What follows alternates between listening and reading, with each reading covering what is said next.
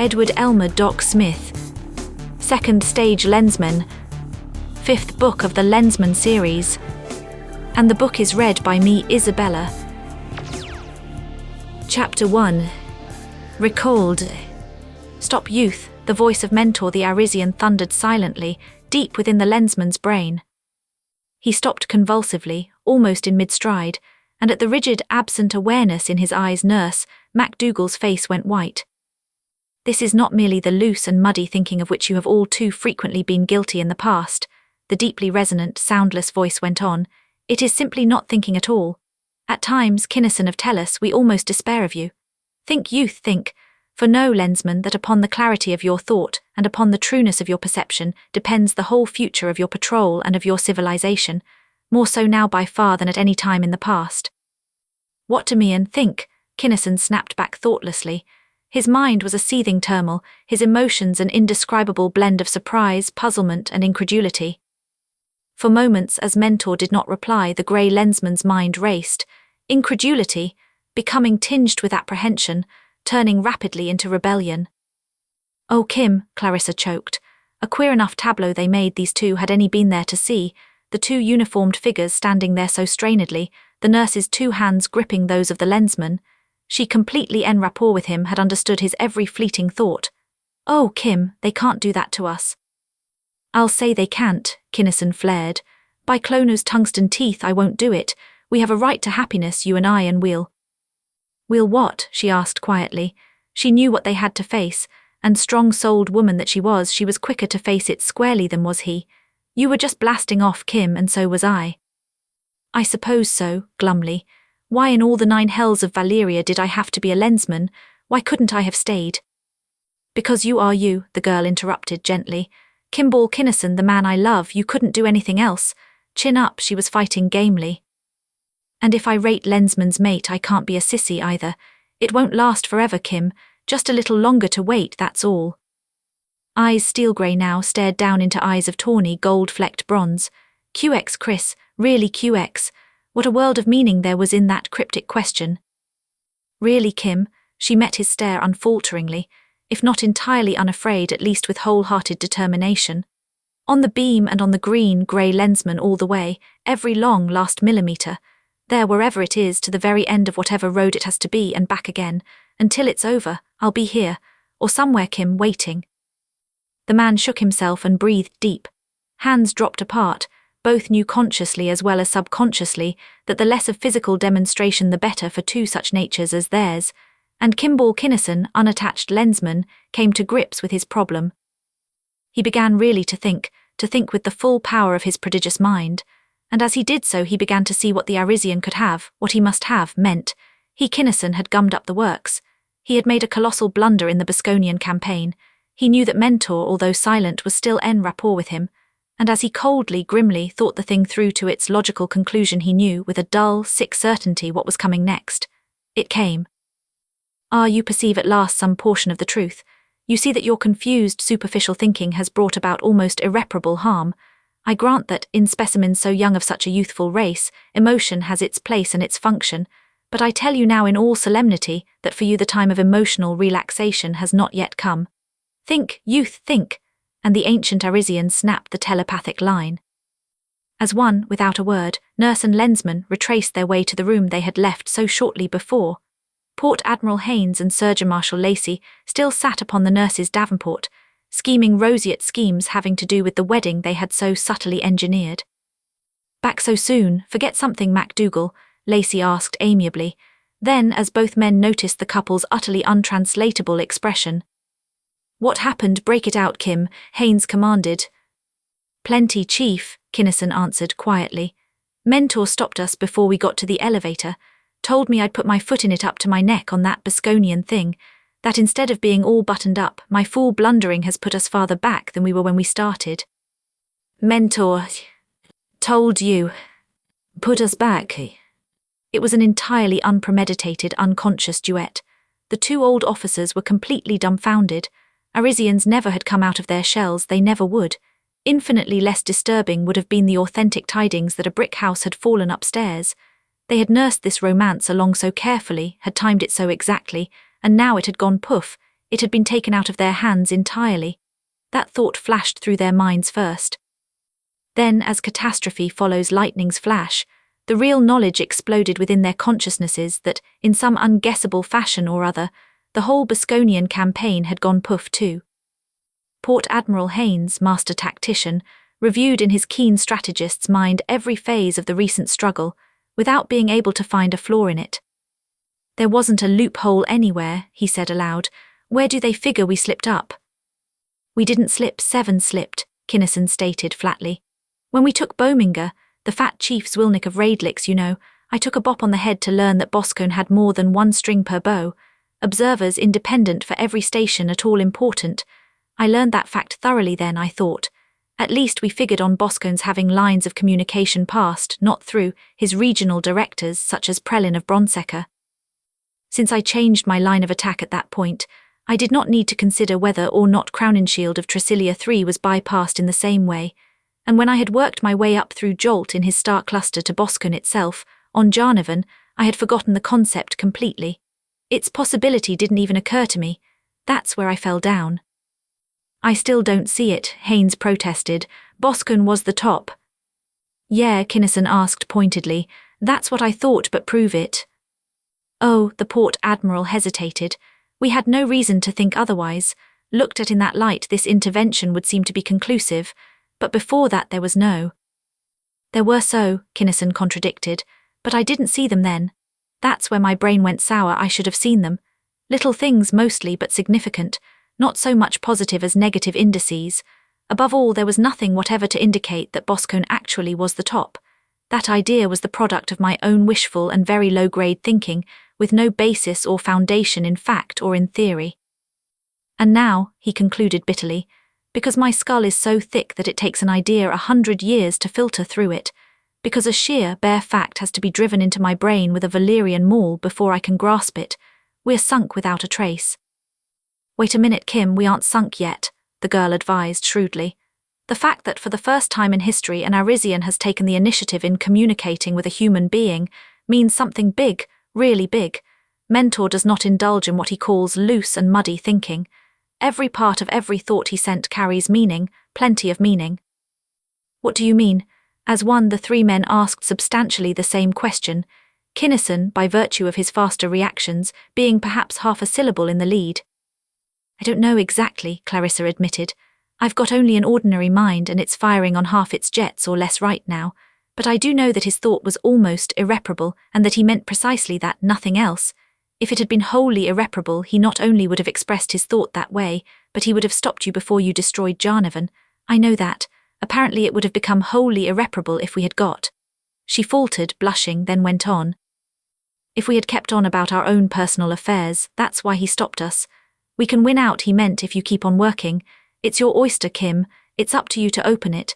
You can do it too, I just know you can. But why didn't he stop you before you fellows smashed Boscone? Lacey demanded, exasperated. I hope you're right, Chris, it sounds reasonable, Kinnison said thoughtfully. Then to Lacey. That's an easy one to answer, Doctor, because knowledge that comes the hard way is knowledge that really sticks with you. If he had drawn me a diagram before, it wouldn't have helped the next time I get into a jam. This way it will. I've got to learn how to think if it cracks my skull. Really think, he went on more to himself than to the other three. To think so it counts. Well, what are we going to do about it? Haynes was, he had to be to get where he was and to stay where he was, quick on the uptake. Or, more specifically, what are you going to do and what am I going to do? What I'm going to do will take a bit of mulling over, Kinnison replied slowly. Find some more leads and trace them up is the best that occurs to me right now. Your job and procedure are rather clearer. You remarked out in space that Boscone knew that Tellus was very strongly held. That statement, of course, is no longer true. Haynes half pulled himself up from the Davenport, then sank back.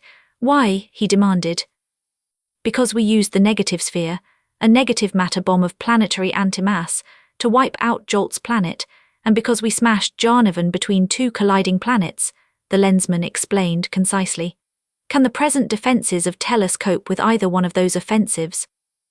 I'm afraid not, no, the Port Admiral admitted, but... We can admit no buts, Admiral, Kinnison declared with grim finality. Having used those weapons, we must assume that the Bosconian scientists, We'll have to keep on calling them Bosconians, I suppose, until we find a truer name, had recorders on them and have now duplicated them. Tellus must be made safe against anything we have ever used, against, as well, everything that, by the wildest stretch of the imagination, we can conceive of the enemy using. You're right, I can see that, Haynes nodded.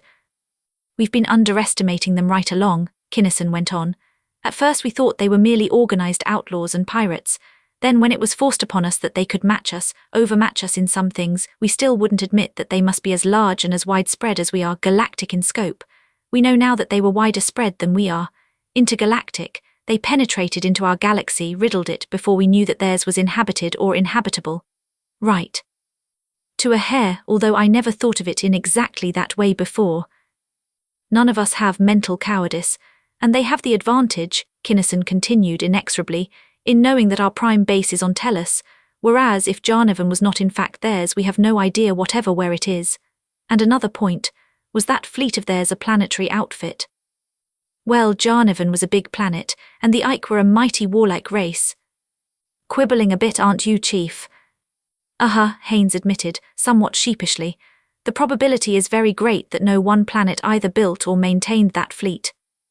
And that leads us to expect what?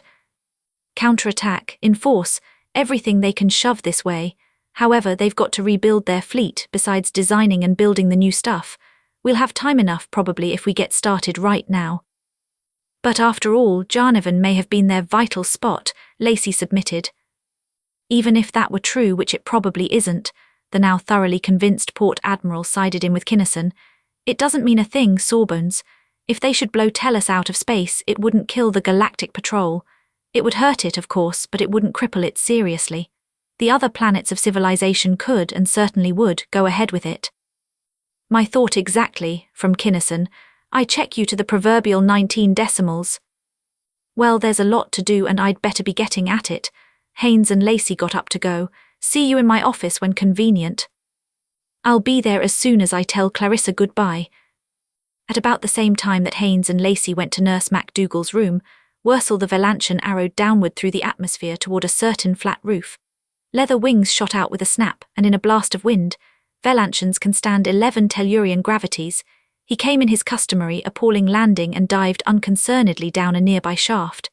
Into a corridor, along which he wriggled blithely to the office of his old friend, Master Technician Laverne Thorndyke. Vern, I have been thinking, he announced, as he coiled all but about 6 feet of his sinuous length into a tight spiral upon the rug, and thrust out half a dozen weirdly stalked eyes. That's nothing new, Thorndyke countered. No human mind can sympathize with or even remotely understand the Velantian passion for solid weeks of intense, uninterrupted concentration upon a single thought. What about this time? The witchness of the why? That is the trouble with you Tellurians, Wursel grumbled. Not only do you not know how to think, but you... Hold on, Thorndyke interrupted, unimpressed. If you've got anything to say, old snake, why not say it? Why circumnavigate total space before you get to the point?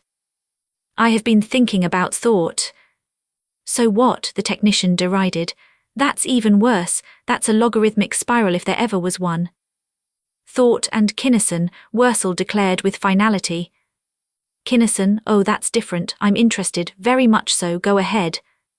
And his weapons, his delameters, you know. No, I don't know, and you know I don't know. What about them? They are so obvious. The Velantian finally found the exact thought he wanted.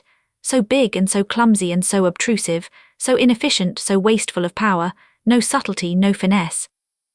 But that's far and away the best hand weapon that has ever been developed, Thorndyke protested. True, nevertheless, a millionth of that power, properly applied, could be at least 1,000,000 times as deadly. How, the Tellurian, although shocked, was dubious. I have reasoned it out that thought in any organic being is and must be connected with one definite organic compound. This one, the Velantian explained didactically, the while there appeared within the technician's mind the space formula of an incredibly complex molecule, a formula which seemed to fill not only his mind, but the entire room as well.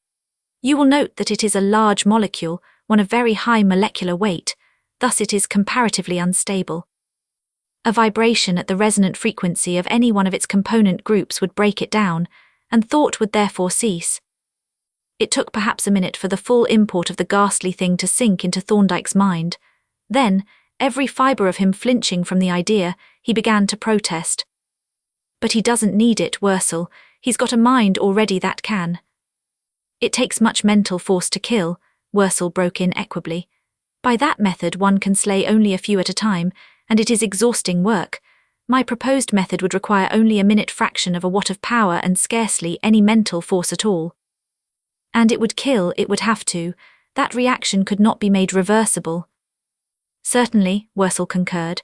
"I never could understand why you soft-headed, soft-hearted, soft-bodied human beings are so reluctant to kill your enemies. What good does it do merely to stun them?" QX, skip it. Thorndyke knew that it was hopeless to attempt to convince the utterly unhuman Wursel of the fundamental lightness of human ethics, but nothing has ever been designed small enough to project such a wave. "I realize that. Its design and construction will challenge your inventive ability. Its smallness is its great advantage. He could wear it in a ring in the bracelet of his lens, or, since it will be actuated, controlled and directed by thought, even embedded surgically beneath his skin." "How about backfires?" Thorndyke actually shuddered. "Projection, shielding." "Details, mere details," Wursel assured him with an airy flip of his scimitarred tail.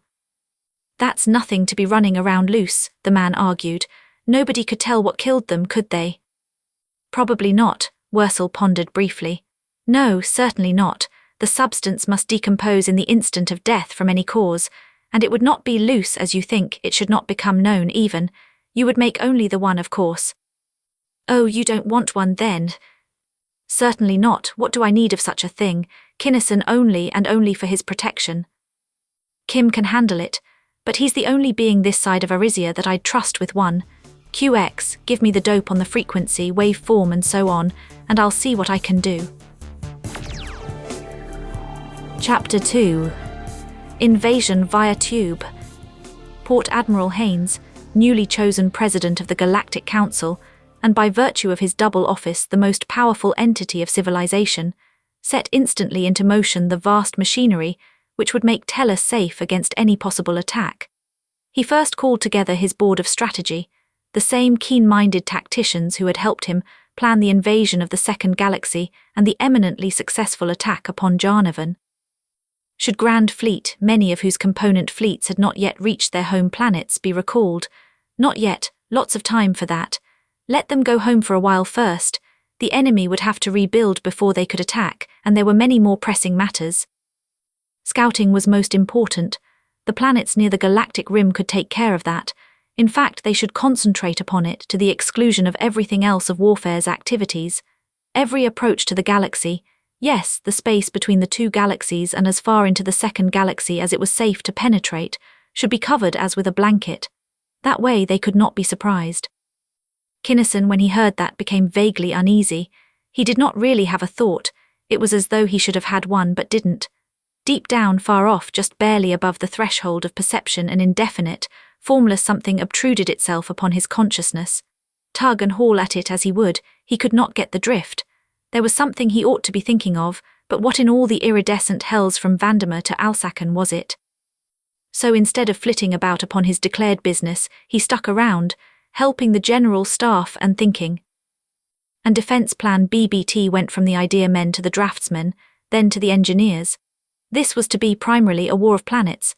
Ships could battle ships, fleets fleets, but postulating good tactics upon the other side, no fleet, however armed and powered, could stop a planet. That had been proved. A planet had a mass of the order of magnitude of 1 × 10 to the 25th kilograms, and an intrinsic velocity of somewhere around 40 kilometers per second. 100 probably, relative to Tellus, if the planet came from the Second Galaxy. Kinetic energy, roughly, about 5 × 10 to the 41st ergs. No, that was nothing for any possible fleet to cope with. Also, the attacking planets would of course be inertialess until the last strategic instant.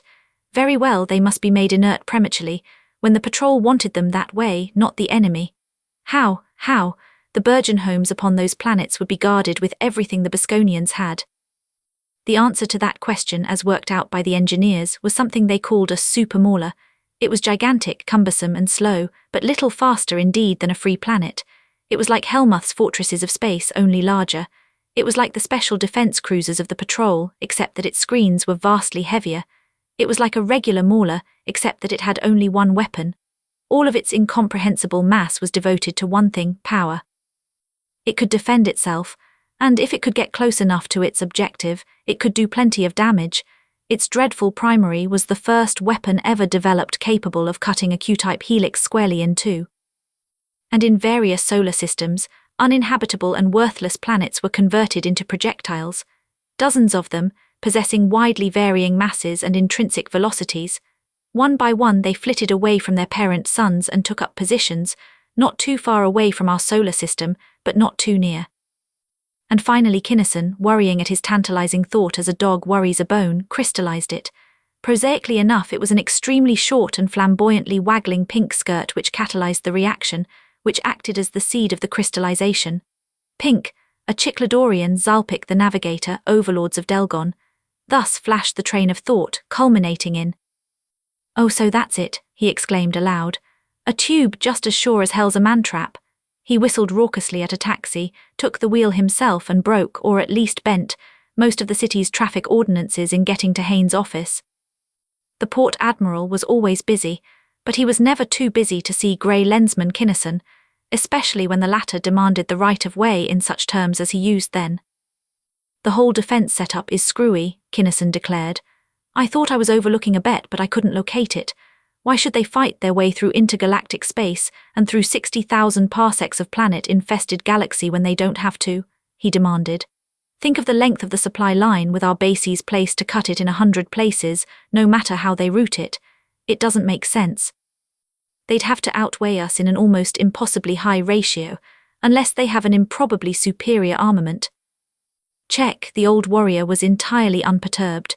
"Surprised you didn't see that long ago. We did. I'll be very much surprised if they attack at all. But you're going ahead with all this just as though. Certainly something may happen and we can't be caught off guard. Besides, it's good training for the boys, helps morale no end." Haynes' nonchalant air disappeared and he studied the younger man keenly for moments. "But Mentor's warning certainly meant something, and you said when they don't have to. But even if they go clear around the galaxy to the other side, an impossibly long haul, we're covered. Tellus is far enough in so they can't possibly take us by surprise, so spill it." "How about a hyperspatial tube? They know exactly where we are, you know." Haynes was taken aback. "Never thought of it. Possible, distinctly a possibility. A duodic bomb, say, just far enough underground." "Nobody else thought of it either until just now," Kinnison broke in. "However, I'm not afraid of duodic. Don't see how they could control it accurately enough at this three-dimensional distance. Too deep it wouldn't explode at all. What I don't like to think of, though, is a negative sphere, or a planet, perhaps." "Ideas, suggestions," the Admiral snapped. "No, I don't know anything about that stuff. How about putting our lenses on Cardinge?"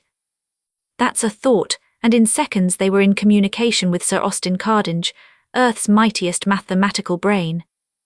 "Kinnison, how many times must I tell you that I am not to be interrupted?" The aged scientist's thought was a crackle of fury. "How can I concentrate upon vital problems if every young whippersnapper in the system is to perpetrate such abominable, such outrageous intrusions?"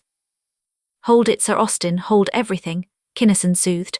"I'm sorry, I wouldn't have intruded if it hadn't been a matter of life or death, but it would be.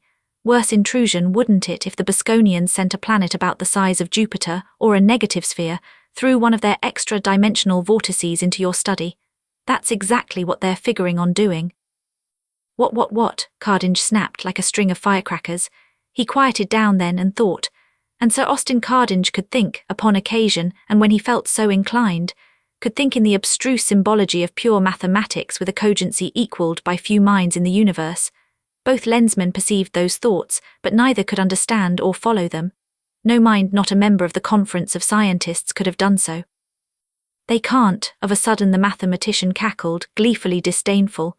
"Impossible, quite definitely impossible. There are laws governing such things, Kinnison, my impetuous and ignorant young friend. The terminus of the necessary hypertube could not be established within such proximity to the mass of the sun. This is shown by—" "Never mind the proof, the fact is enough," Kinnison interposed hastily.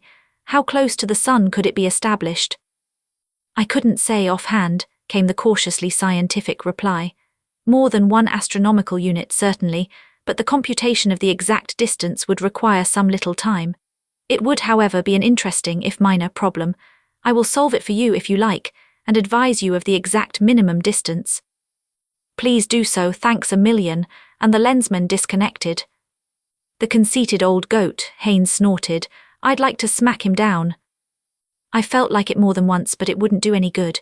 You've got to handle him with gloves. Besides, you can afford to make concessions to a man with a brain like that. I suppose so, but how about that infernal tube? Knowing that it cannot be set up within or very near Tellus helps some, but not enough. We've got to know where it is if it is. Can you detect it? Yes, that is, I can't, but the specialists can, I think. Wise of Medon would know more about that than anyone else. Why wouldn't it be a thought to call him over here? It would that, and it was done. Wise of Medon and his staff came, conferred, and departed. Sir Austin Cardinge solved his minor problem, reporting that the minimum distance from the sun's centre to the postulated centre of the terminus of the vortex, actually, the geometrical origin of the three-dimensional figure, which was the hyperplane of intersection, was 1.2647, approximately astronomical units, the last figure being tentative and somewhat uncertain because of the rapidly moving masses of Jupiter. Haynes cut the tape. He had no time for an hour of mathematical dissertation and called in his execs. Full globe detection of hyperspatial tubes, he directed crisply. Kinnison will tell you exactly what he wants. Hype. Shortly thereafter, 5-man speedsters, plentifully equipped with new instruments, flashed at full drive along courses carefully calculated to give the greatest possible coverage in the shortest possible time. Unobtrusively the loose planets closed in, close enough so that at least 3 or 4 of them could reach any designated point in 1 minute or less. The outlying units of Grand Fleet, too, were pulled in. That fleet was not actually mobilized, yet, but every vessel in it was kept in readiness for instant action. No trace, came the report from the Medonian surveyors, and Haynes looked at Kinnison quizzically. QX Chief, glad of it, the grey lensman answered the unspoken query. If it was up, that would mean they were on the way. Hope they don't get a trace for 2 months yet. But I'm next to positive that that's the way they're coming, and the longer they put it off the better. There's a possible new projector that will take a bit of doping out. I've got to do a flit. Can I have the Dauntless? Sure, anything you want, she's yours anyway. Kinnison went, and wonder of wonders, he took Sir Austin Cardinge with him. From solar system to solar system, from planet to planet, the mighty Dauntless hurtled at the incomprehensible velocity of her full maximum blast, and every planet so visited was the home world of one of the most cooperative, or, more accurately, one of the least non-cooperative, members of the Conference of Scientists. For days brilliant but more or less unstable minds struggled with new and obdurate problems, struggled heatedly, and with friction, as was their wont. Few if any of those mighty intellects would have really enjoyed a quietly studious session, even had such a thing been possible. Then Kinnison returned his guests to their respective homes, and shot his flying warship laboratory back to prime base. And, even before the Dauntless landed, the first few hundreds of a fleet, which was soon to be numbered in the millions of meteor miners' boats, began working like beavers to build a new and exactly designed system of asteroid belts of iron meteors. And soon as such things go, new structures began to appear here and there in the void. Comparatively small these things were, tiny in fact compared to the patrol's maulers, unarmed too, carrying nothing except defensive screen. Each was apparently simply a powerhouse, stuffed skin full of atomic motors, exciters, intakes and generators of highly peculiar design and pattern. Unnoticed except by gauntly haggard Thorndyke and his experts, who kept dashing from one of the strange craft to another, each took its place in a succession of precisely determined relationships to the Sun. Between the orbits of Mars and of Jupiter, the new sharply defined rings of asteroids moved smoothly. Most of Grand Fleet formed an enormous hollow hemisphere. Throughout all nearby space, the surveying speedsters and flitters rushed madly hither and yon. Uselessly, apparently, for not one needle of the vortex detectors stirred from its zero pin. As nearly as possible at the fleet's centre there floated the flagship. Technically the Z9M9Z, socially the Directrix, ordinarily simply GFHQ, that ship had been built specifically to control the operations of 1 million separate flotillas. At her 1 million plug board stood, they had no need ever to sit, 200 blocky tentacle-armed Rigelians. They were waiting, stolidly motionless. Intergalactic space remained empty. Interstellar ditto, the flitters flitted fruitlessly. But if everything out there in the threatened volume of space seemed quiet and serene, things in the Z9M9Z were distinctly otherwise. Haynes and Kinnison, upon whom the heaviest responsibilities rested, were tensely ill at ease. The Admiral had his formation made, but he did not like it at all. It was too big, too loose, too cumbersome. The Bosconian fleet might appear anywhere, and it would take him far, far too long to get any kind of a fighting formation made anywhere. So he worried. Minutes dragged. He wished that the pirates would hurry up and start something. Kinnison was even less easy in his mind. He was not afraid of negative spheres, even if Bosconia should have them, but he was afraid of fortified, mobile planets. The supermaulers were big and powerful, of course, but they very definitely were not planets, and the big, new idea was mighty hard to gel. He didn't like to bother Thorndyke by calling him. The master technician had troubles of his own, but the reports that were coming in were none too cheery. The excitation was wrong, or the grid action was too unstable, or the screen potentials were too high or too low or too something. Sometimes they got a concentration, but it was just as apt as not to be a spread flood instead of a tight beam. To Kinnison, therefore, the minutes fled like seconds, but every minute that space remained clear was one more precious minute gained. Then suddenly it happened. A needle leaped into significant figures. Relays clicked, a bright red light flared into being, a gong clanged out its raucous warning. A fractional instant later 10,000 other gongs in 10,000 other ships came brazenly to life as the discovering speedster automatically sent out its number and position, and those other ships, surveyors all, flashed toward that position and dashed frantically about. There's the task to determine, in the least number of seconds possible, the approximate location of the center of emergence. For Port Admiral Haynes, canny old tactician that he was, had planned his campaign long since. It was standing plain in his tactical tank, to englobe the entire space of emergence of the foe and to blast them out of existence before they could maneuver. If he could get into formation before the Bosconians appeared, it would be a simple slaughter. If not, it might be otherwise. Hence seconds counted, and hence he had had high-speed computers working steadily for weeks at the computation of courses for every possible center of emergence. "Get me that center fast," Haynes barked at the surveyors already blasting at maximum. It came in.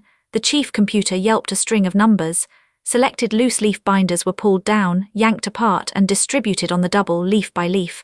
And, "Get it over there, especially the shock globe," the Port Admiral yelled. For he himself could direct the engagement only in broad. Details must be left to others. To be big enough to hold in any significant relationship the millions of lights representing vessels, fleets, planets, structures and objectives, the operations tank of the Directrix had to be 700 feet in diameter, and it was a sheer physical impossibility for any ordinary mind either to perceive that 17 million cubic feet of space as a whole, or to make any sense at all out of the stupendously bewildering maze of multicolored lights crawling and flashing therein. Kinnison and Wursel had handled grand fleet operations during the Battle of Jarnevan, but they had discovered that they could have used some help. 4 Rigelian Lensmen had been training for months for that all-important job, but they were not yet ready. Therefore the 2 old masters and 1 new one now laboured at GFO, 3 tremendous minds, each supplying something that the others lacked. Kinnison of Tellus with his hard, flat driving urge, his unconquerable, unstoppable will to do. Wursel of Velantia, with the prodigious reach and grasp which had enabled him, even without the lens, to scan mentally a solar system 11 light-years distant. Tregency of Rigel IV, with the vast, calm certainty, the imperturbable poise peculiar to his long-lived, solemn race.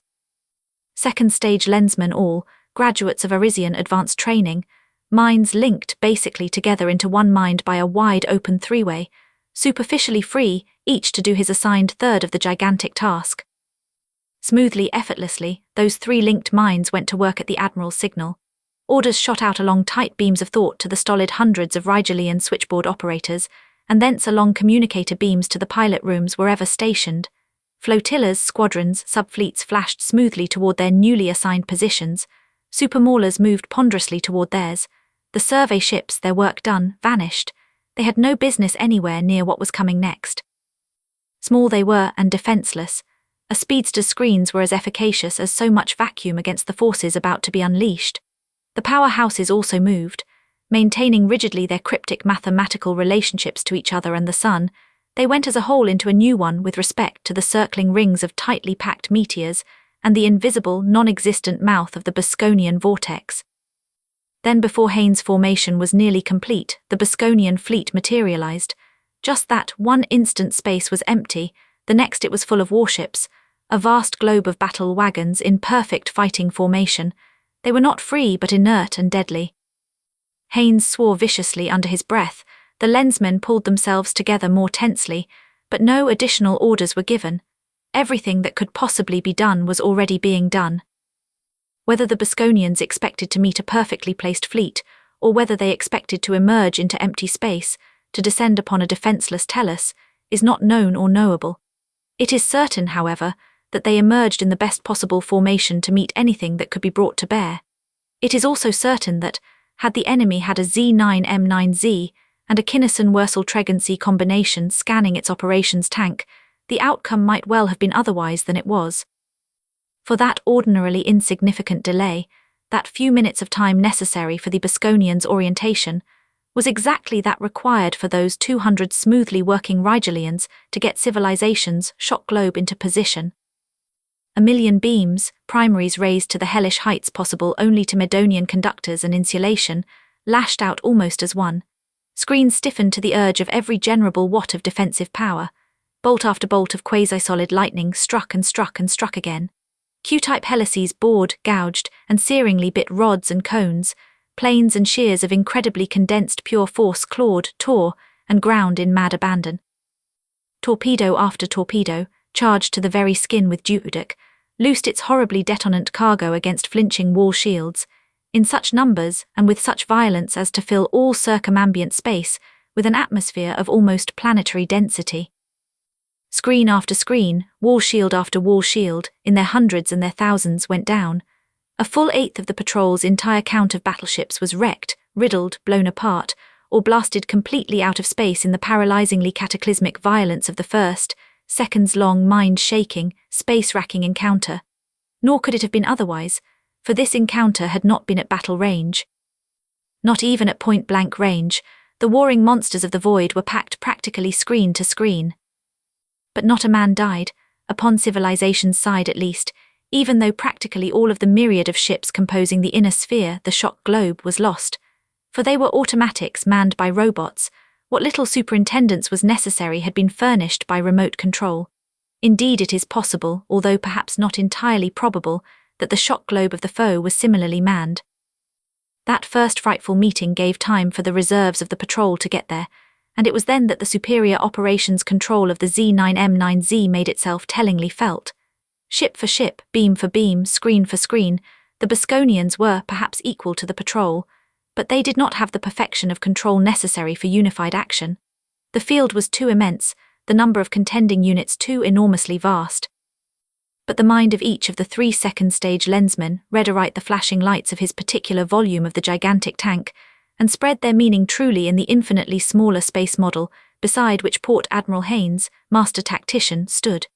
Scanning the entire space of battle as a whole, he rapped out general orders applying perhaps to 100 or to 500 planetary fleets. Kinnison and his fellows broke these orders down for the operators, who in turn told the admirals and vice-admirals of the fleets what to do. They gave detailed orders to the units of their commands, and the line officers, knowing exactly what to do and precisely how to do it, did it with neatness and dispatch. There was no doubt, no uncertainty, no indecision or wavering. The line officers, even the admirals, knew nothing, could know nothing of the progress of the engagement as a whole. But they had worked under the Z9M9Z before. They knew that the Maestro Haynes did know the battle as a whole. They knew that he was handling them as carefully and as skillfully as a master at chess plays his pieces upon the square-filled board. They knew that Kinnison or Wursel or Tregency was assigning no task too difficult of accomplishment. They knew that they could not be taken by surprise, attacked from some unexpected and unprotected direction. Knew that, although in those hundreds of thousands of cubic miles of space, there were hundreds of thousands of highly inimical and exceedingly powerful ships of war, none of them were or shortly could be in position to do them serious harm. If there had been, they would have been pulled out of there, beaucoup fast. They were as safe as anyone in a warship in such a war could expect or even hope to be. Therefore they acted instantly, directly, wholeheartedly and efficiently, and it was the Bosconians who were taken, repeatedly and by the thousands, by surprise. For the enemy, as has been said, did not have the patrol's smooth perfection of control. Thus several of civilization's fleets, acting in full synchronization, could and repeatedly did rush upon one unit of the foe, englobing it, blasting it out of existence, and dashing back to stations, all before the nearest by fleets of Boscone knew even that a threat was being made. Thus ended the second phase of the battle, the engagement of the two grand fleets, with the few remaining thousands of Boscone's battleships taking refuge upon or near the phalanx of planets which had made up their center. Planets, 7 of them, armed and powered as only a planet can be armed and powered, with fixed-mount weapons impossible of mounting upon a lesser mobile base with fixed-mount intakes and generators which only planetary resources could excite or feed. Galactic civilization's war vessels fell back. Attacking a full-armed planet was no part of their job, and as they fell back the supermaulers moved ponderously up and went to work. This was their dish, for this they had been designed. Tubes, lances, stilettos of unthinkable energies raved against their mighty screens, bouncing off, glancing away, dissipating themselves in space-torturing discharges as they hurled themselves upon the nearest ground. In the monsters' board, inexorably taking up their positions directly over the ultra-protected domes which their commanders knew sheltered the vitally important Burgeon homes and controls. They then loosed forces of their own. Forces of such appalling magnitude as to burn out in a twinkling of an eye projectiles of a refractoriness to withstand, for 10 full seconds, the maximum output of a first-class battleship's primary batteries. The resultant beam was of very short duration, but of utterly intolerable poignancy. No material substance could endure it even momentarily. It pierced instantly the hardest, tightest wall shield known to the scientists of the patrol. It was the only known thing which could cut or rupture the ultimately stubborn fabric of a Q-type helix. Hence it is not to be wondered at that, as those incredible needles of ravening energy stabbed and stabbed and stabbed again at Bosconian domes, every man of the patrol, even Kinnison, fully expected those domes to go down. But those domes held, and those fixed-mount projectors hurled back against the supermaulers' forces at the impact of which course after course of fierce-driven, defensive screen flamed through the spectrum and went down. "Back, get them back," Kinnison whispered white-lipped, and the attacking structures sullenly, stubbornly gave way. "Why," gritted Haynes, "they're all we've got." "You forget the new one, Chief, give us a chance." "What makes you think it'll work?" The old admiral flashed the searing thought. "It probably won't, and if it doesn't—" "If it doesn't," the younger man shot back, "we're no worse off than now to use the maulers. But we've got to use the sunbeam now while those planets are together, and before they start toward Tellus." "QX," the admiral assented, and as soon as the patrol's maulers were out of the way. "Vern," Kinnison flashed a thought, "we can't crack 'em. Looks like it's up to you, what do you say?" "Jury-rigged, don't know whether she'll light a cigarette or not, but here she comes." The sun, shining so brightly, darkened almost to the point of invisibility. War vessels of the enemy disappeared, each puffing out into a tiny but brilliant sparkle of light. Then, before the beam could affect the enormous masses of the planets, the engineers lost it. The sun flashed up, dulled, brightened, darkened, wavered. The beam waxed and waned irregularly. The planets began to move away under the urgings of their now thoroughly scared commanders. Again, while millions upon millions of tensely straining patrol officers stared into their plates, haggard Thorndyke and his sweating crews got the sunbeam under control, and in a heart-stopping wavering fashion held it together. It flared, sputtered, ballooned out, but very shortly before they could get out of its way, the planets began to glow. Ice caps melted, then boiled. Oceans boiled, their surfaces almost exploding into steam. Mountain ranges melted and flowed sluggishly down into valleys. The Bosconian domes of force went down and stayed down. "QX Kim, let be," Haynes ordered. "No use overdoing it, not bad-looking planets, maybe we can use them for something." The sun brightened to its wonted splendor. The planets began visibly to cool. Even the titanic forces then at work had heated those planetary masses only superficially. The battle was over. "What in all the purple hells of Palline did you do, Haynes, and how?" demanded the Z9M9Z's captain. "He used the whole damned solar system as a vacuum tube," Haynes explained gleefully. Those power stations out there with all their motors and intake screens are simply the power leads. The asteroid belts and maybe some of the planets are the grids and plates. The sun is. Hold on, Chief, Kinnison broke in. That isn't quite it. You see the directive field set up by the... Hold on yourself, Haynes ordered briskly. You're too damned scientific, just like Sorbonne's Lacey. What do Rex and I care about technical details that we can't understand anyway? The net result is what counts, and that was to concentrate upon those planets practically the whole energy output of the sun. Wasn't it? Well, that's the main idea, Kinnison conceded. The energy equivalent, roughly, of 4,150,000 tons per second of disintegrating matter. Hugh, the captain whistled. No wonder it frizzled him up. I can say now, I think, with no fear of successful contradiction, that Tellus is strongly held, Haynes stated with conviction. What now, Kim, old son? I think they're done for a while, the grey lensman pondered. Cardinge can't communicate through the tube, so probably they can't, but if they manage to slip an observer through, they may know how almighty close they came to licking us. On the other hand, Vern says that he can get the bugs out of the sunbeam in a couple of weeks, and when he does, the next Zwilnik he cuts loose at is going to get a surprise. I'll say so, Haynes agreed. We'll keep the surveyors on the prowl, and some of the fleet will always be close by. Not all of it, of course. We'll adopt a schedule of reliefs, but enough of it to be useful. That ought to be enough, don't you think?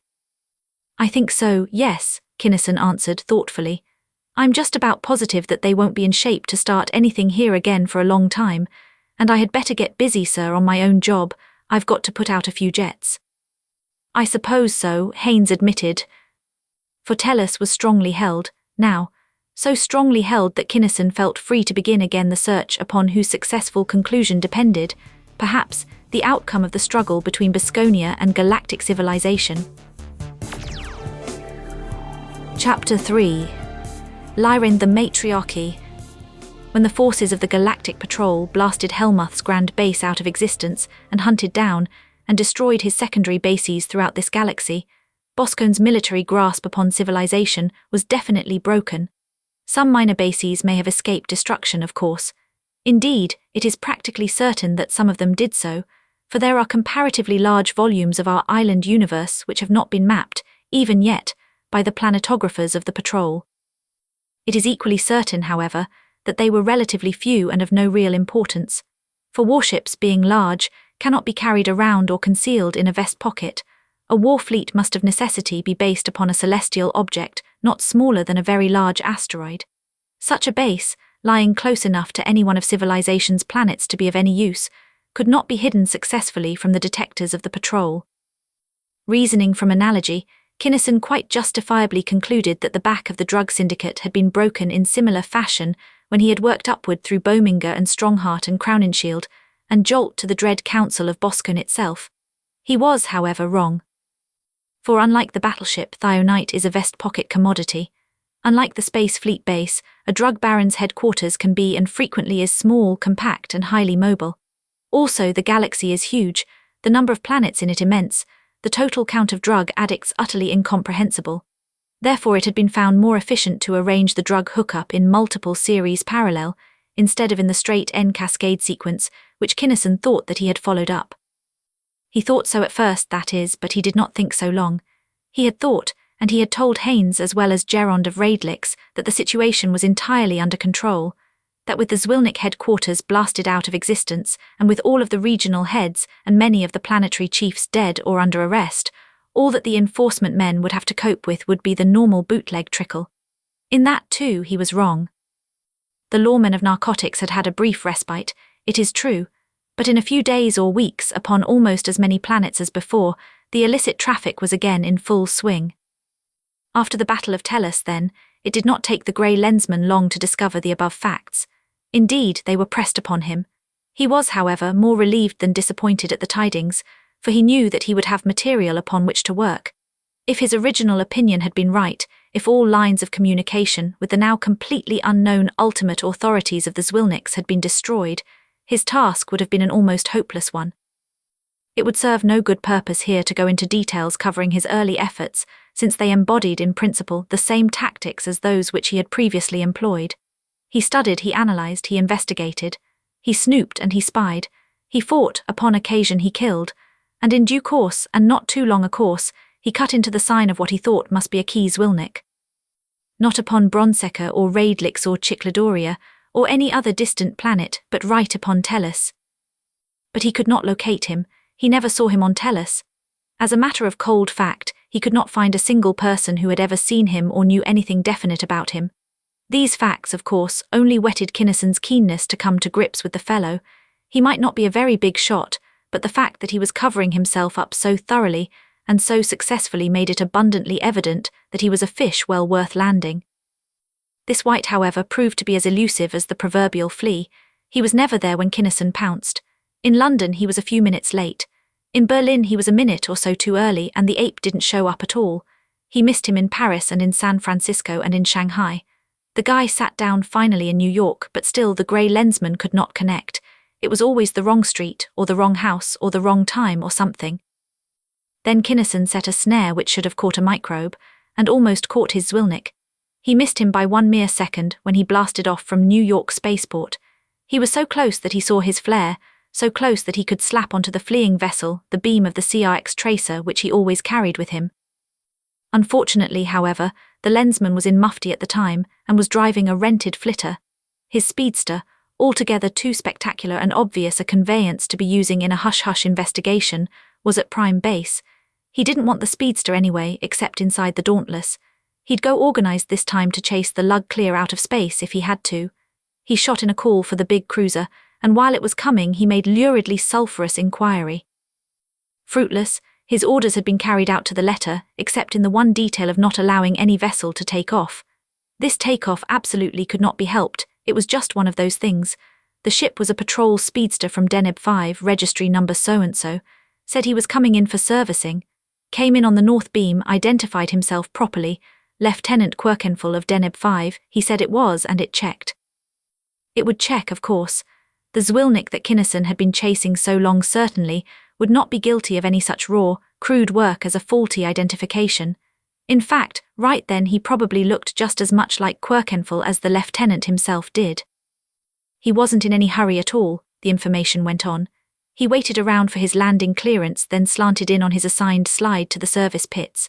In the last 100 yards, though, he shot off to one side and sat down, plop broadside on, clear over there in the far corner of the field.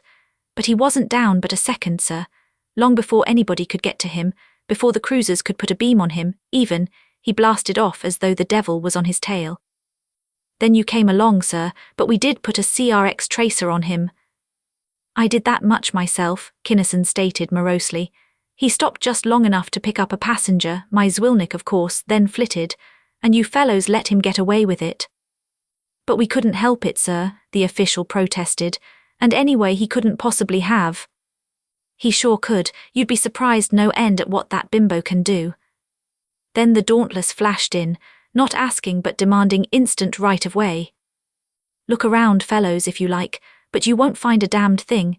Kinnison's uncheering conclusion came back as he sprinted toward the dock into which his battleship had settled. The lug hasn't left a loose end dangling yet. By the time the great patrol ship had cleared the stratosphere, Kinnison's CRX, powerful and tenacious as it was just barely registering a line. But that was enough. Henry Henderson, master pilot, stuck the Dauntless needle nose into that line and shoved into the driving projectors every watt of that those Brobdingnagian creations would take. They had been following the Zwilnik for 3 days now, Kinnison reflected, and his CRXs were none too strong yet. They were overhauling him mighty slowly, and the Dauntless was supposed to be the fastest thing in space. That bucket up ahead had plenty of legs, must have been souped up to the limit.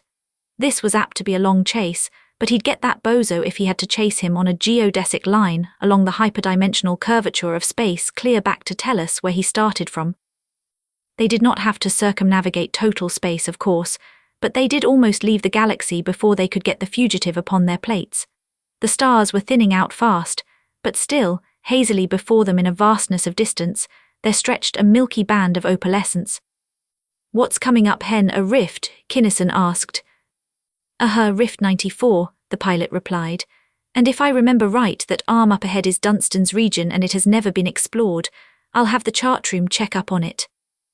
Never mind, I'll go check it myself, I'm curious about this whole thing. Unlike any smaller vessel, the Dauntless was large enough so that she could, and hence as a matter of course did, carry every space chart issued by all the various boards and offices and bureaus concerned with space, astronomy, astrogation and planetography. She had to, for there were usually minds aboard which were apt at any time to become intensely and unpredictably interested in anything, anywhere. Hence it did not take Kinnison long to obtain what little information there was. The vacancy they were approaching was Rift 94, a vast space, practically empty of stars, lying between the main body of the galaxy and a minor branch of one of its prodigious spiral arms. The opalescence ahead was the branch, Dunstan's region. Henderson was right, it had never been explored. The Galactic Survey, which has not even yet mapped at all completely the whole of the first galaxy proper, had of course done no systematic work upon such outlying sections as the spiral arms.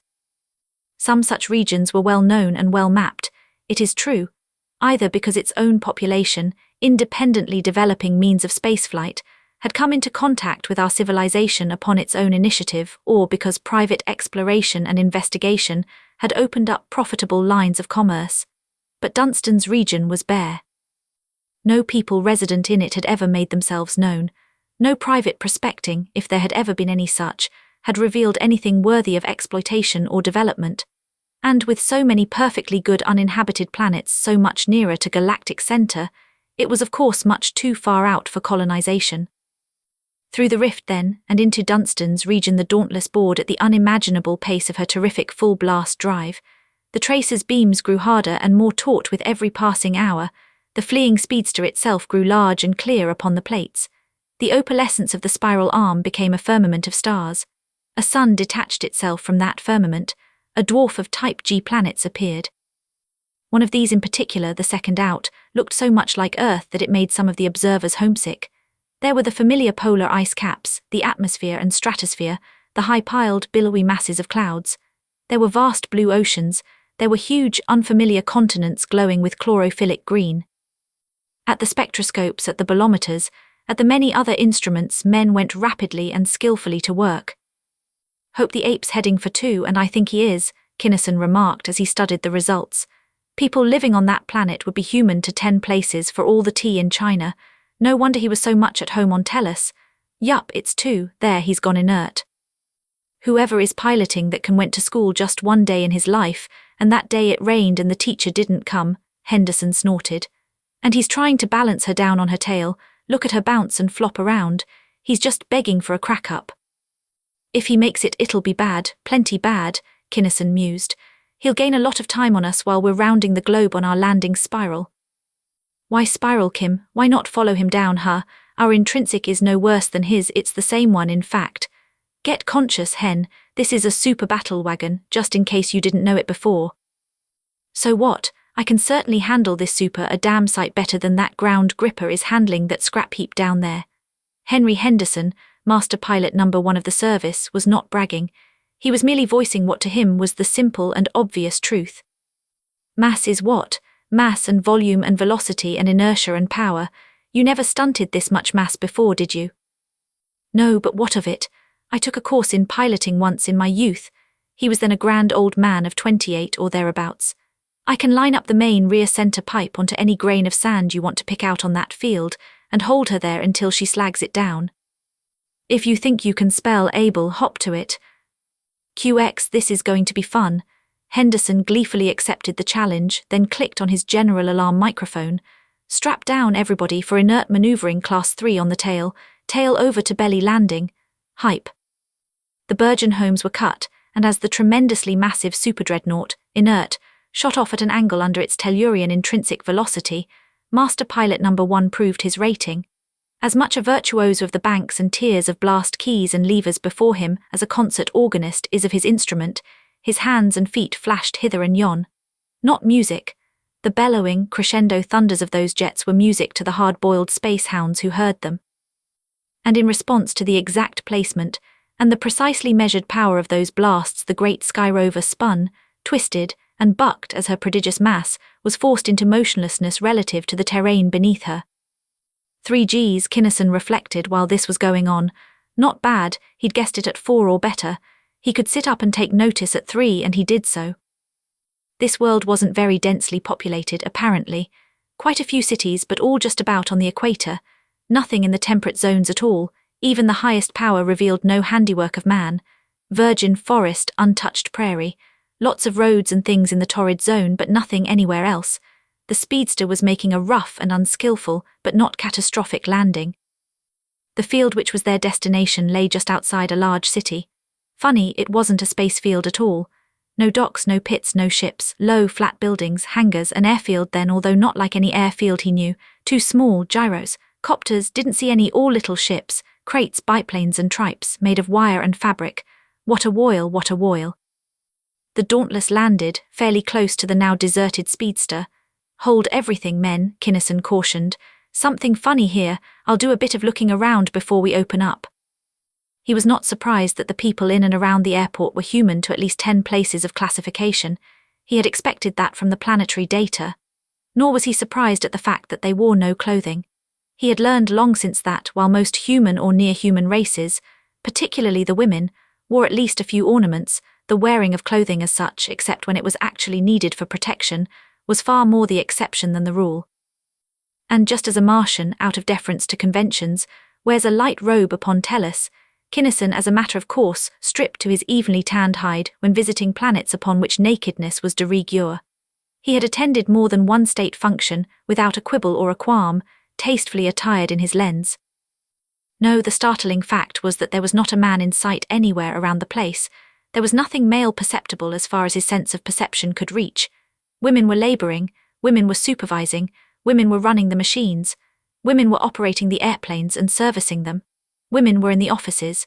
Women and girls and little girls and girl babies filled the waiting rooms and the automobile-like conveyances parked near the airport and running along the streets. And even before Kinnison had finished uttering his warning, while his hand was in the air reaching for a spy-ray switch, he felt an alien force attempting to insinuate itself into his mind. Fat chance, with any ordinary mind it would have succeeded, but in the case of the grey lensman it was just like trying to stick a pin unobtrusively into a panther. He put up a solid block automatically, instantaneously. Then, a fraction of a second later, a thought-tight screen enveloped the whole vessel. "Did any of you fellows?" he began, then broke off. They wouldn't have felt it, of course, their brains could have been read completely with them none the wiser. He was the only lensman aboard, and even most lensmen couldn't. This was his oyster. But that kind of stuff on such an apparently backward planet as this, it didn't make sense unless that's Wilnick. This was his oyster, absolutely. "Something funnier even than I thought waves," he calmly continued his original remark. "Thought I'd better undress to go out there, but I'm not going to. I'd wear full armor, except that I may need my hands or have to move fast. If they get insulted at my clothes, I'll apologize later." "But listen, Kim, you can't go out there alone, especially without armor." "Sure I can, I'm not taking any chances. You fellows couldn't do me much good out there, but you can here. Break out a copter and keep a spy ray on me. If I give you the signal, go to work with a couple of narrow needle beams. Pretty sure that I won't need any help, but you can't always tell." The airlock opened and Kinnison stepped out. He had a high-powered thought screen, but he did not need it, yet. He had his delameters. He had also a weapon deadlier by far even than those mighty portables, a weapon so utterly deadly that he had not used it. He did not need to test it, since Wursel had said that it would work, it would. The trouble with it was that it could not merely disable, if used at all it killed with complete and grim finality. And behind him he had the full awful power of the Dauntless. He had nothing to worry about. Only when the spaceship had settled down upon and into the hard-packed soil of the airport could those at work there realize just how big and how heavy the visitor was. Practically everyone stopped work and stared, and they continued to stare as Kinnison strode toward the office. The lensman had landed upon many strange planets. He had been met in divers fashions and with various emotions, but never before had his presence stirred up anything even remotely resembling the sentiments written so plainly upon these women's faces and expressed even more plainly in their seething thoughts. Loathing, hatred, detestation, not precisely any one of the three, yet containing something of each, as though he were a monstrosity, a revolting abnormality that should be destroyed on sight. Beings such as the fantastically ugly, spider-like denizens of Decanor 6 had shuddered at the sight of him, but their thoughts were mild compared to these. Besides, that was natural enough. Any human being would appear a monstrosity to such as those. But these women were human as he was. He didn't get it at all. Kinnison opened the door and faced the manager, who was standing at that otherworldly equivalent of a desk. His first glance at her brought to the surface of his mind one of the peculiarities which he had already unconsciously observed. Here, for the first time in his life, he saw a woman without any touch whatever of personal adornment. She was tall and beautifully proportioned, strong and fine. Her smooth skin was tanned to a rich and even brown. She was clean, almost blatantly so. But she wore no jewelry, no bracelets, no ribbons, no decoration of any sort or kind. No paint, no powder, no touch of perfume. Her heavy, bushy eyebrows had never been plucked or clipped. Some of her teeth had been expertly filled, and she had a two-tooth bridge that would have done credit to any Tellurian dentist, but her hair, it too was painfully clean, as was the white scalp beneath it, but aesthetically it was a mess. Some of it reached almost to her shoulders, but it was very evident that whenever a lock grew long enough to be a bother she was wont to grab it and hew it off, as close to the skull as possible, with whatever knife, shears or other implement came wreathist to hand. These thoughts and the general inspection did not take any appreciable length of time, of course. Before Kinnison had taken 2 steps toward the manager's desk, he directed a thought. Kinnison of Sol 3, Lensmen unattached. It is possible, however, that neither Tellus nor the Lens are known upon this planet. Neither is known, nor does anyone of Lyrane care to know anything of either, she replied coldly. Her brain was keen and clear, her personality vigorous, striking, forceful. But compared with Kinnison's doubly Arisian-trained mind, hers was woefully slow. He watched her assemble the mental bolt which was intended to slay him then and there. He let her send it, then struck back. Not lethally, not even paralyzingly, but solidly enough so that she slumped down, almost unconscious, into a nearby chair. "It's good technique to size a man up before you tackle him, sister," he advised her when she had recovered. "Couldn't you tell from the feel of my mind block that you couldn't crack it?" "I was afraid so," she admitted hopelessly, "but I had to kill you if I possibly could. Since you are the stronger, you will of course kill me. Whatever else these peculiar women were, they were stark realists. Go ahead, get it over with." "But it can't be." Her thought was a wail of protest. "I do not grasp your thought of a man, but you are certainly a male, and no mere male can possibly be ever as strong as a person." Kinnison got that thought perfectly, and it rocked him. She did not think of herself as a woman, a female at all. She was simply a person. She could not understand even dimly Kinnison's reference to himself as a man. To her, man and male were synonymous terms. Both meant sex and nothing whatever except sex. "I have no intention of killing you or anyone else upon this planet," he informed her levelly, "unless I absolutely have to. But I have chased that speedster over there all the way from Tellus, and I intend to get the man that drove it here if I have to wipe out half of your population to do it. Is that perfectly clear?" "That is perfectly clear, Male."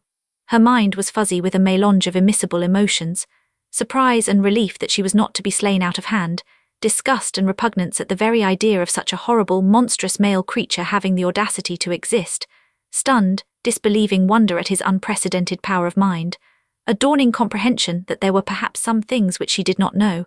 These and numerous other conflicting thoughts surged through her mind. "But there was no male within the space-traversing vessel which you think of as a speedster," she concluded surprisingly. And he knew that she was not lying. "Damnation," he snorted to himself, "fighting women again." "Who was she then, he hastily corrected the thought. "It was our elder sister." The thought so translated by the man was not really sister.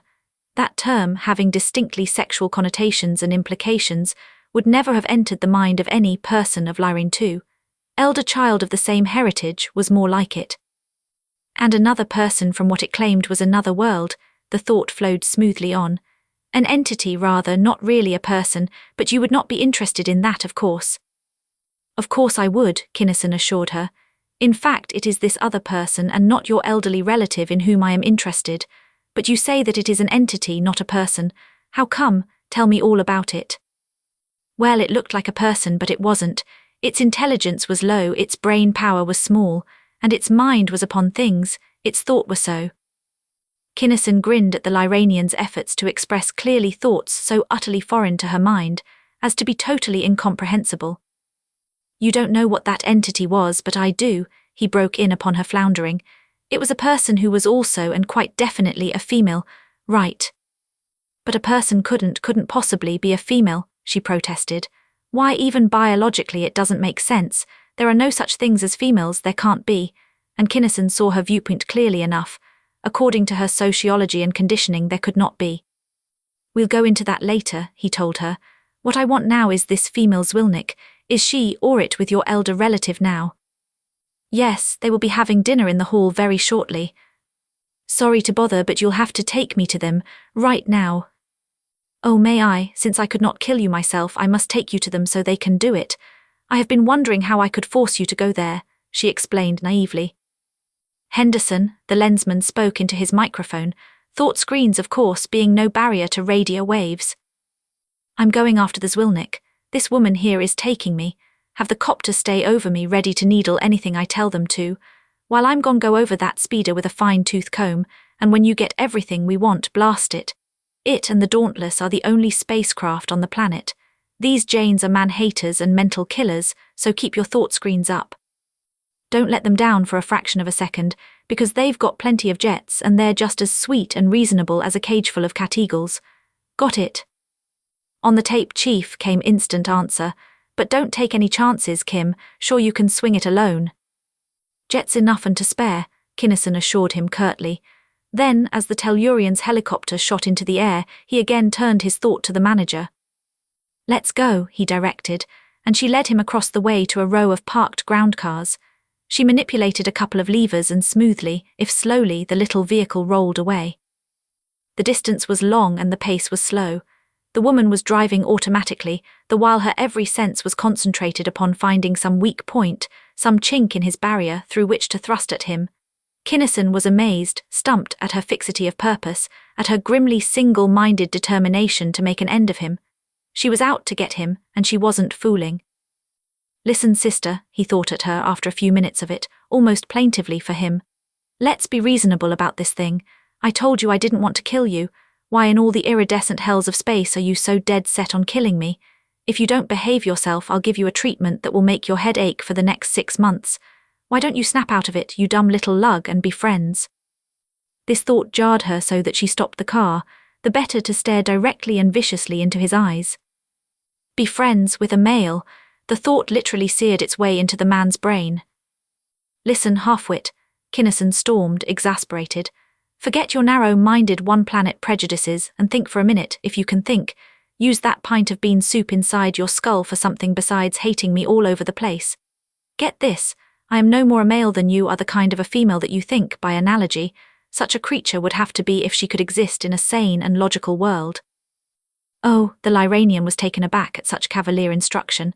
But the others, those in your so-immense vessel, they are of a certainty males, she stated with conviction. I understood what you told them via your telephone without conductors.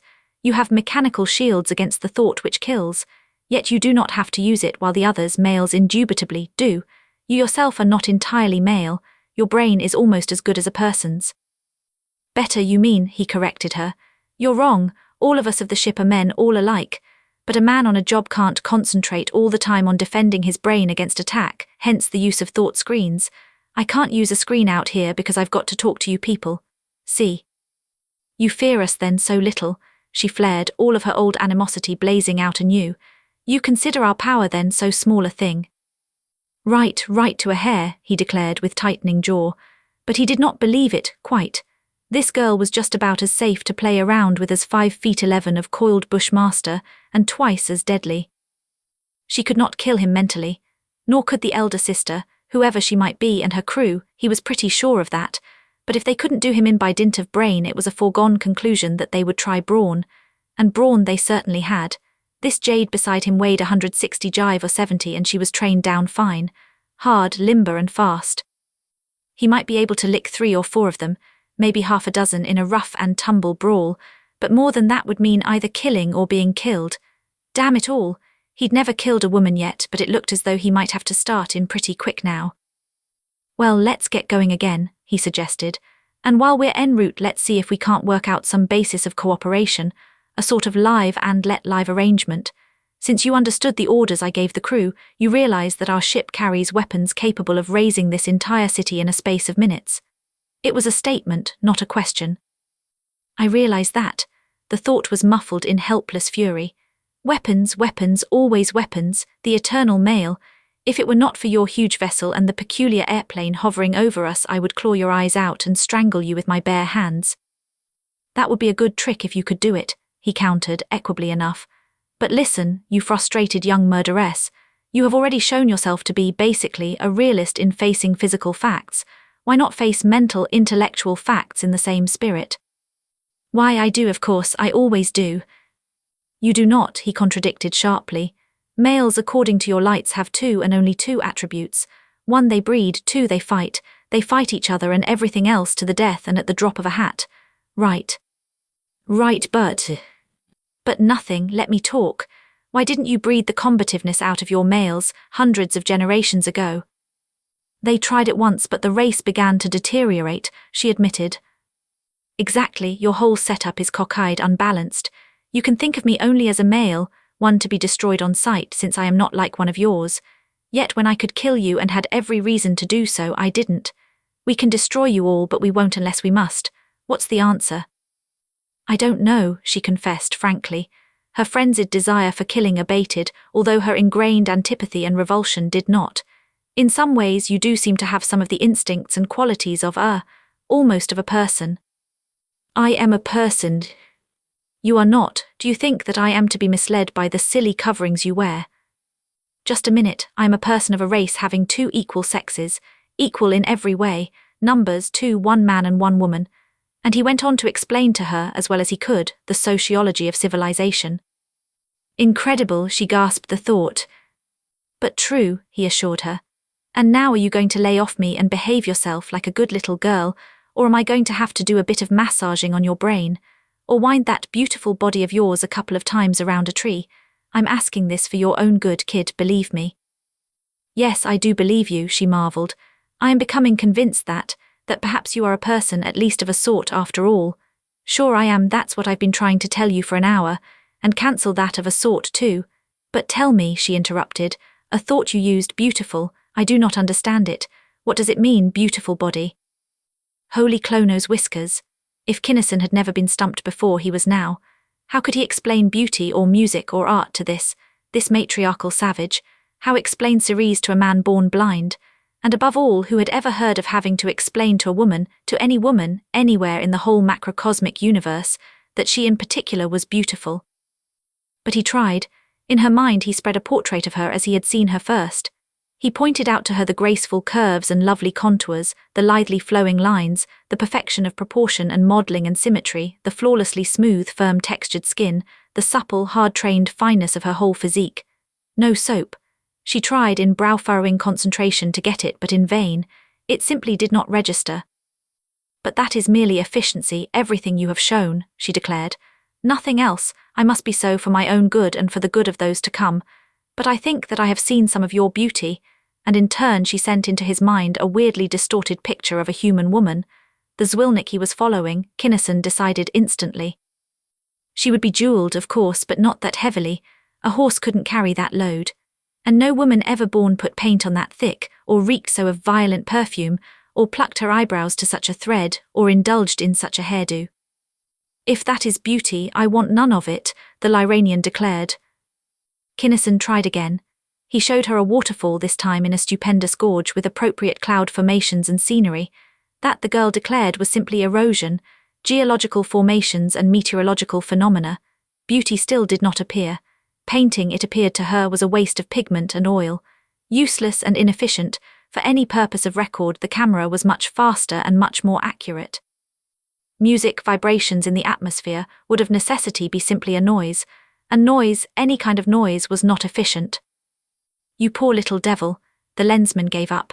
You poor, ignorant, soul-starved little devil, and the worst of it is that you don't even realize and never can realize what you are missing. Don't be silly. For the first time the woman actually laughed. You are utterly foolish to make such a fuss about such trivial things. Kinnison quit, appalled. He knew now that he and this apparently human creature beside him were as far apart as the galactic poles in every essential phase of life. He had heard of matriarchies, but he had never considered what a real matriarchy, carried to its logical conclusion, would be like. This was it, For ages there had been, to all intents and purposes, only one sex, the masculine element never having been allowed to rise above the fundamental necessity of reproducing the completely dominant female. And that dominant female had become, in every respect save the purely and necessarily physical one, absolutely and utterly sexless. Men, upon Lyrane II, were dwarfs about 30 inches tall. They had the temper and the disposition of a mad Raedligan Cateagle, the intellectual capacity of a Zabriskan Fontamer. They were not regarded as people, either at birth or at any subsequent time. To maintain a static population, each person gave birth to one person on the grand average. The occasional male baby, about 1 in 100, did not count. He was not even kept at home, but was taken immediately to the malatorium, in which he lived until attaining maturity. 1 man to 100 or so women for a year, then death. The 100 persons had their babies at 21 or 22 years of age. They lived to an average age of 100 years, then calmly blasted their male's mind and disposed of his carcass. The male was not exactly an outcast, not precisely a pariah. He was tolerated as a necessary adjunct to the society of persons, but in no sense whatever was he a member of it. The more Kinnison pondered this hookup, the more appalled he became. Physically, these people were practically indistinguishable from human, Tellurian Caucasian women, but mentally, intellectually, in every other way, how utterly different. Shockingly, astoundingly so to any really human being, whose entire outlook and existence is fundamentally, however unconsciously or subconsciously, based upon and conditioned by the prime division of life into 2 cooperant sexes. It didn't seem at first glance that such a cause could have such terrific effects, but here they were. In cold reality, these women were no more human than were the Ike, take the Posenians or the Rigelians or even the Velantians. Any normal stay-at-home Tellurian woman would pass out cold if she happened to stumble onto Wursel in a dark alley at night. Yet the members of his repulsively reptilian-appearing race, merely because of having a heredity of equality and cooperation between the sexes, were in essence more nearly human than were these tall, splendidly built, actually, and intrinsically beautiful creatures of Lyrane II. "This is the hall," the person informed him as the car came to a halt in front of a large structure of plain grey stone. "Come with me." Gladly, and they walked across the peculiarly bare grounds. They were side by side but a couple of feet apart. She had been altogether too close to him in the little car. She did not want this male, or any male, to touch her or to be near her, and considerably to her surprise, if the truth were to be known, the feeling was entirely mutual. Kinnison would have preferred to touch a Boravan slime lizard. They mounted the granite steps. They passed through the dull, weather-beaten portal. They were still side by side, but they were now a full yard apart. Chapter 4. Kinnison captures. "Listen, my beautiful but dumb guide," Kinnison counselled the Lyranian girl as they neared their objective. "I see that you're forgetting all your good Girl Scout resolutions and are getting all hot and bothered again. I'm telling you now for the last time to watch your step. If that Zwilnik person has even a split second's warning that I'm on her tail, all hell will be out for noon, and I don't mean perchance. But I must notify the Elder One that I am bringing you in," she told him. "One simply does not intrude unannounced. It is not permitted. QX, stick to the announcement though, and don't put out any funny ideas or I'll lay you out cold. I'll send a thought along just to make sure." But he did more than that, for even as he spoke his sense of perception was already in the room to which they were going.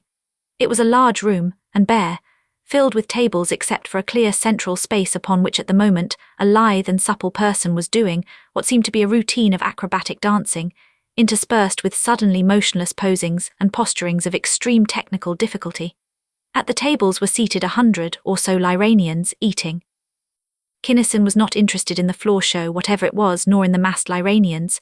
The Zwilnik was what he was after. There she was at a ringside table, a small square table seating 4 near the door. Her back was to it, good. At her left, commanding the central view of the floor, was a redhead, sitting in a revolving, reclining chair, the only such seat in the room. Probably the big noise herself, the elder one. No matter, he wasn't interested in her either, yet. His attention flashed back to his proposed quarry, and he almost gasped. For she, like Dissad Displains, was an Aldebaranian, and she was everything that the Displains woman had been, more so if possible. She was a 7-sector callout, a thionite dream if there ever was one. And jewellery. This Lyranian tiger hadn't exaggerated that angle very much at that. Her breast shields were of gold and platinum filigree, thickly studded with diamonds, emeralds, and rubies in intricate designs. Her shorts, or rather trunks, made of something that looked like glamourette, blazed with gems, a cleverly concealed dagger with a jewelled haft and a vicious little fang of a blade, rings, even a thumb ring, a necklace which was practically a collar flashed all the colours of the rainbow, bracelets, armlets, anklets and knee bands, high-laced dress boots, jewelled from stem to gudgeon, earrings, and a meticulous, micrometrically precise coiffure held in place by at least a dozen glittering buckles, combs and barrettes. Holy Clono's brazen tendons, the lensman whistled to himself, for every least one of those stones was the clear quill, 500,000 credits if it's a millow's worth. But he was not particularly interested in this jeweller's vision of what the well-dressed Lady Zwilnick will wear. There were other, far more important things. Yes, she had a thought screen. It was off and its battery was mighty low, but it would still work. Good thing he had blocked the warning. And she had a hollow tooth too, but he'd see to it that she didn't get a chance to swallow its contents. She knew plenty, and he hadn't chased her this far to let her knowledge be obliterated by that hellish Bosconian drug. They were at the door now. Disregarding the fiercely driven metal protests of his companion, Kinnison flung it open, stiffening up his mental guard as he did so. Simultaneously he invaded the Zwilnick's mind with a flood of force, clamping down so hard that she could not move a single voluntary muscle.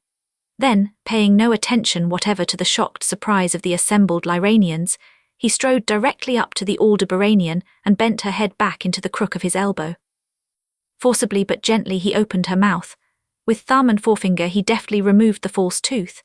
Releasing her then, mentally and physically, he dropped his spoil to the cement floor and ground it savagely to bits under his hard and heavy heel. The Zwilnick screamed wildly, piercingly at first. However, finding that she was getting no results from Lensman or Lyranian, she subsided quickly into alertly watchful waiting. Still unsatisfied, Kinnison flipped out one of his delameters and flamed the remains of the capsule of worse than paralyzing fluid, caring not a whit that his vicious portable, even in that brief instant, seared a hole a foot deep into the floor. Then and only then did he turn his attention to the redhead in the boss's chair. He had to hand it to elder sister. Through all this sudden and to her entirely unprecedented violence of action, she hadn't turned a hair. She had swung her chair around so that she was facing him. Her back was to the athletic dancer who, now holding a flawlessly perfect pose, was going on with the act as though nothing out of the ordinary were transpiring.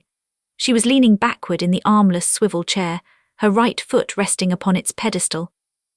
Her left ankle was crossed over her right knee, her left knee rested lightly against the table's top. Her hands were clasped together at the nape of her neck, supporting her red-thatched head, her elbows spread abroad in easy, indolent grace. Her eyes, so deeply, darkly green as to be almost black, stared up unwinkingly into the lensman's. Insolently was the descriptive word that came first to his mind. If the elder sister was supposed to be old, Kinnison reflected as he studied appreciatively the startlingly beautiful picture which the artless chief person of this tribe so unconsciously made, she certainly belied her looks. As far as looks went, she really qualified. Whatever it took, she in abundant measure had. Her hair was not really red either. It was a flamboyant, gorgeous auburn about the same colour as Clarissa's own and just as thick, and it wasn't all haggled up. Accidentally, of course, and no doubt because on her particular job her hair didn't get in the way very often, it happened to be a fairly even, shoulder-length bob. What a mop, and damned if it wasn't wavy. Just as she was, with no dolling up at all, she'd be a primary beam on any man's planet. She had this Zwilnick houri here, knockout that she was, and with all her war paint and feathers blasted clear out of the ether. But this queen bee had a sting. She was still boring away at his shield. He'd better let her know that she didn't even begin to have enough jets to swing that load. QX ace cut the gun, he directed crisply. Ace from him was a complimentary term indeed. Pipe down, that's all of that kind of stuff from you. I stood for this much of it just to show you that you can't get to the first check station with that kind of fuel, but enough is a great plenty. At the sheer cutting power of the thought, rebroadcast no doubt by the airport manager, Lyranian activity throughout the room came to a halt. This was decidedly out of the ordinary. For a male mind, any male mind, to be able even momentarily to resist that of the meanest person of Lyrane was starkly unthinkable. The elder's graceful body tensed. Into her eyes there crept a dawning doubt, a peculiar, wondering uncertainty. Of fear there was none. All these sexless Lyranian women were brave to the point of foolhardiness. You tell her, Dragglepate, he ordered his erstwhile guide. It took me hell's own time to make you understand that I mean business, but you talk her language. See how fast you can get the thing through her royal nibs's skull." It did not take long. The lovely dark green eyes held conviction now, but also a greater uncertainty. "It will be best, I think, to kill you now instead of allowing you to leave," she began. "Allow me to leave," Kinnison exploded. "Where do you get such funny ideas as that killing stuff? Just who toots is going to keep me from leaving?"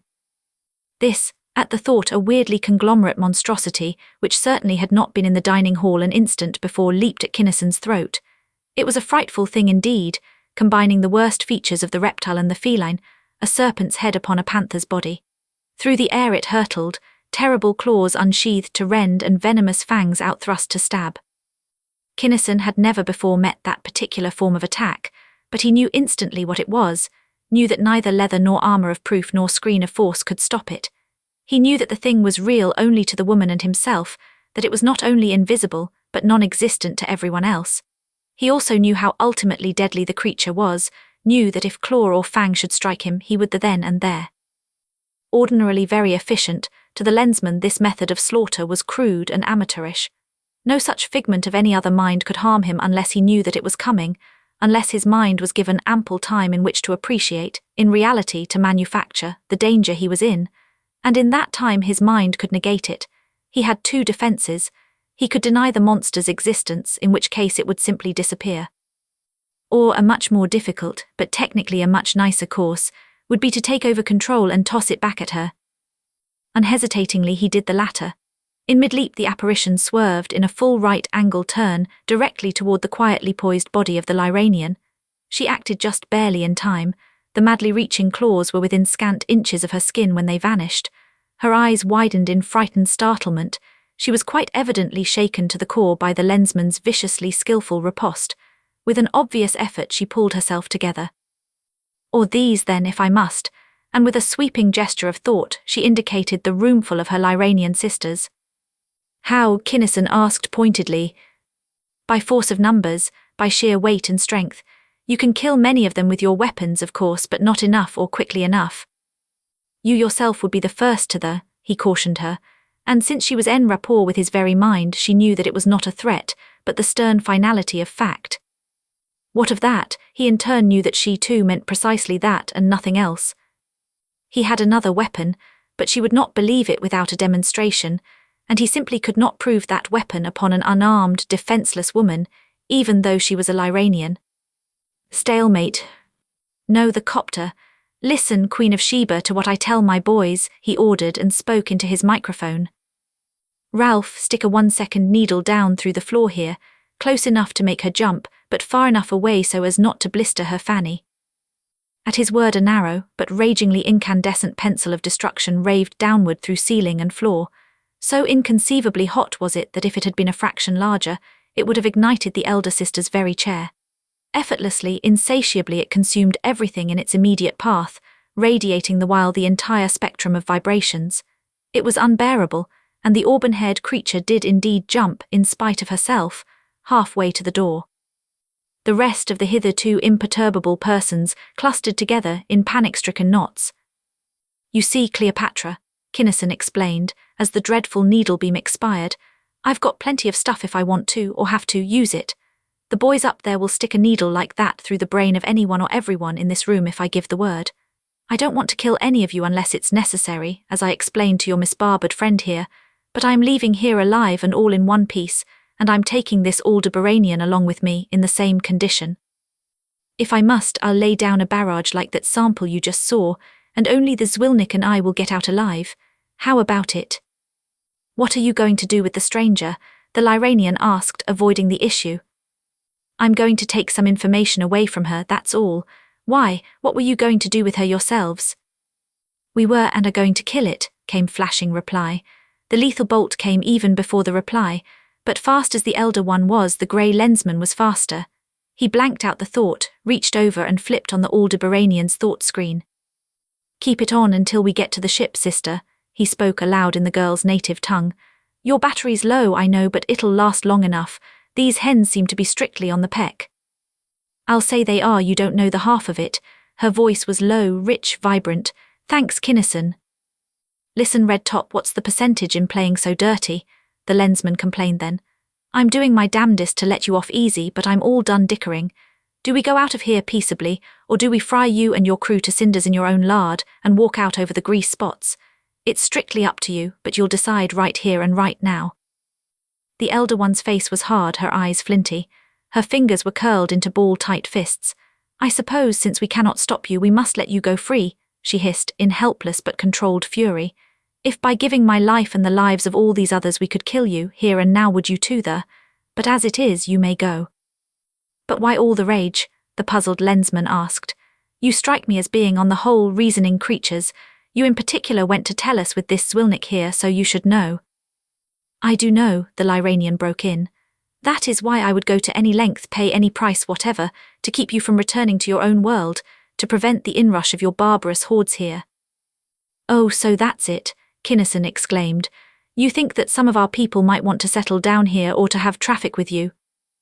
Yes, she went into a eulogy concerning Lyrane too, concluding, I have seen the planets and the races of your so-called civilization, and I detest them and it. Never again shall any of us leave Lyrane, nor, if I can help it, shall any stranger ever come here. Listen, Angelface, the man commanded. You're as mad as a Raidligan Cateagle, you're as cockeyed as Trenko's ether. Get this and get it straight. To any really intelligent being of any one of 40 million planets, your whole Lyranian race would be a total loss with no insurance. You're a god-forsaken, spiritually and emotionally starved, barren, mentally ossified and completely monstrous mess. If I personally never see either you or your planet again, that will be exactly 27 minutes too soon. This girl here thinks the same of you as I do. If anybody else ever hears of Lyrane and thinks he wants to visit it, I'll take him out of. I'll knock a hip down on him if I have to keep him away from here. Do I make myself clear? Oh, yet perfectly, she fairly squealed in schoolgirlish delight. The Lensman's tirade, instead of infuriating her father, had been sweet music to her peculiarly insular mind. Go then, at once, hurry, oh please hurry, can you drive the car back to your vessel, or will one of us have to go with you? Thanks, I could drive your car, but it won't be necessary. The copter will pick us up. He spoke to the watchful Ralph, then he and the Aldebaranian left the hall, followed at a careful distance by the throng. The helicopter was on the ground, waiting. The man and the woman climbed aboard. Clear ether persons. The Lensman waved a salute to the crowd, and the Tellurian craft shot into the air. Thence to the Dauntless, which immediately did likewise, leaving behind her, upon the little airport, a fused blob of metal that had once been the Zwilnik speedster. Kinnison studied the white face of his captive, then handed her a tiny canister. Fresh battery for your thought screen generator, yours is about shot. Since she made no motion to accept it, he made the exchange himself and tested the result. It worked. What's the matter with you, kid, anyway? I'd say you were starved if I hadn't caught you at a full table. I am starved, the girl said simply. I couldn't eat there, I knew they were going to kill me and it sort of took away my appetite. Well, what are we waiting for? I'm hungry too, let's go eat. Not with you either, any more than with them. I thanked you, Lensman, for saving my life there, and I meant it. I thought then and still think that I would rather have you kill me than those horrible, monstrous women, but I simply can't eat. But I'm not even thinking of killing you. Can't you get that through your skull? I don't make war on women, you ought to know that by this time. You will have to. The girl's voice was low and level. You didn't kill any of those Lyranians, no, but you didn't chase them a million parsecs either. We have been taught ever since we were born that you patrolmen always torture people to death. I don't quite believe that of you personally, since I have had a couple of glimpses into your mind, but you'll kill me before I'll talk. At least I hope and I believe that I can hold out. Listen, girl, Kinnison was in deadly earnest. You are in no danger whatever. You are just as safe as though you were in Clono's hip pocket. You have some information that I want, yes, and I will get it, but in the process I will neither hurt you nor do you mental or physical harm. The only torture you will undergo will be that which, as now, you give yourself. But you called me a Zwilnik, and they always kill them, she protested. Not always. In battles and in raids, yes. Captured ones are tried in court. If found guilty, they used to go into the lethal chambers. Sometimes they do yet, but not usually. We have mental therapists now who can operate on a mind if there's anything they're worth saving. And you think that I will wait to stand trial, in the entirely negligible hope that your bewhiskered, fossilized therapists will find something in me worth saving. You won't have to, Kinnison laughed. Your case has already been decided in your favor. I am neither a policeman nor a narcotics man, but I happen to be qualified as judge, jury, and executioner. I am a therapist to boot. I once saved a worse Zwilnick than you are, even though she wasn't such a knockout. Now do we eat? Really, you aren't just giving me the needle.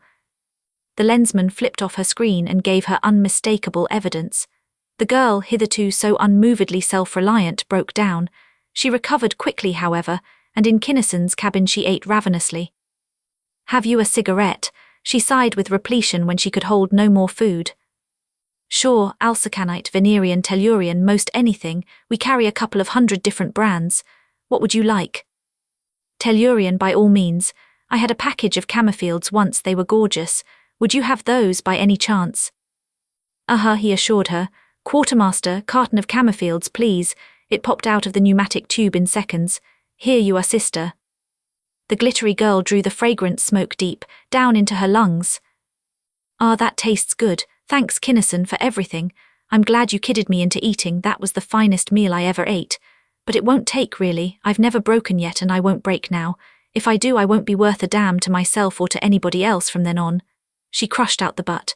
So let's get on with the 3rd degree. Bring on your rubber hose and your lights and your drip can. You're still on the wrong foot, Toots, Kinnison said pityingly. What a frightful contrast there was between her slimly rounded body, in its fantastically gorgeous costume, and the stark somberness of her eyes. There'll be no 3rd degree, no hose, no lights, nothing like that. In fact, I'm not even going to talk to you until you've had a good long sleep. You don't look hungry anymore, but you're still not in tune by 7,000 kilocycles. How long has it been since you really slept? A couple of weeks at a guess, maybe a month. Thought so. Come on, you're going to sleep now. The girl did not move. With whom? She asked quietly. Her voice did not quiver, but stark terror lay in her mind, and her hand crept unconsciously toward the hilt of her dagger. Holy Clono's claws, Kinnison snorted, staring at her in wide-eyed wonder. Just what kind of a bunch of hyenas do you think you've got into anyway? Bad, the girl replied gravely.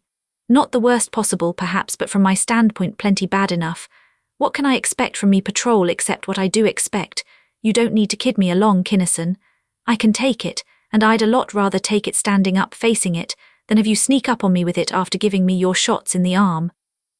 What somebody has done to you is a sin and a shrieking shame, Kinnison declared feelingly. Come on, you poor little devil. He picked up sundry pieces of apparatus, then, taking her arm, he escorted her to another, almost luxuriously furnished cabin. That door, he explained carefully, is solid chrome tungsten molybdenum steel. The lock can't be picked. There are only 2 keys to it in existence, and here they are. There's a bolt, too, that's proof against anything short of a 500-ton hydraulic jack or an atomic hydrogen cutting torch. Here's a full coverage screen and a 20-foot spy-ray block. There is your stuff out of the speedster. If you want help or anything to eat or drink or anything else that can be expected aboard a ship like this, there's the communicator. QX. Then you really mean it, that you, I mean. Absolutely, he assured her. Just that you are completely the master of your destiny, the captain of your soul. Good night. Good night, Kinnison. Good night and thanks. The girl threw herself face downward upon the bed in a storm of sobs. Nevertheless, as Kinnison started back toward his own cabin, he heard the massive bolt click into its socket and felt the blocking screens go on. Chapter 5. Illona of Lonabar. 12 or 14 hours later, after the Aldebaranian girl had had her breakfast, Kinnison went to her cabin. Hi, cutie, you look better. By the way, what's your name so we'll know what to call you? Illona. Illona what? No, what, just Illona, that's all. How do they tell you from other Illonas then? Oh, you mean my registry number. In the Aldebaranian language there are not the symbols. It would have to be the Illona, who is the daughter of Paulacant the potter, who lives in the House of the Wheel, upon the road of. Hold everything, well, call you Illona Porter. He eyed her keenly. I thought your Aldebaranian wasn't so hot, didn't seem possible that I could have got that rusty. You haven't been on Aldebaran II for a long time, have you? No, we moved to Lonabar when I was about 6. Lonabar, never heard of it, I'll check up on it later. Your stuff was all here, wasn't it? Did any of the red-headed person's things get mixed in? Things, she giggled sunnily, then sobered in quick embarrassment. She didn't carry any. They're horrid, I think, positively indecent, to run around that way. I'm glad you brought the point up. You've got to put on some clothes aboard this ship, you know. Me, she demanded. Why, I'm fully dressed. She paused, then shrank together visibly. Oh, Tellurians, I remember all those coverings. You mean then, you think I'm shameless and indecent too? No, not at all yet. At his obvious sincerity, Illona unfolded again. Most of us, especially the officers, have been on so many different planets, had dealings with so many different types and kinds of entities that we're used to anything. When we visit a planet that goes naked, we do also, as a matter of course. When we hit one that muffles up to the smothering point, we do that too. When in Rome, be a Roman candle, you know. The point is that we're at home here, you're the visitor. It's all a matter of convention, of course, but a rather important one, don't you think so? Covering up certainly, uncovering is different. They told me to be sure to, but I simply can't. I tried it back there, but I felt naked. QX, we'll have the tailor make you a dress or two. Some of the boys haven't been around very much, and you'd look pretty bare to them. Everything you've got on, jewelry and all, wouldn't make a Tellurian sunsuit, you know. Then have them hurry up the dress, please. But this isn't jewelry, it is. Jetback beautiful, I know, gold and platinum and... The metal is expensive, yes, Illona conceded. These alone, she tapped one of the delicate shields, cost 5 days of work. But base metal stains the skin blue and green and black, so what can one do? As for the beads, they are synthetics, junk. Poor girls, if they buy it themselves, do not wear jewelry but beads like these. Half a day's work buys the lot. What? Kinnison demanded. Certainly, rich girls only, or poor girls who do not work, wear real jewelry such as... The Aldebaranian has not the words. Let me think at you, please. Sorry, nothing there that I recognize at all, Kinnison answered, after studying a succession of thought images of multicolored spectacular gems. That's one to file away in the book too, believe me. But as to that junk you've got draped all over yourself, half a day's pay, what do you work at for a living when you work? I'm a dancer like this. She leaped lightly to her feet and her left boot whizzed past her ear in a flashingly fast high kick. Then followed a series of gyrations and contortions, for which the Lensmen knew no names, during which the girl seemed a practically boneless embodiment of suppleness and grace. She sat down, meticulous, her dress scarcely rumpled, not a buckle or bracelet awry, breathing hardly 1 count faster. Nice, he applauded briefly. Hard for me to evaluate such talent as that. I thought you were a pilot. However, on Tellus or any one of 1,000 other planets I could point out to you, you can sell that junk you're wearing for, at a rough guess, about 50,000 days' work. Impossible. True, nevertheless. So before we land, you'd better give them to me, so that I can send them to a bank for you under guard. If I land, as Kinnison spoke, Illona's manner changed, darkened as though an inner light had been extinguished. You have been so friendly and nice, I was forgetting where I am and the business ahead. Putting it off won't make it any easier. Better be getting on with it, don't you think? Oh, that's all done long ago. What? She almost screamed. It isn't, it couldn't be. Sure, I got most of the stuff I wanted last night, while I was changing your thought screen battery. Menjo Bleeko, your big shot boss, and so on. You didn't, but you must have at that to know it. But you didn't hurt me or anything. You couldn't have changed me because I have all my memories, or seem to. I'm not an idiot, I mean, any more than usual. You've been taught a good many sheer lies and quite a few half-truths, he informed her evenly. For instance, what did they tell you that Hollow Tooth would do to you when you broke the seal?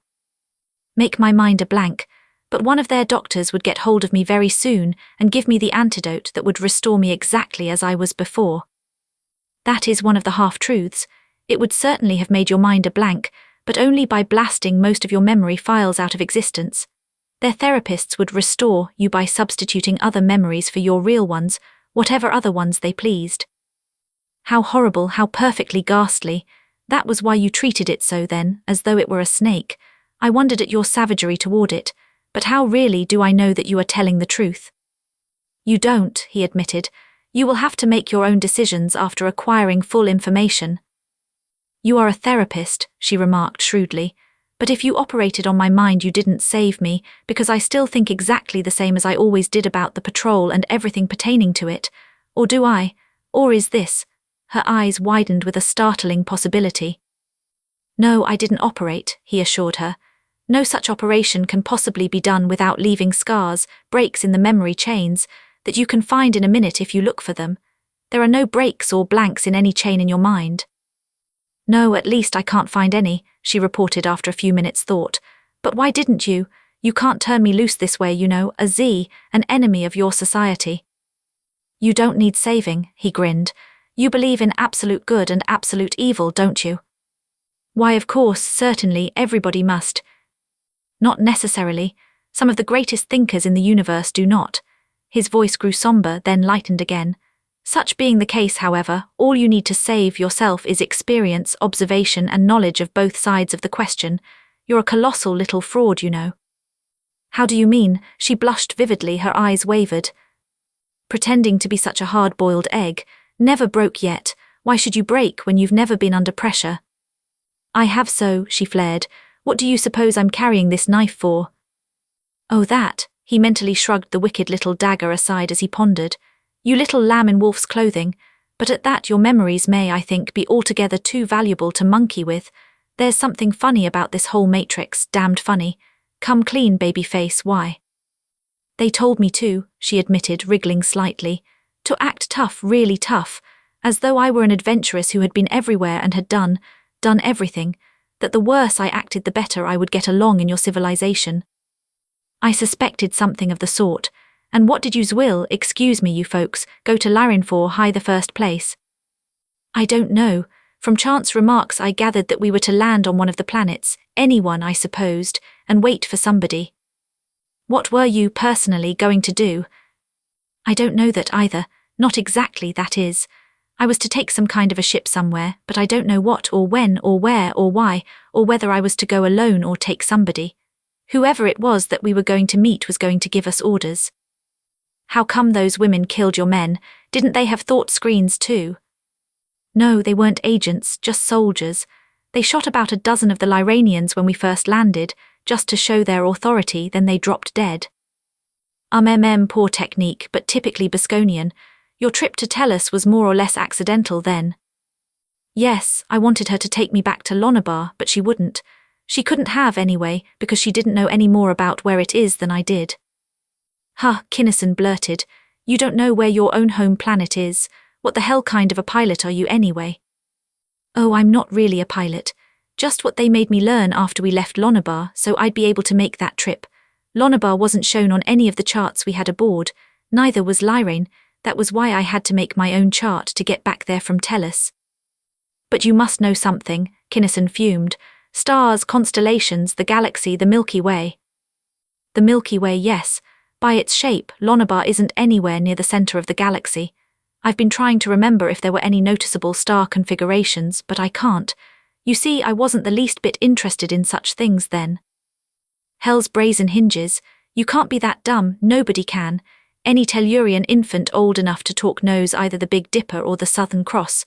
Hold it, I'm coming in and find out for myself. He came, but he did not find out. Well, I guess people can be that dumb since you so indubitably are, he admitted then. Or maybe aren't there any? Honestly, Lensmen, I don't know. There were lots of stars, of course. If there were any striking configurations, I might have noticed them, but I might not have too. As I said, I wasn't the least bit interested. That was very evident, dryly. However, excuse me please for talking so rough. Rough, of course, sir, Illona giggled. That wasn't rough comparatively, and nobody ever apologized before.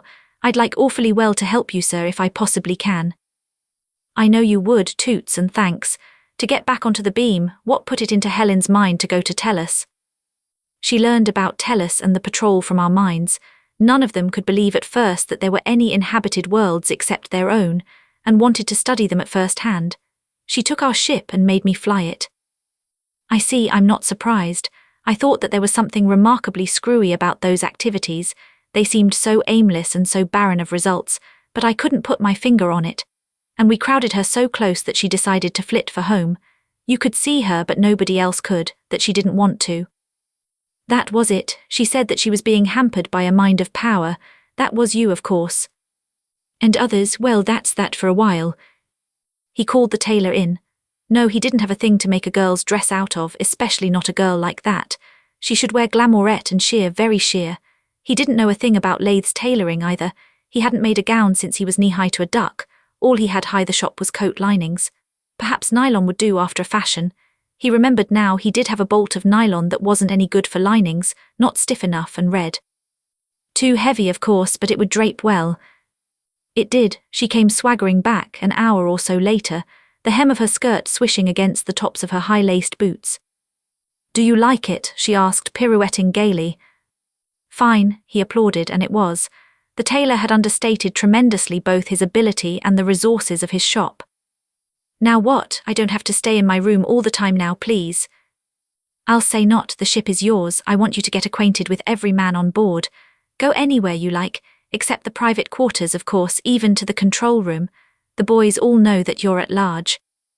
"The language, but I'm talking English now."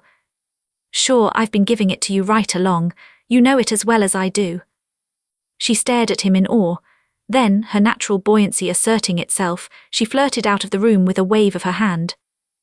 And Kinnison sat down to think. A girl, a kid who wasn't dry behind the ears yet, wearing beads worth a full-grown fortune sent somewhere. To do what? Lyrane too, a perfect matriarchy. Lonabar, a planet of Zwilniks that knew all about Tellus but wasn't on any patrol chart, sending expeditions to Lyrane. To the system, perhaps not specifically to Lyrane too. Why? For what? To do what? Strange, new jewels of fabulous value. What was the hookup? It didn't make any kind of sense yet. Not enough data.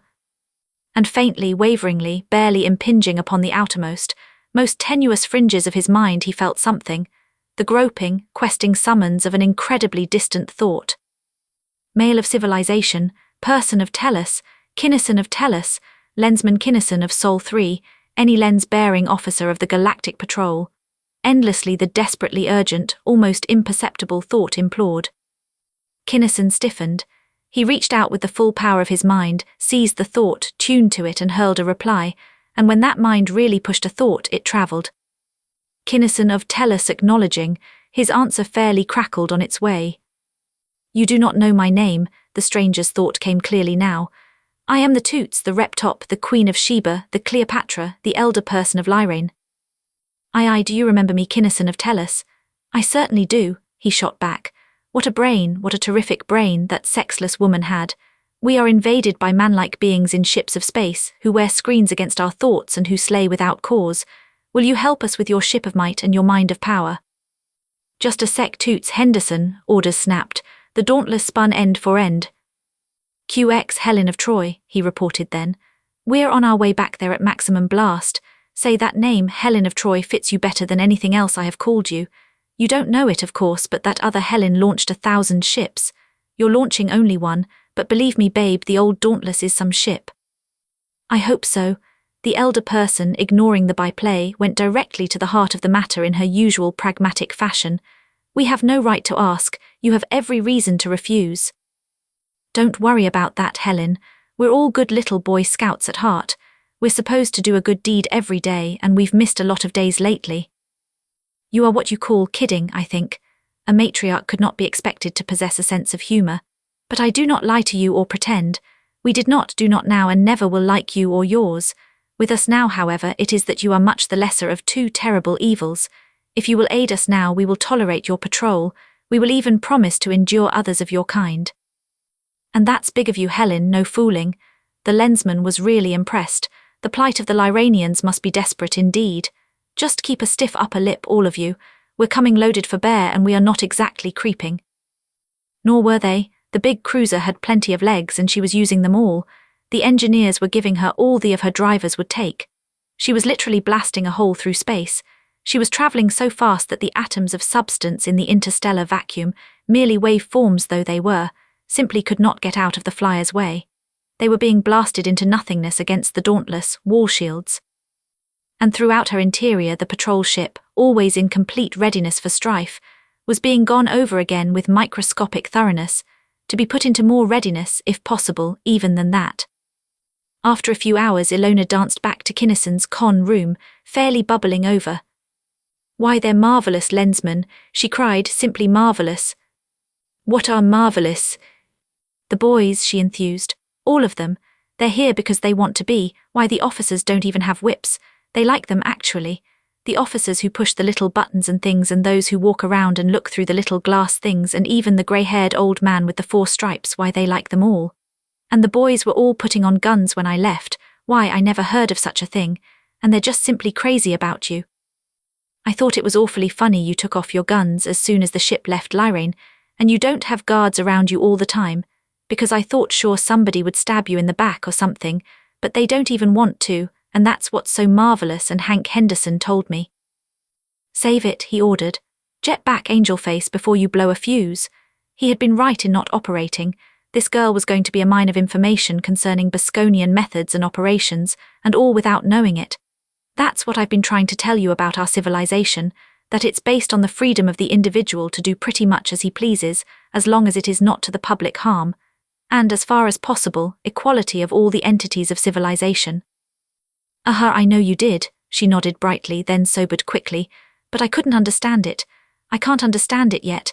I can scarcely believe that you all are so. You know, don't you, what would happen if this were a Lonabarian ship and I would go running around talking to officers as though I were their equal? No, what? It's inconceivable, of course, it simply couldn't happen, but if it did I would be punished terribly, perhaps though at a first offence I might be given only a 20-scar whipping. At his lifted eyebrow she explained, one that leaves 20 scars that show for life. That's why I'm acting so intoxicated, I think. You see, she hesitated shyly, I'm not used to being treated as anybody's equal except of course other girls like me. Nobody is on Lonabar, everybody is higher or lower than you are. I'm going to simply love this when I get used to it. She spread both arms in a sweeping gesture. I'd like to squeeze this whole ship and everybody in it. I just can't wait to get to Tellus and really live there. That's a thing that has been bothering me, Kinnison confessed, and the girl stared wonderingly at his serious face. We're going into battle, and we can't take time to land you anywhere before the battle starts. Of course not, why should you? She paused, thinking deeply. You're not worrying about me, surely. Why, you're a high officer. Officers don't care whether a girl gets shot or not, do they? The thought was obviously utterly new. We do. It's extremely poor hospitality to invite a guest aboard and then have her killed. All I can say, though, is that if our number goes up, I still don't see how I could have done anything else. Oh, thanks, Grey Lensman. Nobody ever spoke to me like that before, but I wouldn't land if I could. I like civilization. If you don't win, I couldn't go to Tellus anyway, so I'd much rather take my chances here than not, sir, really. I'll never go back to Lonabar in any case. At a girl toots L, he extended his hand. She looked at it dubiously, then hesitantly stretched out her own. But she learned fast. She put as much pressure into the brief hand clasp as Kinnison did. You'd better flit now, I've got work to do. Can I go up top? Hank Henderson is going to show me the primaries. Sure, go anywhere you like. Before the trouble starts, I'll take you down to the centre and put you into a suit. Thanks, Lensman. The girl hurried away and Kinnison lensed the master pilot. Henderson, Kinnison, official. Illona just told me about the primaries. They're QX but no etchings. Of course not, sir. And please pass a word around for me. I know as well as anybody does that she doesn't belong aboard, but it couldn't be helped and I'm getting rid of her as soon as I possibly can. In the meantime, she's my personal responsibility. So, no passes. She's strictly off limits. I'll pass the word, sir. Thanks. The Grey Lensman broke the connection and got into communication with Helen of Lyrane, who gave him a resume of everything that had happened. 2 ships, big ships, immense space cruisers, appeared near the airport. Nobody saw them coming, they came so fast. They stopped and without warning or parley destroyed all the buildings and all the people nearby with beams like Kinnison's needle beam, except much larger. Then the ships landed and men disembarked. The Lyranians killed 10 of them by direct mental impact or by monsters of the mind, but after that everyone who came out of the vessel wore thought screens, and the persons were quite helpless. The enemy had burned down and melted a part of the city, and as a further warning were then making formal plans to execute publicly 100 leading Lyranians, 10 for each man they had killed. Because of the screens no communication was possible, but the invaders had made it clear that if there was one more sign of resistance, or even of non-cooperation, the entire city would be beamed, every living thing in it blasted out of existence. She herself had escaped so far. She was hidden in a crypt in the deepest subcellar of the city. She was, of course, one of the ones they wanted to execute, but finding any of Lyrane's leaders would be extremely difficult, if not impossible. They were still searching, with many persons as highly unwilling guides. They had indicated that they would stay there until the leaders were found, that they would make the Lyranians tear down their city, stone by stone, until they were found. But how could they know who you leaders are? Kinnison wanted to know. Perhaps one of our persons weakened under their torture, Helen replied equably. Perhaps they have among them a mind of power, perhaps in some other fashion. What matters it? The thing of importance is that they do know. Another thing of importance is that it'll hold them there until we get there. Kinnison thought, typical Bosconian technique, I gather. It won't be many hours now. Hold them off if you can. I think that I can, came tranquil reply. Through mental contact, each person acting as guide knows where each of us hidden ones is, and is avoiding all our hiding places. Good, tell me all you can about those ships, their size, shape and armament. She could not, it developed, give him any reliable information as to size. She thought that the present invaders were smaller than the Dauntless, but she could not be sure. Compared to the little airships which were the only flying structures with which she was familiar, both Kinnison's ship and those now upon Lyrane were so immensely huge that trying to tell which was larger was very much like attempting to visualize the difference between infinity squared and infinity cubed. On shape, however, she was much better. She spread in the lensman's mind an accurately detailed picture of the two spaceships which the patrolman intended to engage. In shape they were ultra-fast, very much like the Dauntless herself, hence they certainly were not maulers, nor probably were they first-line battleships, such as had composed the fleet which had met civilization's grand fleet off the edge of the second galaxy. Of course, the patrol had had in that battle ultra-fast shapes which were ultra-powerful as well, such as this same Dauntless, and it was a fact that while civilization was designing and building, Bosconia could very well have been doing the same thing. On the other hand, since the enemy could not logically be expecting real trouble in Dunstan's region, these buckets might very well be second-line or out-of-date stuff. Are those ships lying on the same field we landed on? He asked at that point in his cogitations. Yes. You can give me pretty close to an actual measurement of the difference then, he told her. We left a hole in that field practically our whole length. How does it compare with theirs? I can find that out, I think, and in due time she did so, reporting that the Dauntless was the longer, by some 12 times a person's height. Thanks, Helen. Then and only then did Kinnison call his officers into consultation in the control room. He told them everything he had learned and deduced about the two Bosconian vessels which they were about to attack. Then, heads bent over a visitank, the patrolmen began to discuss strategy and tactics. Chapter 6. Back to Lyrane. The Dauntless approached Lyrane 2 so nearly that the planet showed a perceptible disk upon the plates. The observers began to study their detectors carefully. Nothing registered, and a brief interchange of thoughts with the chief person of Lyrane informed the lensmen that the two Bosconian warships were still grounded. Indeed, they were going to stay grounded until after the 100 Lyranian leaders, most of whom were still safely hidden, had been found and executed. Exactly as per announcement, the strangers had killed many persons by torture and were killing more in attempts to make them reveal the hiding places of the leaders, but little if any real information was being obtained. Good technique perhaps from a bull-headed dictatorial standpoint, but it strikes me as being damned poor tactics, grunted Malcolm Craig, the dauntless grizzled captain, when Kinnison had relayed the information. I'll say it's poor tactics, the lensman agreed. If anybody of Helmuth's caliber were down there, one of those heaps would be out on guard, flitting all over space. But how could they be expecting trouble, way out here, 9,000 parsecs from anywhere, argued Chatway, the chief firing officer. They ought to be, that's the point, this from Henderson. Where do we land, Kim, did you find out? Not exactly, they're on the other side of the planet from here now. Good thing we don't have to get rid of a Tellurian intrinsic this time, it'll be a near thing as it is. And it was.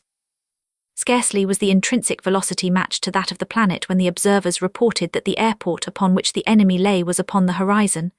Inertialess, the Dauntless flashed ahead, going inert and into action simultaneously when within range of the Zwilnik ships. Within range of one of them, that is, for short as the time had been, the crew of one of the Bosconian vessels had been sufficiently alert to get her away. The other one did not move, then or ever. The patrolmen acted with the flawless smoothness of long practice and perfect teamwork. At the first sign of Zwilnick activity as revealed by his spy rays, Nelson, the chief communications officer, loosed a barrage of ethereal and subethereal interference through which no communications beam or signal could be driven. Captain Craig barked a word into his microphone, and every dreadful primary that could be brought to bear erupted as one weapon. Chief Pilot Henderson, after a casual glance below, cut in the Burgeon homes, tramped in his blasts and set the cruiser's narrow nose into his tracer's line. One glance was enough. He needed no orders as to what to do next. It would have been apparent to almost anyone, even to one of the persons of Lyrane, that riddled, slashed, three-quarters fused mass of junk never again would be or could contain aught of menace. The patrol ship had not stopped, had scarcely even paused. Now, having destroyed half of the opposition en passant, she legged it after the remaining half. "Now what, Kim?" asked Captain Craig. "We can't englobe him and he no doubt mounts tractor shears. We'll have to use the new tractor zone, won't we?" Ordinarily the grey-haired four-striper would have made his own decisions, since he and he alone fought his ship, but these circumstances were far from ordinary. First, any unattached lensman wherever he was the boss. Second, the tractor zone was new, so brand new that even the Dauntless had not as yet used it. Third, the ship was on detached duty, assigned directly to Kinnison to do with as he willed. Fourth, said Kinnison was high in the confidence of the Galactic Council, and would know whether or not the present situation justified the use of the new mechanism. If he can cut a tractor, yes, the lensman agreed. Only one ship, he can't get away and he can't communicate safe enough, go to it. The Tellurian ship was faster than the Bosconian, and since she had been only seconds behind at the start, she came within striking distance of her quarry in short order. Tractor beams reached out and seized, but only momentarily did they hold. At the first pull they were cut cleanly away. No one was surprised. It had been taken for granted that all Bosconian ships would by this time have been equipped with tractor shears. These shears had been developed originally by the scientists of the patrol. Immediately following that invention, looking forward to the time when Boscon would have acquired it, those same scientists set themselves to the task of working out something which would be just as good as a tractor beam for combat purposes, but which could not be cut. They got it finally, a globular shell of force, very much like a meteorite screen except double in phase. That is, it was completely impervious to matter moving in either direction, instead of only to that moving inwardly. Even if exact data as to generation, gauging, distance and control of this weapon were available, which they very definitely are not, it would serve no good end to detail them here. Suffice it to say that the Dauntless mounted tractor zones, and had ample power to hold them. Closer up the patrol ship blasted.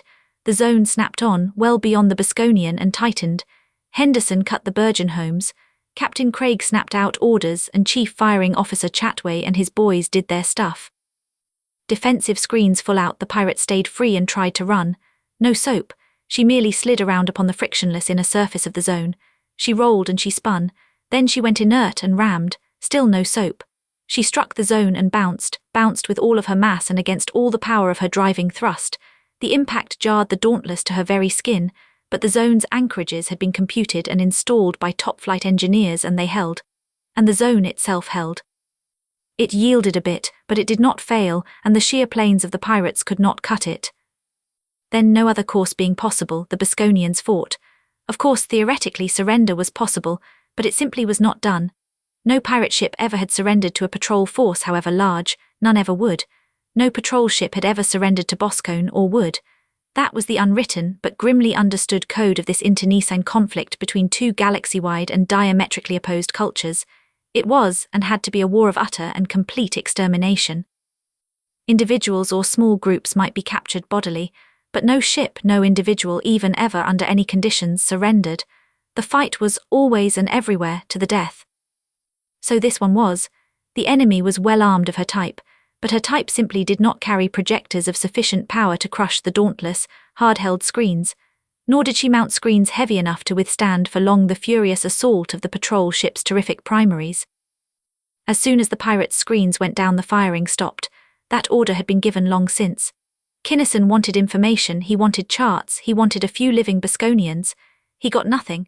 Not a man remained alive aboard the riddled hulk. The chart room contained only heaps of fused ash. Everything which might have been of use to the patrol had been destroyed. either by the patrol's own beams or by the pirates themselves after they saw they must lose. "Beam it out," Craig ordered, and the remains of the Bosconian warship disappeared. Back toward Lyrane 2 then the Dauntless went, and Kinnison again made contact with Helen, the elder sister. She had emerged from her crypt and was directing affairs from her office is perhaps the word, upon the top floor of the city's largest building.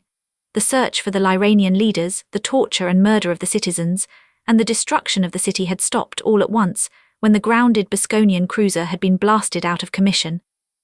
The directing intelligences of the raiders had remained. It developed within the safe confines of their vessel's walls, and when they ceased directing, their minions in the actual theatre of operations ceased operating. They had been grouped uncertainly in an open square, but at the first glimpse of the returning Dauntless, they had dashed into the nearest large building, each man seizing one, or sometimes two persons as he went. They were now inside, erecting defences and very evidently intending to use the Lyranians both as hostages and as shields. Motionless now directly over the city, Kinnison and his officers studied through their spy rays the number, armament and disposition of the enemy force. There were 130 of them, human to about 6 places. They were armed with the usual portable weapons carried by such parties. Originally they had had several semi-portable projectors, but since all heavy stuff must be powered from the mothership, it had been abandoned long since. Surprisingly, though, they wore full armour.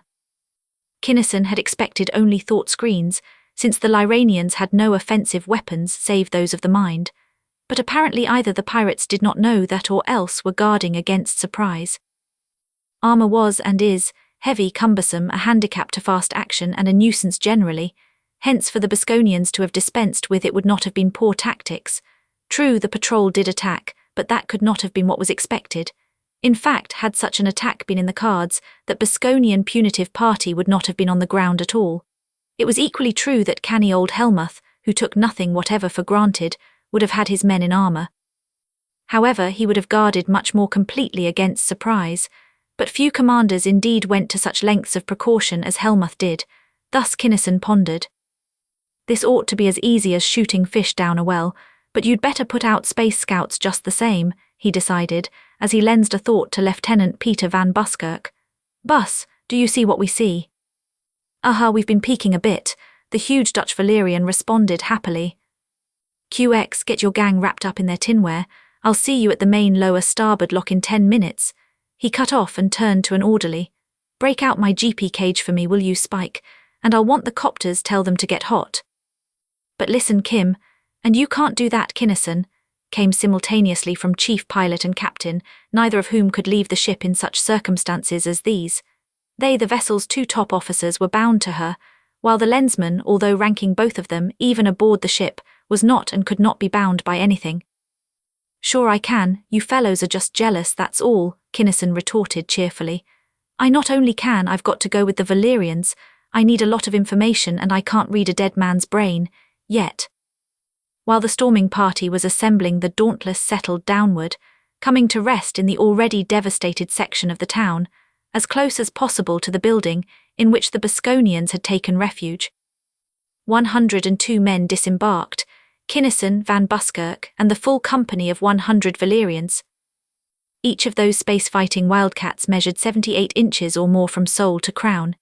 Each was composed of 400 or more pounds of the fantastically powerful, rigid and reactive brawn, bone, and sinew necessary for survival, upon a planet having a surface gravity almost 3 times that of small, feeble Terra.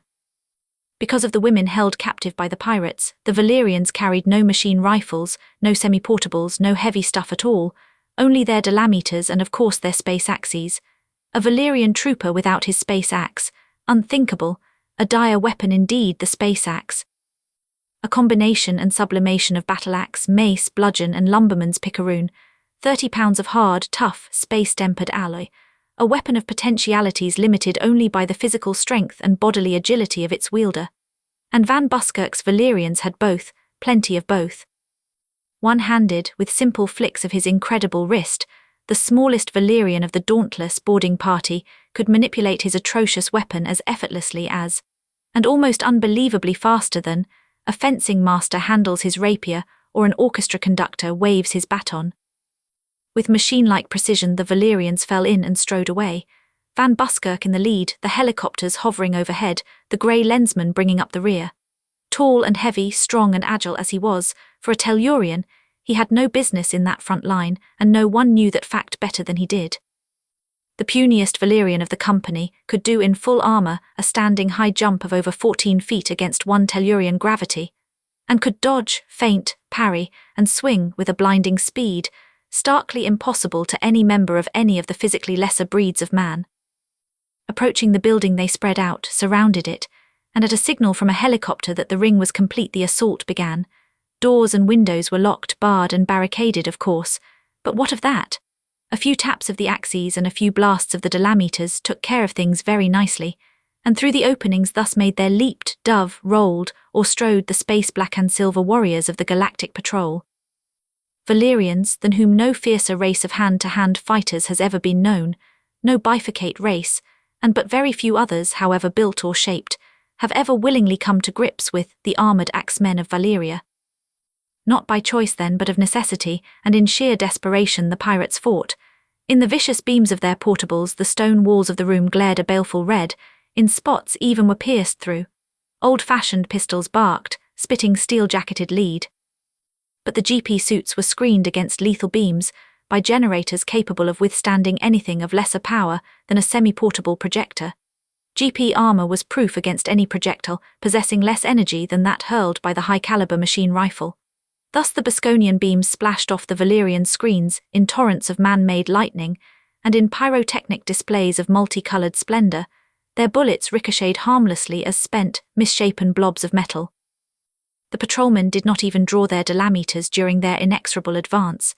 They knew that the pirates' armour was as capable as theirs, and the women were not to the if death for them could possibly be avoided.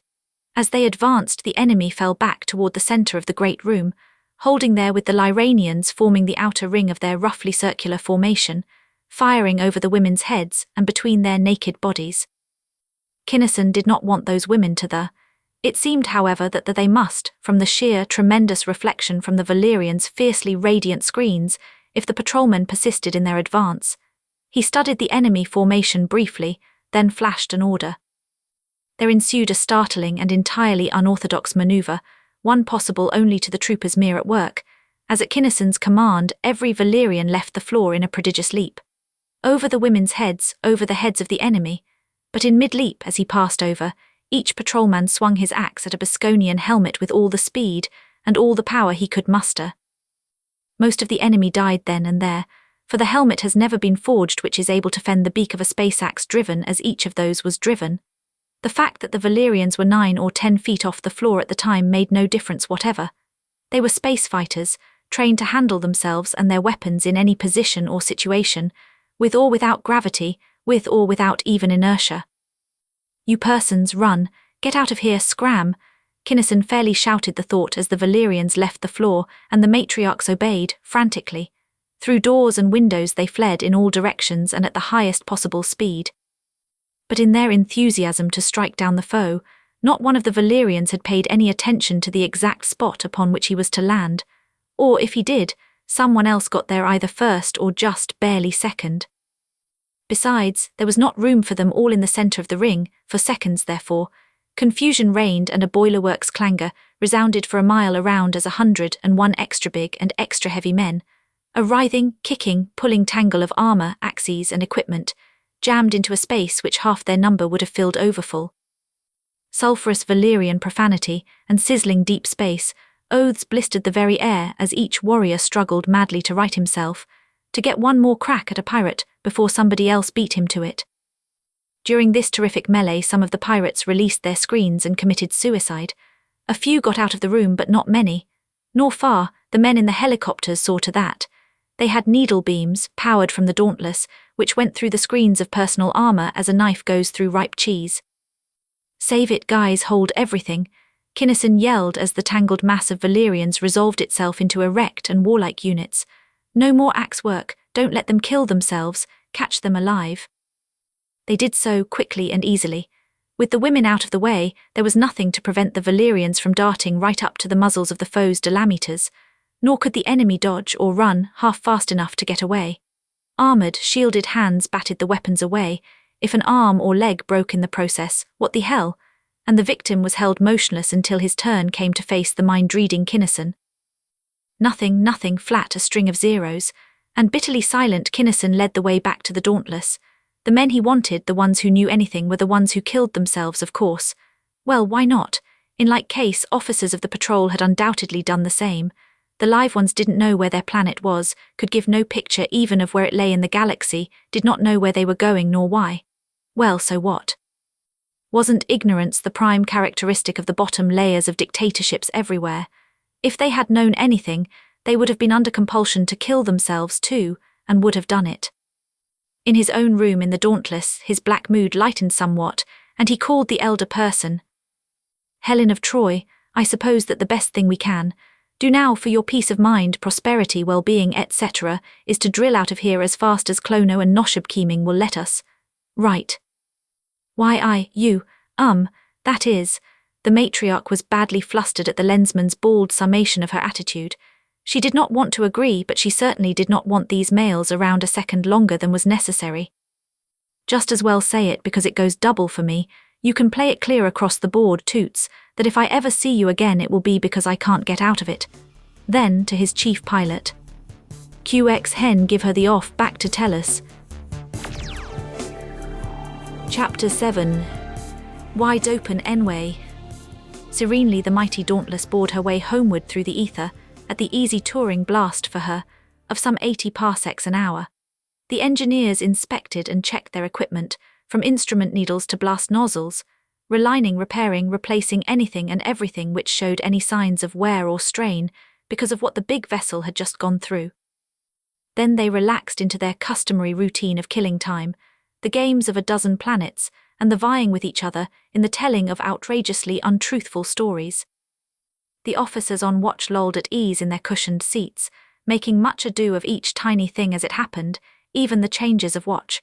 The Valerians, as usual, remained invisible in their own special quarters. There the gravity was set at 2700, instead of at the Tellurian normal of 980, there the atmospheric pressure was 40 pounds to the square inch, there the temperature was 96 degrees Fahrenheit, and their Van Buskirk and his fighters lived and moved and had their drills of fantastic violence and stress. They were irked less than any of the others by monotony, being, as has been intimated previously, neither mental nor intellectual giants. And Kinnison, mirror-polished grey boots stacked in all their majestic size upon a corner of his desk, leaned his chair precariously backward and thought in black concentration. It still didn't make any kind of sense. He had just enough clues, fragments of clues, to drive a man nuts. Menjo Bleeko was the man he wanted, on Lonabar. To find one was to find the other, but how in the steaming hells of Venus was he going to find either of them? It might seem funny not to be able to find a thing as big as a planet, but since nobody knew where it was, by 50,000 parsecs, and since there were millions and skillions and willions of planets in the galaxy, a random search was quite definitely out. Bleeko was a Zwilnik, or tied in with Zwilniks of course, but he could read a million Zwilnik minds without finding, except by merest chance, one having any contact with or knowledge of the Lonabarian. The patrol had already scoured, fruitlessly, Aldebaran too for any sign however slight pointing toward Lonabar. The planetographers had searched the files, the charts, the libraries thoroughly. No Lonabar. Of course they had suggested, what a help, they might know it under some other name. Personally he didn't think so, since no jeweler throughout the far-flung bounds of civilization had as yet been found who could recognize or identify any of the items he had described. Whatever avenue or alley of thought Kinnison started along, he always ended up at the jewels and the girl. Illona, the squirrel-brained, romping, joyous little imp who by now owned in fee simple half of the ship and 9/10 of the crew. Why in Paline's purple hells couldn't she have had a brain? How could anybody be dumb enough not to know the galactic coordinates of their own planet, not even to know anything that could help locate it? But at that, she was probably about as smart as most. You couldn't expect any other woman in the galaxy to have a mind like Max. For minutes then he abandoned his problem and revelled in visions of the mental and physical perfections of his fiancée. But this was getting him nowhere fast, the girl or the jewels, which, they were the only real angles he had. He sent out a call for her, and in a few minutes she came swirling in. How different she was from what she had been, gone with the somberness, the dread, the terror which had oppressed her, gone with the class-conscious inhibitions against which she had been rebelling, however subconsciously, since childhood. Here she was free, the boys were free, everybody was free. She had expanded tremendously, unfolded. She was living as she had never dreamed it possible to live. Each new minute was an adventure in itself. Her black eyes, once so dull, sparkled with animation, radiated her sheer joy in living. Even her jet-black hair seemed to have taken on a new luster and gloss in its every precisely arranged wavelet. "Hi, Lensmen," she burst out before Kinnison could say a word or think a thought in greeting. "I'm so glad you sent for me, because there's something I've been wanting to ask you since yesterday. The boys are going to throw a blowout with all kinds of stunts and they want me to do a dance. QX, do you think?" "Sure, why not?" "Clothes," she explained. "I told them I couldn't dance in a dress and they said I wasn't supposed to, that acrobats didn't wear dresses when they performed on Tellus, that my regular clothes were just right. I said they were trying to string me and they swore they weren't, said to ask the old man." She broke off, 2 knuckles jammed into her mouth, expressive eyes wide in sudden fright. "Oh, excuse me, sir," she gasped. "I didn't." "Smatter, what bit you?" Kinnison asked, then got it. "Oh, the old man, huh, QX angel face, that's standard nomenclature in the patrol. Not with you folks, though, I take it." "I'll say not," she breathed. She acted as though a catastrophe had been averted by the narrowest possible margin. Why, if anybody got caught even thinking such a thing, the whole crew would go into the steamer that very minute. And if I would dare to say hi to Menjo Bleeko. She shuddered. "Nice people," Kinnison commented. "But are you sure that I'm not getting any of the boys into trouble?" she pleaded. "For after all, none of them ever dare call you that to your face, you know." "You haven't been around enough yet," he assured her. "On duty, no, that's discipline necessary for efficiency. And I haven't hung around the wardrooms much of late, been too busy.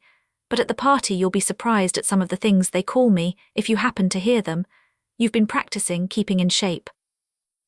She confessed, "in my room with the spy block on."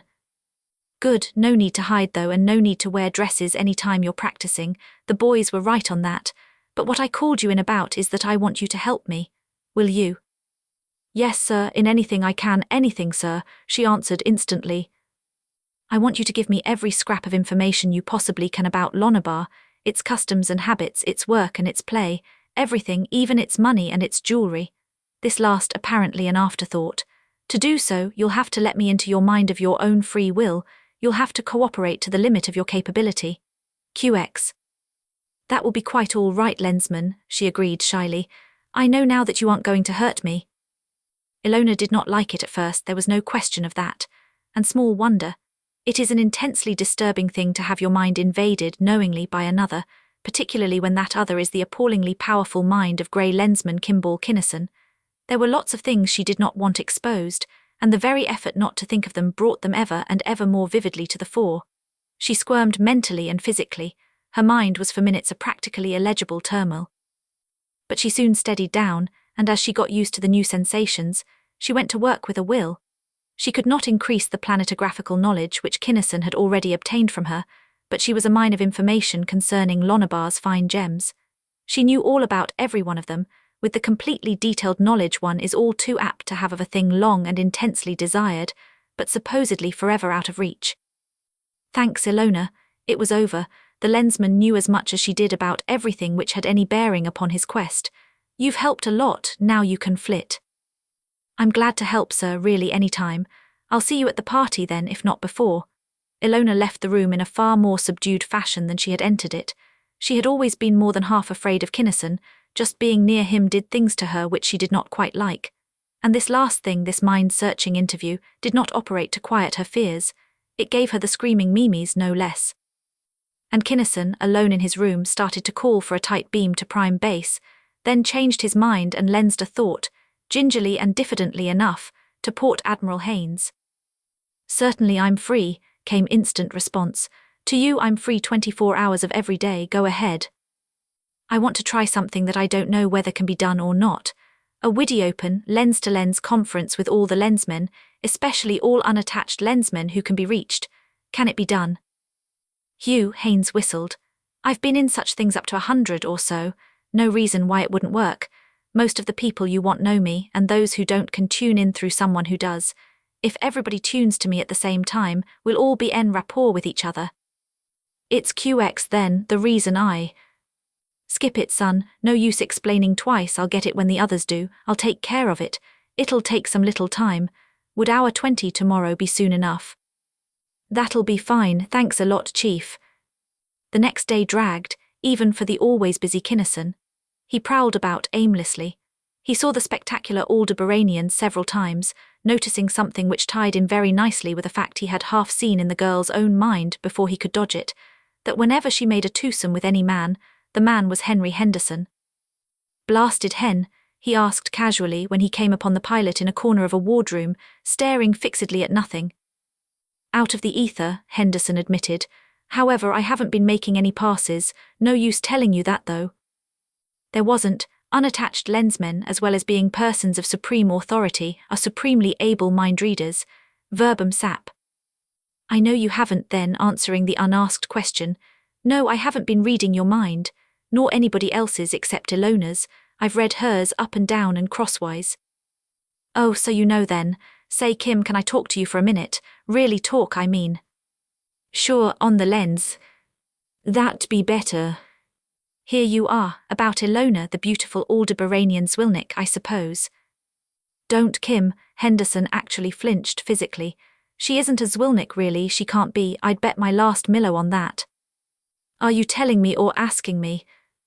I don't know, Henderson hesitated. I've been wanting to ask you. You've got a lot of stuff we haven't, you know. Whether she, I mean if I, oh hell, Kim, is there any reason why I shouldn't? Well, get married. Millions of reasons why you should, Hen. Everybody ought to.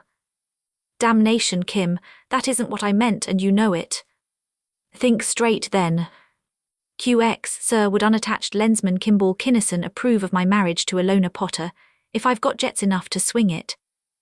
Mighty clever, the lensman thought. Since the men of the patrol were notoriously averse to going sloppy about it, he had wondered just how the pilot was going to phrase his question. He had done it very neatly by tossing the buck right back at him, but he wouldn't go sloppy either. This untarnished meteors upon the collars of our heroes stuff was QX for swivel-tongued spellbinders, but not for anybody else. So, as far as I know, and I bashfully admit that I know it all, the answer is yes. Great, Henderson came to life with a snap. Now if, but I don't suppose you'd, the thought died away. Till say I wouldn't, unethical no end. I might cheat just a little bit though. She probably won't do much worse than beat your brains out with a 2-inch spanner if you ask her. And only about half of the 2,100 or so other guys aboard this heap are laying awake nights trying to figure out ways of beating your time. Those apes, watch my jets.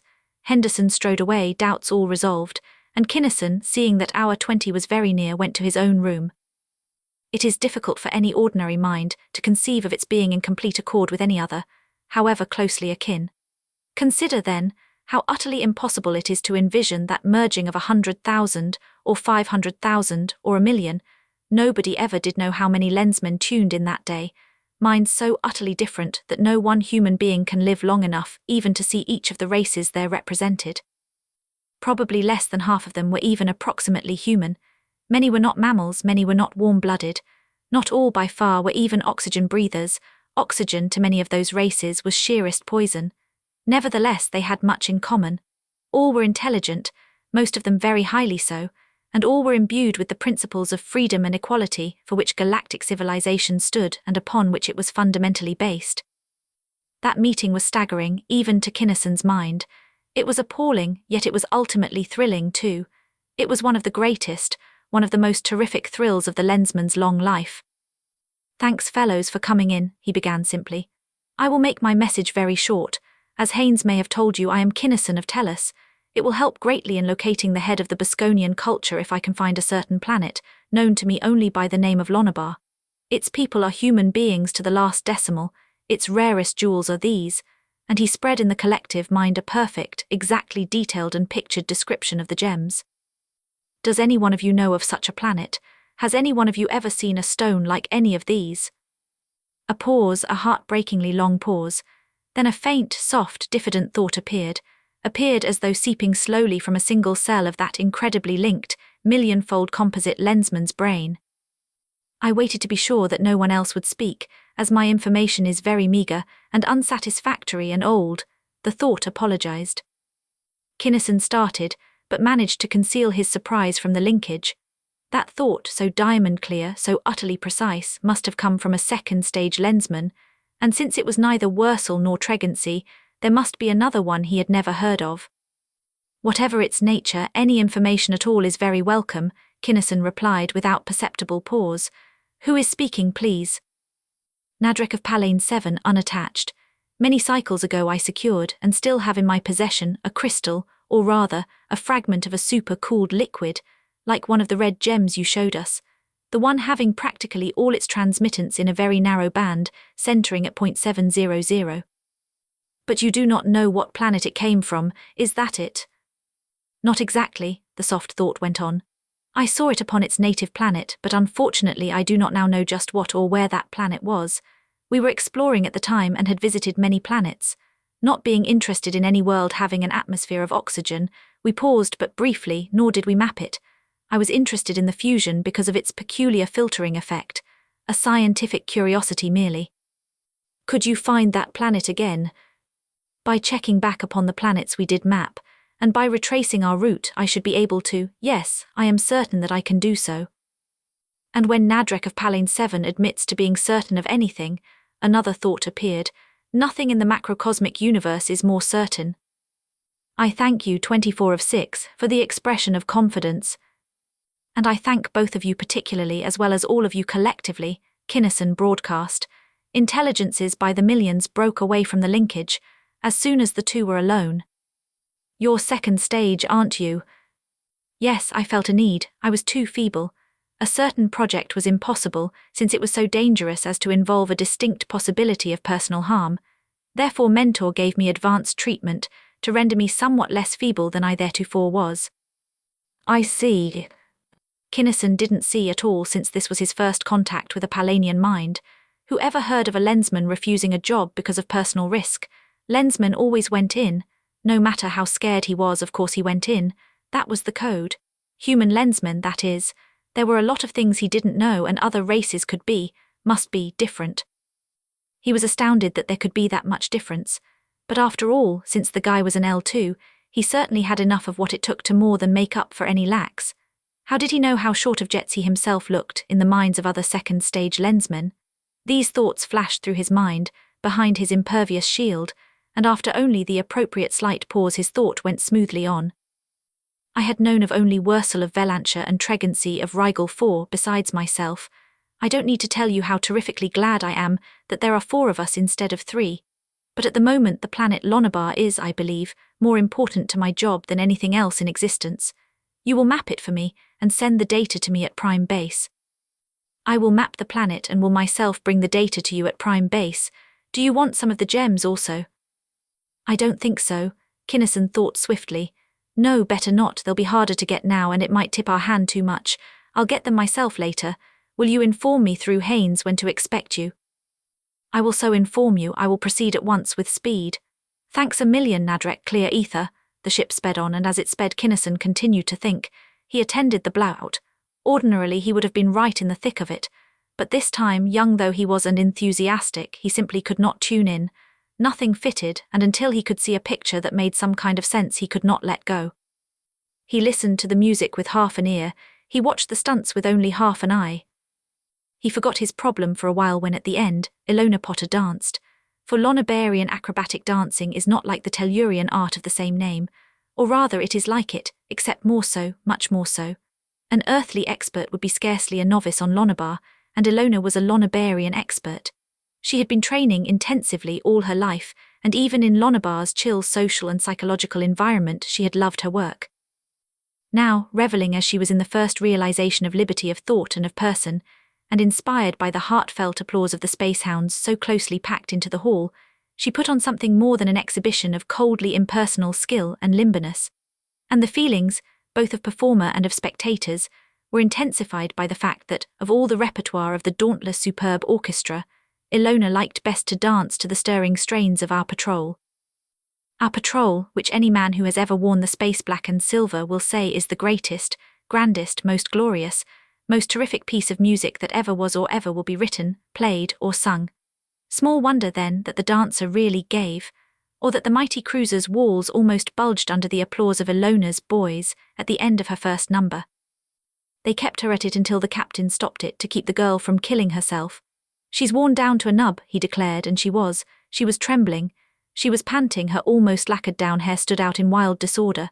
Her eyes were starry with tears, happy tears. Then the ranking officers made short speeches of appreciation, and the spectators carried the actors, actual carrying in Illona's case upon an improvised throne, off for refreshments. Back in his quarters, Kinnison tackled his problem again. He could work out something on Lonabar now, but what about Lyrane?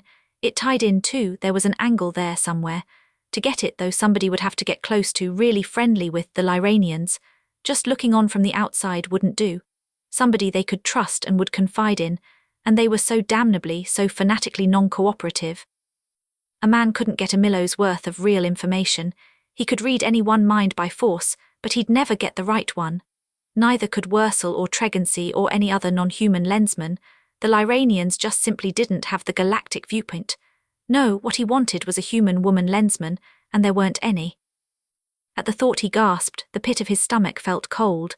Mac, she was more than half lensman already, she was the only unlensed human being who had ever been able to read his thoughts. But he didn't have the gall, the sheer brazen crust to shove a load like that onto her. Or did he? Didn't the job come first? Wouldn't she be big enough to see it that way? Sure she would. As to what Haynes and the rest of the lensmen would think, let them think. In this, he had to make his own decisions. He couldn't. He sat there for an hour, teeth locked until his jaws ached, fists clenched. I can't make that decision alone, he breathed finally. Not Jet's enough by half, and he shot a thought to distant Arisia and Mentor the sage. This intrusion is necessary, he thought coldly, precisely. It seems to me to be wise to do this thing which has never before been done. I have no data, however, upon which to base a decision, and the matter is grave. I ask, therefore, is it wise? You do not ask as to repercussions, consequences, either to yourself or to the woman. I ask what I asked. Ah, Kinnison of Tellus, you truly grow, you at last learn to think, it is wise, and the telepathic link snapped.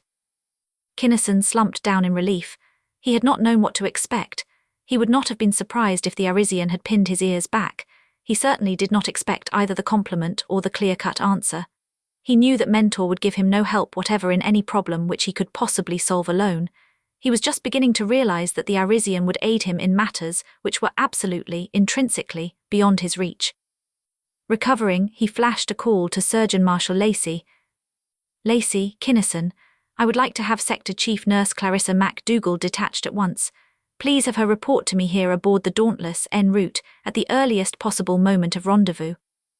How, what, you can't, you wouldn't, the old lensman gurgled. No, I wouldn't. The whole corps will know it soon enough, so I might as well tell you now. I'm going to make a lensman out of her. Lacey exploded then, but Kinnison had expected that. Seal it, he counselled sharply. I'm not doing it entirely on my own. Mentor of Arisia made the final decision. Prefer charges against me if you like, but in the meantime please do as I request. And that was that. Chapter 8. Cartiff the Jeweller. Few hours before the time of rendezvous with the cruiser which was bringing Clarissa out to him, the detectors picked up a vessel whose course, it proved, was set to intersect their own. A minute or so later a sharp, clear thought came through Kinnison's lens. Kim, Raerol, been flitting around out Arisia way and they called me in and asked me to bring you a package, said you'd be expecting it. QX. Hi, Spacehound, QX. Kinnison had very decidedly not been expecting it. He had been intending to do the best he could without it, but he realized instantly with a thrill of gladness what it was. Inert, or can't you stay? Free, got to make a rendezvous. Can't take time to inert, that is if you'll inert the thing in your cocoon. Don't want it to hole out on you though. Can do, free it is, pilot room, prepare for inertialess contact with vessel approaching. Magnets, messenger coming aboard free. The two speeding vessels flashed together at all their unimaginable velocities without a thump or jar. Magnetic clamps locked and held, airlock doors opened, and at the inner port Kinnison met Raerol Laforge, his classmate through the 4 years at Wentworth Hall. Brief but hearty greetings were exchanged, but the visitor could not stop. Lensmen are busy men. Fine seeing you, Kim, be sure and inert the thing, clear ether. Same to you, Ace, sure I will think I want to vaporize half of my ship. Indeed, inerting the package was the lensman's first care, for in the free condition it was a frightfully dangerous thing. Its intrinsic velocity was that of Arisia, while the ship's was that of Lyrane too. They might be 40 or 50 miles per second apart, and if the Dauntless should go inert, that harmless-looking package would instantly become a meteorite inside the ship. At the thought of that velocity he paused. The cocoon would stand it, but would the lens? Oh sure, Mentor knew what was coming. The lens would be packed to stand it. Kinnison wrapped the package in heavy gauze, then in roll after roll of spring steel mesh. He jammed heavy steel springs into the ends, then clamped the whole thing into a form with high alloy bolts an inch in diameter. He poured in 200 pounds of metallic mercury, filling the form to the top. Then a cover, also bolted on. This whole assembly went into the cocoon, a cushioned, heavily padded affair suspended from all four walls, ceiling, and floor by every shock-absorbing device known to the engineers of the patrol. The Dauntless incited briefly at Kinnison's word, and it seemed as though a troop of elephants were running silently amok in the cocoon room.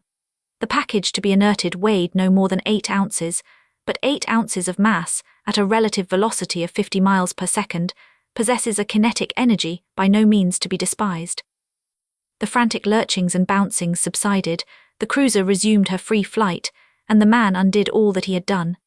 The Arisian package looked exactly as before, but it was harmless now. It had the same intrinsic velocity as did everything else aboard the vessel.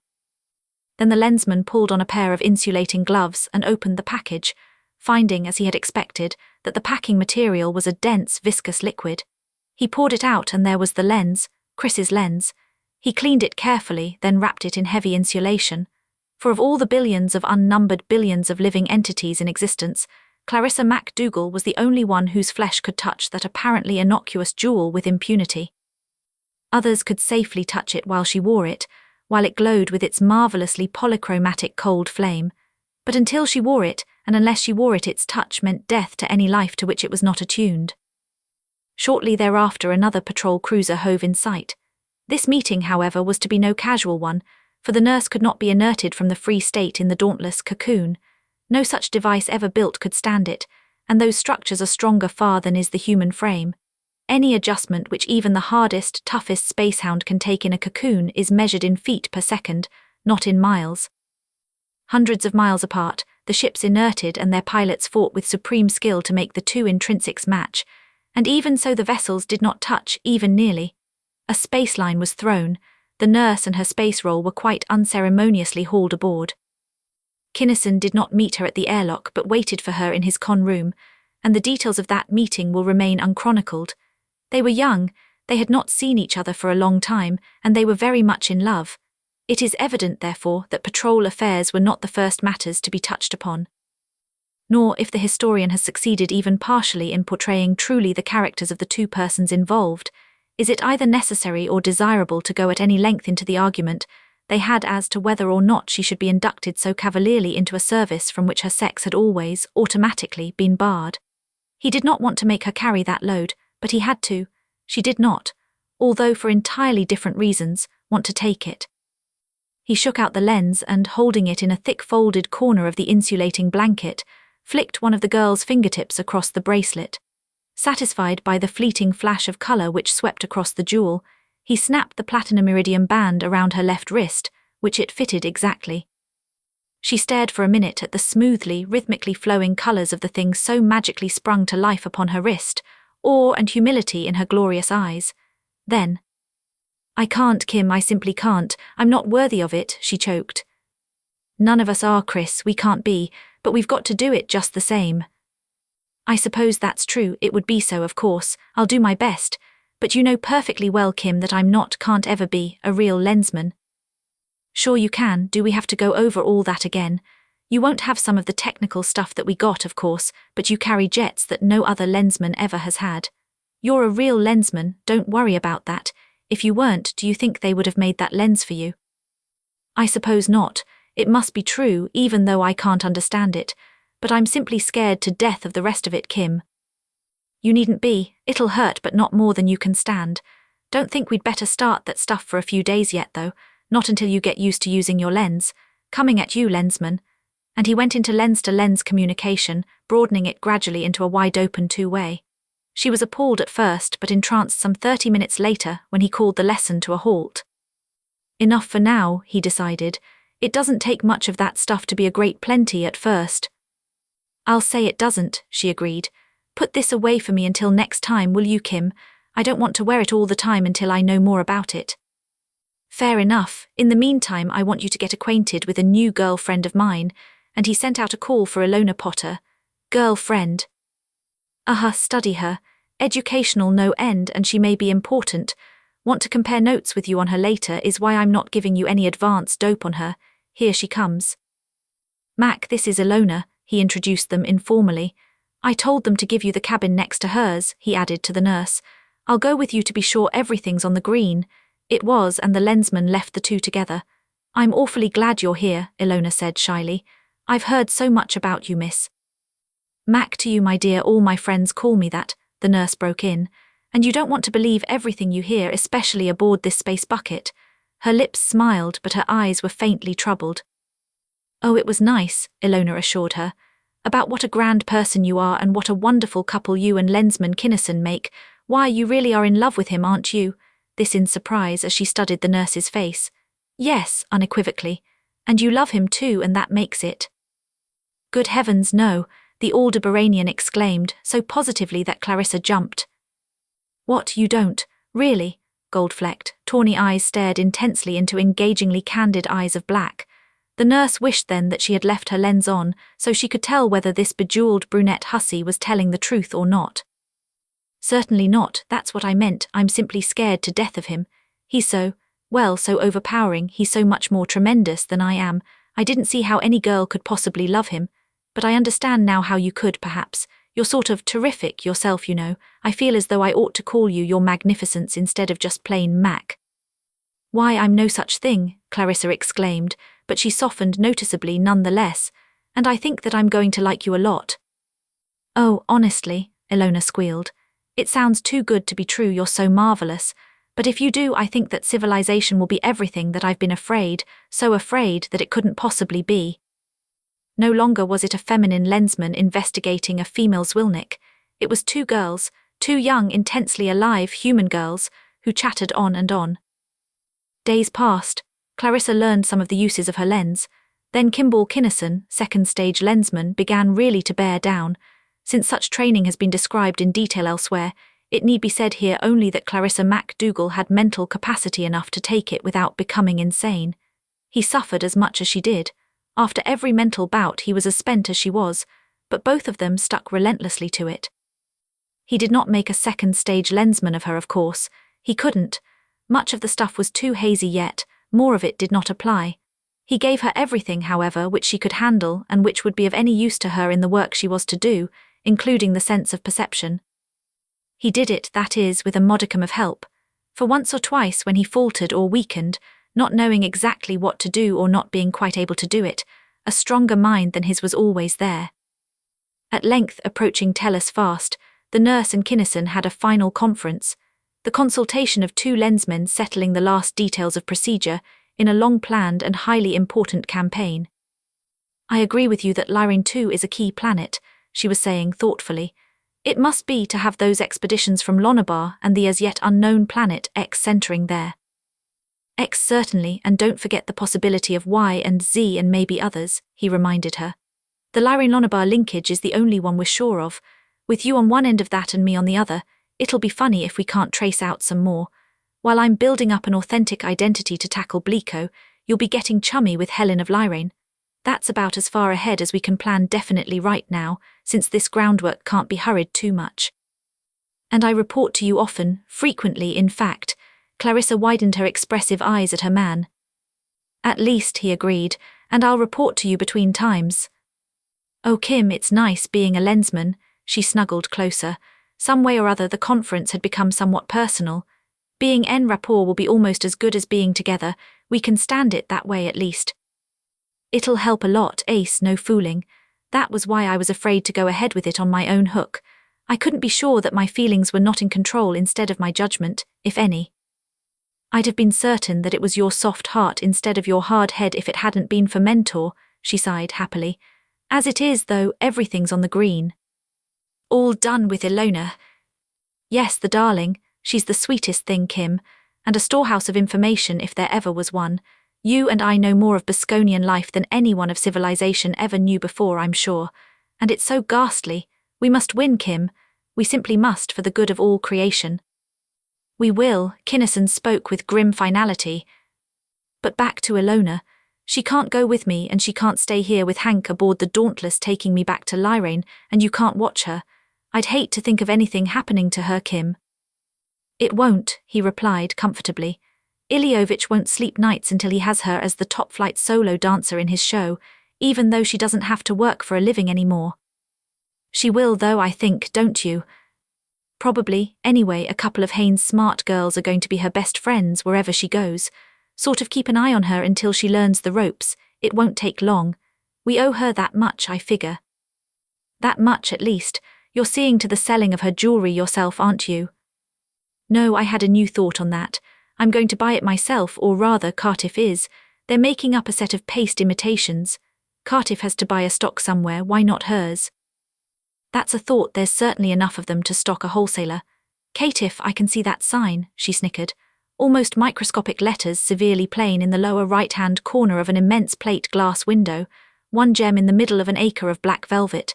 Cartiff, the most peculiar, if not quite the most exclusive, jeweler in the galaxy, and nobody except you and me knows anything about him.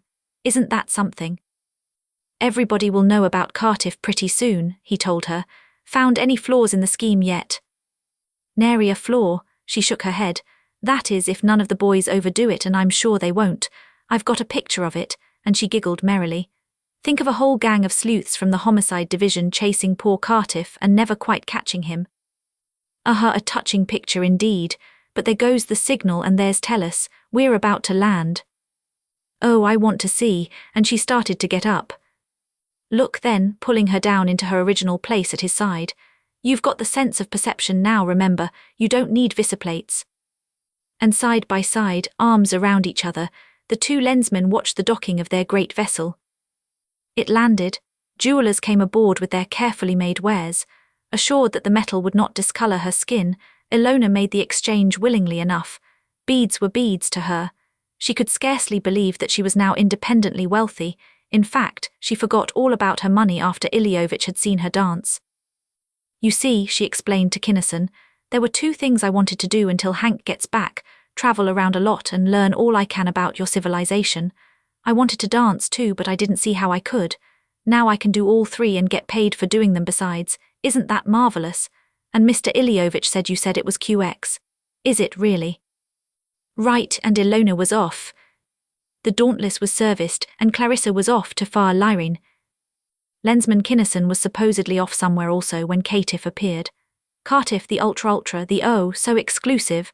Cartiff did not advertise. He catered, word spread fast, to only the very upper flakes of the upper crust. Simple dignity was Cartiff's keynote, his insidiously spread claim, the dignified simplicity of immense wealth and impeccable social position. What he actually achieved, however, was something subtly different. His simplicity was just a hair off beam, his dignity was an affected, not a natural, quality. Nobody with less than 1 million credits ever got past his door, it is true. However, instead of being the real creme de la creme of Earth, Cartiff's clients were those who pretended to belong to, or who were trying to force an entrance into, that select stratum. Cartiff was a snob of snobs.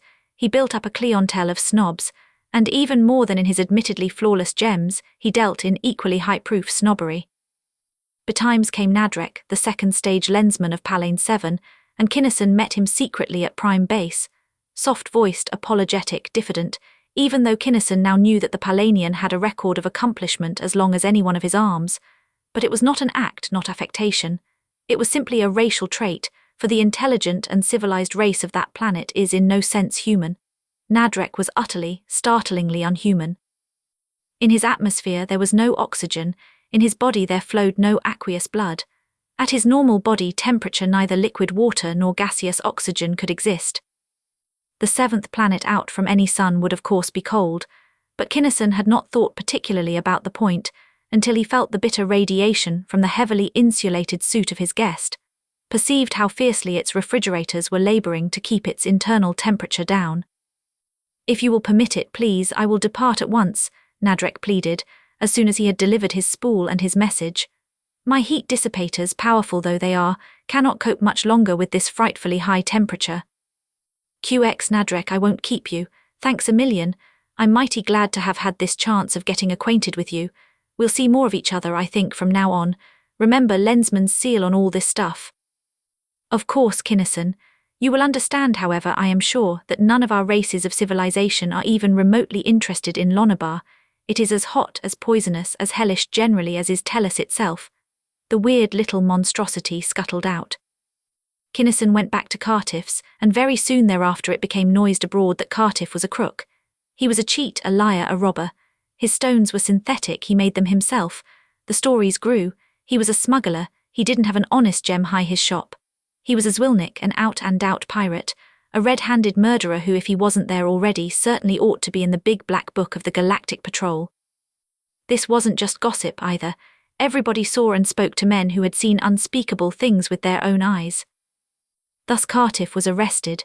He blasted his way out, however, before he could be brought to trial, and the newscasters blazed with that highly spectacular, murderous jailbreak. Nobody actually saw any lifeless bodies. Everybody, however, saw the telenews broadcasts of the shattered walls and the sheeted forms, and since such pictures are and always have been just as convincing as the real thing, everybody knew that there had been plenty of mangled corpses in those ruins, and that Cartiff was a fugitive murderer. Also, everybody knew that the patrol never gives up on a murderer. Hence it was natural enough that the search for Cartiff, the jeweler murderer, should spread from planet to planet and from region to region.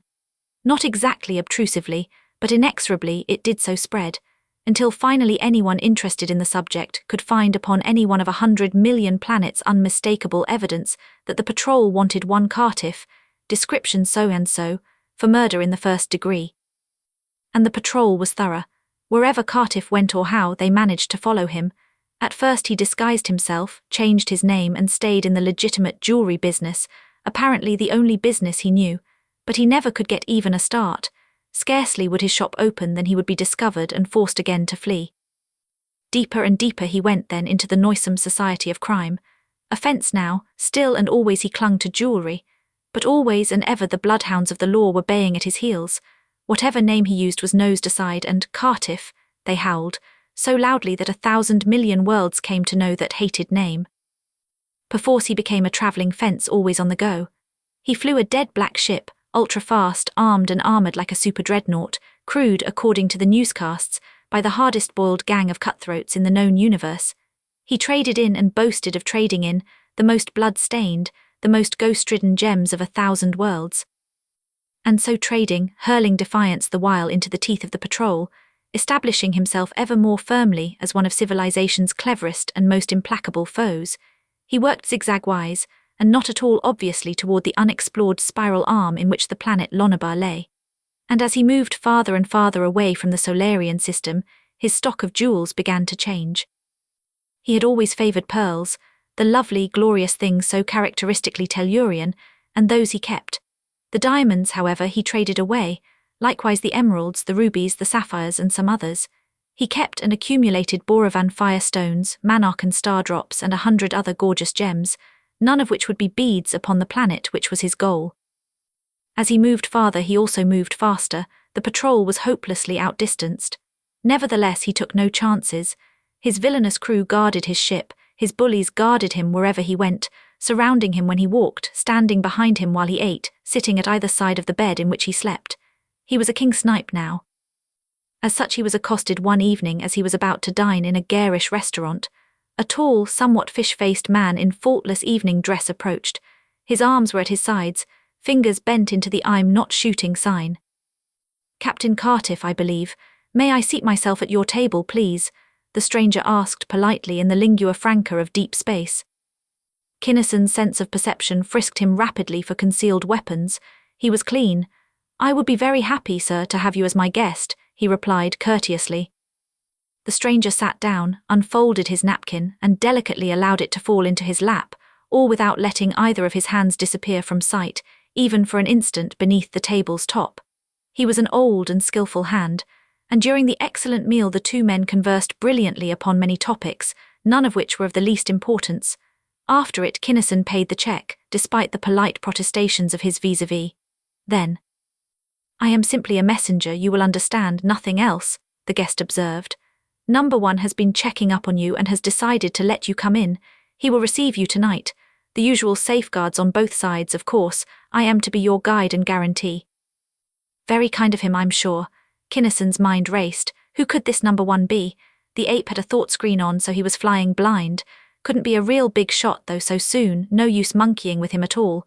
Please convey my thanks, but also my regrets. What? The other demanded. His veneer of politeness had sloughed off, his eyes were narrow, keen and cold. You know what happens to independent operators around here, don't you? Do you think you can fight us?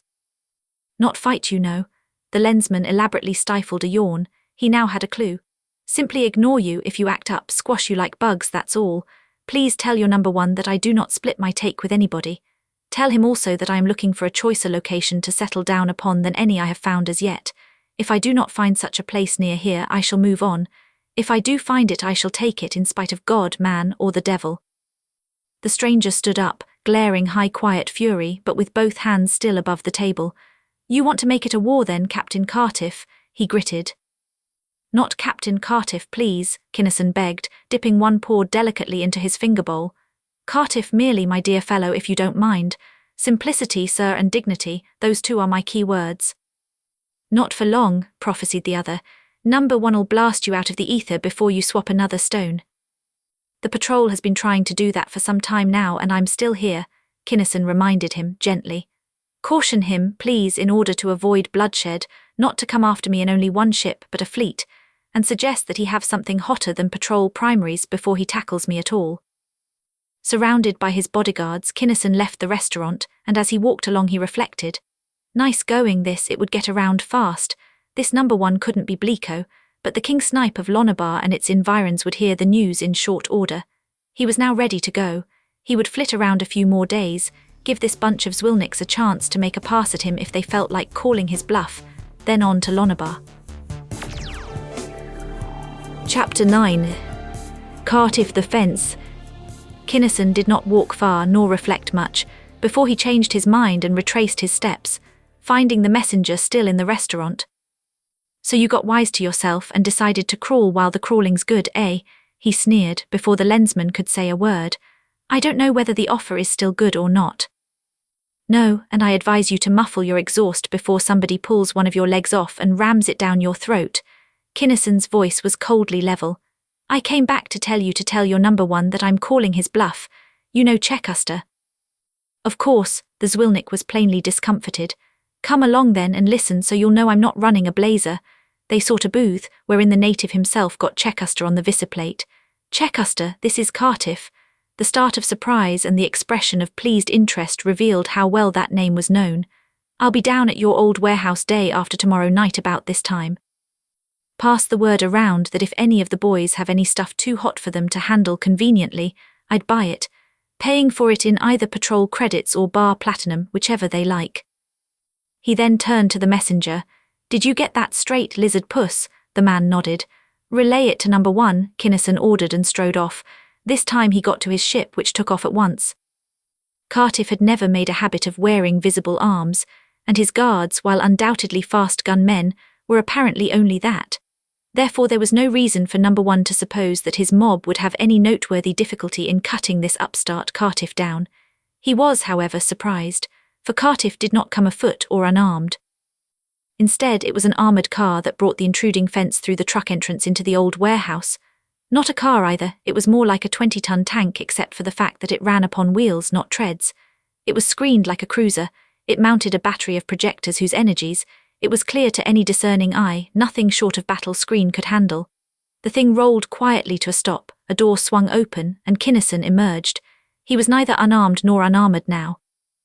Instead, he wore a full suit of GP armour or a reasonable facsimile thereof, and carried a semi-portable projector. You will excuse the seeming discourtesy, men, he announced, when I tell you that a certain Number 1 has informed me that he will blast me out of the ether before I swap a stone on this planet. Stand clear, please, until we see whether he meant business or was just warming up his jets. Now, Number 1, if you're around, come and get it. Apparently the challenged party was not present, for no overt move was made. Neither could Kinnison's sense of perception discover any sign of unfriendly activity within its range. Of mind-reading there was none, for every man upon the floor was, as usual, both masked and screened. Business was slack at first, for those present were not bold souls, and the Lensmen's overwhelmingly superior armament gave them very seriously to doubt his intentions. Many of them, in fact, had fled precipitately at the first sight of the armoured truck, and of these more than a few, number one's thugs, no doubt, did not return. The others, however, came filtering back as they perceived that there was to be no warfare and as cupidity overcame their timorousness. And as it became evident to all that the stranger's armament was for defence only, that he was there to buy or to barter and not to kill and thus to steal, Cartiff trafficked ever more and more briskly, as the evening wore on, in the hottest gems of the planet. Nor did he step out of character for a second. He was Cartiff the fence all the time. He drove hard bargains, but not too hard. He knew jewels thoroughly by this time, he knew the code, and he followed it rigorously. He would give 1,000 patrol credits, in currency good upon any planet of civilization or in bar platinum good anywhere, for an article worth 5,000, but which was so badly wanted by the law that its then possessor could not dispose of it at all. Or in barter he would swap for that article another item, worth 1,500 or so, but which was not hot, at least not upon that planet.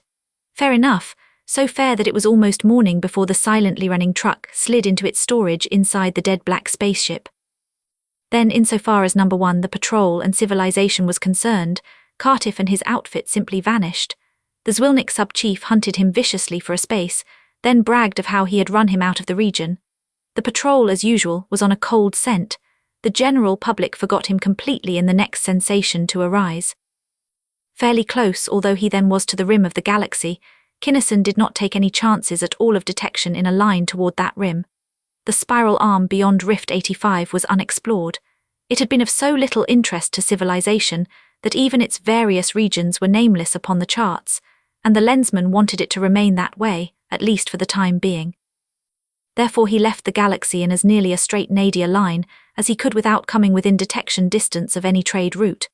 Then, making a prodigious loop, so as to enter the spiral arm from the nadir direction, he threw Nadreck's map into the pilot tank and began the computations which would enable him to place correctly in that three-dimensional chart the brilliant point of light which represented his ship. In this work he was ably assisted by his chief pilot. He did not have Henderson now, but he did have Watson, who rated number 2 only by the hair-splitting of the Supreme Board of Examiners. Such hair-splitting was of course necessary, otherwise no difference at all could have been found within the ranks of the first 50 of the patrol's master pilots, to say nothing of the first 3 or 4, and the rest of the crew did whatever they could. For it was only in the newscasts that Cartiff's crew was one of murderous and villainous pirates. They were in fact volunteers, and since everyone is familiar with what that means in the patrol, that statement is as informative as a book would be. The chart was sketchy and incomplete, of course. Around the flying ships were hundreds, yes thousands of stars which were not in the chart at all, but Nadreck had furnished enough reference points so that the pilots could compute their orientation. No need to fear detectors now. In these wild, waste spaces, they set a right-line course for Lonabar and followed it. As soon as Kinnison could make out the continental outlines of the planet, he took over control, as he alone of the crew was upon familiar ground. He knew everything about Lonabar that Illona had ever learned, and although the girl was a total loss as an astronaut, she did know her geography. Kinnison docked his ship boldly at the spaceport of Lonia, the planet's largest city and its capital. With equal boldness he registered as Cartiff, filling in some of the blank spaces in the spaceport's routine registry form, not quite truthfully perhaps, and blandly ignoring others. The armoured truck was hoisted out of the hold and made its way to Lonia's largest bank, into which it disgorged a staggering total of bar platinum, as well as sundry coffers of hard, grey steel. These last items went directly into a private vault, under the watchful eyes and ready weapons of Kinnison's own guards. The truck rolled swiftly back to the spaceport and Cartiff's ship took off. It did not need servicing at the time, ostensibly for another planet unknown to the patrol, actually to go inert into a closed orbit around Lonabar and near enough to it to respond to a call in seconds. Immense wealth can command speed of construction and service. Hence, in a matter of days, Cartiff was again in business. His salon was, upon a larger and grander scale, a repetition of his Tellurian shop. It was simple and dignified and blatantly expensive. Costly rugs covered the floor, impeccable works of art adorned the walls, and 3 precisely correct, flawlessly groomed clerks displayed, with the exactly right air of condescending humility, caitiffs' wares before those who wished to view them. Cartiff himself was visible, ensconced within a magnificent plate glass and gold office in the rear, but he did not ordinarily have anything to do with customers. He waited, nor did he wait long before there happened that which he expected. One of the super-perfect clerks coughed slightly into a microphone. "A gentleman insists upon seeing you personally, sir," he announced. "Very well, I will see him now. Show him in, please," and the visitor was ceremoniously ushered into the presence. "This is a very nice place you have here, Mr. Cartiff, but did it ever occur to you that—" "It never did and it never will," Kinnison snapped. He still lolled at ease in his chair, but his eyes were frosty and his voice carried an icy sting. "I quit paying protection to little shots a good many years ago, or are you from Bleeko?" The visitor's eyes widened. He gasped as though even to utter that dread name was sheer sacrilege. "No, but number." "Save it, slob." The cold venom of that crisp but quiet order set the fellow back onto his heels. "I am thoroughly sick of this thing of every half-baked tin-horn Zwilnik in space calling himself number 1 as soon as he can steal enough small change to hire an ape to walk around behind him packing a couple of blasters. If that louse of a boss of yours has a name, use it. If he hasn't, call him the louse, but cancel that number 1 stuff. In my book there is no number 1 in the whole damned universe. Doesn't your mob know yet who and what Cartiff is?" "What do we care?" The visitor gathered courage visibly. "A good big bomb." "Clam it, you squint-eyed slime lizard." The lensman's voice was still low and level, but his tone bit deep and his words drilled in. "That stuff," he waved inclusively at the magnificent hall. "Sucker bait, nothing more. The whole works cost only 100,000. Chicken feed, it wouldn't even nick the edge of the roll if you blew up 10 of them.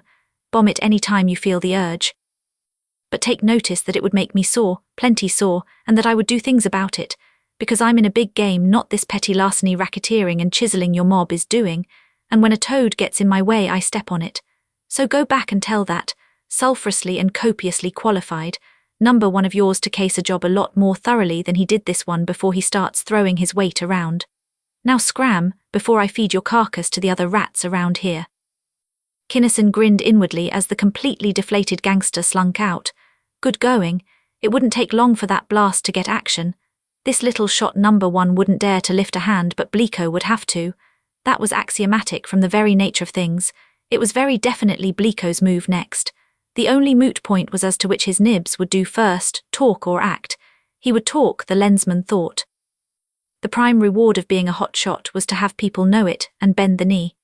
Therefore, although Caitiff's salon was at all times in complete readiness for any form of violence, Kinnison was practically certain that Bleeko would send an emissary before he started the rough stuff. He did, and shortly. A big, massive man was the messenger, a man wearing consciously an aura of superiority, of boundless power and force. He did not simply come into the shop, he made an entrance. All 3 of the clerks literally cringed before him, and at his casually matter-of-fact order they hazed the already uncomfortable customers out of the shop and locked the doors. Then one of them escorted the visitor, with a sickening civility he had never thought of showing toward his employer, and with no thought of consulting Cartiff's wishes in the matter, into Cartiff's private sanctum. Kinnison knew at first glance that this was Gundrith Carrs, Bleeko's right-hand man. Carrs, the notorious, who knelt only to his supremacy, Bleeko himself, and to whom everyone else upon Lonabar and its subsidiary planets kneeled. The visitor waved a hand, and the clerk fled in disorder. "Stand up, worm, and give me that," Carrs began loftily. "Silence, fool, attention," Kinnison rasped, in such a drivingly domineering tone that the stupefied messenger obeyed involuntarily. The lensman, psychologist par excellence that he was, knew that this man, with a background of 20 years of blind, dumb obedience to Bleeko's every order, simply could not cope with a positive and self-confident opposition. "You will not be here long enough to sit down, even if I permitted it in my presence, which I definitely do not.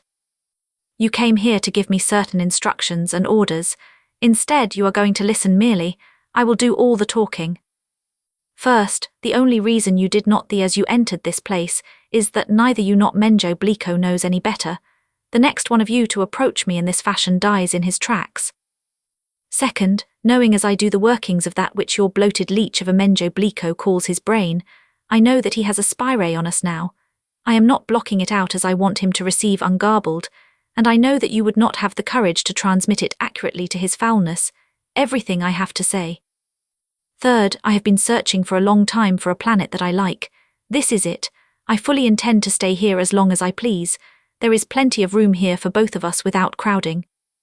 Fourth, being essentially a peaceable man, I came in peace, and I prefer a peaceable arrangement. However, let it be distinctly understood that I truckle to no man or entity, dead, living, or yet to be born. Fifth, tell Bleeko from me to consider very carefully and very thoroughly an iceberg, its every phase and aspect. That is all, you may go. But, the big man stammered, an iceberg. An iceberg, yes, just that, Kinnison assured him. Don't bother to try to think about it yourself since you've got nothing to think with, but his putrescence Bleeko, even though he is a mental, moral and intellectual slime lizard, can think, at least in a narrow, mean, small-souled sort of way, and I advise him in all seriousness to do so. Now get the hell out of here before I burn the seat of your pants off. Kars got, gathering together visibly the shreds of his self-esteem as he did so, the clerks staring the while in dumbfounded amazement. Then they huddled together, eyeing the owner of the establishment with a brand-new respect, a subservient respect, heavily laced with awe. Business as usual, boys, he counselled them cheerfully enough. They won't blow up the place until after dark. The clerks resumed their places then, and trade did go on after a fashion, but Cartiff's force had not recovered its wonted blasé aplomb even at closing time. Just a moment. The proprietor called his employees together and, reaching into his pocket, distributed among them a sheaf of currency. In case you don't find the shop here in the morning, you may consider yourselves on vacation at full pay until I call you. They departed, and Kinnison went back to his office. His first care was to set up a spy-ray block, a block which had been purchased upon Lonabar, and which was therefore certainly pervious to Bleeko's instruments. Then he prowled about, apparently in deep and anxious thought. But as he prowled, the eavesdroppers could not know that his weight set into operation certain devices of his own highly secret installation, or that when he finally left the shop no really serious harm could be done to it, except by an explosion sufficiently violent to demolish the neighbourhood for blocks around. The front wall would go, of course. He wanted it to go, otherwise there would be neither reason nor excuse for doing that which for days he had been ready to do. Since Cartiff lived rigorously to schedule and did not have a spy-ray block in his room, Bleeko's methodical and efficient observers always turned off their beams when the observee went to sleep. This night, however, Kinnison was not really asleep, and as soon as the ray went off he acted. He threw on big clothes and sought the street, where he took a taxi to a certain airport. There he climbed into a prop-and-rocket job already hot and waiting. Hanging from her screaming props, the fantastically powerful little plane bulleted upward in a vertical climb, and as she began to slow down from lack of air, her rockets took over. A tractor reached out, seizing her gently. Her wings retracted, and she was drawn into Cartiff's great spaceship, which a few minutes later hung poised above one of the largest, richest jewel mines of Lonabar. This mine was, among others, Menjo Bleeko's personal property. Since overproduction would glut the market, it was being worked by only one shift of men, the day shift. It was now black night. The usual guards were the only men upon the premises. The big black ship hung there and waited. But suppose they don't, Kim? Watson asked. Then we'll wait here every night until they do, Kinnison replied grimly. But they'll do it tonight for all the tea in China. They'll have to save Bleeko's face. And they did. In a couple of hours, the observer at a high-powered plate reported that Cartiff's salon had just been blown to bits. Then the patrolmen went into action. Bleeko's mobsmen hadn't killed anybody at Cartiff's, therefore the Tellurians wouldn't kill anybody here. Hence, while 10 immense beam dirigible torpedoes were being piloted carefully down shafts and along tunnels into the deepest bowels of the workings, the guards were given warning that if they got into their flyers fast enough, they could be 50 miles away and probably safe by 0 time. They hurried. At 0 time the torpedoes let go as one. The entire planet quivered under the trip-hammer shock of detonating AUDIOBOOK. For those appalling charges had been placed, by computations checked and rechecked, precisely where they would wreak the most havoc, the utmost possible measure of sheer destruction. Much of the rock, however hard, around each one of those incredible centres of demolition was simply blasted out of existence. That is the way AUDIOBOOK in massive charges works. Matter simply cannot get out of its way in the first instance of its detonation. Matter's own inherent inertia forbids. Most of the rock between the bombs was pulverized the merest fraction of a second later. Then, the distortedly spherical explosion fronts merging, the total incomprehensible pressure was exerted as almost pure lift. The field above the mineworks lifted then, practically as a mass at first, but it could not remain as such. It could not move fast enough as a whole, nor did it possess even a minute fraction of the tensile strength necessary to withstand the stresses being applied. Those stresses, the forces of the explosions, were to all intents and purposes irresistible. The crust disintegrated violently and almost instantaneously. Rock crushed grindingly against rock, practically the whole mass reducing in the twinkling of an eye to an impalpable powder. Upward and outward then, the ragingly compressed gases of detonation drove, hurling everything before them. Chunks blew out sidewise, flying for miles. The mind-staggeringly enormous volume of dust was hurled upward clear into the stratosphere. Finally that awful dust cloud was wafted aside, revealing through its thinning haze a strangely and hideously altered terrain. No sign remained of the buildings or the mechanisms of Bleeko's richest mine.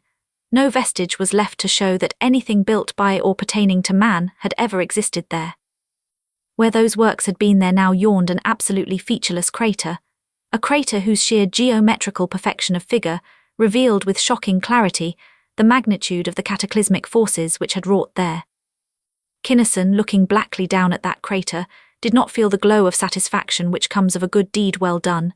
He detested it, it made him sick at the stomach, but since he had had it to do, he had done it. Why in all the 9 hells of Valyria did he have to be a lensman anyway? Back to Lonia, then the lensman made his resentful way and back to bed.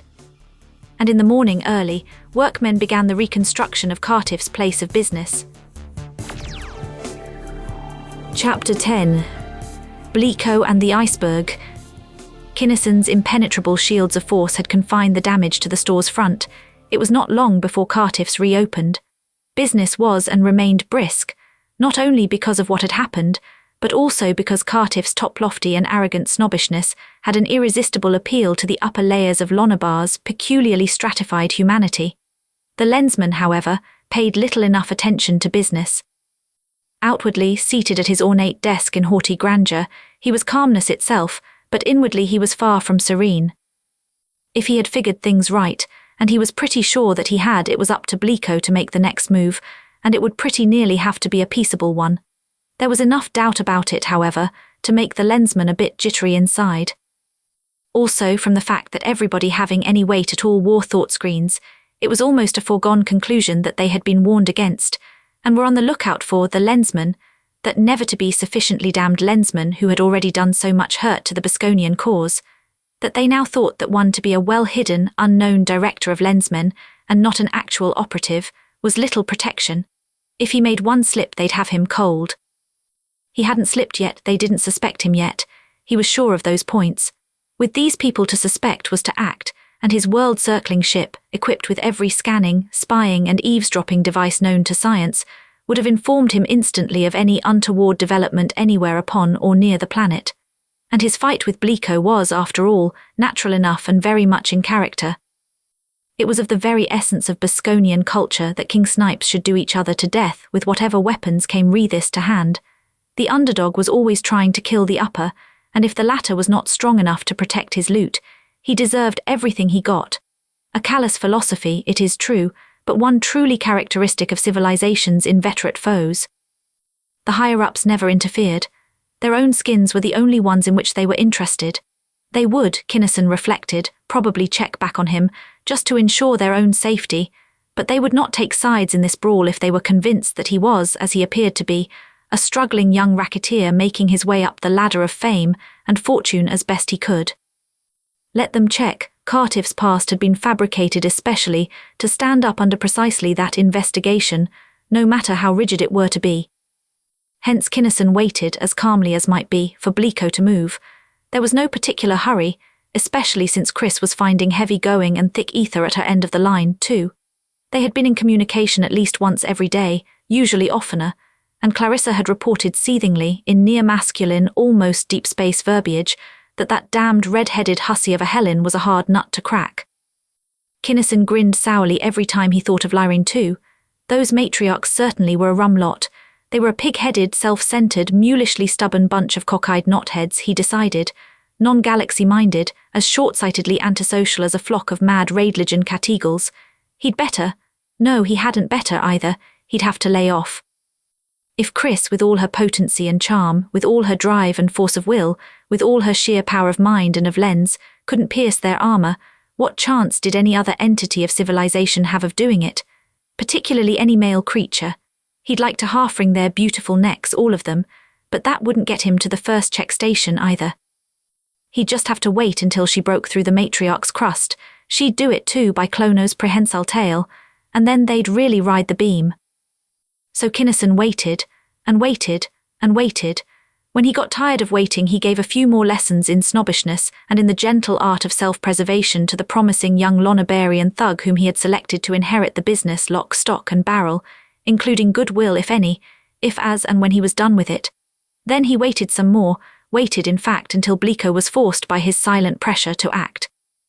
It was not an overt act, nor an unfriendly. He simply called him up on the visiphone. "What do you think you're trying to do?" Bleeko demanded, his darkly handsome face darker than ever with wrath. "You," Kinnison made succinct answer, "you should have taken my advice about pondering the various aspects of an iceberg." "Bah," the other snorted, "that silliness." "Not as silly as you think. That was a warning, Bleeko, that the stuff showing above the surface is but a very small portion of my total resources. But you could not or would not learn by precept. You had to have it the hard way. Apparently, however, you have learned. That you have not been able to locate my forces, I am certain. I am almost as sure that you do not want to try me again, at least until you have found out what you do not know. But I can give you no more time. You must decide now, Bleeko, whether it is to be peace or war between us. I still prefer a peaceful settlement with an equitable division of the spoils, but if you want war, so be it."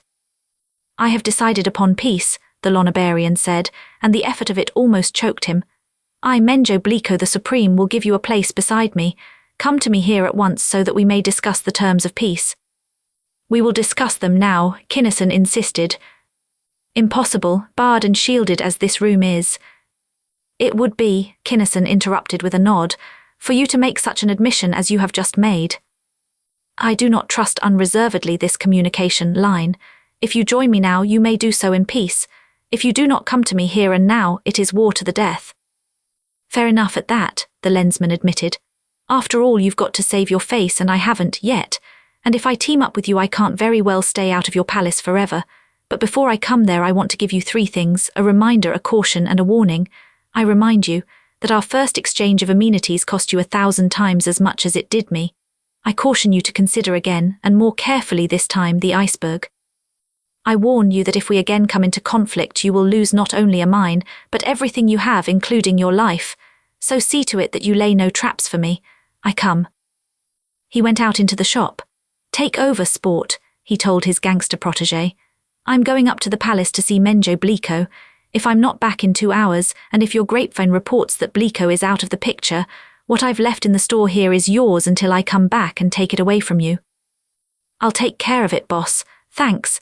And the Lensman knew that in true Lonabarian gratitude the youth was already, mentally, slipping a long, keen knife between his ribs. Without a qualm, but with every sense stretched to the limit and in instant readiness for any eventuality, Kinnison took a cab to the palace arid, entered its heavily guarded portals. He was sure that they would not cut him down before he got to Bleeko's room. That room would surely be the one chosen for the execution. Nevertheless, he took no chances. He was supremely ready to slay instantly every guard within range of his sense of perception at the first sign of inimical activity. Long before he came to them, he made sure that the beams which were set to search him for concealed weapons were really search beams and not lethal vibrations. And as he passed those beams, each one of them reported him clean. Rings, of course, a stickpin and various other items of adornment, but Cartiff, the great jeweller, would be expected to wear very large and exceedingly costly gems, and the beam has never been projected which could penetrate those Wurzel-designed, Thorndyke-built walls of force, to show that any one of those flamboyant gems was not precisely what it appeared to be. Searched, combed minutely, millimetre by cubic millimetre, Kinnison was escorted by a heavily armed quartet of Bleeko's personal guards into his supremacy's private study. All four bowed as he entered, but they strode in behind him, then shut and locked the door. "You fool," Bleeko gloated from behind his massive desk. His face flamed with sadistic joy and anticipation. "You trusting, greedy fool, I have you exactly where I want you now. How easy, how simple. This entire building is screened and shielded by my screens and shields.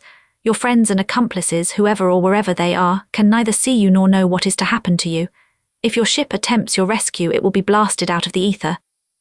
I will personally gouge out your eyes, tear off your nails, strip your hide from your quivering carcass." Bleeko was now, in his raging exaltation, fairly frothing at the mouth. "That would be a good trick if you could do H," Kinnison remarked coldly.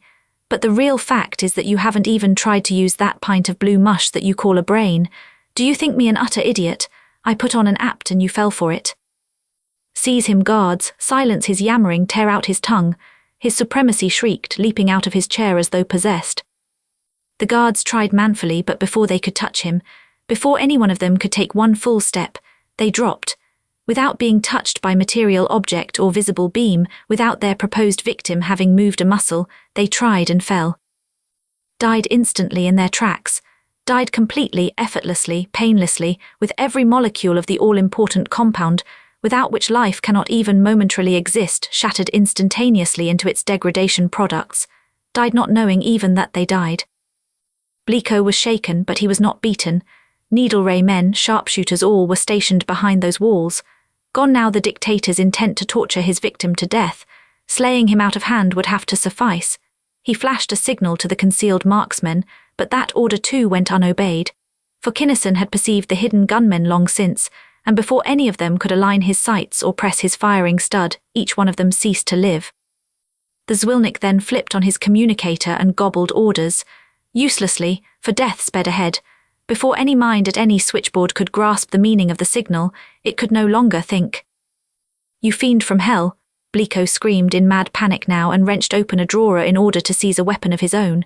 Too late. The Lensman had already leaped, and as he landed he struck not gently.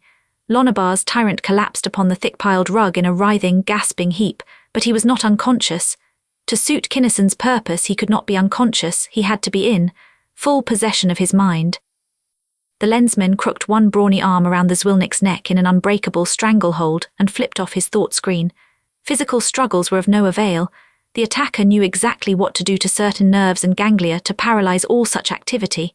Mental resistance was equally futile against the overwhelmingly superior power of the Tellurian's mind. Then, his subject quietly passive, Kinnison tuned in and began his search for information.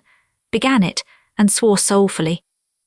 This couldn't be so, it didn't make any kind of sense, but there it was.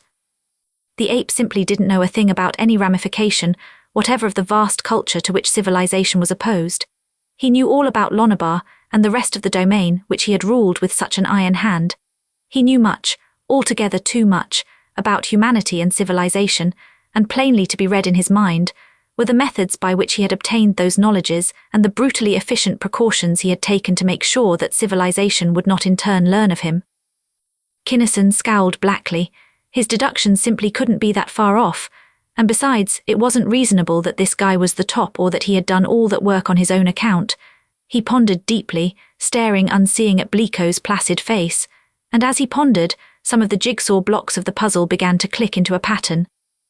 Then ultra-carefully, with the utmost nicety of which he was capable, he again fitted his mind to that of the dictator and began to trace, one at a time, the lines of memory. Searching, probing, coursing backward and forward along those deeply buried time tracks, until at last he found the breaks and the scars. For, as he had told Illona, a radical mind operation cannot be performed without leaving marks. It is true that upon cold, unfriendly Jarnevan, after Wursel had so operated upon Kinnison's mind, Kinnison himself could not perceive that any work had been done. But that, be it remembered, was before any actual change had occurred, before the compulsion had been applied. The false memories supplied by Wurs were still latent, non-existent. The true memory chains, complete and intact, were still in place. The lug's brain had been operated upon, Kinnison now knew, and by an expert. What the compulsion was, what combination of thought stimuli it was that would restore those now non-existent knowledges, Kinnison had utterly no means of finding out. Bleeko himself, even subconsciously, did not know.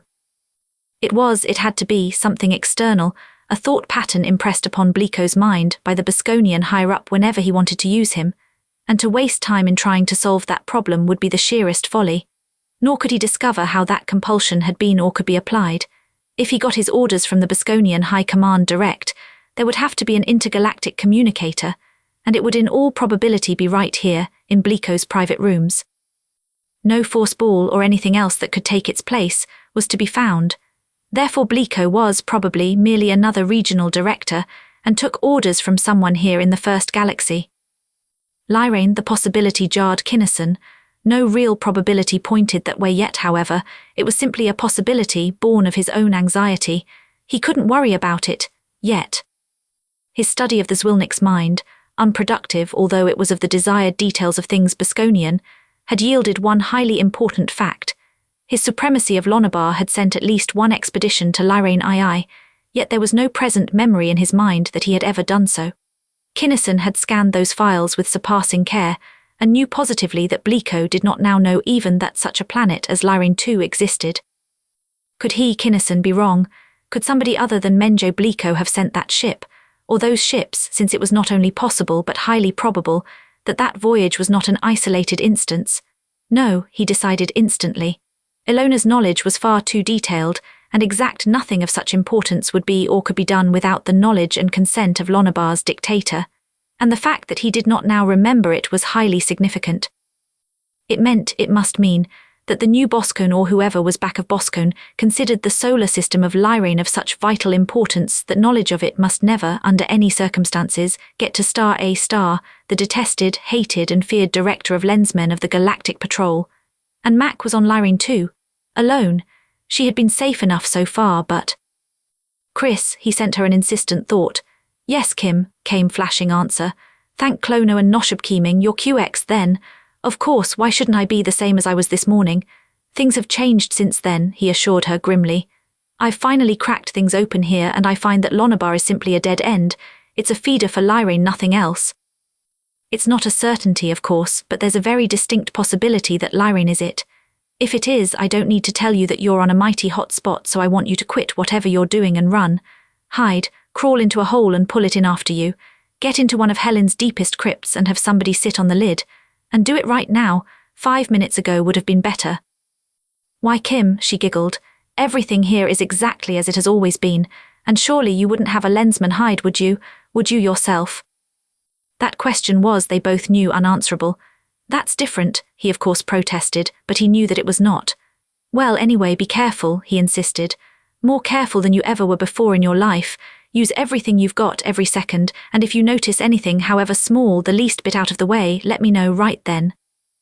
I'll do that, you're coming, of course. It was a statement, not a question. I'll say I am in force. Bye, Chris, be careful.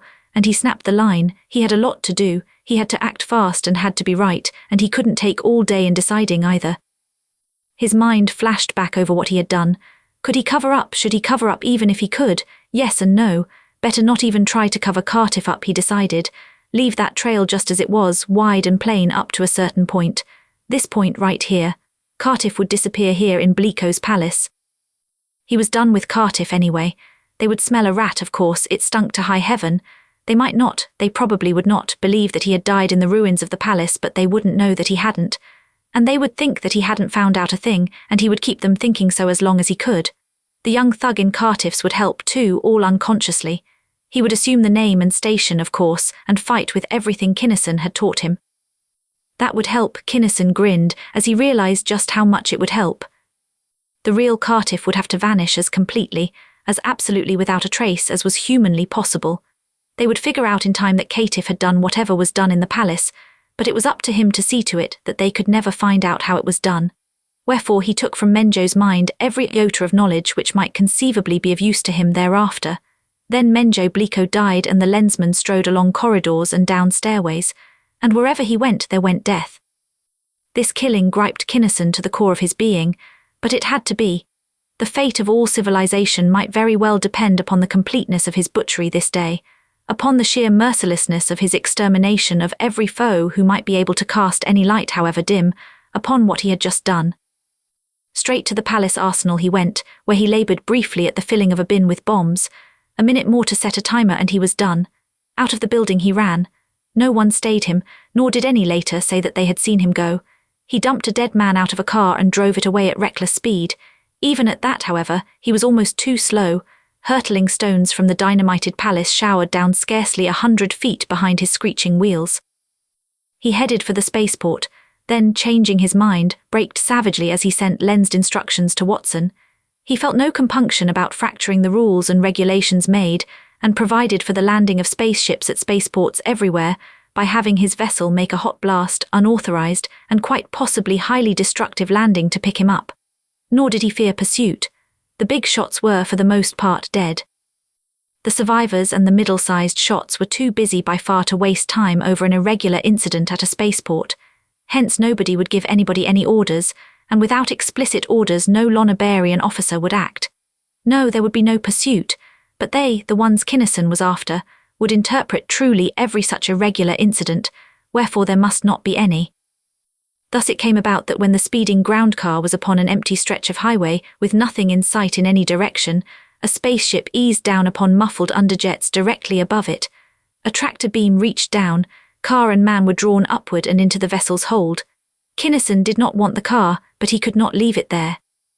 Since many cars had been blown out of existence with Bleeko's palace, for this one to disappear would be natural enough, but for it to be found abandoned out in the open country would be a highly irregular and an all too revealing occurrence. Upward through atmosphere and stratosphere the black cruiser climbed. Out into interstellar space she flashed. Then, while Watson coaxed the sleek flyer to do even better than her prodigious best, Kinnison went to his room and drilled a thought to Prime Base and Port Admiral Haynes. "Kinnison, are you too busy to give me a couple of minutes?" "You always have the right of way, Kim, you know that. You're the most important thing in the galaxy right now," Haynes said soberly. "Well, a minute or so wouldn't make any difference, not that much difference anyway," Kinnison replied uncomfortably. "I don't like to lens you unless I have to," and he began his report. Scarcely had he started, however, when he felt a call impinge upon his own lens. Clarissa was calling him from Lyrane II. "Just a sec, Admiral. Come in, Chris, make it a three-way with Admiral Haynes." "You told me to report anything unusual, no matter what," the girl began. "Well, I finally managed to get chummy enough with Helen so she'd really talk to me. The death rate from airplane crashes went up sharply a while ago and is still rising. I am reporting that fact as per instructions." What kind of crashes?" Kinnison asked. "That's the unusual feature of it. Nobody knows, they just disappear." "What?" Kinnison yelled the thought, so forcibly that both Clarissa and Haynes winced under its impact. "Why, yes," she replied innocently, somewhat too innocently, "but as to what it means—" "You know what it means, don't you?" Kinnison snapped. "I don't know anything. I can do some guessing, of course, but for the present I'm reporting a fact, not personal opinions." "QX, that fact means that you do right now crawl into the deepest, most heavily thought-screened hole in Lyrane and stay there until I, personally, come and dig you out," he replied grimly. "It means, Admiral Haynes, that I want Wursel and Tregency as fast as I can get them. Not orders, of course, but very, very urgent requests. And I want Van Buskirk and his gang of Valerians, and Grand Fleet with all the trimmings, within easy striking distance of Dunstan's region, as fast as you can possibly get them there. And I want—" "Why all the excitement, Kim?" Haynes demanded. "You're way ahead of me, both of you, give." "I don't know anything either," Kinnison emphasized the verb very strongly. "However, I suspect a lot, everything in fact grading downward from the Ike. I'd say overlords except that I don't see how. What do you think, Chris?" "What I think is too utterly fantastic for words. My visualization of the cosmic all calls for another Ike Overlord alliance." "Could be, I guess, that would." "But they were all destroyed, weren't they?" Haynes interrupted. "Far from it," this from the nurse. "Would the destruction of Tellus do away with all mankind? I am beginning to think that the Ike are to Bosconia exactly what we are to civilization." "So am I," Kinnison agreed.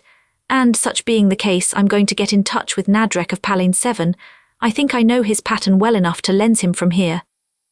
"Nadreck, your new playfellow, why?" Clarissa asked curiously. "Because he's a frigid-blooded, poison-breathing, second-stage grey lensman," Kinnison explained. "As such he is much closer to the Ike in every respect than we are, and may very well have an angle that we haven't. and in a few minutes the Palanian Lensman became en rapport with the group. An interesting development, truly. His soft thought came in almost wistfully when the situation had been made clear to him. I fear greatly that I cannot be of any use, but I am not doing anything of importance at the moment, and will be very glad indeed to give you whatever slight assistance may be possible to one of my small powers. I come at speed to Lyrane too. Chapter 11. Alcon of Thrale. Kinnison had not underestimated the power and capacity of his as yet unknown opposition. Well it was for him and for his patrol that he was learning to think, for as has already been made clear, this phase of the conflict was not essentially one of physical combat. Material encounters did occur, it is true, but they were comparatively unimportant. Basically, fundamentally, it was brain against brain, the preliminary but nevertheless prodigious skirmishing of two minds, or more accurately, two teams of minds, each trying, even while covering up its own tracks and traces, to get at and to annihilate the other. Each had certain advantages. Bosconia, although we know now that Boscan was by no means the prime mover in that dark culture which opposed civilization so bitterly, nevertheless, Bosconia, it was, and still is being called, for a long time had the initiative, forcing the patrol to wage an almost purely defensive fight. Bosconia knew vastly more about civilization than civilization knew about Bosconia. The latter, almost completely unknown, had all the advantages of stealth and of surprise. Her forces could and did operate from undeterminable points against precisely plotted objectives. Bosconia had the hyperspatial tube long before the conference of scientists solved its mysteries, and even after the patrol could use it, it could do civilization no good unless and until something could be found at which to aim it. Civilization, however, had the lens. It had the backing of the Arisians, maddeningly incomplete and unsatisfactory, though that backing seemed at times to be. It had a few entities, notably one Kinnison, who were learning to think really efficiently. Above all, it had a mass purpose, a loyalty, an esprit de corps backboning a morale which the whip-driven ranks of autocracy could never match, and which the whip-wielding drivers could not even dimly understand. Kinnison then, with all the powers of his own mind, and the minds of his friends and co-workers, sought to place and to identify the real key mentality at the destruction of which the mighty Bosconian Empire must begin to fall apart. That mentality in turn was trying with its every resource to find and to destroy the intellect which, pure reason showed, was the one factor which had enabled civilization to throw the fast-conquering hordes of Bosconia back into their own galaxy. Now, from our point of vantage in time and space, we can study at leisure and in detail many things which Kinnison could only surmise and suspect and deduce. Thus, he knew definitely only the fact that the Bosconian organization did not collapse with the destruction of the planet Jarnavan. We know now, however, all about the Thralian solar system and about Alcon of Thrale, its unlamented tyrant. The planet Thrale, planetographically speaking, Thrales too, so much like Tellus that its natives, including the unspeakable Alcon, were human practically to the limit of classification, and about Onlo or Thrales 9 and its monstrous natives. We know now that the duties and the authorities of the Council of Boscan were taken over by Alcon of Thrale. We now know how, by reason of his absolute control over both the humanity of Thrale and the monstrosities of Onlo, he was able to carry on. Unfortunately, like the Ike, the Onlonians simply cannot be described by or to man. This is, as is already more or less widely known, due to the fact that all such non-aqueous, sub-zero-blooded, non-oxygen-breathing peoples have of necessity a metabolic extension into the hyperdimension, a fact which makes even their three-dimensional aspect subtly incomprehensible to any strictly three-dimensional mind. Not all such races, it may be said here, belong to Bosconia. Many essentially similar ones, such as the natives of Palane 7, adhered to our culture from the very first. Indeed, it has been argued that sexual equality is the most important criterion of that which we know as civilization. But since this is not a biological treatise, this point is merely mentioned, not discussed. The Onlonians then, while not precisely describable to man, were very similar to the Ike, as similar, say, as a Posenian and a Tellurian are to each other in the perception of a Palanian. That is to say, practically identical. For to the unknown and incomprehensible senses of those frigid beings, the fact that the Posenian possess 4 arms, 8 hands, and no eyes at all, as compared with the Tellurians' simply paired members, constitutes a total difference so slight as to be negligible. But to resume the thread of history, we are at liberty to know things that Kinnison did not. Specifically, we may observe and hear a conference which tireless research has reconstructed in toto. The place was upon chill, dark Onlo, in a searingly cold room whose normal condition of utter darkness was barely ameliorated by a dim blue glow. The time was just after Kinnison had left Lonabar for Lyrane too. The conferees were Alcon of Thrale and his Onlonian cabinet officers. The armour-clad Tyrant, in whose honour the feeble illumination was, lay at ease in a reclining chair. The pseudo-reptilian monstrosities were sitting or standing in some obscure and inexplicable fashion at a long, low bench of stone. The fact is, one of the Onlonians was radiating harshly, that our minions in the other galaxy could not or would not or simply did not think. For years things went so smoothly that no one had to think. The great plan, so carefully worked out, gave every promise of complete success. It was inevitable, it seemed, that that entire galaxy would be brought under our domination, its patrol destroyed, before any inkling of our purpose could be perceived by the weaklings of humanity. The plan took cognizance of every known factor of any importance. When, however, an unknown, unforeseeable factor, the lens of the patrol, became of real importance, that plan of course broke down. Instantly upon the recognition of an unconsidered factor, the plan should have been revised. All action should have ceased until that factor had been evaluated and neutralized. But no one of our commanders in that galaxy or handling its affairs ever thought of such a thing. "It is you who are not thinking now," the Tyrant of Thrale broke in. "If any underling had dared any such suggestion, you yourself would have been among the first to demand his elimination. The plan should have been revised, it is true, but the fault does not lie with the underlings. Instead, it lies squarely with the Council of Boscone. By the way, I trust that those 6 of that council who escaped destruction upon Jarnavan by means of their hyperspatial tube have been dealt with." "They have been liquidated," another officer replied. "It is well. They were supposed to think, and the fact that they neither coped with the situation nor called it to your attention until it was too late to mend matters, rather than any flaw inherent in the plan, is what has brought about the present intolerable situation. Underlings are not supposed to think. They are supposed to report facts, and if so requested, opinions and deductions. Our representatives there were well trained and skillful. They reported accurately, and that was all that was required of them. Helmuth reported truly, even though Boscone discredited his reports. So did Prelin and Crowninshield and Jolt. The Ike, however, failed in their duties of supervision and correlation, which is why their leaders have been punished and their operators have been reduced in rank, why we have assumed a task which, it might have been supposed and was supposed, lesser minds could have and should have performed. Let me caution you now that to underestimate a foe is a fatal error. Lan of the Ike prated largely upon this very point, but in the eventuality he did in fact underestimate very seriously the resources and the qualities of the patrol, with what disastrous consequences we are all familiar. Instead of thinking, he attempted to subject a purely philosophical concept, the lens, to a mathematical analysis. Neither did the heads of our military branch think at all deeply, or they would not have tried to attack Tellus until after this new and enigmatic factor had been resolved. Its expeditionary force vanished without sign or signal, in spite of its primaries, its negative matter bombs, its supposedly irresistible planets, and Tellus still circles untouched about Sol its sun. The condition is admittedly not to be borne, but I have always said, and I now do and shall insist, that no further action be taken until the great plan shall have been so revised as reasonably to take into account the lens. "What of Arisia?" he demanded of a third Cabinteer. "It is feared that nothing can be done about Arisia at present," that entity replied.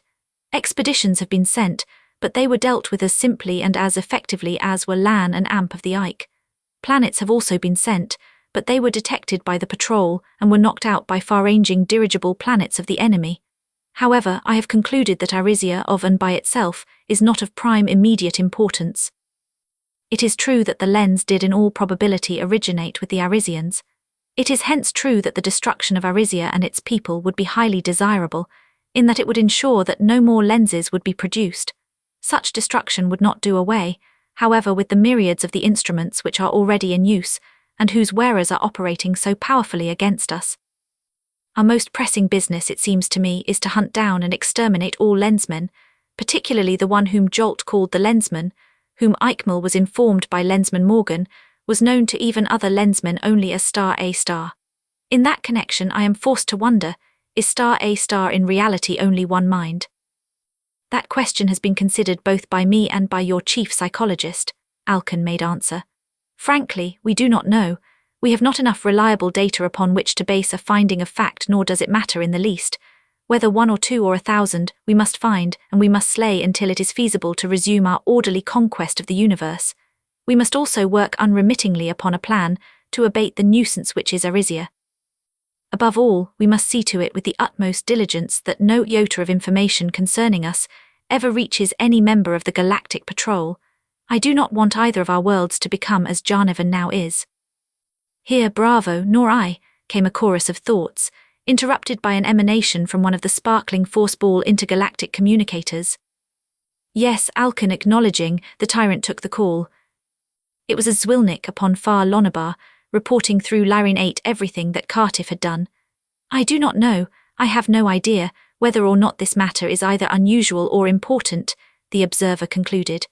I would, however, rather report 10 unimportant things than miss one which might later prove to have had significance. Right, report received, and discussion raged. Was this affair actually what it appeared upon the surface to be, or was it another subtle piece of the work of that never-to-be-sufficiently damned Lensman? The observer was recalled. Orders were given and were carried out. Then, after it had been learned that Bleeko's palace and every particle of its contents had been destroyed, that Cartiff had vanished utterly, and that nobody could be found upon the face of Lonabar who could throw any light whatever upon the manner or the time of his going, then, after it was too late to do anything about it, it was decided that this must have been the work of the Lensmen, and it was useless to storm or to rage. Such a happening could not have been reported sooner to so high an office. The routine events of 100 million worlds simply could not be considered at that level. And since this Lensman never repeated, his acts were always different, alike only in that they were drably routine acts until their crashing finales. The Bosconian observers never had been and never would be able to report his activities in time. But he got nothing this time, I am certain of that, the chief psychologist exulted. How can you be so sure? Alcon snapped. Because Menjo Bleeko of Lonabar knew nothing whatever of our activities or of our organization, except at such times as one of my men was in charge of his mind, the scientist gloated. I and my assistants know mental surgery as those crude hypnotists the Ike never will know it. Even our lowest agents are having those clumsy and untrustworthy false teeth removed as fast as my therapists can operate upon their minds. Nevertheless, you are even now guilty of underestimating, Alcon reproved him sharply, energizing a force-ball communicator.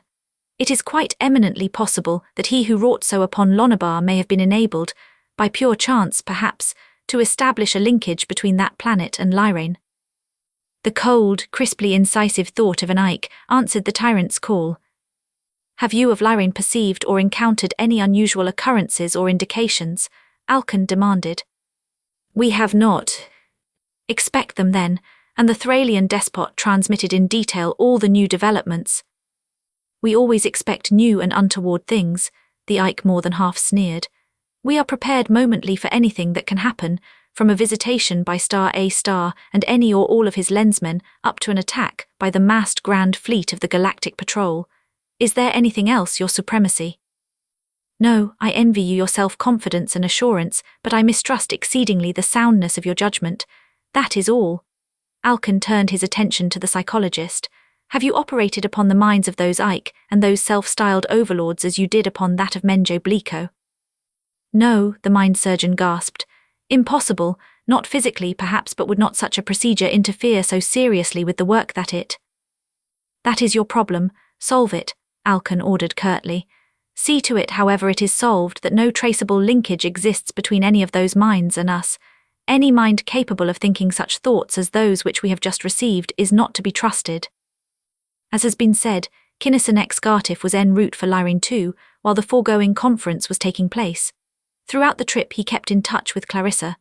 At first he tried, with his every artifice of diplomacy, cajolery and downright threats, to make her lay off. He finally invoked all his unattached Lensman's transcendental authority and ordered her summarily to lay off. No soap. How did he get that way, she wanted furiously to know, to be ordering her around as though she were an uncapped probe. She was a Lensman too, by Clono's curly whiskers. Solving this problem was her job, nobody else's, and she was going to do it. She was on a definite assignment, his own assignment too, remember, and she wasn't going to be called off of it just because he had found out all of a sudden that it might not be quite as safe as dunking donuts at a downriver picnic. What kind of a sun-baked, space-tempered crust did he have to pull a crack like that on her? Would he have the bare-faced, unmitigated gall to spring a thing like that on any other lensman in the whole cockeyed universe? That stopped dim cold. Lensmen always went in, that was the code. For any Tellurian lensman anywhere to duck or to dodge because of any personal danger was sheerly, starkly unthinkable.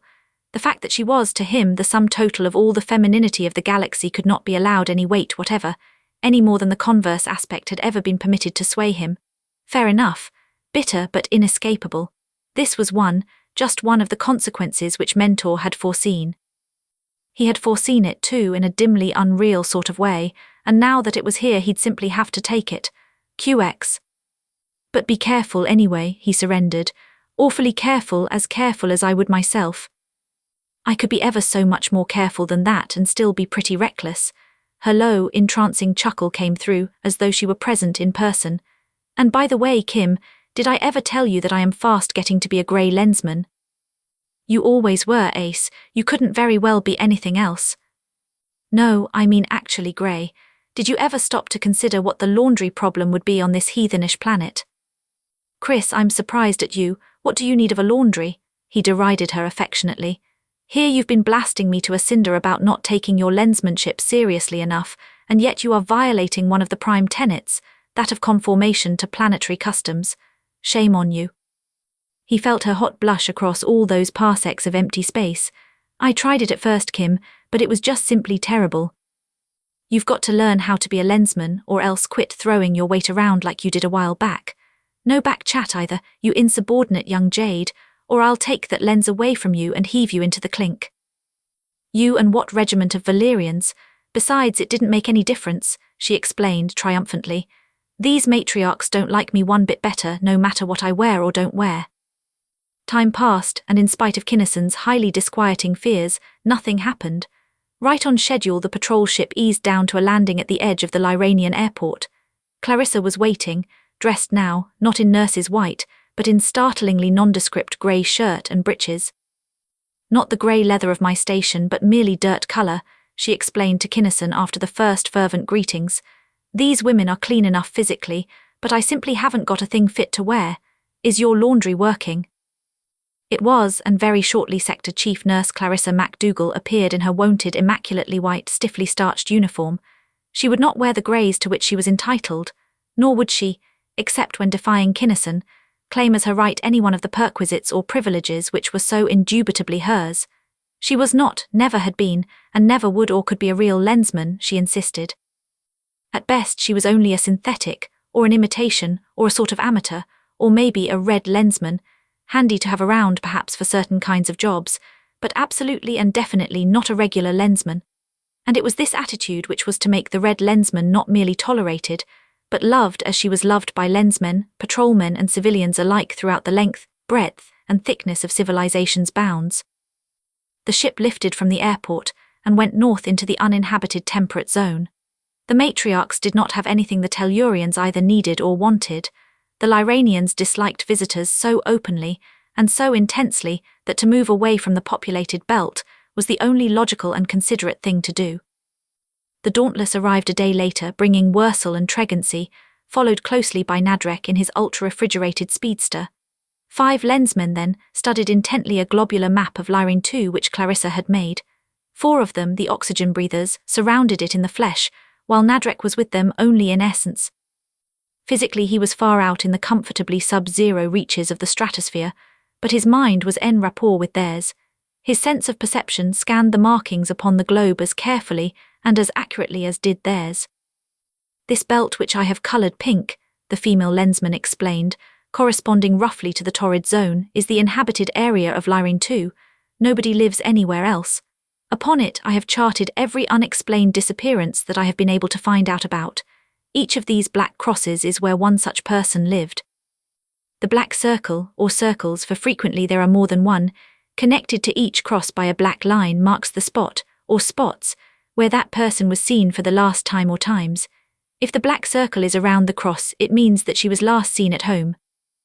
The crosses were distributed fairly evenly all around the globe and throughout the populated zone. The circles, however, tended markedly to concentrate upon the northern edge of that zone, and practically all of the encircled crosses were very close to the northern edge of the populated belt.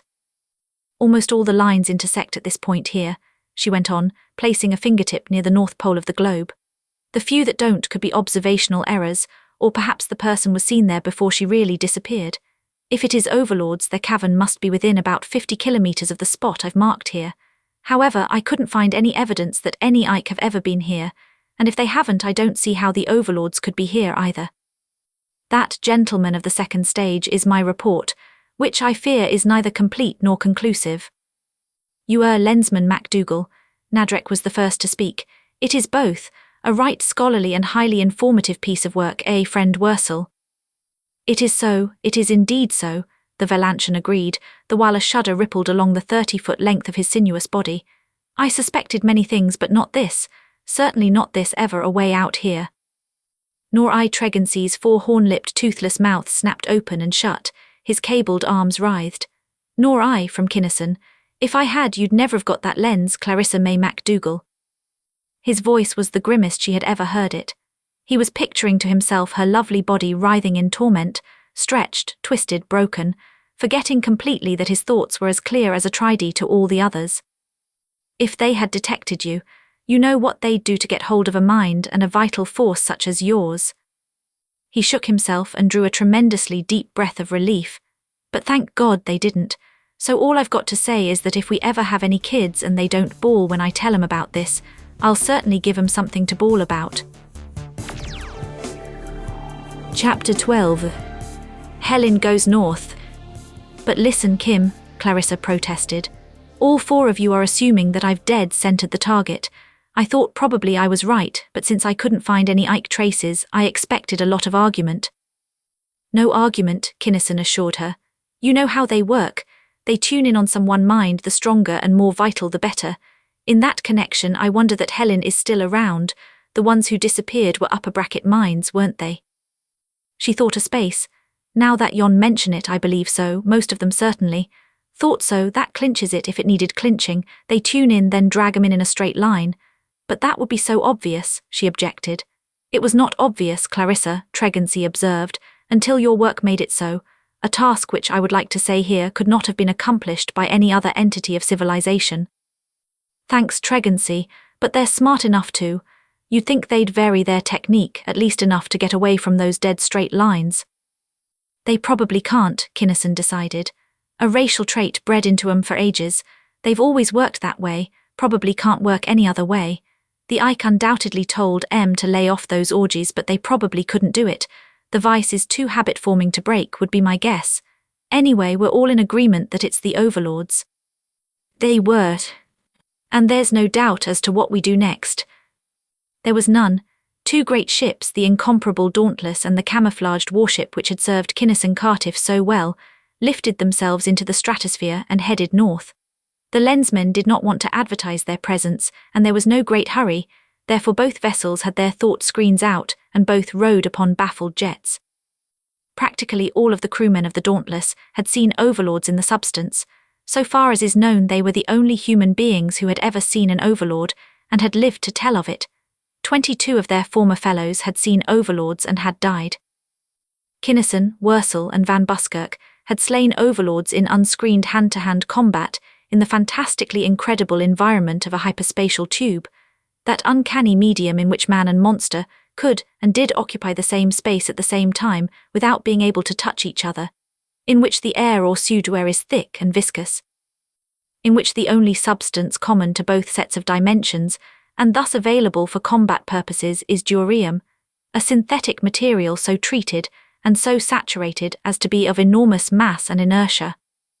It is easier to imagine, then, than to describe the emotion which seethed through the crew as the news flew around that the business next in order was the extirpation of a flock of overlords. How about a couple or 3 nice duoduct torpedoes? Kim steered right down into the middle of that cavern and touched off Powie. Slick, don't you think? Henderson insinuated.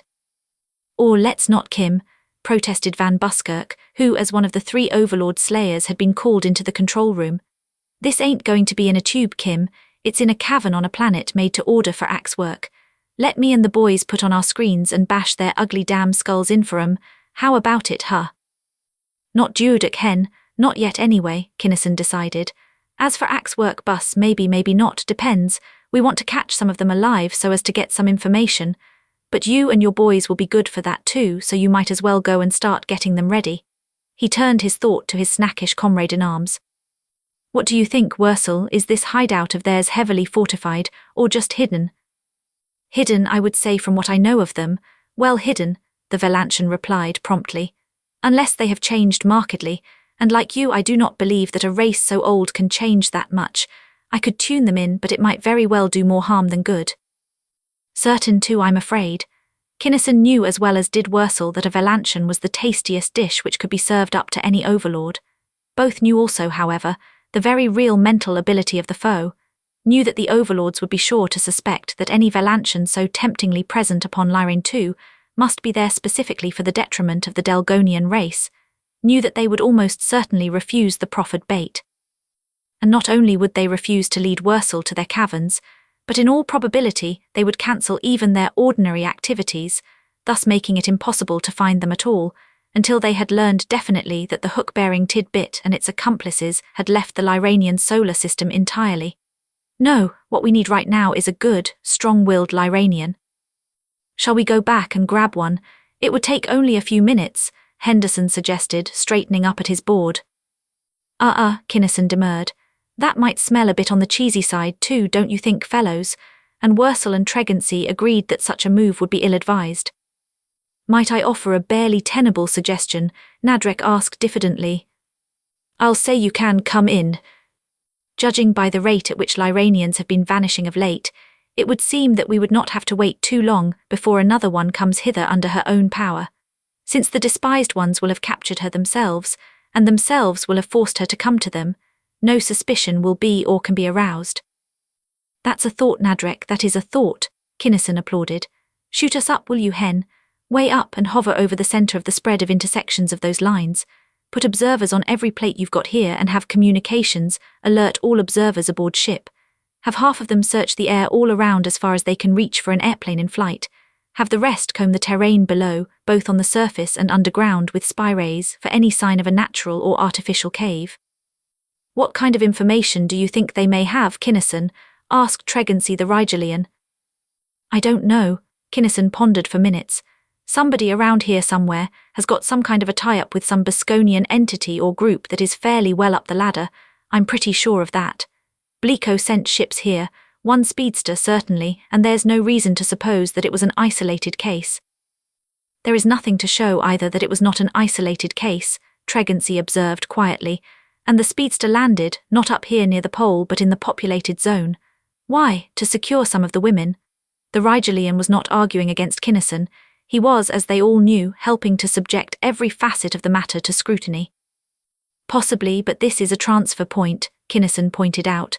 Illona was to start out from here, remember, and those two ships, coming to meet her or perhaps each other or perhaps called there by the speedster's crew for aid, Tregency completed the thought. One, but quite possibly not both, Nadreck suggested. We are agreed, I think, that the probability of a Bosconian connection is sufficiently large to warrant the taking of these overlords alive in order to read their minds. They were, hence the discussion then turned naturally to the question of how this none too easy feat was to be accomplished. The two patrol ships had climbed and were cruising in great, slow circles. The spy-ray men and the other observers were hard at work. Before they had found anything upon or in the ground, however. Plain ho, came the report, and both vessels, with spy-ray blocks out now as well as thought screens, plunged silently into a flatly slanting dive. Directly over the slow Lyranian craft, high above it, they turned as one to match its course and slowed to match its pace. Come to life, Kim, don't let them have her, Clarissa exclaimed. Being en rapport with them all, she knew that both unhuman Wursel and monstrous Nadreck were perfectly willing to let the helpless Lyranian become a sacrifice. She knew that neither Kinnison nor Tregency had as yet given that angle of the affair a single thought. Surely, Kim, you don't have to let them kill her, do you? Isn't showing you the gate or whatever it is enough? Can't you rig up something to do something with when she gets almost inside? Why, I suppose so. Kinnison wrenched his attention away from a plate. "Oh, sure, Chris, Hen, drop us down a bit, and have the boys get ready to spear that crate with a couple of tractors when I give the word." The plane held its course, directly toward a range of low, barren, precipitous hills. As it approached them, it dropped, as though to attempt a landing upon a steep and rocky hillside. "She can't land there," Kinnison breathed, "and overlords would want her alive, not dead. Suppose I've been wrong all the time. Get ready, fellows," he snapped. "Take her at the very last possible instant before she crashes now." As he yelled the command, the powerful beams leaped out, seizing the disaster-bound vehicle in a gently unbreakable grip. Had they not done so, however, the Lyranian would not have crashed, for in that last split second, a section of the rugged hillside fell inward. In the very mouth of that dread opening, the little plane hung for an instant, then. "Grab the woman, quick," Kinnison ordered, for the Lyranian was very evidently going to jump. And such was the awful measure of the Overlord's compulsion, she did jump, without a parachute, without knowing or caring what, if anything, was to break her fall. But before she struck ground, a tractor beam had seized her, and passive plane and wildly struggling pilot were both borne rapidly aloft. "Why, Kim, it's Helen," Clarissa shrieked in surprise, then voice and manner became transformed. "The poor, poor thing," she crooned. "Bring her in at number 6 lock. I'll meet her there, you fellows keep clear. In the state she's in a shock, especially such a shock as seeing such a monstrous lot of males would knock her off the beam, sure." Helen of Lyrane ceased struggling in the instant of being drawn through the thought screen surrounding the Dauntless. She had not been unconscious at any time. She had known exactly what she had been doing. She had wanted intensely, such was the insidiously devastating power of the Delgonian mind, to do just that and nothing else. The falseness of values, the indefensibility of motivation, simply could not register in her thoroughly suffused, completely blanketed mind.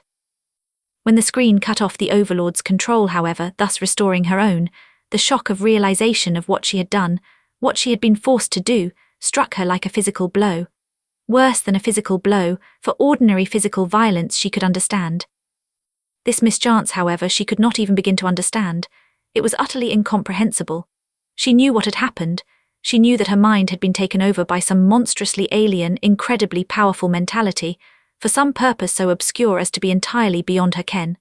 To her narrow philosophy of existence, to her one-planet insularity of viewpoint and outlook, the very existence anywhere of such a mind with such a purpose was in simple fact impossible.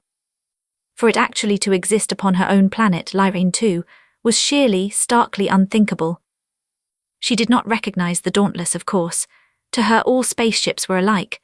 They were all invading warships, full of enemies. All things and all beings originating elsewhere than upon Lyrane too were, perforce, enemies. Those outrageous males, the Tellurian Lensman and his cohorts, had pretended not to be inimical, as had the peculiar, white-swathed Tellurian near-person who had been worming itself into her confidence in order to study the disappearances. But she did not trust even them. She now knew the manner of, if not the reason for, the vanishment of her fellow Lyranians. The tractors of the spaceship had saved her from whatever fate it was that impended. She did not, however, feel any thrill of gratitude. One enemy or another, what difference did it make?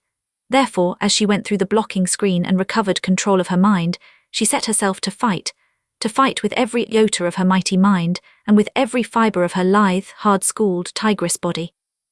The airlock doors opened and closed. She faced, not an armed and armoured male all set to slay, but the white-clad near-person whom she already knew better than she ever would know any other non-Lyranian. "Oh, Helen," the girl half sobbed, throwing both arms around the still-braced chief person. "I'm so glad that we got to you in time, and there will be no more disappearances, dear, the boys will see to that." Helen did not know really what disinterested friendship meant. Since the nurse had put her into a wide-open two-way, however, she knew beyond all possibility of doubt that these Tellurians wished her and all her kind well, not ill, and the shock of that knowledge, superimposed upon the other shocks which she had so recently undergone, was more than she could bear. For the first and only time in her hard, busy, purposeful life, Helen of Lyrane fainted dead away in the circle of the Earth Girl's arms. The nurse knew that this was nothing serious. In fact, she was professionally quite in favour of it. Hence, instead of resuscitating the Lyranian, she swung the pliant body into a carry. As has been previously intimated, Clarissa MacDougall was no more a weakling physically than she was mentally, and without waiting for orderlies and stretcher, she bore it easily away to her own quarters. Chapter 13. In the Cavern. In the meantime, the more warlike forces of the Dauntless had not been idle. In the instant of the opening of the cavern's doors, the captain's talker issued orders, and as soon as the Lyranian was out of the line of fire, keen-eyed needle-ray men saw to it that those doors were in no mechanical condition to close. The Dauntless settled downward, landed in front of the entrance to the cavern. The rocky, broken terrain meant nothing to her. The hardest, jaggedest boulders crumbled instantly to dust as her enormous mass drove the file-hard, inflexible armor of her mid-zone deep into the ground. Then, while alert beamers watched the entrance, and while spy-ray experts combed the interior for other openings, which Kinnison and Wursel were already practically certain did not exist, the forces of civilization formed for the attack. Wursel was fairly shivering with eagerness for the fray. His was, and with plenty of reason, the bitterest by far of all the animosities there present against the overlords, for Delgon and his own native planet, Velantia, were neighboring worlds, circling about the same sun. Since the beginning of Velantian space flight, the overlords of Delgon had preyed upon the Velantians. In fact, the overlords had probably caused the first Velantian spaceship to be built. They had called them in a never-ending stream across the empty gulf of space. They had pinned them against their torture screens, had flayed them and had tweaked them to bits, had done them to death in every one of the numberless slow and hideous fashions which had been developed by a race of sadists who had been specializing in the fine art of torture for thousands upon thousands of years. Then, in the last minutes of the long-drawn-out agony of death, the overlords were wont to feed, with a passionate, greedy, ineradicably ingrained lust utterly inexplicable to any civilized mind, upon the life forces which the mangled bodies could no longer contain. This horrible parasitism went on for ages. The Velantians fought vainly. Their crude thought screens were almost useless until after the coming of the patrol. Then, with screens that were of real use and with ships of power and with weapons of might, Wursel himself had taken the lead in the clean-up of Delgon. He was afraid, of course. Any Velantian was and is frightened to the very center of his being by the mere thought of an overlord. He cannot help it. It is in his heredity, bred into the innermost chemistry of his body. The cold brew of 1,000 fiendishly tortured ancestors simply will not be denied or cast aside. Many of the monsters had succeeded in fleeing Delgon, of course.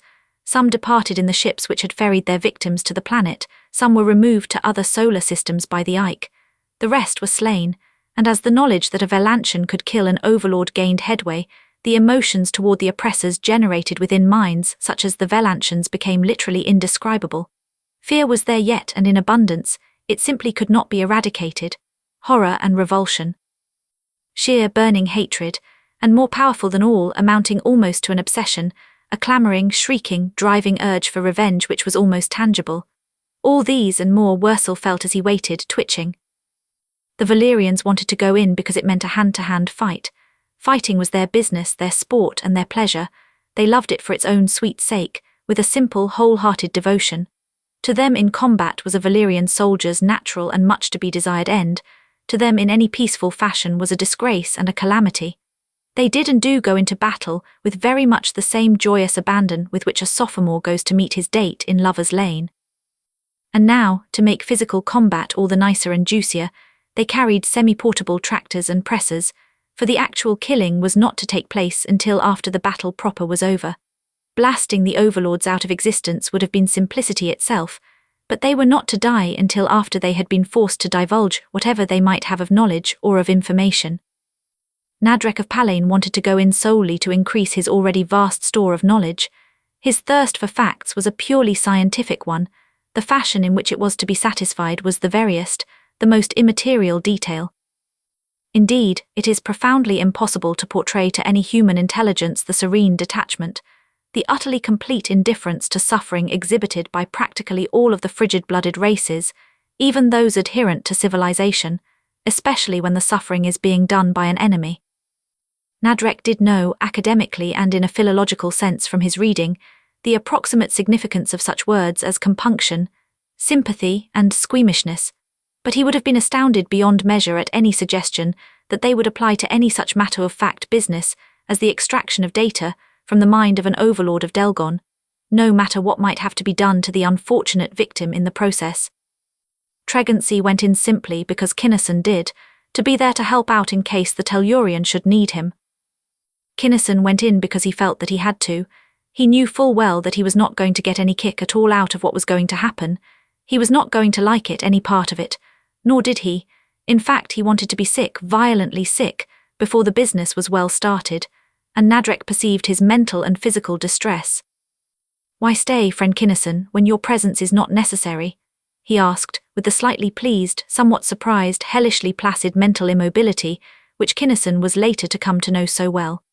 "Even though my powers are admittedly small, I feel eminently qualified to cope with such minor matters as the obtainment and the accurate transmittal of that which you wish to know. I cannot understand your emotions, but I realize fully that they are essential components of that which makes you what you fundamentally are. There can be no justification for your submitting yourself needlessly to such stresses, such psychic traumata." And Kinnison and Tregency, realizing the common sense of the Palanian's statement, and very glad indeed to have an excuse for leaving the outrageous scene, left it forthwith. There is no need to go into detail as to what actually transpired within that cavern's dark and noisome depths. It took a long time, nor was any of it gentle. The battle itself before the overlords were downed was bad enough in any Tellurian eyes. Clad in armor of proof although they were, more than one of the Valyrians died. Wursel's armor was shattered and rent, his leather-hard flesh was slashed, burned, and mangled before the last of the monstrous forms was pinned down and helpless. Nadreck alone escaped unscathed. He did so, he explained quite truthfully, because he did not go in there to fight but to learn. What followed the battle, however, was infinitely worse. The Delgonians, as has been said, were hard, cold, merciless even among themselves. They were pitiless and unyielding and refractory in the extreme. It need scarcely be emphasized, then, that they did not yield to persuasion either easily or graciously, that their own apparatus and equipment had to be put to its fullest grisly use before those stubborn minds gave up the secrets so grimly and so implacably sought. Wursel, the raging Valantian, used those torture tools with a vengeful savagery and a snarling ferocity which are at least partially understandable. But Nadreck employed them with a calm capability, a coldly, emotionlessly efficient callousness, the mere contemplation of which made icy shivers chase each other up and down Kinnison's spine. At long last the job was done. The battered patrol forces returned to the Dauntless, bringing with them their spoils and their dead. The cavern and its every molecule of contents was bombed out of existence.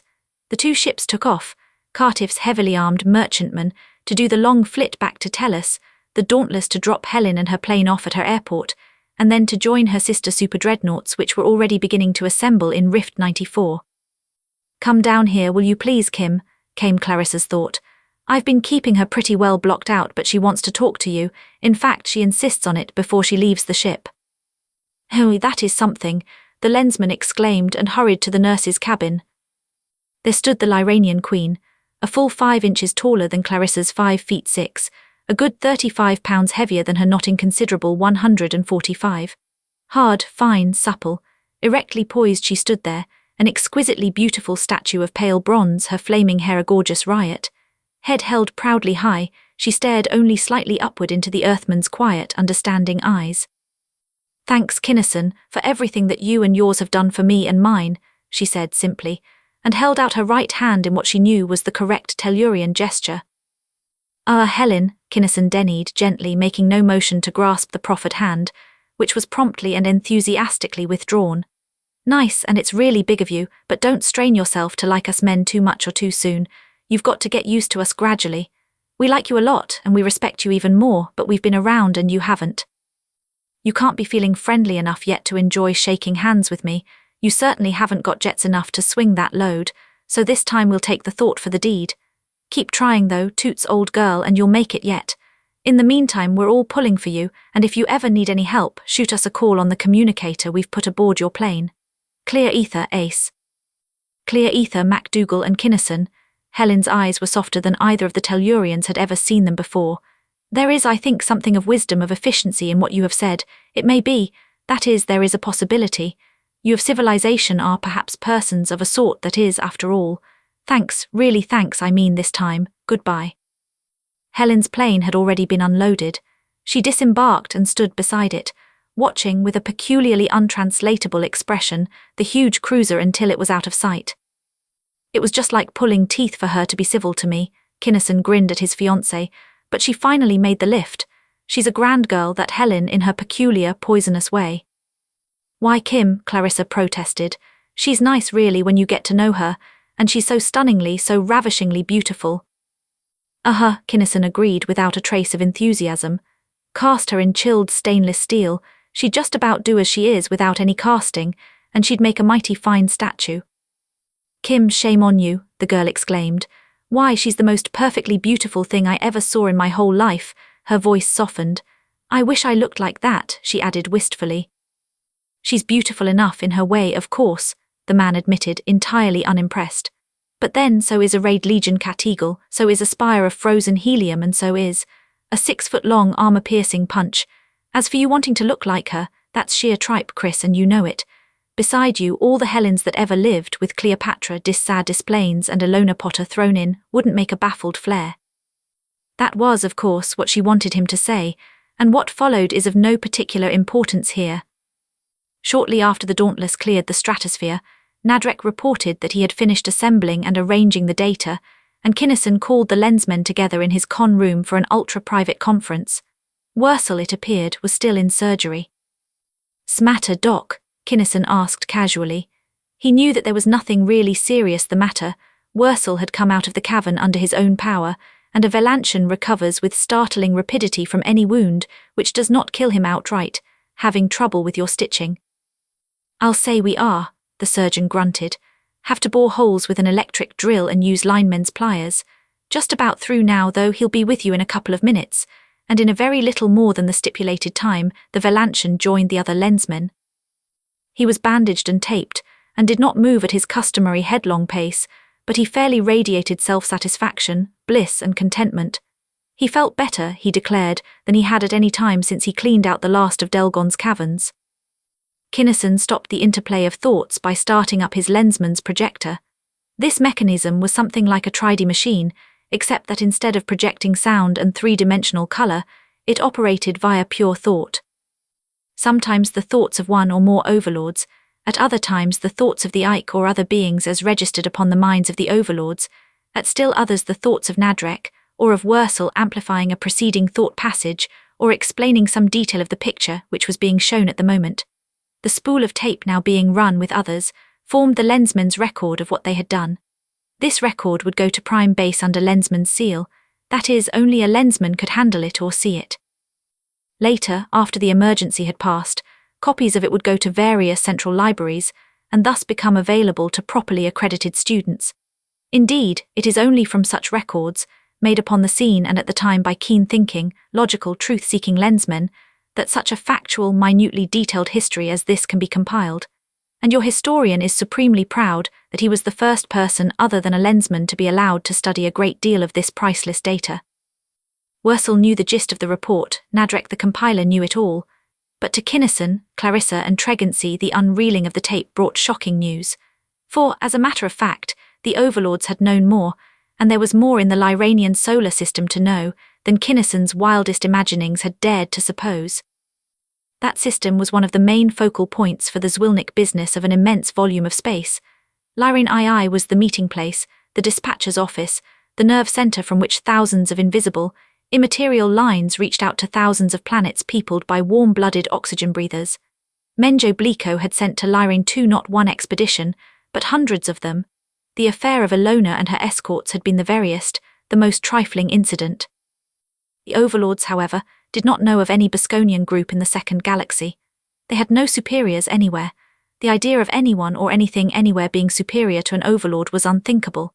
They did, however, cooperate with, here came the really stunning fact, certain of the Ike who lived upon eternally dark Lyrane 8, and who managed things for the frigid-blooded, poison-breathing Bosconians of the region in much the same fashion as the overlords did for the warm-blooded, light-loving races. To make the cooperation easier and more efficient, the two planets were connected by a hyperspatial tube. "Just a sec," Kinnison interrupted, as he stopped the machine for a moment. "The overlords were kidding themselves a bit there, I think. They must have been. If they didn't report to or get orders from the second galaxy or some other higher-up office, the Ike must have, and since the records and plunder and stuff were not in the cavern, the Ike must have them on 8. Therefore, whether they realized it or not, the overlords must have been inferior to the Ike and under their orders. Check." "Check," Nadreck agreed. Wursel and I concluded that they knew the facts but were covering up even in their own minds to save face. Our conclusions and the data from which they were derived are in the introduction, another spool. Shall I get it? By no means just glad to have the point cleared up is all. Thanks, and the showing went on. The principal reason why the Lyranian system had been chosen for that important headquarters was that it was one of the very few outlying solar systems, completely unknown to the scientists of the patrol, in which both the Ike and the Overlords could live in their natural environments.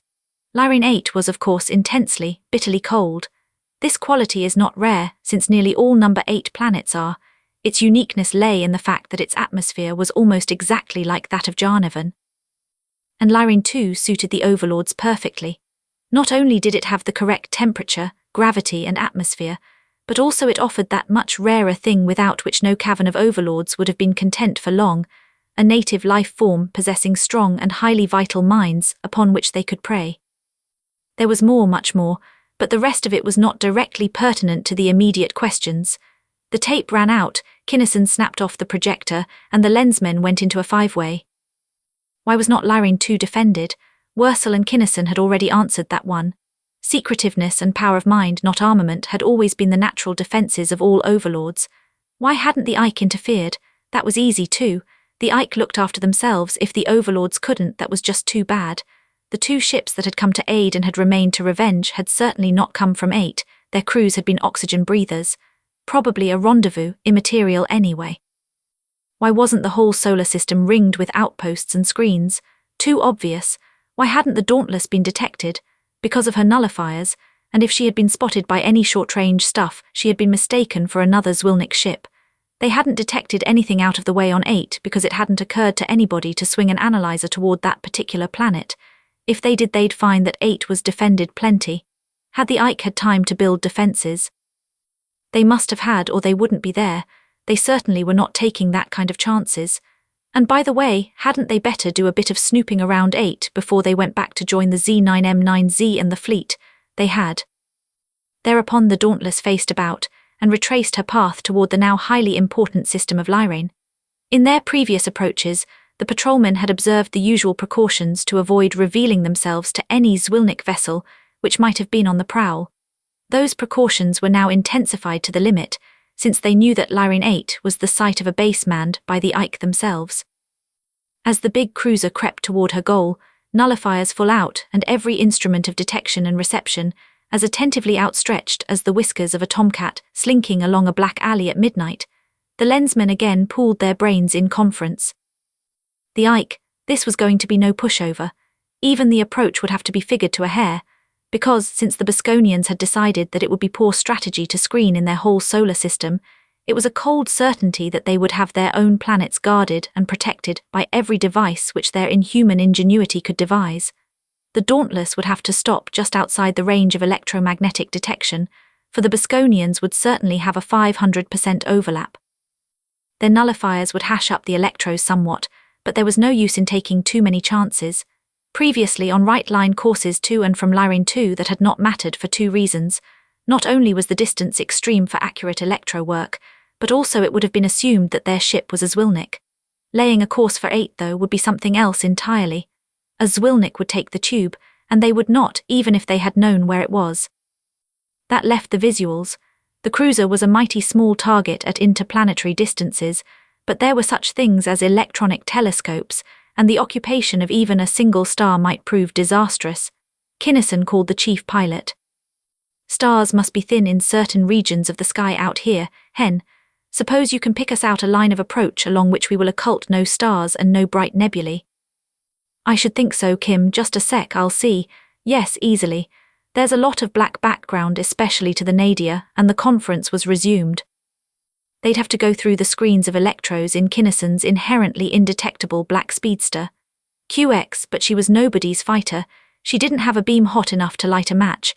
And besides, there were the thought screens and the highly probable other stuff, about which the Lensmen could know nothing. Kinnison quite definitely did not relish the prospect.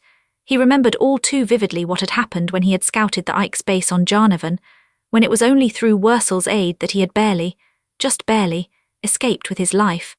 And Jarnevan's defenders had probably been exerting only routine precautions, whereas these fellows were undoubtedly cocked and primed for the Lensmen.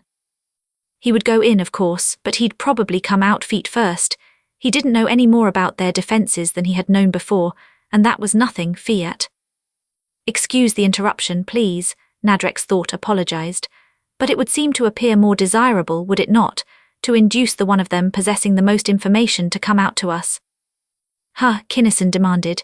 It would, of course, but how in all your purple hells do you figure on swinging that load?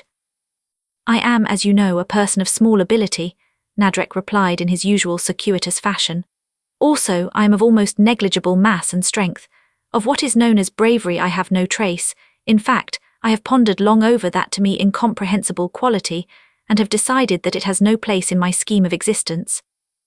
I have found it much more efficient to perform the necessary tasks in the easiest and safest possible manner, which is usually by means of stealth, deceit, indirection, and other cowardly artifices. Any of those or all of them would be QX with me, Kinnison assured him. Anything goes with gusto and glee as far as the Ike are concerned. What I don't see is how we can put it across. Thought screens interfered so seriously with my methods of procedure, the Palanian explained, that I was forced to develop a means of puncturing them without upsetting their generators. The device is not generally known, you understand. Kinnison understood, so did the other Lensmen. Might I suggest that the four of you put on heated armour and come with me to my vessel in the hold? It will take some little time to transfer my apparatus and equipment to your speedster. Is it non-ferrous undetectable? Kinnison asked. Of course, Nadreck replied in surprise. I work as I told you by stealth. My vessel is, except for certain differences necessitated by racial considerations, a duplicate of your own. Why didn't you say so? Kinnison wanted to know. Why bother to move the gadget? Why not use your speedster? Because I was not asked. We should not bother. The only reason for using your vessel is so that you will not suffer the discomfort of wearing armour, Nadreck replied categorically. Cancel it then, Kinnison directed. You've been wearing armour all the time you were with us. Turn about for a while will be QX. Better that way anyway, as this is very definitely your party, not ours. Not. As you say, and with your permission, Nadreck agreed. Also, it may very well be that you will be able to suggest improvements in my device, whereby its efficiency may be increased.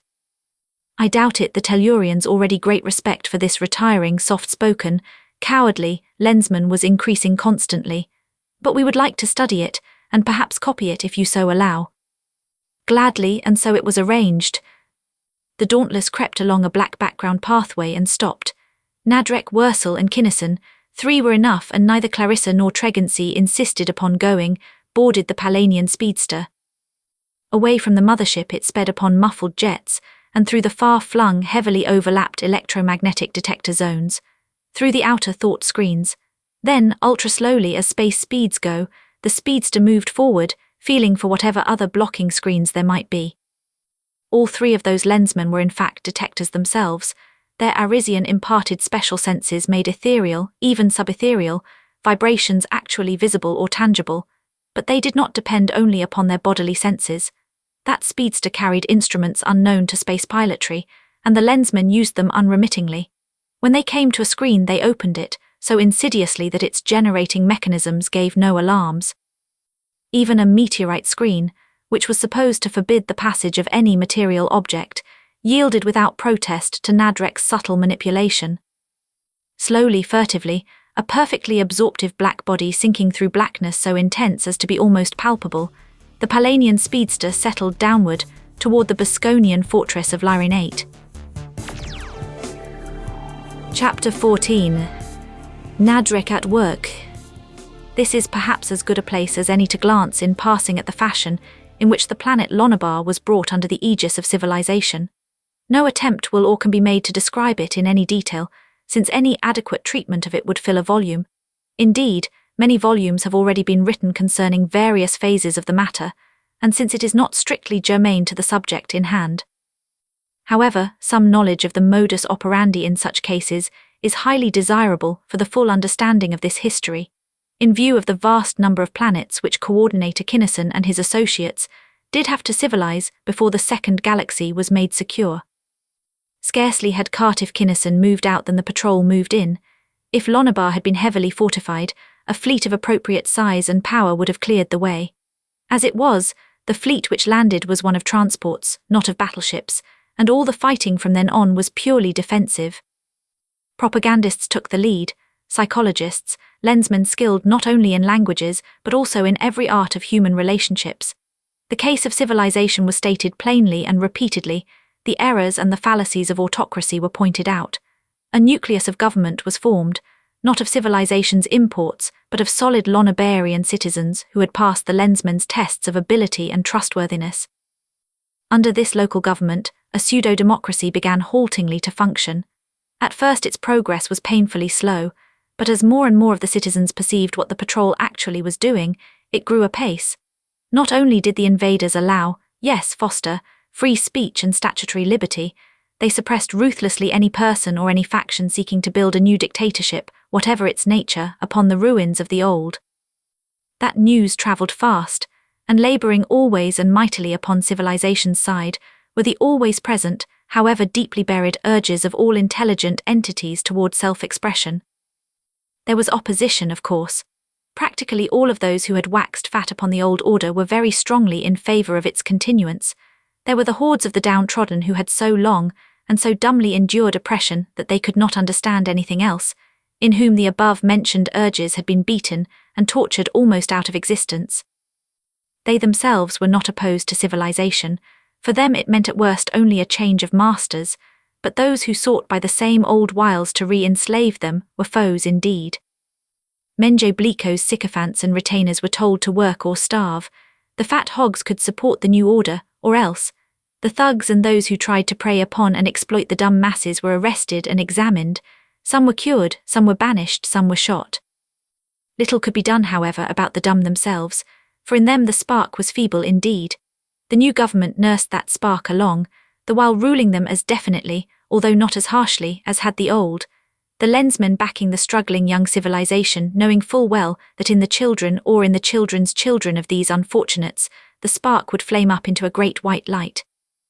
It is seen that this government was not, and could not for many years become, a true democracy.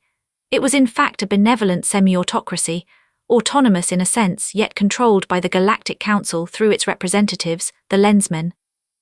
It was, however, so infinitely more liberal than anything theretofore known by the Lonabarians as to be a political revelation, and since corruption, that cosmos-wide curse of democracy, was not allowed a first-finger hold, the principles of real democracy and of civilization took deeper root year by year. To get back into the beam of narrative, Nadreck's blackly indetectable speedster settled to ground far from the Bosconian central dome, well beyond the far-flung screens. The lensmen knew that no life existed outside that dome, and they knew that no possible sense of perception could pierce those defences. They did not know, however, what other resources of detection of offence or of defence the foe might possess, hence the greatest possible distance at which they could work efficiently was the best distance. "I realise that it is useless to caution any active mind not to think at all," Nadreck remarked as he began to manipulate various and sundry controls, "but you already know from the nature of our problem that any extraneous thought will wreak untold harm. For that reason, I beg of you to keep your thought screens up at all times, no matter what happens. It is, however, imperative that you be kept informed, since I may require aid or advice at any moment. To that end I ask you to hold these electrodes, which are connected to a receptor. Do not hesitate to speak freely to each other or to me, but please use only a spoken language, as I am averse to lensed thoughts at this juncture. Are we agreed? Are we ready?" They were agreed and ready. Nadreck actuated his peculiar drill, a tube of force somewhat analogous to a Q-type helix, except in that it operated within the frequency range of thought, and began to increase by almost infinitesimal increments its power. Nothing, apparently, happened, but finally the Palanian's instruments registered the fact that it was through. "This is none too safe, friends," the Palanian announced from one part of his multi-compartmented brain, without distracting any part of his attention from the incredibly delicate operation he was performing. "May I suggest, Kinnison, in my cowardly way, that you place yourself at the controls and be ready to take us away from this planet at speed and without notice?" "I'll say you may," and the Tellurian complied with alacrity. "Right now cowardice is indicated copiously." But through course after course of screen, the hollow drill gnawed its cautious way without giving alarm, until at length there began to come through the interloping tunnel a vague impression of foreign thought. Nadreck stopped the helix, then advanced it by tiny steps until the thoughts came in coldly clear, the thoughts of the Ike going about their routine businesses. In the safety of their impregnably shielded dome, the proudly self-confident monsters did not wear their personal thought screens, which, for civilization's sake, was just as well. It had been decided previously that the mind they wanted would be that of a psychologist, hence the thought sent out by the Palanian was one which would appeal only to such a mind, in fact, one practically imperceptible to any other. It was extremely faint, wavering uncertainly upon the very threshold of perception. It was so vague, so formless, so inchoate that it required Kinnison's intensest concentration even to recognize it as a thought. Indeed, so starkly unhuman was Nadreck's mind, and that of his proposed quarry, that it was all the Tellurian lensman could do to so recognize it. It dealt, fragmentarily and in the merest glimmerings, with the nature and the mechanisms of the first cause, with the fundamental ego, its raison d'etre, its causation, its motivation, its differentiation, with the stupendously awful concepts of the prime origin of all things ever to be. Unhurried, monstrously patient, Nadreck neither raised the power of the thought nor hastened its slow tempo. Stolidly, for minute after long minute he held it, spraying it throughout the vast dome as mist is sprayed from an atomizer nozzle, and finally he got a bite. A mind seized upon that wistful, homeless, incipient thought, took it for its own. It strengthened it, enlarged upon it, built it up, and Nadreck followed it. He did not force it. He did nothing whatever to cause any suspicion that the thought was or ever had been his. But as the mind of the Ike busied itself with that thought, he all unknowingly let down the bars to Nadreck's invasion. Then, perfectly in tune, the Palanian subtly insinuated into the mind of the Ike the mildly disturbing idea that he had forgotten something, or had neglected to do some trifling thing. This was the first really critical instant, for Nadreck had no idea whatever of what his victim's duties were, or what he could have left undone. It had to be something which would take him out of the dome and toward the patrolman's concealed speedster, but what it was, the Ike would have to develop for himself. Nadreck could not dare to attempt even a partial control at this stage, and at this distance. Kinnison clenched his teeth and held his breath, his big hands clutching fiercely the pilot's bars. Worsel unheedingly coiled his supple body into an ever smaller, ever harder and more compact bale. Ah, Kinnison exhaled explosively. It worked. The psychologist, at Nadreck's impalpable suggestion, had finally thought of the thing. It was a thought screen generator which had been giving a little trouble and which really should have been checked before this. Calmly, with the mild self-satisfaction which comes of having successfully recalled to mind a highly elusive thought, the Ike opened one of the dome's unforceable doors and made his unconcerned way directly toward the waiting lensmen, and as he approached, Nadreck stepped up by logarithmic increments the power of his hold. "Get ready, please, to cut your screens and to synchronize with me in case anything slips and he tries to break away," Nadreck cautioned, but nothing slipped. The Ike came up unseeing to the speedster's side and stopped. The drill disappeared. A thought screen encompassed the group narrowly. Kinnison and Worsel released their screens and also tuned in to the creature's mind, and Kinnison swore briefly, for what they found was meagre enough. He knew a great deal concerning the Zwilnick doings of the First Galaxy, but so did the Lensmen. They were not interested in them. Neither were they interested at the moment in the files or records. Regarding the higher-ups, he knew of two and only two personalities. By means of an intergalactic communicator he received orders from, and reported to, a clearly defined, somewhat Ike-like entity known to him as Kandran, and vaguely, from occasional stray and unintentional thoughts of this Kandran, he had visualized as being somewhere in the background a human being named Alcon. He supposed that the planets upon which these persons lived were located in the second galaxy, but he was not certain even of that. He had never seen either of them. He was pretty sure that none of his group ever would be allowed to see them. He had no means of tracing them and no desire whatsoever to do so. The only fact he really knew was that at irregular intervals, Kandran got into communication with this base of the Ike. That was all. Kinnison and Worsel let go, and Nadreck, with a minute attention to detail which would be wearisome here, jockeyed the unsuspecting monster back into the dome. The native knew fully where he had been and why. He had inspected the generator and found it in good order. Every second of elapsed time was accounted for exactly. He had not the slightest inkling that anything out of the ordinary had happened to him or anywhere around him. As carefully as the speedster had approached the planet, she departed from it. She rejoined the Dauntless, in whose control room Kinnison lined out a solid communicator beam to the Z9M9Z and to Port Admiral Haynes. He reported crisply, rapidly, everything that had transpired. "So our best bet is for you and the fleet to get out of here as fast as Clono will let you," he concluded. "Go straight out Rift 94, staying as far away as possible from both the spiral arm and the galaxy proper. Unlimber every spotting screen you've got. Put them to work along the line between Lyrane and the second galaxy. Plot all the punctures, extending the line as fast as you can. We'll join you at Max and transfer to the Z9M9Z. Her tank is just what the doctors ordered for the job we've got to do." "Well, if you say so, I suppose that's the way it's got to be," Haynes grumbled. He had been growling and snorting under his breath ever since it had become evident what Kinnison's recommendation was to be. "I don't like this thing of standing by and letting Zwilniks thumb their noses at us, like Prelin did on Bronsecker. That once was once too damned often." "Well, you got him finally, you know," Kinnison reminded quite cheerfully, "and you can have these Ike too sometime." "I hope," Haynes acquiesced something less than sweetly. "QX then, but put out a few jets. The quicker you get out here the sooner we can get back and clean out this Huror's nest." Kinnison grinned as he cut his beam. He knew that it would be some time before the Port Admiral could hurl the metal of the patrol against Lyrane 8, but even he did not realize just how long a time it was to be. What occasioned the delay was not the fact that the communicator was in operation only at intervals. So many screens were out, they were spaced so far apart, and the punctures were measured and aligned so accurately that the periods of non-operation caused little or no loss of time. Nor was it the vast distance involved, since, as has already been pointed out, the matter in the intergalactic void is so tenuous that spaceships are capable of enormously greater velocities than any attainable in the far denser medium filling interstellar space. No, what gave the Bosconians of Lyrane 8 their greatly lengthened reprieve was simply the direction of the line established by the communicator beam punctures. Reasoning from analogy, the Lensmen had supposed that it would lead them into a star cluster, fairly well away from the main body of the second galaxy, in either the zenith or the nadir direction.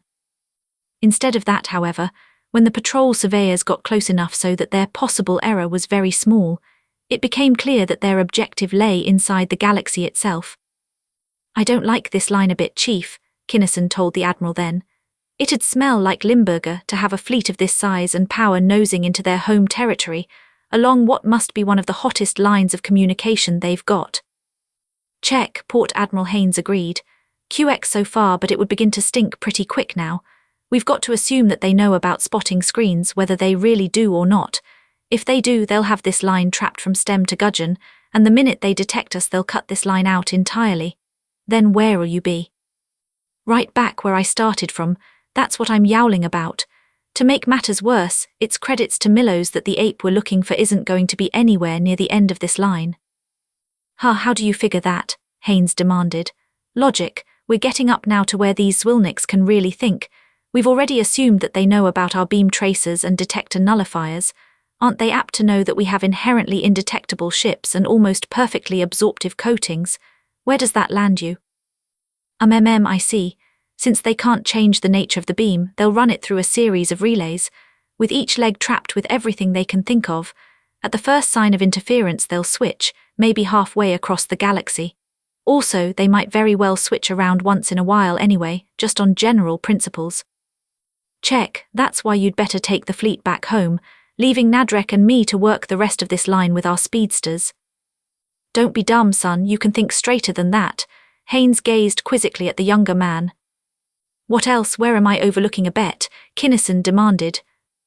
"It is elementary tactics, young man," the Admiral instructed, "to cover up any small, quiet operation with a large and noisy one. Thus, if I want to make an exploratory sortie in one sector, I should always attack in force in another." "But what would it get us?" Kinnison expostulated. "What's the advantage to be gained to make up for the unavoidable losses?" "Advantage, plenty. Listen." Haynes' bushy grey hair fairly bristled in eagerness. "We've been on the defensive long enough. They must be weak after their losses at Tellus, and now before they can rebuild is the time to strike. It's good tactics, as I said, to make a diversion to cover you up, but I want to do more than that. We should start an actual, serious invasion right now. When you can swing it, the best possible defense, even in general, is a powerful offense, and we're all set to go. We'll begin it with this fleet, and then, as soon as we're sure that they haven't got enough power to counter-invade, we'll bring over everything that's loose. We'll hit them so hard that they won't be able to worry about such a little thing as a communicator line. Never thought of it from that angle, but it'd be nice. We were coming over here sometime anyway, why not now? I suppose you'll start on the edge or in a spiral arm, just as though you were going ahead with the conquest of the whole galaxy. Not just as though, Haynes declared. We are going through with it. Find a planet on the outer edge of a spiral arm as nearly like Tellus as possible. Make it nearly enough like Tellus and maybe I can use it for our headquarters on this coordinator thing, Kinnison grinned. More truth than poetry in that fellow. We find it and take over, comb out the Zwilniks with a fine-tooth comb. Make it the biggest, toughest base the universe ever saw, like Jarnavan, only more so. Bring in everything we've got and expand from that planet as a center, cleaning everything out as we go. We'll civilize 'em. And so, after considerable ultra-range communicator work, it was decided that the Galactic Patrol would forthwith assume the offensive. Haynes assembled Grand Fleet. Then, while the two black speedsters kept unobtrusively on with the task of plotting the line, Civilization's mighty armada moved a few thousand parsecs aside and headed at normal touring blast for the nearest outcropping of the second galaxy. There was nothing of stealth in this maneuver, nothing of finesse excepting in the arrangements of the units. First, far in the van, flew the prodigious irregular cone of scout cruisers. They were comparatively small, not heavily armed or armored, but they were ultra-fast and were provided with the most powerful detectors, spotters and locators known. They adhered to no rigid formation, but at the will of their individual commanders, under the direct supervision of Grand Fleet operations in the Z9M9Z, flashed hither and thither ceaselessly, searching, investigating, mapping, reporting. Backing them up came the light cruisers and the cruising bombers, a new type this latter, designed primarily to bore into close quarters and to hurl bombs of negative matter. Third in order were the heavy defensive cruisers. These ships had been developed specifically for hunting down Bosconian commerce raiders within the galaxy. They wore practically impenetrable screen so that they could lock to and hold even a super dreadnought. They had never before been used in Grand Fleet formation, but since they were now equipped with tractor zones and bomb tubes, theoretical strategy found a good use for them in this particular place. Next came the real warhead, a solidly packed phalanx of maulers. All the ships up ahead had, although in varying degrees, freedom of motion and of action. The scouts had practically nothing else. Fighting was not their business. They could fight a little if they had to, but they always ran away if they could, in whatever direction was most expedient at the time. The cruising bombers could either take their fighting or leave it alone, depending upon circumstances. In other words, they fought light cruisers but ran away from big stuff, stinging as they ran. The heavy cruisers would fight anything short of a mauler, but never in formation. They always broke ranks and fought individual dogfights, ship to ship. But that terrific spearhead of maulers had no freedom of motion whatever. If knew only one direction, straight ahead, it would swerve aside for an inert planet but for nothing smaller, and when it swerved it did so as a whole, not by parts. Its function was to blast through, straight through, any possible opposition, if and when that opposition should have been successful in destroying or dispersing the screens of lesser vessels preceding it. A sunbeam was the only conceivable weapon with which that stolid, power-packed mass of metal could not cope, and the patrolmen devoutly hoped the Zwilniks didn't have any sunbeams, yet. A similar formation of equally capable maulers meeting it head-on could break it up, of course. Theoretical results and wargame solutions of this problem did not agree, either with each other or among themselves, and the thing had never been put to the trial of actual battle. Only one thing was certain: when and if that trial did come, there was bound to be, as in the case of the fabled meeting of the irresistible force with the immovable object, a lot of very interesting byproducts. Flanking the maulers, streaming gracefully backward from their mast might in a parabolic cone, were arranged the heavy battleships and the super dreadnoughts, and directly behind the bulwark of flying fortresses, tucked away inside the protecting envelope of big battle wagons, floated the Z9M9Z, the brains of the whole outfit. There were no free planets, no negative spheres of planetary antimass, no sunbeams. Such things were useful either the defense of a prime base or for an all-out, ruthlessly destructive attack upon such a base. Those slow, cumbersome, supremely powerful weapons would come later, after the patrol had selected the planet which they intended to hold against everything the Bosconians could muster. This present expedition had as yet no planet to defend, it sought no planet to destroy. It was the vanguard of civilization, seeking a suitable foothold, high the second galaxy and thoroughly well equipped to argue with any force mobile enough to bar its way. While it has been said that there was nothing of stealth in this approach to the second galaxy, it must not be thought that it was unduly blatant or obvious. Any carelessness or ostentation would have been very poor tactics indeed. Civilization's grand fleet advanced in strict formation, with every routine military precaution. Its nullifiers were full on, every blocking screen was out, every plate upon every ship was hot and was being scanned by alert and keen-eyed observers. But every staff officer from Port Admiral Haynes down, and practically every line officer as well, knew that the enemy would locate the invading fleet long before it reached even the outer fringes of the galaxy toward which it was speeding. That stupendous tonnage of ferrous metal could not be disguised, nor could it by any possible artifice be made to simulate any normal tenant of the space which it occupied. The gigantic flares of the heavy stuff could not be baffled, and the combined grand flare of Grand Fleet made a celestial object which would certainly attract the electronic telescopes of plenty of observatories. And the nearest such scopes, instruments of incredible powers of resolution, would be able to pick them out, almost ship by ship, against the relatively brilliant background of their own flares. The patrolman, however, did not care.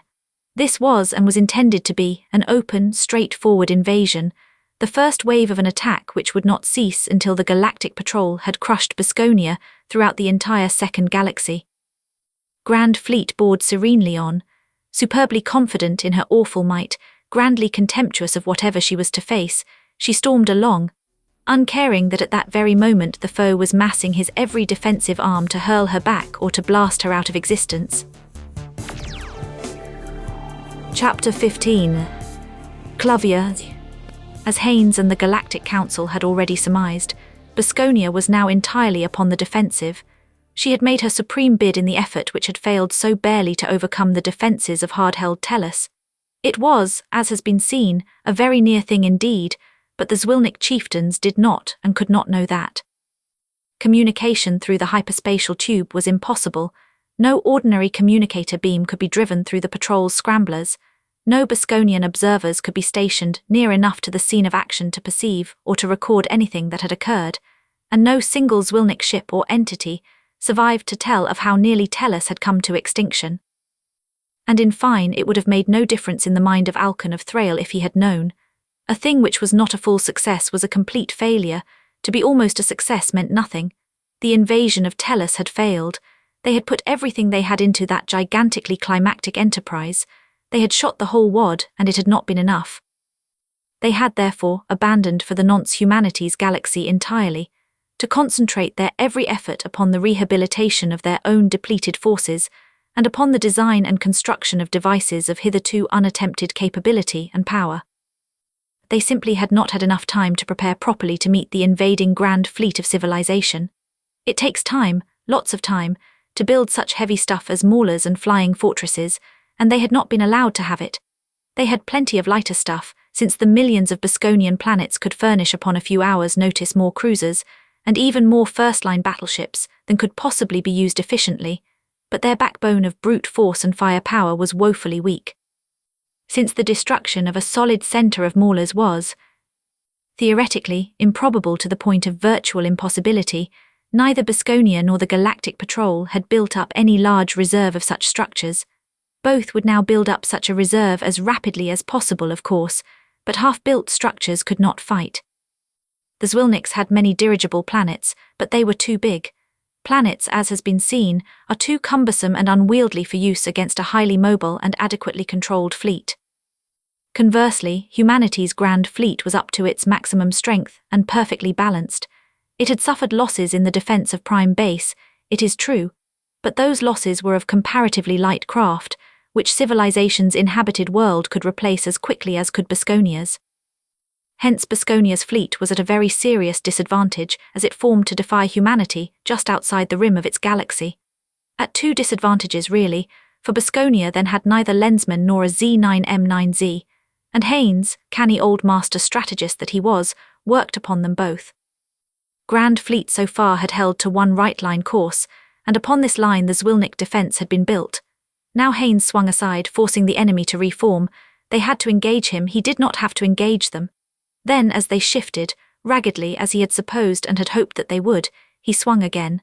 Again and again, the formation of the enemy becoming more and more hopelessly confused with each shift. The scouts had been reporting constantly. In the 700-foot lenticular tank of the Z9M9Z, there was spread in exact detail the disposition of every unit of the foe. 4 Rigelian lensmen, now thoroughly trained and able to perform the task almost as routine, condensed the picture, summarized it, in Haynes' 10-foot tactical tank. And finally, so close that another swerve could not be made, and with the line of flight of his solid fighting corps pointing straight through the loosely disorganized nucleus of the enemy, Haynes gave the word to engage. The scouts, remaining free, flashed aside into their prearranged observing positions. Everything else went inert and bored ahead. The light cruisers and the cruising bombers clashed first, and a chill struck at Haynes' stout old heart as he learned that the enemy did have negative matter bombs. Upon that point there had been much discussion. One view was that the Bosconians would have them, since they had seen them in action, and since their scientists were fully as capable as were those of civilization. The other was that, since it had taken all the massed intellect of the conference of scientists to work out a method of handling and of propelling such bombs, and since the Bosconians were probably not as cooperative as were the civilized races, they could not have them. Approximately half of the light cruisers of Grand Fleet were bombers. This was deliberate, for in the use of the new arm there were involved problems which theoretical strategy could not completely solve. Theoretically, a bomber could defeat a conventional light cruiser of equal tonnage 100% of the time, provided, here was the rub, that the conventional cruiser did not blast her out of the ether before she could get her bombs into the vitals of the foe. For in order to accommodate the new equipment, something of the old had to be decreased, something of power, of armament, of primary or secondary beams, or of defensive screen. Otherwise the size and mass must be so increased that the ship would no longer be a light cruiser, but a heavy one. And the patrol's psychologists had had ideas, based upon facts which they had gathered from Kinnison and from Illona, and from many spools of tape, ideas by virtue of which it was eminently possible that the conventional light cruisers of civilization, with their heavier screen and more and hotter beams, could vanquish the light cruisers of the foe, even though they should turn out to be negative matter bombers. Hence the 50-50 division of types. But since Haynes was not thoroughly sold upon either the psychologists or their ideas, the commanders of his standard light cruisers had received very explicit and definite orders. If the Bosconians should have bombs, and if the highbrow's idea did not pan out, they were to turn tail and run, at maximum, and without stopping to ask questions or to get additional instructions. Haynes had not really believed that the enemy would have negative bombs. They were so new and so atrociously difficult to handle. He wanted, but was unable, to believe implicitly in the psychologist's findings. Therefore, as soon as he saw what was happening, he abandoned his tank for a moment to seize a plate and get into full touch with the control room of one of the conventional light cruisers, then going into action. He watched it drive boldly toward a Bosconian vessel which was in the act of throwing bombs. He saw that the agile little vessel's tractor zone was out. He watched the bombs strike that zone and bounce. He watched the tractor men go to work, and he saw the psychologist's idea bear splendid fruit. For what followed was a triumph, not of brute force and striking power, but of morale and manhood. The brainmen bad said, and it was now proved, that the Bosconian gunners, low class as they were and driven to their tasks like the slaves they were, would hesitate long enough before using tractor beams as pressers so that the patrolmen could take their own bombs away from them. For negative matter, it must be remembered, is the exact opposite of ordinary matter. To it a pull is or becomes a push. The tractor beam which pulls ordinary matter toward its projector actually pushed negative matter away. The boys of the patrol knew that fact thoroughly. They knew all about what they were doing and why. They were there because they wanted to be, as Illona had so astoundingly found out, and they worked with their officers, not because of them. With the patrol's gun crews, it was a race to see which crew could capture the first bomb and the most. Aboard the Bosconian, how different it was. There the dumb cattle had been told what to do but not why.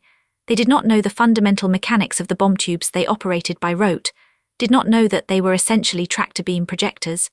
They did know, however, that tractor beams pulled things toward them, and when they were ordered to swing their ordinary tractors upon the bombs which the patrolmen were so industriously taking away from them, they hesitated for seconds, even under the lash. This hesitation was fatal.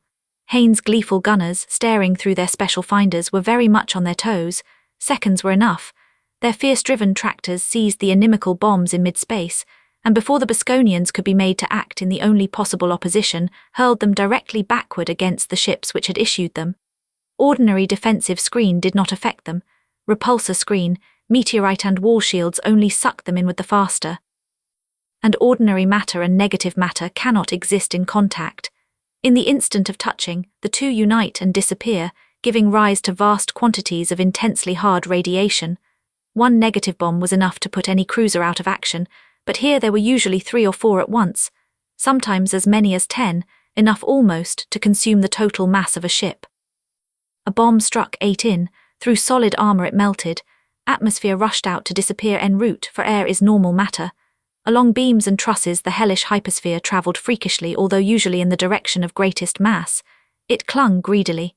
Down stanchions it flowed, leaving nothing in its wake, flooding all circumambient space with lethal emanations, into and through converters, into pressure tanks which blew up enthusiastically.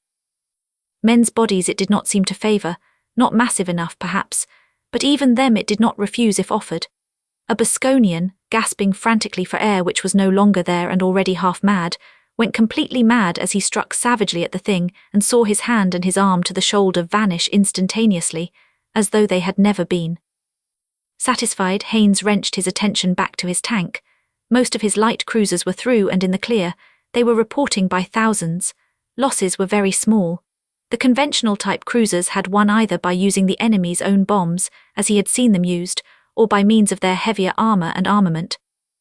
The bombers had won in almost every case, not by superior force, for in arms and equipment they were to all intents and purposes identical with their opponents, but because of their infinitely higher quality of personnel. To brief it, scarcely a handful of Bosconia's light cruisers got away. The heavy cruisers came up, broke formation, and went doggedly to work. They were the blockers. Each took one ship, a heavy cruiser or a battleship, out of the line and held it out. It tried to demolish it with every weapon it could swing, but even if it could not vanquish its foe, it could and did hang on until some big bruiser of a battleship could come up and administer the coup de grace.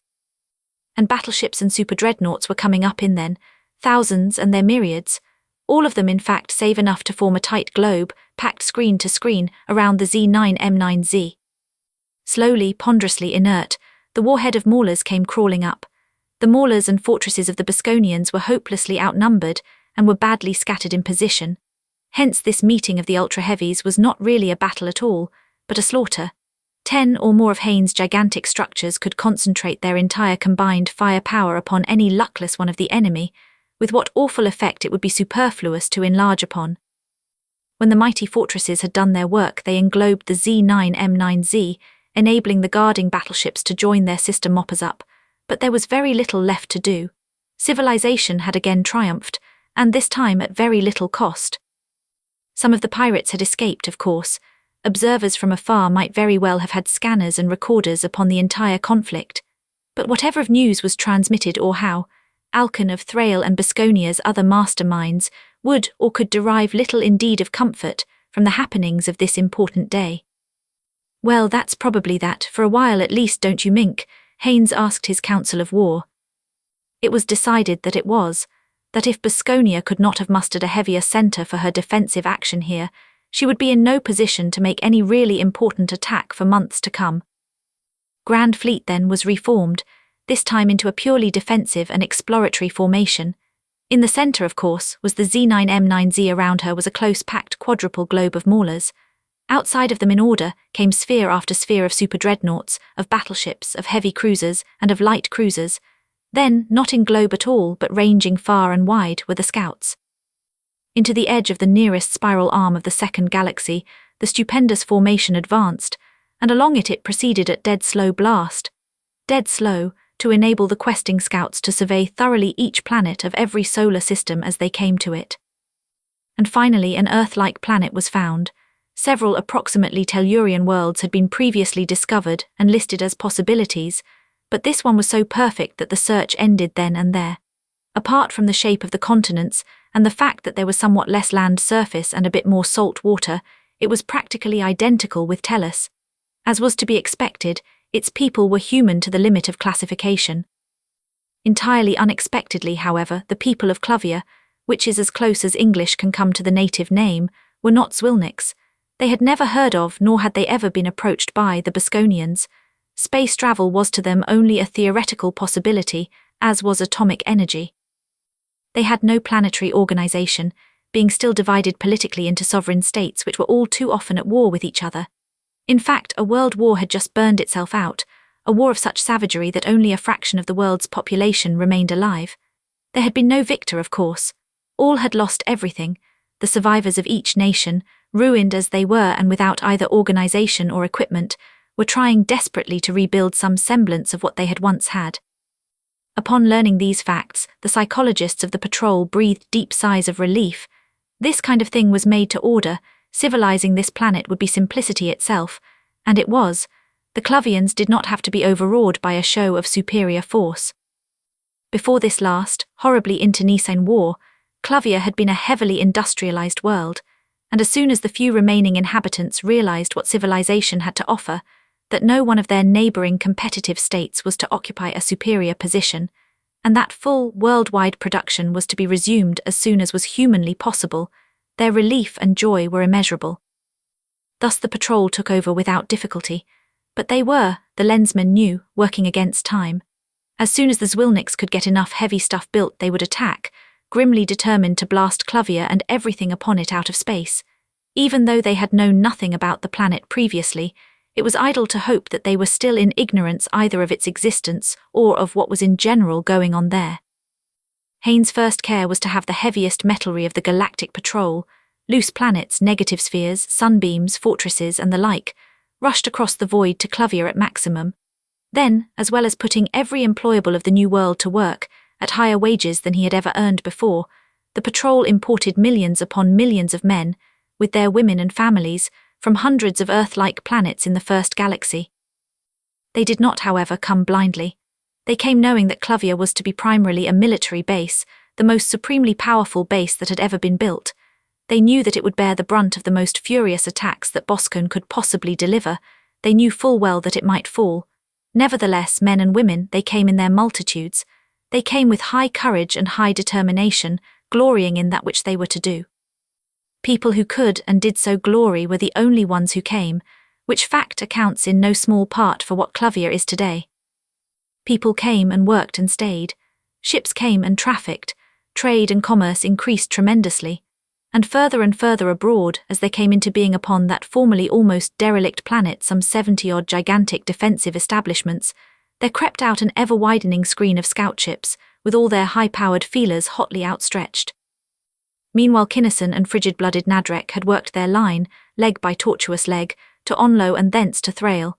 A full spool should be devoted to that working alone, but unfortunately, as space here must be limited to the barest essentials, it can scarcely be mentioned. As Kinnison and Haynes had foreseen, that line was heavily trapped. Luckily, however, it had not been moved so radically that the searchers could not rediscover it. The Zwilniks were, as Haynes had promised, very busily engaged with other and more important matters. All of those traps were deadly, and many of them were ingenious indeed, so ingenious as to test to the utmost the cowardly Palanian's skill and mental scope. All, however, failed. The two Lensmen held to the line in spite of the pitfalls, and followed it to the end. Nadreck stayed upon or near Onlo, to work in its frightful environment against the monsters to whom he was biologically so closely allied, while the Tellurian went on to try conclusions with Alcon, the Tyrant of Thrale. Again he had to build up an unimpeachable identity, and here there were no friendly thousands to help him do it. He had to get close, really close to Alcon without antagonizing him or in any way arousing his hair-trigger suspicions. Kinnison had studied that problem for days. Not one of his previously used artifices would work, even had he dared to repeat a procedure. Also, time was decidedly of the essence. There was a way. It was not an easy way, but it was fast, and if it worked at all, it would work perfectly. Kinnison would not have risked it even a few months back, but now he was pretty sure that he had jets enough to swing it. He needed a soldier of about his own size and shape. Details were unimportant. The man should not be in Alcon's personal troops but should be in a closely allied battalion, from which promotion into that select body would be logical. He should be relatively inconspicuous, yet with a record of accomplishment, or at least of initiative, which would square up with the rapid promotions which were to come. The details of that manhunt are interesting, but not of any real importance here, since they did not vary in any essential from other searches which have been described at length. He found him, a lieutenant in the Royal Guard, and the ensuing mind study was as assiduous as it was insidious. In fact, the Lensmen memorized practically every memory chain in the fellow's brain. Then the officer took his regular furlough and started for home, but he never got there. Instead, it was Kinnison who wore the Thralian's gorgeous full-dress uniform and who greeted in exactly appropriate fashion the Thralian's acquaintances and lifelong friends. A few of these, who chanced to see the guardsman first, wondered briefly at his changed appearance or thought that he was a stranger. Very few, however, and very briefly, for the Lensman's sense of perception was tensely alert and his mind was strong. In moments then, those chance few forgot that they had ever had the slightest doubt concerning this soldier's identity. They knew calmly, and as a matter of fact, that he was the Trasker Gannel whom they had known so long. Living minds presented no difficulty, except for the fact that of course he could not get in touch with everyone who had ever known the real Gannel. However, he did his best. He covered plenty of ground and he got most of them, all that could really matter. Written records, photographs and tapes were something else again. He had called Wursel in on that problem long since, and the purely military records of the Royal Guard were QX before Gannel went on leave. Although somewhat tedious, that task had not proved particularly difficult. Upon a certain dark night, a certain light circuit had gone dead, darkening many buildings. Only 1 or 2 sentries or guards saw anything amiss, and they never afterward recalled having done so.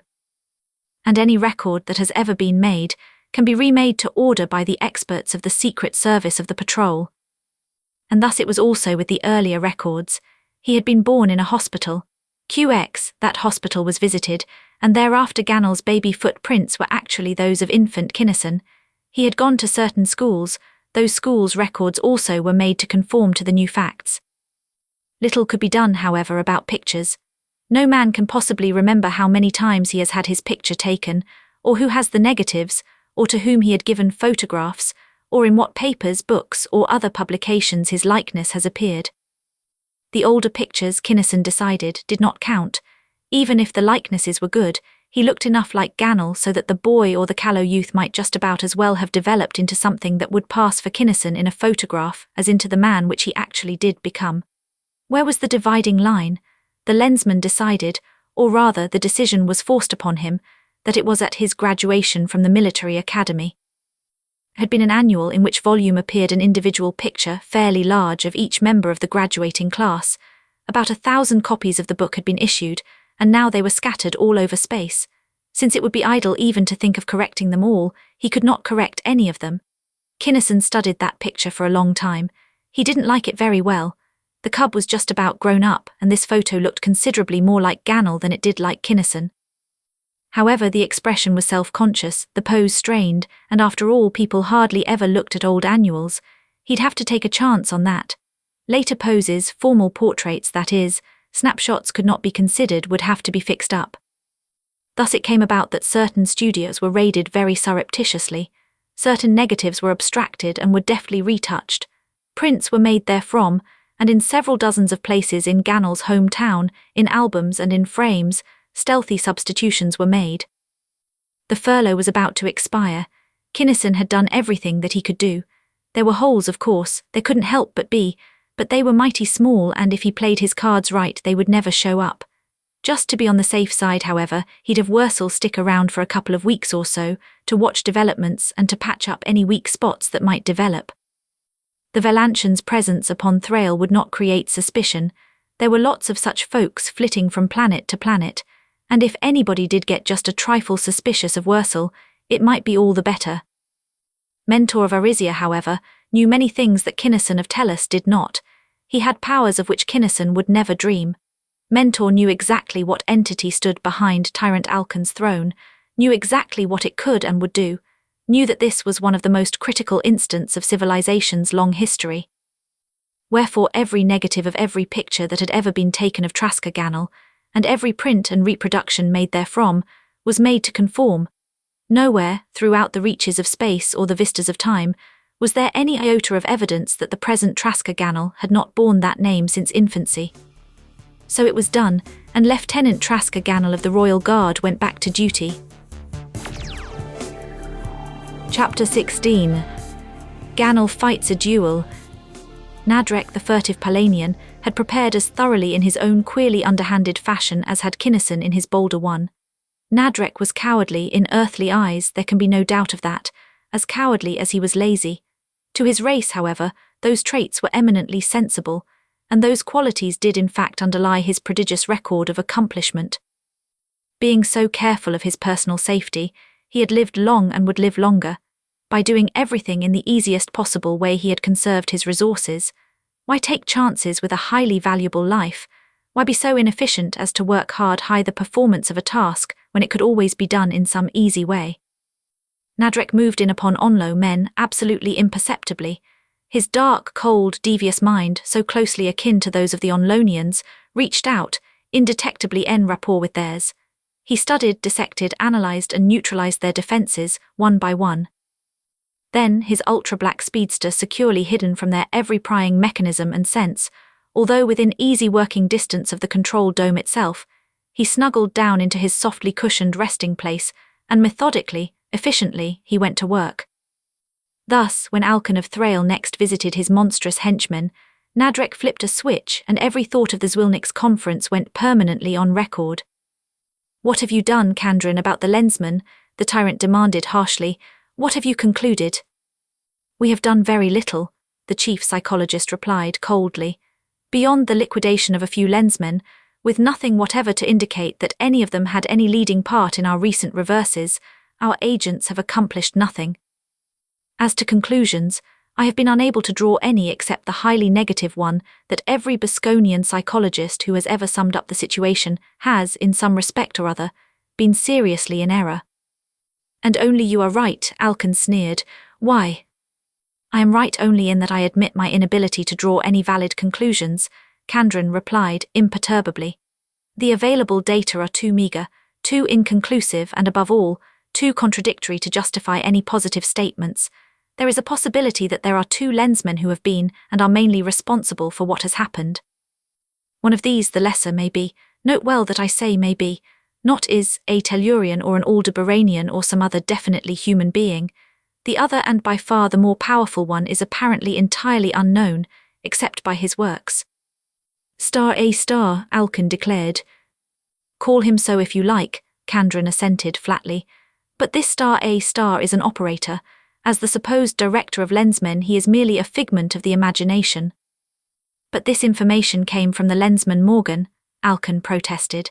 "He was questioned under the drug of truth, he was tortured and all but slain. The overlord of Delgon consumed all his life force except for the barest possible moiety." "How do you know all these things?" Kandrin asked, unmoved. "Merely from the report of the overlords and from the highly questionable testimony of one of the Ike, who was absent from the scene during all of the most important time." "You suspect then that," Alcon broke off, shaken visibly. "I do," the psychologist replied dryly. "I suspect very strongly indeed that there is working against us a mind of a power and scope but little inferior to my own, a mind able to overcome that of an overlord, one able, at least if unsuspected and hence unopposed, to deceive even the admittedly capable minds of the Ike. I suspect that the Lensman Morgan was, if he existed at all, merely a puppet. The Ike took him too easily by far. It is therefore eminently possible that he had no physical actuality of existence." "Oh, come now, don't be ridiculous," Alcon snapped. "With all Boscone there as witnesses, why his hand and lens remained." "Improbable, perhaps, I admit, but still eminently possible," Kandrin insisted.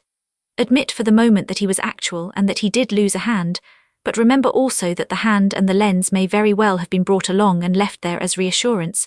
We cannot be sure even that the lens matched the hand. But admitting all this, I am still of the opinion that Lensman Morgan was not otherwise tortured, that he lost none of his vital force, that he and the unknown I have already referred to returned practically unharmed to their own galaxy. And not only did they return, they must have carried with them the information which was later used by the patrol in the destruction of Jarnevan." "Preposterous," Alcon snorted. Tell me, if you can, upon what facts you have been able to base such fantastic opinions." "Gladly," Kandran assented. "I have been able to come to no really valid conclusions, and it may very well be that your fresh viewpoint will enable us to succeed where I alone have failed. I will therefore summarize very briefly the data which seem to me most significant. Attend closely, please. For many years, as you know, everything progressed smoothly. Our first setback came when a Tellurian warship, manned by Tellurians and Valyrians, succeeded in capturing almost intact one of the most modern and most powerful of our vessels. The Valyrians may be excluded from consideration, insofar as mental ability is concerned. At least one Tellurian escaped in one of our own, supposedly derelict vessels. This one, whom Helmuth thought of, and reported, as the Lensmen, eluding all pursuers, went to Valantia, upon which planet he so wrought as to steal bodily 6 of our ships, sent there specifically to hunt him down. In those ships he won his way back to Tellus in spite of everything Helmuth and his force could do. Then there were the 2 episodes of the wheelmen of Aldebaran I. In the first one, a Tellurian Lensman was defeated, possibly killed. In the second, our base was destroyed, tracelessly. Note, however, that the base next above it in order was, so far as we know, not visited or harmed. There was the Boysher affair, in which the human being Blakesley did various unscheduled things. He was obviously under the control of some far more powerful mind, a mind which did not appear then or ever. We jump then to this, our own galaxy, the sudden, inexplicable disappearance of the planet Medon. Back to theirs again, the disgraceful and closely connected debacles at Shingvas and Antigan, traceless both, but again neither was followed up to any higher headquarters. Nadreck grinned at that, if a Palanian can be said to grin. Those matters were purely his own. He had done what he had been requested to do, thoroughly. No following up had been either necessary or desirable. Then Raidlix. Kandran's summary went concisely on. The female agents, Bominger, the Calonian observers, all wiped out. Was or was not some human lensman to blame? Everyone, from Chester Q. Forsyth down to a certain labourer upon the docks, was suspected, but nothing definite could be learned. The senselessly mad crew of the 27L462P, winner, Grantlier, again completely traceless, reason obscure and no known advantage gained, as this sequence also has dropped. Nadreck pondered briefly over this material. He knew nothing of any such matters, nor, he was pretty sure, did Kinnison. The Lensman apparently was getting credit for something that must have been accidental or wrought by some internal enemy. QX, he listened again. After the affair of Bronsecker, in which so many Lensmen were engaged that particularization was impossible, and which again was not followed up, we jumped to the asteroid Euphrosyne, Miner's Rest, and Wild Bill Williams of Aldebaran II. If it was a coincidence that Bill Williams became William Williams and followed our line to Tresilia, it is a truly remarkable one, even though, supposedly, said Williams was so stupefied with drugs as to be incapable either of motion or perception. Jolt's headquarters was apparently missed. However, it must have been invaded, tracelessly, for it was the link between Tresilia and Jarnavan was found and was destroyed. Now, before we analyse the more recent events, what do you yourself deduce from the above facts? Kandran asked. While the Tyrant was cogitating, Nadreck indulged in a minor gloat. This psychologist, by means of impeccable logic and reasoning from definitely known facts, had arrived at such erroneous conclusions. However, Nadreck had to admit, his own performances and those in which Kinnison had acted indetectably, when added to those of some person or persons unknown, did make a really impressive total. You may be right, Alcon admitted finally. At least 2 entirely different personalities and methods of operation. 2 lensmen are necessary to satisfy the above requirements, and, as far as we know, sufficient. One of the necessary 2 is a human being, the other an unknown. Cartiff was, of course, the human lensman, a masterly piece of work that, but with the cooperation of the patrol, both logical and fairly simple. This human being is always in evidence, yet is so cleverly concealed by his very obviousness that nobody ever considers him important enough to be worthy of a close scrutiny. Or, perhaps. That is better, Kandran commented. You are beginning to see why I was so careful in saying that the known Tellurian factor may be, not is, of any real importance. But he must be, Alcon protested. It was a human being who tried and executed our agent. Cartiff was a human being, to name only 2. Of course, Kandran admitted, half contemptuously, but we have no proof whatever that any of those human beings actually did, of their own volition, any of the things for which they have been given credit. Thus, it is now almost certain that that widely advertised Mindray machine was simply a battery of spotlights. The man operating them may very well have done nothing else. Similarly, Cartiff may have been an ordinary gangster controlled by the Lensmen. We may as well call him A* as anything else, or a Lensman or some other member of the patrol, acting as a dummy to distract our attention from A*, who himself did the real work, all unperceived. Proof, the Tyrant snapped. No proof, merely a probability, the Onlonian stated flatly. We know, however, definitely and for a fact, visiplates and long-range communicators cannot be hypnotized, that Blakesley was one of Helmuth's own men. Also that he was the same man, both as a loyal Bosconian of very ordinary mental talents, and as an enemy having a mental power which he as Blakesley never did and never could possess. I see, Alcon thought deeply. Very cogently put. Instead of there being two Lensmen, working sometimes together and sometimes separately, you think that there is only one really important mind, and that this mind at times works with or through some Tellurian. But not necessarily the same Tellurian exactly, and there is nothing to give us any indication whatever as to A*'s real nature or race. We cannot even deduce whether or not he is an oxygen breather, and that is bad. Very bad, the Tyrant assented. A* or Cartiff or both working together found Lonabar. They learned of the overlords, or at least of Lyrane too. By sheer accident, if they learned it there at all, I am certain of that, Kandran insisted. They did not get any information from Menjo Bleeko's mind. There was none there to get. Accident or not, what boots it? Alcon impatiently brushed aside the psychologist's protests. They found Bleeko and killed him. A raid upon the cavern of the overlords of Lyrane 2 followed immediately. From the reports sent by the overlords to the Ike of Lyrane 8 we know that there were 2 patrol ships involved. One, not definitely identified as Cartiff's, took no part in the real assault. The other, the super-dreadnought Dauntless, did that alone. She was manned by Tellurians, Valyrians, and at least one Velantian. Since they went to the trouble of taking the overlords alive, we may take it for granted that they obtained from them all the information they possessed before they destroyed them and their cavern. It is at least highly probable that they did so, Kandran admitted. We have then many questions and few answers, and the Tyrant strode up and down the dimly blue-lit room. It would be idle indeed, in view of the facts, to postulate that Lyrane 2 was left, as were some others, a dead end. Has A* attempted Lyrane 8? If not, why has he delayed? If so, did he succeed or fail in penetrating the defences of the Ike? They swear that he did not, that he could not. Of course, Kandran sneered. But while asking questions, why not ask why the patrol chose this particular time to invade our galaxy in such force as to wipe out our grand fleet? To establish themselves so strongly as to make it necessary for us of the High Command to devote our entire attention to the problem of dislodging them. What? Alcon exclaimed, then sobered quickly and thought for minutes. You think then that... His thoughts died away. I do so think, Kandran thought glumly.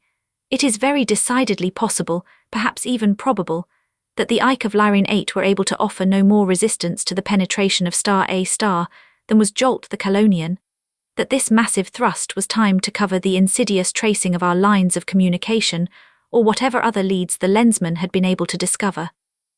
But the traps, the alarms, the screens and zones, Alcon exclaimed, manifestly jarred by this new and disquietingly keen thought. No alarm was tripped, as you know. No trap was sprung, Kandran replied quietly. The fact that we have not as yet been attacked here may or may not be significant. Not only is Onlo very strongly held, not only is it located in such a central position that their lines of communication would be untenable, but also... Do you mean to admit that you may have been invaded and searched tracelessly? Alcon fairly shrieked the thought. Certainly, the psychologist replied coldly. While I do not believe that it has been done, the possibility must be conceded. What we could do, we have done, but what science can do, science can circumvent. To finish my thought, it is a virtual certainty that it is not Onlo and I who are their prime objectives, but Thrale and you, especially you. You may be right, you probably are right, but with no data whatever upon who or what A* really is, with no tenable theory as to how he could have done what actually has been done, speculation is idle. Upon this highly unsatisfactory note the interview closed. Alcon the Tyrant went back to Thrale, and as he entered his palace grounds, he passed within 40 inches of his nemesis. For Starostar Kinnison Traska Gannel was, as Alcon himself so clearly said, rendered invisible and imperceptible by his own obviousness. Although obvious, Kinnison was very busy indeed. As a lieutenant of guardsmen, the officer in charge of a platoon whose duties were primarily upon the ground, he had very little choice of action. His immediate superior, the first lieutenant of the same company, was not much better off. The captain had more authority and scope, since he commanded aerial as well as ground forces. Then, disregarding sidelines of comparative seniority, came the major, the colonel, and finally the general, who was in charge of all the regular armed forces of Thrale's capital city. Alcon's personal troops were of course a separate organization, but Kinnison was not interested in them, yet. The major would be high enough, Kinnison decided, big enough to have considerable authority and freedom of motion, and yet not important enough to attract undesirable attention. The first lieutenant, a stodgy, strictly rule-of-thumb individual, did not count. He could step right over his head into the captaincy. The real Gannel had always, in true Zwilnik fashion, hated his captain and had sought in devious ways to undermine him. The pseudo-Gannel despised the captain as well as hating him, and to the task of sapping he brought an ability enormously greater than any which the real Gannel had ever possessed. Good Beskonian technique was to work upward by stealth and treachery, aided by a carefully built-up personal following of spies and agents.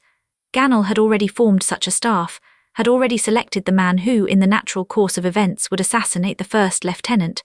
Kinnison retained Gannel's following, but changed subtly its methods of operation. He worked almost boldly. He himself criticized the captain severely, within the hearing of two men whom he knew to belong, body and soul, to his superior. This brought quick results.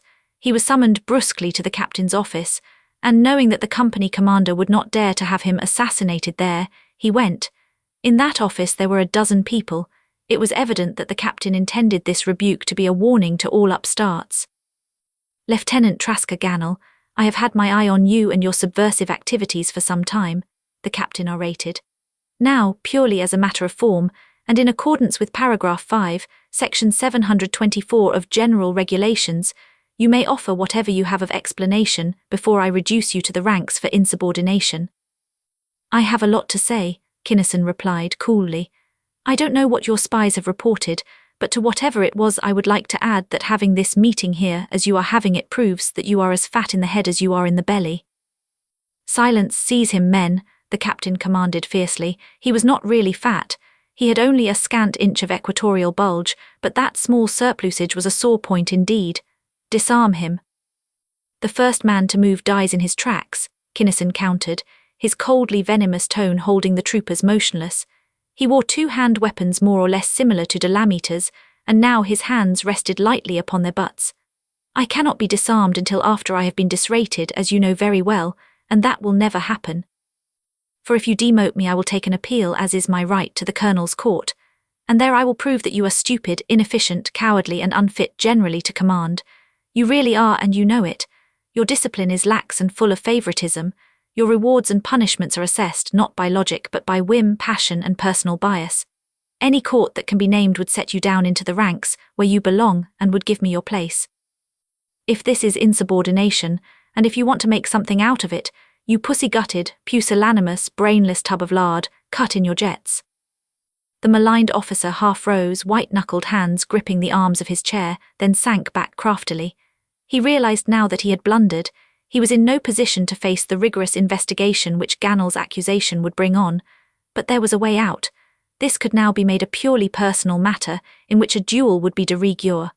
And in Beskonian, dueling the superior officer, not the challenged, had the choice of weapons. He was a master of the sabre.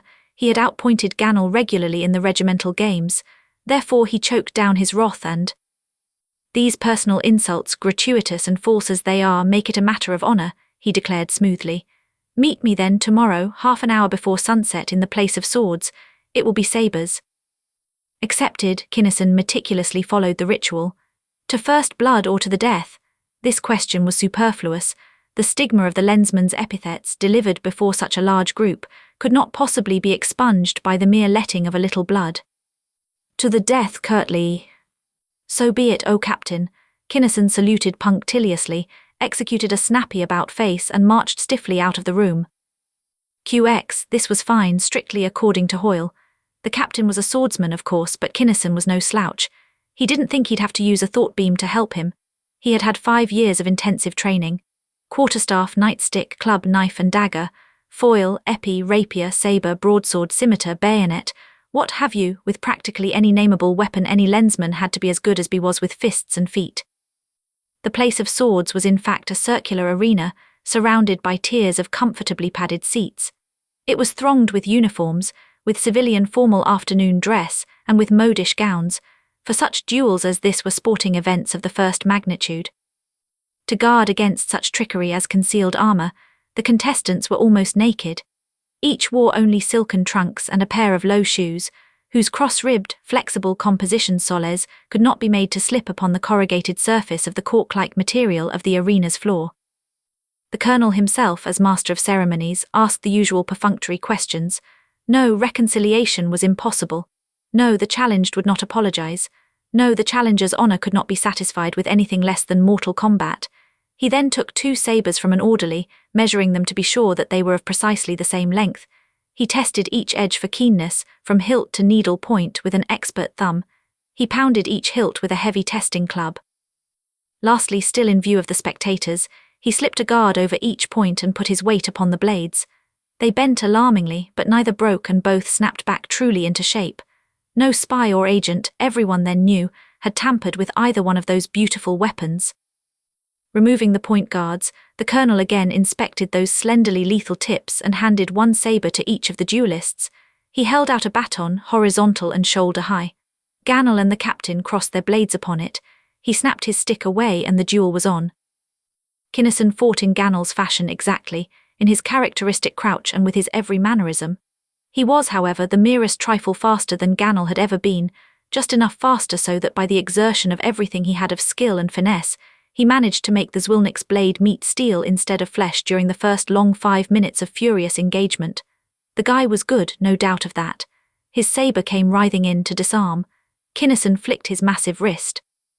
Steel slithered along steel, hilt clanged against heavy basket hilt. 2 mighty right arms shot upward, straining to the limit.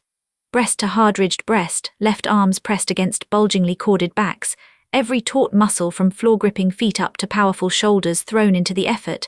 The battlers stood motionlessly en tableau for seconds. The ape wasn't fat at that, Kinnison realized then. He was as hard as cordwood underneath. Not fat enough anyway to be anybody's pushover, although he was probably not in good enough shape to last very long. He could probably wear him down. He wondered fleetingly if worst came to worst whether he would use his mind or not. He didn't want to, but he might have to, or would he even then, could he? But he'd better snap out of it. He couldn't get anywhere with this body check business. The Zwilnik was just about as strong as he was. They broke, and in the breaking Kinnison learned a brand new cut.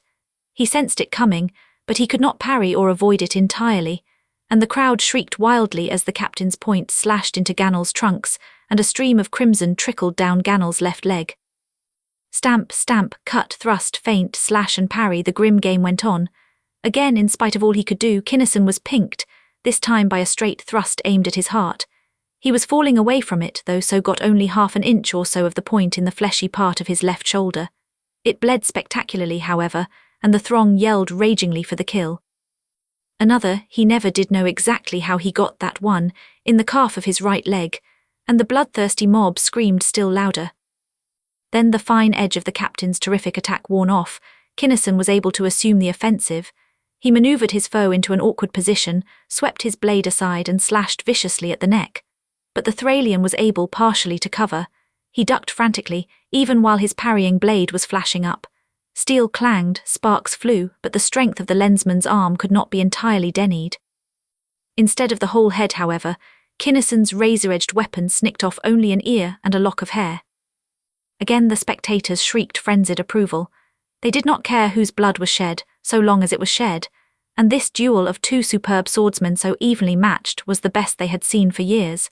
It was, and promised to keep on being, a splendidly gory show indeed. Again and again the duelists engaged at their flashing top speed. Once again each drew blood before the colonel's whistle shrilled.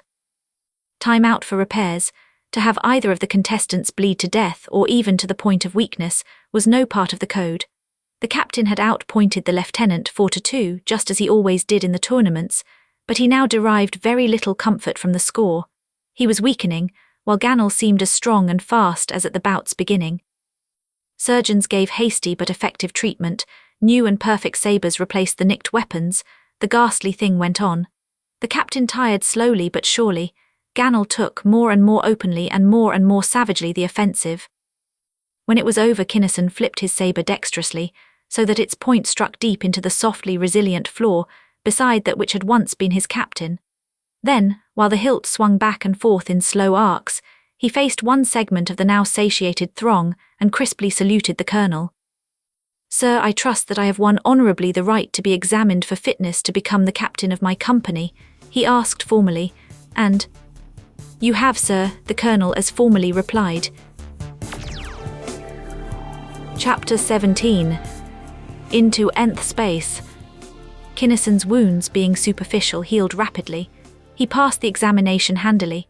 He should have, since, although it was rigorous and comprehensive, Trasker Gannel himself could have passed, and Kinnison, as well as knowing practically everything that the Thralian had ever learned, had his own vast store of knowledge upon which to draw.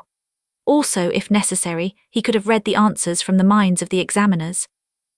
As a captain, the real Gannel would have been a hard and brilliant commander, noticeable even among the select group of tried and fire-polished veterans who officered the guards. Hence Kinnison became so, in fact considerably more so than most. He was harsh, he was relentless and inflexible, but he was absolutely fair. He did not punish a given breach of discipline with 20 lashes one time and with a mere reprimand the next. 15 honest, scarring strokes it became for each and every time, whoever the offender. Whatever punishment a man deserved by the book he got, promptly and mercilessly.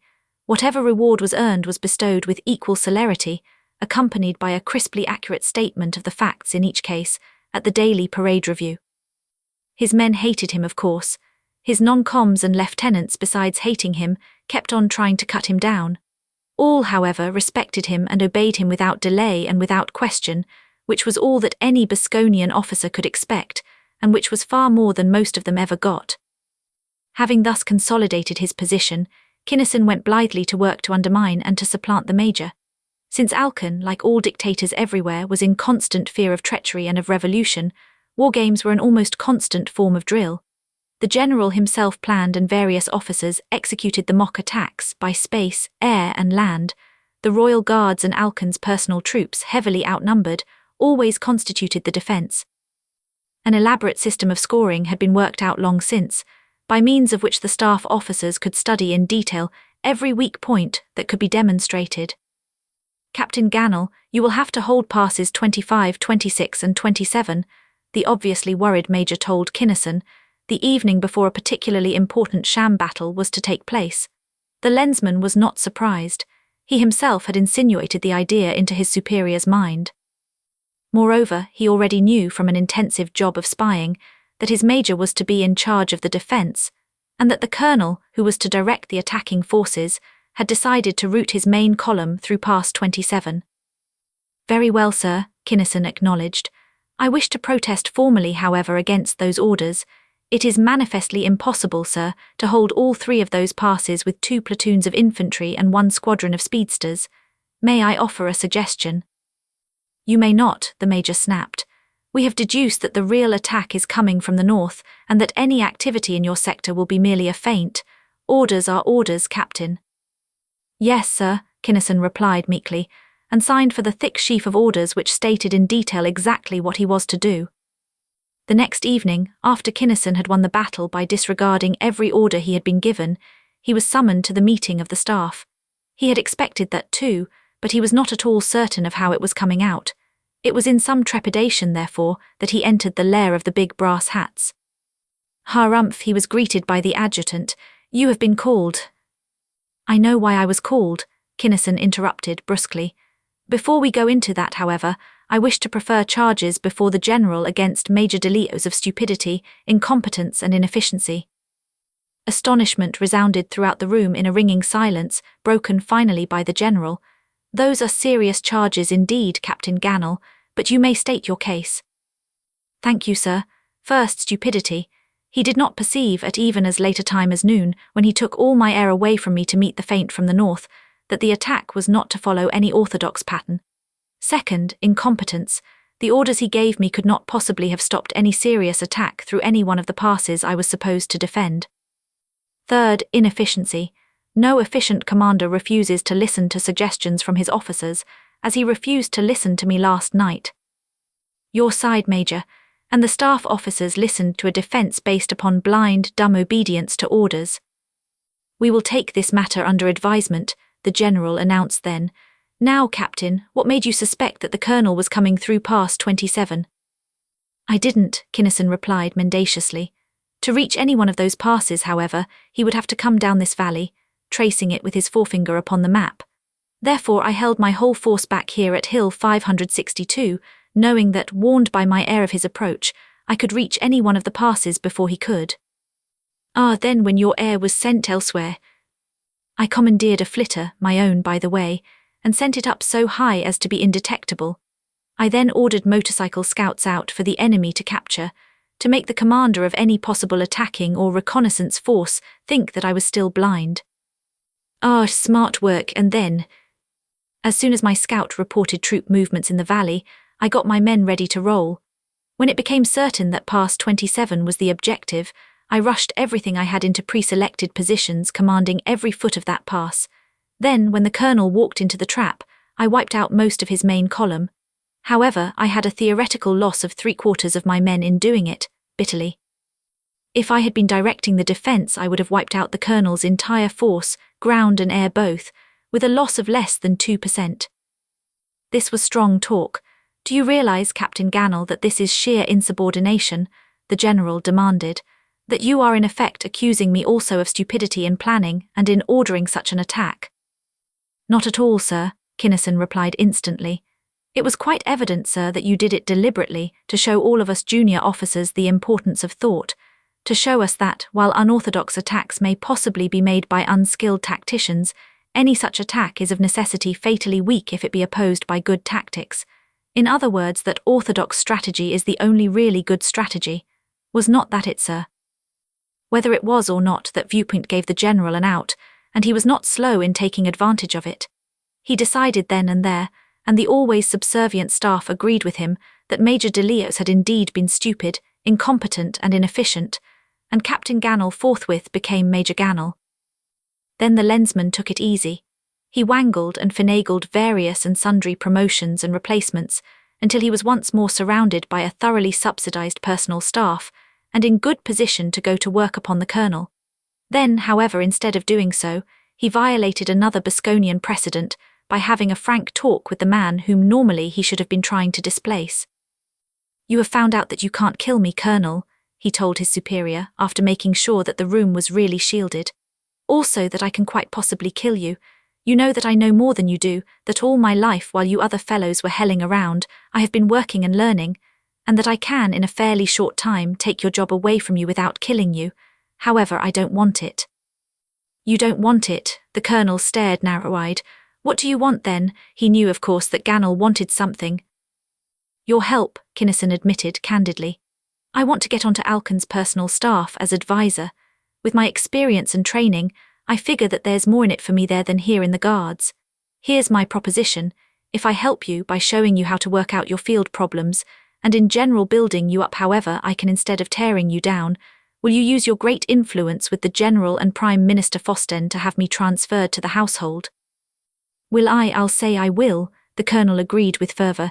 He did not add, if I can't kill you first, that was understood. And Kinnison did build the colonel up. He taught him things about the military business which that staff officer had never even suspected. He sounded depths of strategy theretofore completely unknown to the Zwilnik. And the more Kinnison taught him, the more eager the colonel became to get rid of him. He had been suspicious and only reluctantly cooperative at first, but as soon as he realized that he could not kill his tutor, and that if the latter stayed in the Guards it would be only a matter of days, at most of weeks, until Gannel would force himself into the colonelcy by sheer force of merit, he pulled in earnest every wire he could reach. Before the actual transfer could be effected, however, Kinnison received a call from Nadreck.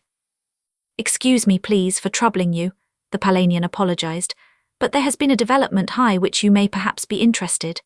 This Candron has been given orders by Alcon to traverse a hyperspatial tube, the terminus of which will appear at coordinates 217,490,320, 8 at hour 11 of the 7th Thralian day from the present.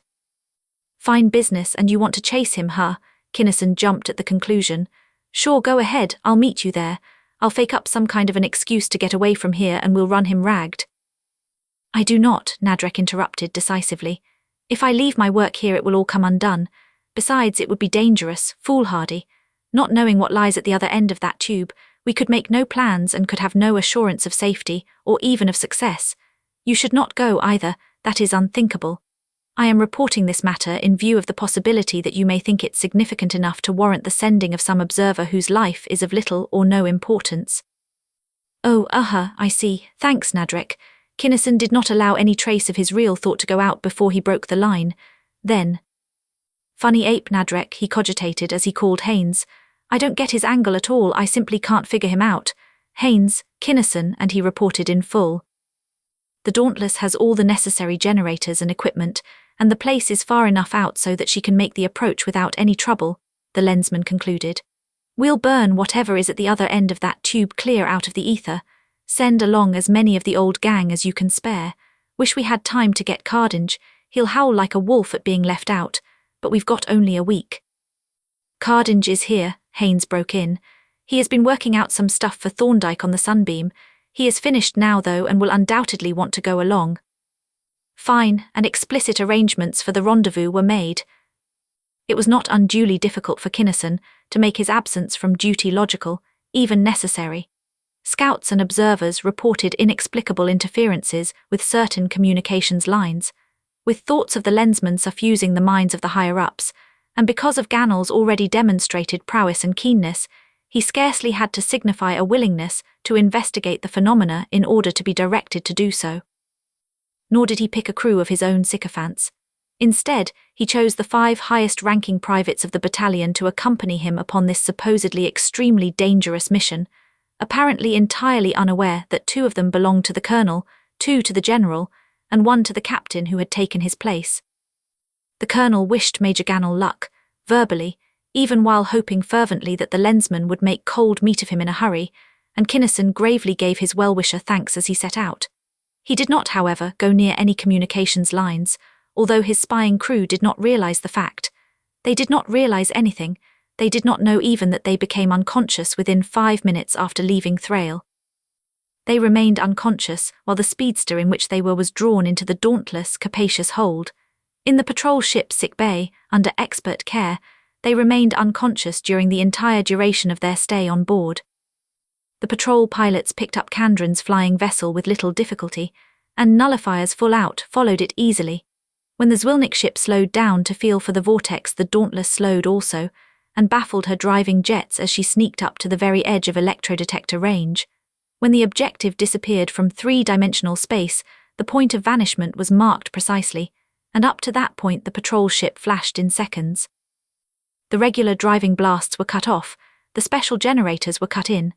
Then, as the force fields of the ship reacted against those of the Bosconian shore station, the patrolmen felt again in all their gruesome power the appallingly horrible sensations of interdimensional acceleration. For that sensation is, literally, indescribable.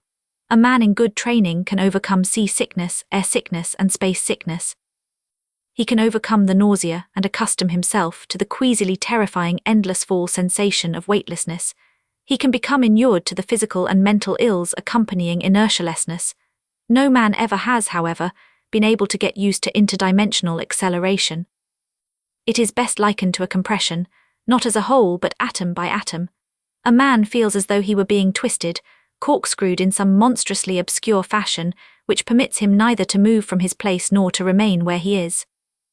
It is a painless but utterly revolting transformation, progressing in a series of waves. A rearrangement, a writhing, crawling distortion, an incomprehensibly impossible extrusion of each ultimate particle of his substance in an unknowable, ordinarily non-existent direction. The period of acceleration over, the Dauntless began to travel at uniform velocity along whatever course it was that the tube took. The men, although highly uncomfortable and uneasy, could once more move about and work. Sir Austin Cardinge in particular was actually happy and eager as he flitted from one to another of the automatic recording instruments upon his special panel. He resembled more closely than ever a lean, grey tomcat, Kinnison thought. He almost expected to see him begin to lick his whiskers and purr. "You see, my ignorant young friend," the scientist almost did purr as one of the recording pens swung wildly across the ruled paper. "It is as I told you, the lack of exact data upon even one tiny factor of this extremely complex phenomenon is calamitous. While my notes were apparently complete and were certainly accurate, our experimental tubes did not function perfectly. The time factor was irreconcilable, completely so in every aspect, even that of departure from and return to normal space, and it is unthinkable that time, one of the fundamental units, is or can be intrinsically variable." "You think so?" Kinnison broke in. "Look at that," pointing to the ultimate of timepieces, Cardinge's own triplex chronometer. "Number 1 says we've been in this tube for an hour, number 2 says a little over 9 minutes, and according to number 3 we won't be starting for 20 minutes yet. It must be running backwards. Let's see you comb that out of your whiskers." "Ahem," but only momentarily was Sir Austin taken aback. "I was right all the time," he cackled gleefully. "I thought it was practically impossible for me to commit an error or to overlook any possibilities, and I have now proved that I did not. Time in this hyperspatial region or condition is intrinsically variable and in major degree." "And what does that get you?" Kinnison asked pointedly. "Much, my impetuous youngster, much," Cardinge replied. "We observe, we note facts. From the observations and facts we theorize and we deduce, thus arriving very shortly at the true inwardness of time." "You hope," the Lensman snorted dubiously, and in his skepticism he was right and Sir Austin was wrong. For the actual nature and mechanism of time remained and still constitute a mystery or at least an unsolved problem. The Arisians, perhaps, understand time, no other race does. To some of the men then, and to some of the clocks and other time-measuring devices, the time seemed or actually was very long. To other and similar beings and mechanisms it seemed, or was short. Short or long, however, the Dauntless did not reach the Bosconian end of the hyperspatial tube. In mid-flight there came a crunching, twisting clunk, and an abrupt reversal of the inexplicably horrible interdimensional acceleration, a deceleration as sickeningly disturbing, both physically and mentally, as the acceleration had been. While within the confines of the hyperspatial tube every eye of the Dauntless had been blind, to every beam upon every frequency, visible or invisible, ether-borne or carried upon the infinitely faster waves of the sub-ether, the murk was impenetrable. Every plate showed the same mind-numbing blankness, a vague, eerily shifting, quasi-solid blanket of formless, textureless greyness. No lightness or darkness, no stars or constellation or nebulae, no friendly, deep space blackness, nothing. Deceleration ceased. The men felt again the wonted homeliness and comfort of normal pseudo-gravity. Simultaneously, the grey smear of the visiplates faded away into commonplace areas of jetty black, pierced by the brilliantly dimensionless vari-coloured points of light, which were the familiar stars of their own familiar space. But were they familiar? Was that our galaxy or anything like it? They were not, it was not. Kinnison stared into his plate aghast. He would not have been surprised to have emerged into three-dimensional space anywhere within the second galaxy. In that case, he would have seen a Milky Way, and from its shape, apparent size and texture, he could have oriented himself fairly closely in a few minutes. But the Dauntless was not within any lenticular galaxy, nowhere was there any sign of a Milky Way. He would not have been really surprised to have found himself and his ship out in open intergalactic space. In that case he would have seen a great deal of dead black emptiness, blotched with lenticular bodies which were in fact galaxies.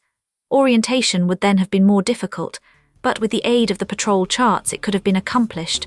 But here there were no galaxies, no nebulae of any kind. Chapter 18. Prime Minister Fossten. Here, upon a background of a blackness so intense as to be obviously barren of nebular material, there lay a multitude of blazingly resplendent stars, and nothing except stars. A few hundred were of a visual magnitude of about -3. Approximately the same number were of -2 or thereabouts, and so on down, but there did not seem to be a star or other celestial object in that starkly incredible sky of an apparent magnitude greater than about +4. "What do you make of this, Sir Austin?" Kinnison asked quietly. "It's got me stopped like a traffic light." The mathematician ran toward him and the lensman stared. He had never known Cardiff to hurry. In fact, he was not really running now. He was walking, even though his legs were fairly twinkling in their rapidity of motion. As he approached Kinnison, his pace gradually slowed to normal. "Oh, time must be cockeyed here too," the lensman observed. "Look over there, see how fast those fellows are moving and how slow those others over that way are." "Ah yes, interesting, intensely interesting. Truly a most remarkable and intriguing phenomenon," the fascinated mathematician enthused. "But that wasn't what I meant. Swing this plate, it's on visual, around outside so as to get the star aspect and distribution. What do you think of it?" "Peculiar, I might almost say unique," the scientist concluded after his survey. "Not at all like any normal configuration or arrangement with which I am familiar. We could perhaps speculate, but would it not be preferable to secure data first, say by approaching a solar system and conducting systematic investigations?" And again Kinnison stared at the wispy little physicist in surprise. Here was a man. "You're certainly something to tie to, Ace, do you know it?" he asked admiringly. Then, as Cardiff gazed at him questioningly, uncomprehendingly, "Skip it, can you feel my thought, Henderson?" "Yes. Shoot us across to one of those nearer stars, stop and go inert." "QX Chief," the pilot obeyed. And in the instant of inerting, the visiplate into which the two men stared went black. The thousands of stars studding the sky a moment before had disappeared as though they had never been. "Why, how in all the yellow hells of space can that happen?" Kinnison blurted. Without a word, Cardiff reached out and snapped the plate's receiver over from visual to ultra, whereupon the stars reappeared as suddenly as they had vanished. "Something's screwy somewhere," the lensman protested. "We can't have an inert velocity greater than that of light, it's impossible." "Few things, if any, can be said definitely to be impossible, and everything is relative, not absolute," the old scientist declared pompously. "This space, for instance, you have not yet perceived, I see, even that you are not in the same three-dimensional space in which we have heretofore existed." Kinnison gulped. He was going to protest about that too, but in the face of Cardiff's unperturbed acceptance of the fact he did not quite dare to say what he had in mind. "That is better," the old man declaimed. "Do not get excited, to do so dulls the mind. Take nothing for granted, do not jump at conclusions. To commit either of those errors will operate powerfully against success. Working hypotheses, young man, must be based upon accurately determined facts, not upon mere guesses, superstitions, or figments of personal prejudices." But QX, skip it. 9/10 of the dauntless crew would have gone out of control at the impact of the knowledge of what had happened. Even Kinnison's powerful mind was shaken. Cardiff, however, was, not seemed to be, but actually was, as calm and as self-contained as though he were in his own quiet study. "Explain it to me, will you please, in words of as nearly one syllable as possible." Our looser thinkers have for centuries speculated upon the possibility of an entire series of different spaces existing simultaneously, side by side in a hypothetical hypercontinuum. I have never indulged in such time-wasting, but now that actual corroborative data have become available, I regard it as a highly fruitful field of investigation. Two extremely significant facts have already become apparent: the variability of time and the non-applicability of our so-called laws of motion. Different spaces, different laws, it would seem. But when we cut our generators in that other tube, we emerged into our own space, Kinnison argued. How do you account for that? "I do not as yet try to account for it," Cardiff snapped. "Two very evident possibilities should already be apparent, even to your feeble brain. One, that at the moment of release your vessel happened to be situated within a fold of our own space. Two, that the collapse of the ship's force fields always returns it to its original space, while the collapse of those of the shore station always forces it into some other space. In the latter case, it would be reasonable to suppose that the persons or beings at the other end of the tube may have suspected that we were following Kandran, and as soon as he landed, cut off their forces deliberately to throw us out of space. They may even have learned that persons of lesser ability, so treated, never return. Do not allow yourself to be at all impressed by any of these possibilities, however, as the truth may very well lie in something altogether different. Bear it in mind that we have as yet very little data upon which to formulate any theories, and that the truth can be revealed only by a very careful, accurate, and thorough investigation. Please note also that I would surely have discovered and evaluated all these unknowns during the course of my, as yet incomplete study of our own hyperspatial tubes, that I am merely continuing here a research in which I have already made noteworthy progress. Kinnison really gasped at that. The guy was certainly terrific. He called the chief pilot. Go free, Hen, and start flitting for a planet. We've got to sit down somewhere before we can start back home. When you find one, land free, stay free and watch your borgs. I don't have to tell you what will happen if they quit on us. Then Thorndyke, Vern, break out some personal neutralizers. We've got a job of building to do, inertialess, and he explained to both men in flashing thoughts what had happened and what they had to do.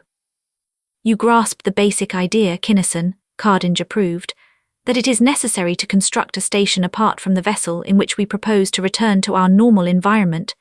You err grievously, however, in your insistence upon the necessity of discovering a planet, satellite, asteroid, or other similar celestial body upon which to build it.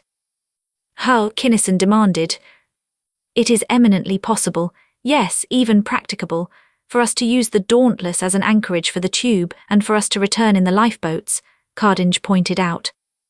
What, abandon this ship, waste all that time rebuilding all the boats?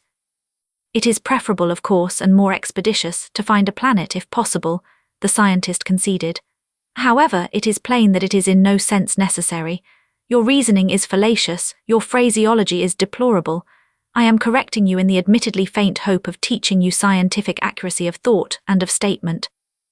Wow, Waterman, Kinnison breathed to himself as heroically he skipped it. Somewhat to Kinnison's surprise, he had more than half expected that planets would be non-existent in that space. The pilots did find a solid world upon which to land. It was a peculiar planet indeed. It did not move right, it did not look right, it did not feel right. It was waterless, airless, desolate, a senseless jumble of jagged fragments, mostly metallic. It was neither hot nor cold, indeed it seemed to have no temperature of its own at all. There was nothing whatever right about it, Kinnison declared. Oh yes, there is, Thorndyke contradicted. Time is constant here, whatever its absolute rate may be. These metals are nice to work with, and some of this other stuff will make insulation. Or hadn't you thought of that? Which would be faster, cutting down an intrinsic velocity of 15 lights to 0 or building the projector out of native materials. And if you match intrinsics, what will happen when you hit our normal space again? Plenty, probably, faster to use the stuff that belongs here. Careful though, fella. And care was indeed necessary. Extreme care that not a particle of matter from the ship was used in the construction, and that not a particle of the planet's substance by any mischance got aboard the spare ship. The actual work was simple enough. Cardinge knew exactly what had to be done. Thorndyke knew exactly how to do it, as he had built precisely similar generators for the experimental tubes upon Tellus. He had a staff of experts. The Dauntless carried a machine shop and equipment second to none. Raw material was abundant, and it was an easy matter to block out an inertialess room within which the projectors and motors were built, and after they were built they worked. It was not the work then, but the strain which wore Kinnison down. The constant, wearing strain of incessant vigilance to be sure that the Burgeon homes and the small units of the personal neutralizers did not falter for a single instant. He did not lose a man, but again and again there flashed into his mind the ghastly picture of one of his boys colliding with the solid metal of the planet at a relative velocity 15 times that of light. The strain of the endless checking and rechecking to make certain that there was no exchange of material, however slight, between the ship and the planet. Above all, the strain of knowing a thing which apparently no one else suspected, that Cardinge, with all his mathematical knowledge, was not going to be able to find his way back. He had never spoken of this to the scientist. He did not have to. He knew that without a knowledge of the fundamental distinguishing characteristics of our normal space, a knowledge even less to be expected than that a fish should know the fundamental equations and structure of water, they never could, save by sheerest accident, return to their own space.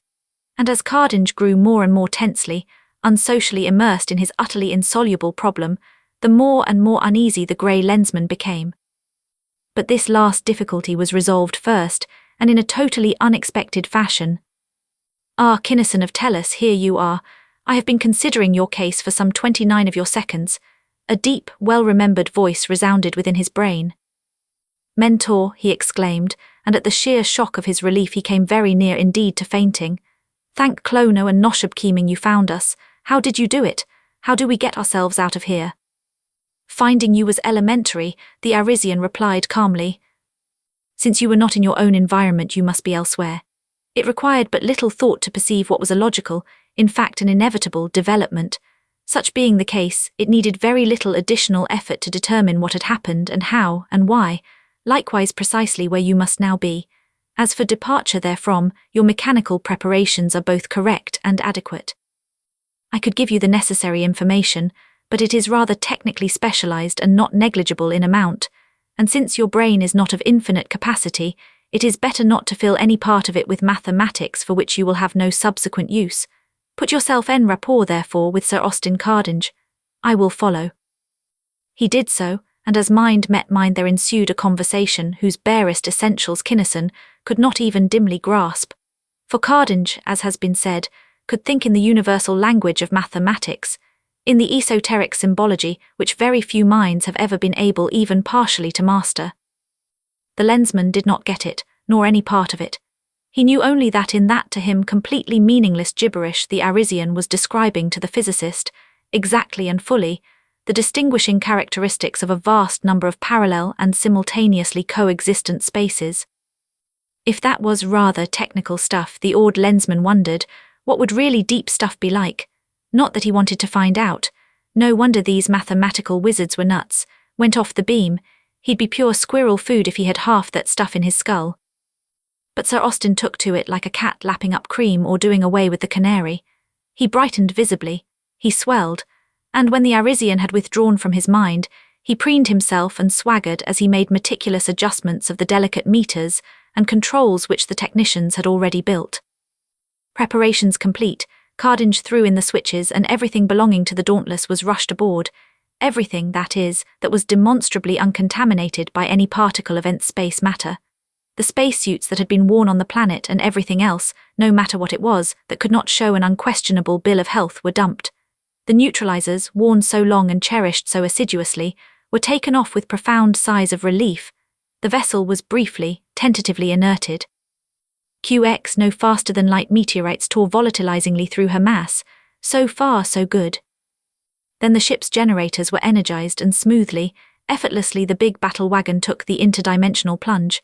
There came the expected, but nevertheless almost unendurable acceleration, the imperceptible, unloggable flight through the drably featureless greyness, the horrible deceleration. Stars flashed beautifully upon the plates.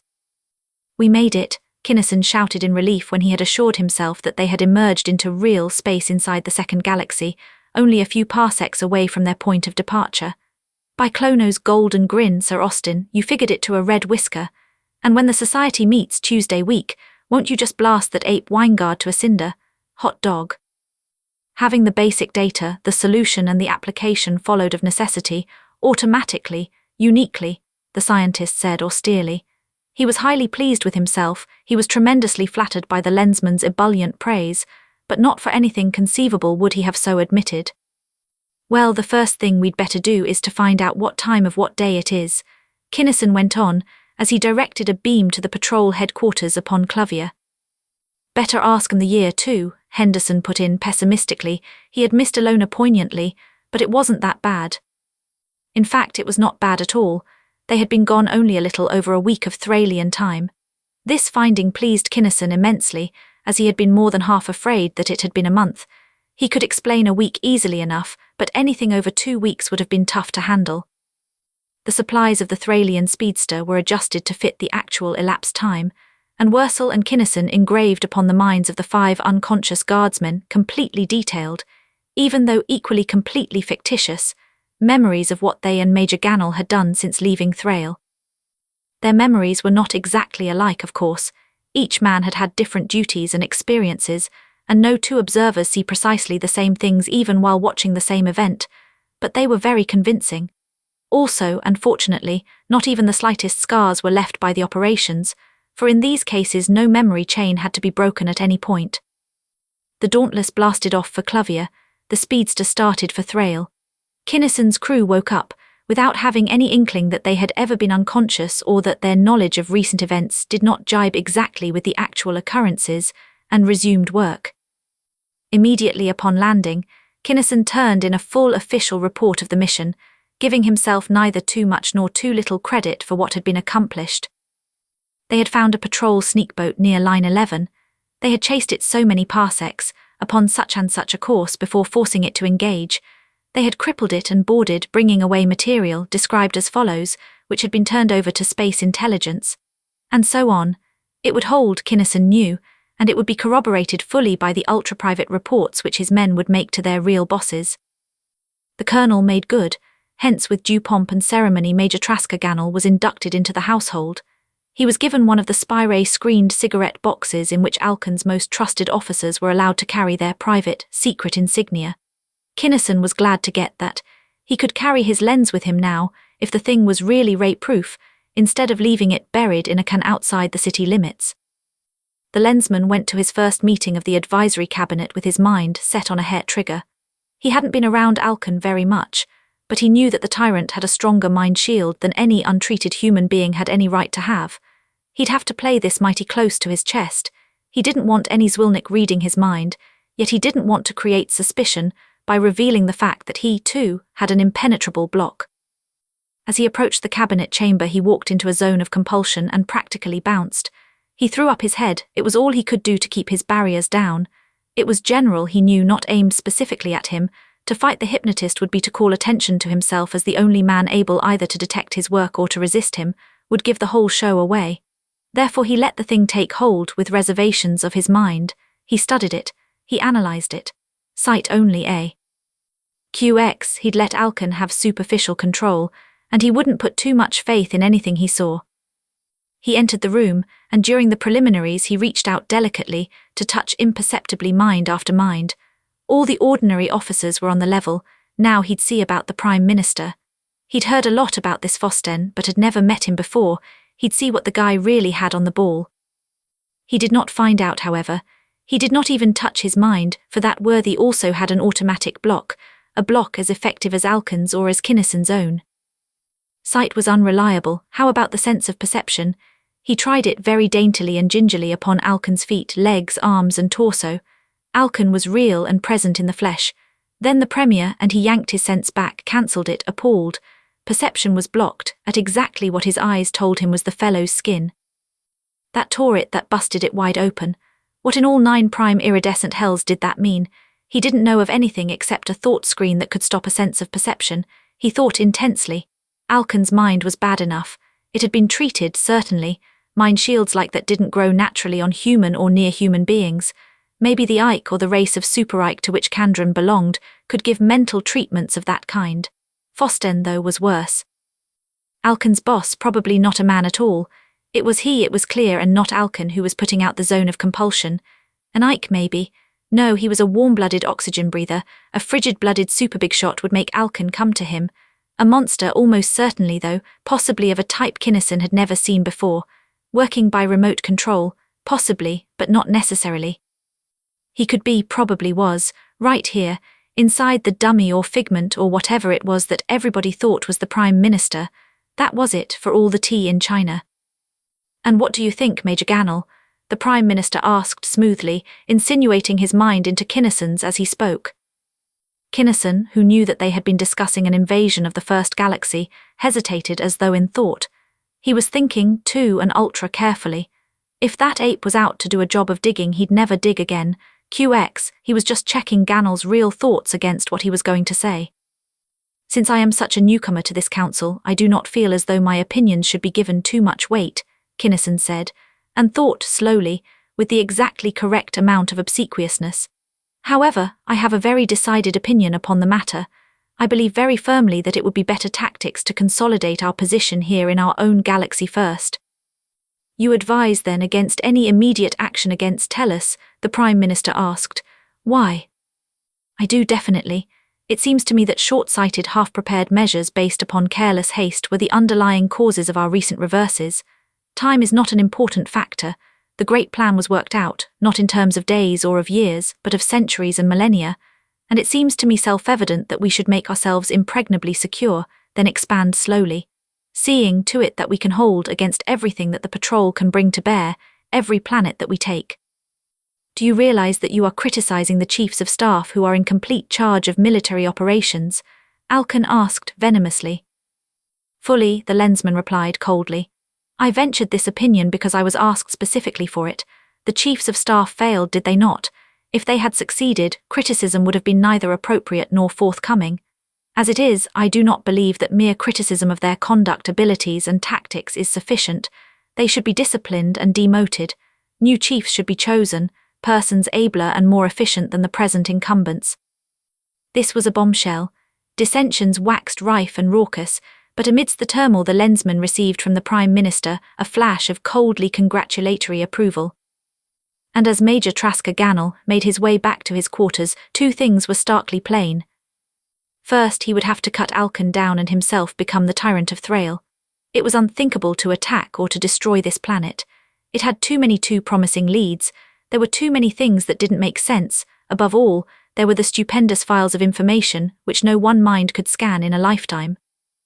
Second, if he wanted to keep on living, he would have to keep his detectors shoved out to maximum. This Prime Minister was just about as touchy and just about as safe to play with as 100 kilograms of dry nitrogen iodide. Chapter 19. Gannel, Tyrant of Thrale. Nadreck, the Palanian lensman, had not exaggerated in saying that he could not leave his job, that his work would come undone if he did. As has been intimated, Nadreck was cowardly and lazy and characterized otherwise by traits not usually regarded by humankind as being noble. He was, however, efficient, and he was now engaged in one of the most colossal tasks ever attempted by any one lensman. Characteristically, he had told no one, not even Haynes or Kinnison, what it was that he was trying to do. He never talked about a job until after it was done, and his talking then was usually limited to a taped, lensman's sealed, tersely factual report. He was investigating Onlo, that was all that anybody knew. Onlo was at that time perhaps the most heavily fortified planet in the universe. Compared to its mass, Might Jarnavan was weak, Tellus, except for its sunbeams and its other open space safeguards, a joke. Onlo's defences were all or nearly all planetary. Kandran's strategy, unlike Haynes, was to let any attacking force get almost down to the ground and then blast it out of existence. Thus Onlo was in effect one tremendously armed, titanically powered fortress. Not 1 cubic foot of its poisonous atmosphere was out of range of projectors theoretically capable of puncturing any defensive screen possible of mounting upon a mobile base. And Nadreck, the cowardly, the self-effacing, the apologetic, had tackled Onlo, alone. Using the technique which has already been described in connection with his highly successful raid upon the Ike stronghold of Lyrane 8, he made his way through the Onlonian defensive screens and settled down comfortably near one of the gigantic domes. Then, as though time were of no consequence whatever, he proceeded to get acquainted with the personnel. He learned the identifying pattern of each entity and analysed every one psychologically, mentally, intellectually, and emotionally. He tabulated his results upon the Palanian equivalent of index cards, then very carefully arranged the cards into groups. In the same fashion he visited and took the census of dome after dome. No one knew that he had been near, apparently he had done nothing, but in each dome as he left it there had been sown seeds of discord and of strife which, at a carefully calculated future time, would yield bitter fruit indeed. For every mind has some weakness, each intellect some trait of which it does not care to boast, each Achilles his heel. That is true even of grey lensmen, and the Onlonians, with their heredity and environment of Bosconianism, were in no sense material from which lensmen could be made. Subtly then, and coldly and callously, Nadreck worked upon the basest passions, the most ignoble traits of that far from noble race. Jealousy, suspicion, fear, greed, revenge, quality by quality he grouped them, and to each group he sent series after series of horridly stimulating thoughts. Jealousy, always rife, assumed fantastic proportions. Molehills became mountains overnight. A passing word became a studied insult. No one aired his grievances, however, for always and everywhere there was fear, fear of discipline, fear of reprisal, fear of betrayal, fear of the double cross. Each monster brooded, sullenly intense. Each became bitterly, gallingly, hatingly aware of an unwarranted and intolerable persecution. Not much of a spark would be necessary to touch off such explosive material as that. Nadreck left the headquarters dome until the last. In one sense it was the hardest of all, in another the easiest. It was hard in that the entities there had stronger minds than those of lower station, minds better disciplined, minds more accustomed to straight thinking and to logical reasoning. It was easy, however, in that those minds were practically all at war already, fighting either to tear down the one above or to resist the attacks of those below. Every mind in it already hated, or feared, or distrusted, or was suspicious of or jealous of some other. And while Nadreck laboured thus deviously his wonders to perform, Kinnison went ahead in his much more conventional and straightforward fashion upon Thrale. His first care, of course, was to surround himself with the usual coterie of spies and courtiers. The selection of this group gave Kinnison many minutes of serious thought. It was natural enough that he had not been able to place any of his own men in the secret service of Alcon or the Prime Minister, since they both had minds of power. It would not be natural, however, for either of them not to be able to get an agent into his, for to be too good would be to invite a mental investigation which he simply could not as yet permit. He would have to play dumb enough so that his hitherto unsuspected powers of mind would remain unsuspected. He could, however, do much. Since he knew who the spies were, he was able quite frequently to have his more trusted henchmen discover evidence against them, branding them for what they were. Assassinations were then, of course, very much in order, and even a strong suspicion, even though it could not be documented, was reason enough for a duel. In this fashion, then, Kinnison built up his entourage and kept it reasonably free from subversive elements, and, peculiarly enough, those elements never happened to learn anything which the Lensmen did not want them to know. Building up a strong personal organisation was now easy, for at last Kinnison was a real Bosconian big shot. As a major of the household, he was a power to be toadied to and fawned upon. As a personal adviser to Alcon the Tyrant, he was one whose ill will should be avoided at all costs. As a tactician who had so boldly, and yet so altruistically put the skids under the chiefs of staff, thereby becoming a favourite even of the dreaded Prime Minister, he was marked plainly as a climber to whose coat-tails it would be wise to cling. In short, Kinnison made good in a big, it might almost be said in a stupendous, way. With such powers at work, the time of reckoning could not be delayed for long. Alcon knew that Gannel was working against him, learned very quickly, since he knew exactly the personnel of Kinnison's private, secret service, and could read at will any of their minds, that Gannel held most of the trumps. The Tyrant had tried many times to read the Major's mind, but the latter, by some subterfuge or other, had always managed to elude his inquisitor without making an issue of the matter. Now, however, Alcon drove in a solid questing beam which, he was grimly determined, would produce results of one kind or another. It did, but unfortunately for the Thralian they were nothing he could use. For Kinnison, instead either of allowing the Tyrant to read his whole mind or of throwing up an all-too-revealing barricade, fell back upon the sheer native power of will which made him unique in his generation. He concentrated upon an all-inclusive negation, which in effect was a rather satisfactory block, and which was entirely natural. "I don't know what you're trying to do, Alcon," he informed his superior stiffly, "but whatever it is I do not like it. I think you're trying to hypnotize me. If you are, know now that you can't do it. No possible hypnotic force can overcome my definitely and positively opposed will." "Major Gannel, you will," the Tyrant began, then stopped. He was not quite ready yet to come openly to grips with this would-be usurper. Besides, it was now plain that Gannel had only an ordinary mind. He had not even suspected all the prying that had occurred previously. He had not recognized even this last powerful thrust for what it really was. He had merely felt it vaguely and had supposed that it was an attempt at hypnotism. A few more days and he would cut him down. Hence Alcon changed his tone and went on smoothly. "It is not hypnotism, Major Gannel, but a sort of telepathy which you cannot understand. It is, however, necessary, for in the case of a man occupying such a high position as yours, it is self-evident that we can permit no secrets whatever to be withheld from us, that we can allow no mental reservations of any kind. You see the justice and the necessity of that, do you not?" Kinnison did. He saw also that Alcon was being superhumanly forbearing. Moreover, he knew what the Tyrant was covering up so carefully, the real reason for this highly unusual tolerance.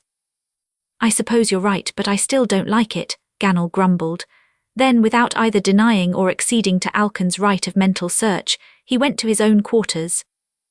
And there, or thereabouts, he wrought diligently at a thing which had been long in the making. He had known all along that his retinue would be useless against Alcon, hence he had built up an organisation entirely separate from, and completely unknown to any member of, his visible following. Nor was this really secret outfit composed of spies or sycophants. Instead, its members were hard, able, thoroughly proven men, each one carefully selected for the ability and the desire to take the place of one of Alcon's present department heads. One at a time he put himself en rapport with them, gave them certain definite orders and instructions. Then he put on a mechanical thought screen. Its use could not make the Prime Minister any more suspicious than he already was, and it was the only way he could remain in character. This screen was, like those of Lonabar, decidedly pervious in that it had an open slit. Unlike Bleeko's, however, which had their slits set upon a fixed frequency, the open channel of this one could be varied, both in width and in wavelength, to any setting which Kinnison desired. Thus equipped, Kinnison attended the meeting of the Council of Advisors, and to say that he disrupted the meeting is no exaggeration. The other advisors perceived nothing out of the ordinary, of course, but both Alcon and the Prime Minister were so perturbed that the session was cut very short indeed. The other members were dismissed summarily, with no attempt at explanation. The Tyrant was raging, furious. The Premier was alertly, watchfully intent. "I did not expect any more physical privacy than I have been granted," Kinnison grated, after listening quietly to a minute or two of Alcon's unbridled language.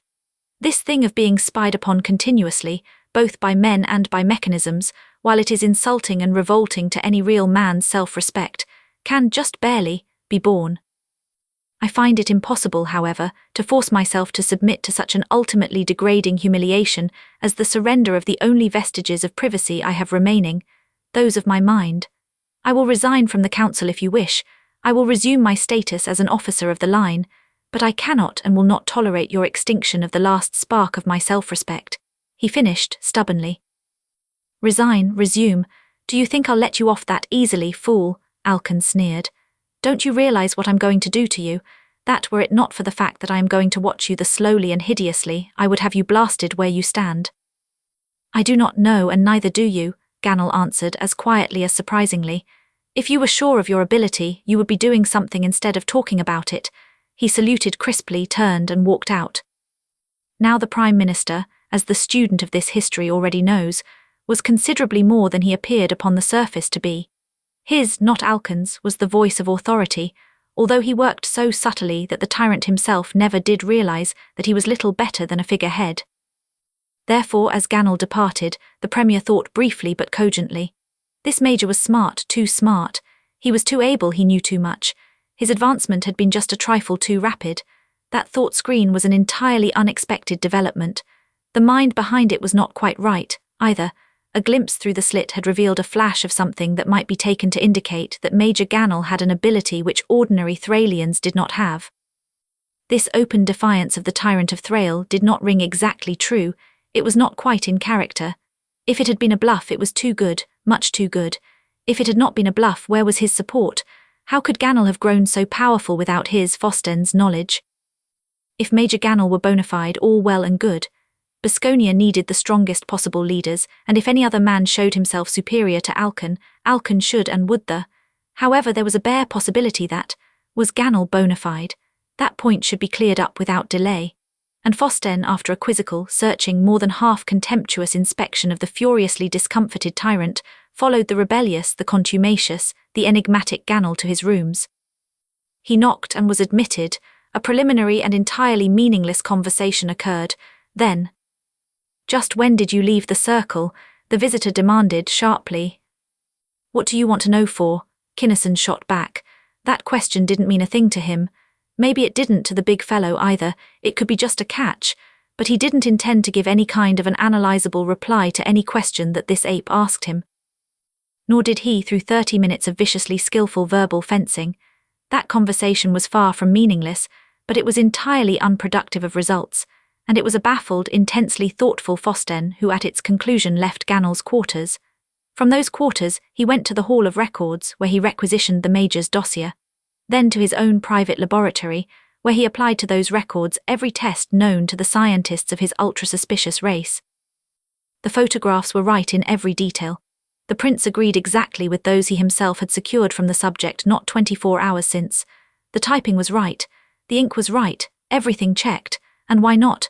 Ink, paper, fibre and film were in fact exactly what they should have been. There had been no erasures, no alterations.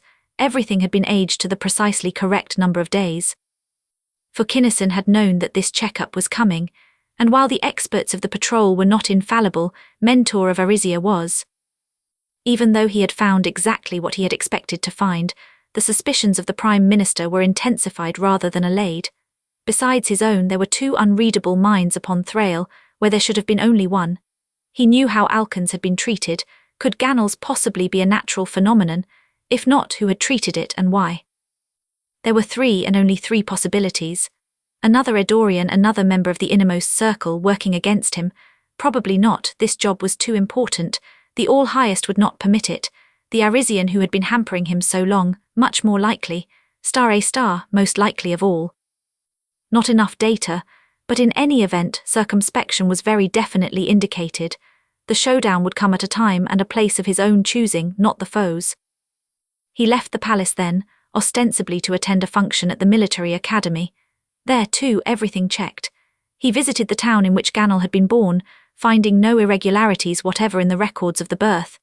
He went to the city in which Gannel had lived for the greater part of his life, where he assured himself that school records, club records, even photographs and negatives, all dead-centered the beam. He studied the minds of 6 different persons who had known Gannel from childhood. As one, they agreed that the Trasker Gannel, who was now Trasker Gannel, was in fact the real Trasker Gannel, and could not by any possibility be anyone else. He examined their memory tracks minutely for scars, breaks, or other evidences of surgery, finding none. In fact, none existed, for the therapists who had performed those operations had gone back clear to the very beginnings, to the earliest memories of the Gannel child. In spite of the fact that all the data thus far investigated were so precisely what they should have been, or because of it, the Prime Minister was now morally certain that Gannel was, in some fashion or other, completely spurious. Should he go farther, delve into unimportant but perhaps highly revealing side issues? He should. He did so with a minute attention to detail anticipated only by Mentor of Arisia. He found nothing amiss in any particular, but he was still unsatisfied. The mind who had falsified those records so flawlessly, if they had in fact been falsified, had done a beautiful piece of work, as masterly a job as he himself could have done. He himself would have left no traces, neither in all probability had the unknown. Who then and why? This was no ordinary plot, no part of any ordinary scheme to overthrow Alcon. It was bigger, deeper, far more sinister. Nothing so elaborate and efficient originating upon Thrale could possibly have been developed and executed without his knowledge and at least his tacit consent. It could not be Eddorian. That narrowed the field to 2, the Arisian or A*. His mind flashed back, reviewing everything that had been ascribed to that mysterious director of Lensmen. Something clicked. Blakesley. This was much finer than the Blakesley affair, of course, more subtle and more polished by far. It was not nearly as obvious as blatant, but the basic similarity was nevertheless there. Could this similarity have been accidental? No, unthinkable. In this undertaking accidents could be ruled out, definitely.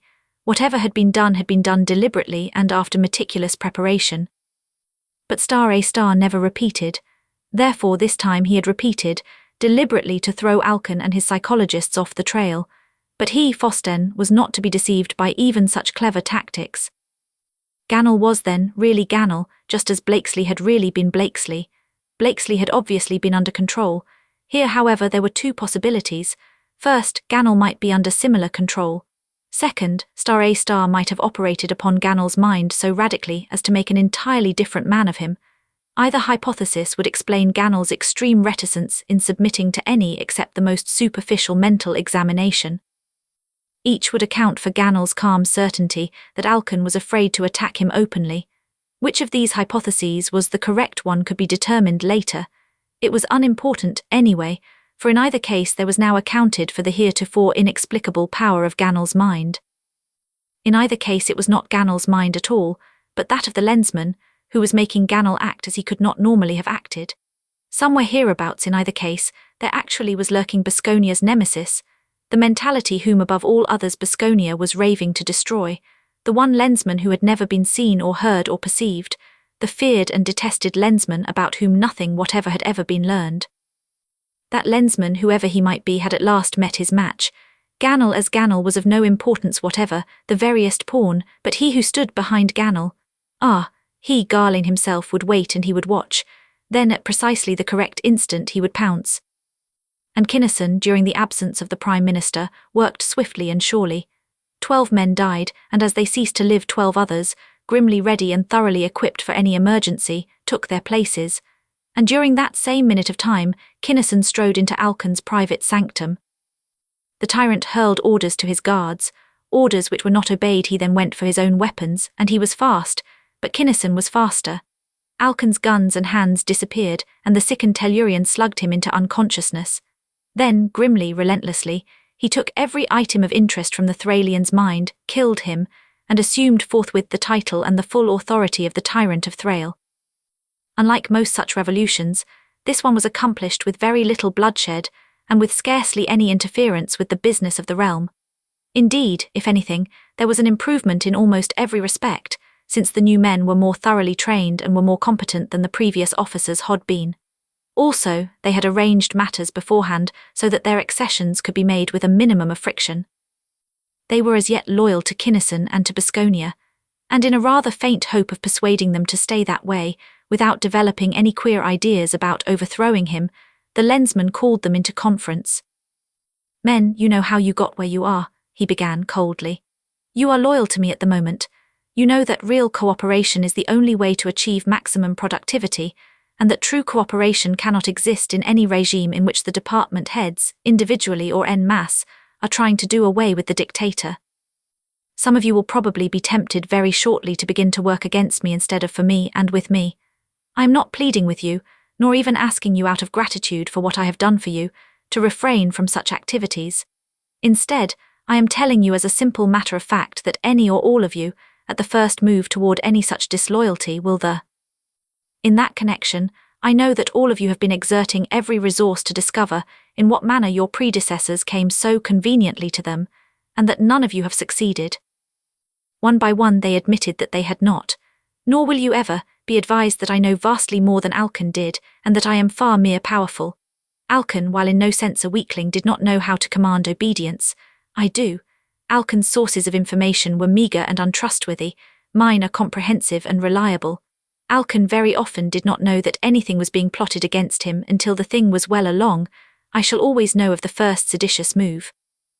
Alcon blustered, threatened and warned, he tortured, he gave some offenders a second chance before he killed.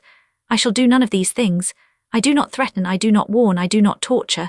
Above all, I give no snake a second chance to strike at me. I execute traitors without bluster or fanfare. For your own good, gentlemen, I advise you in all seriousness to believe that I mean precisely every word I say.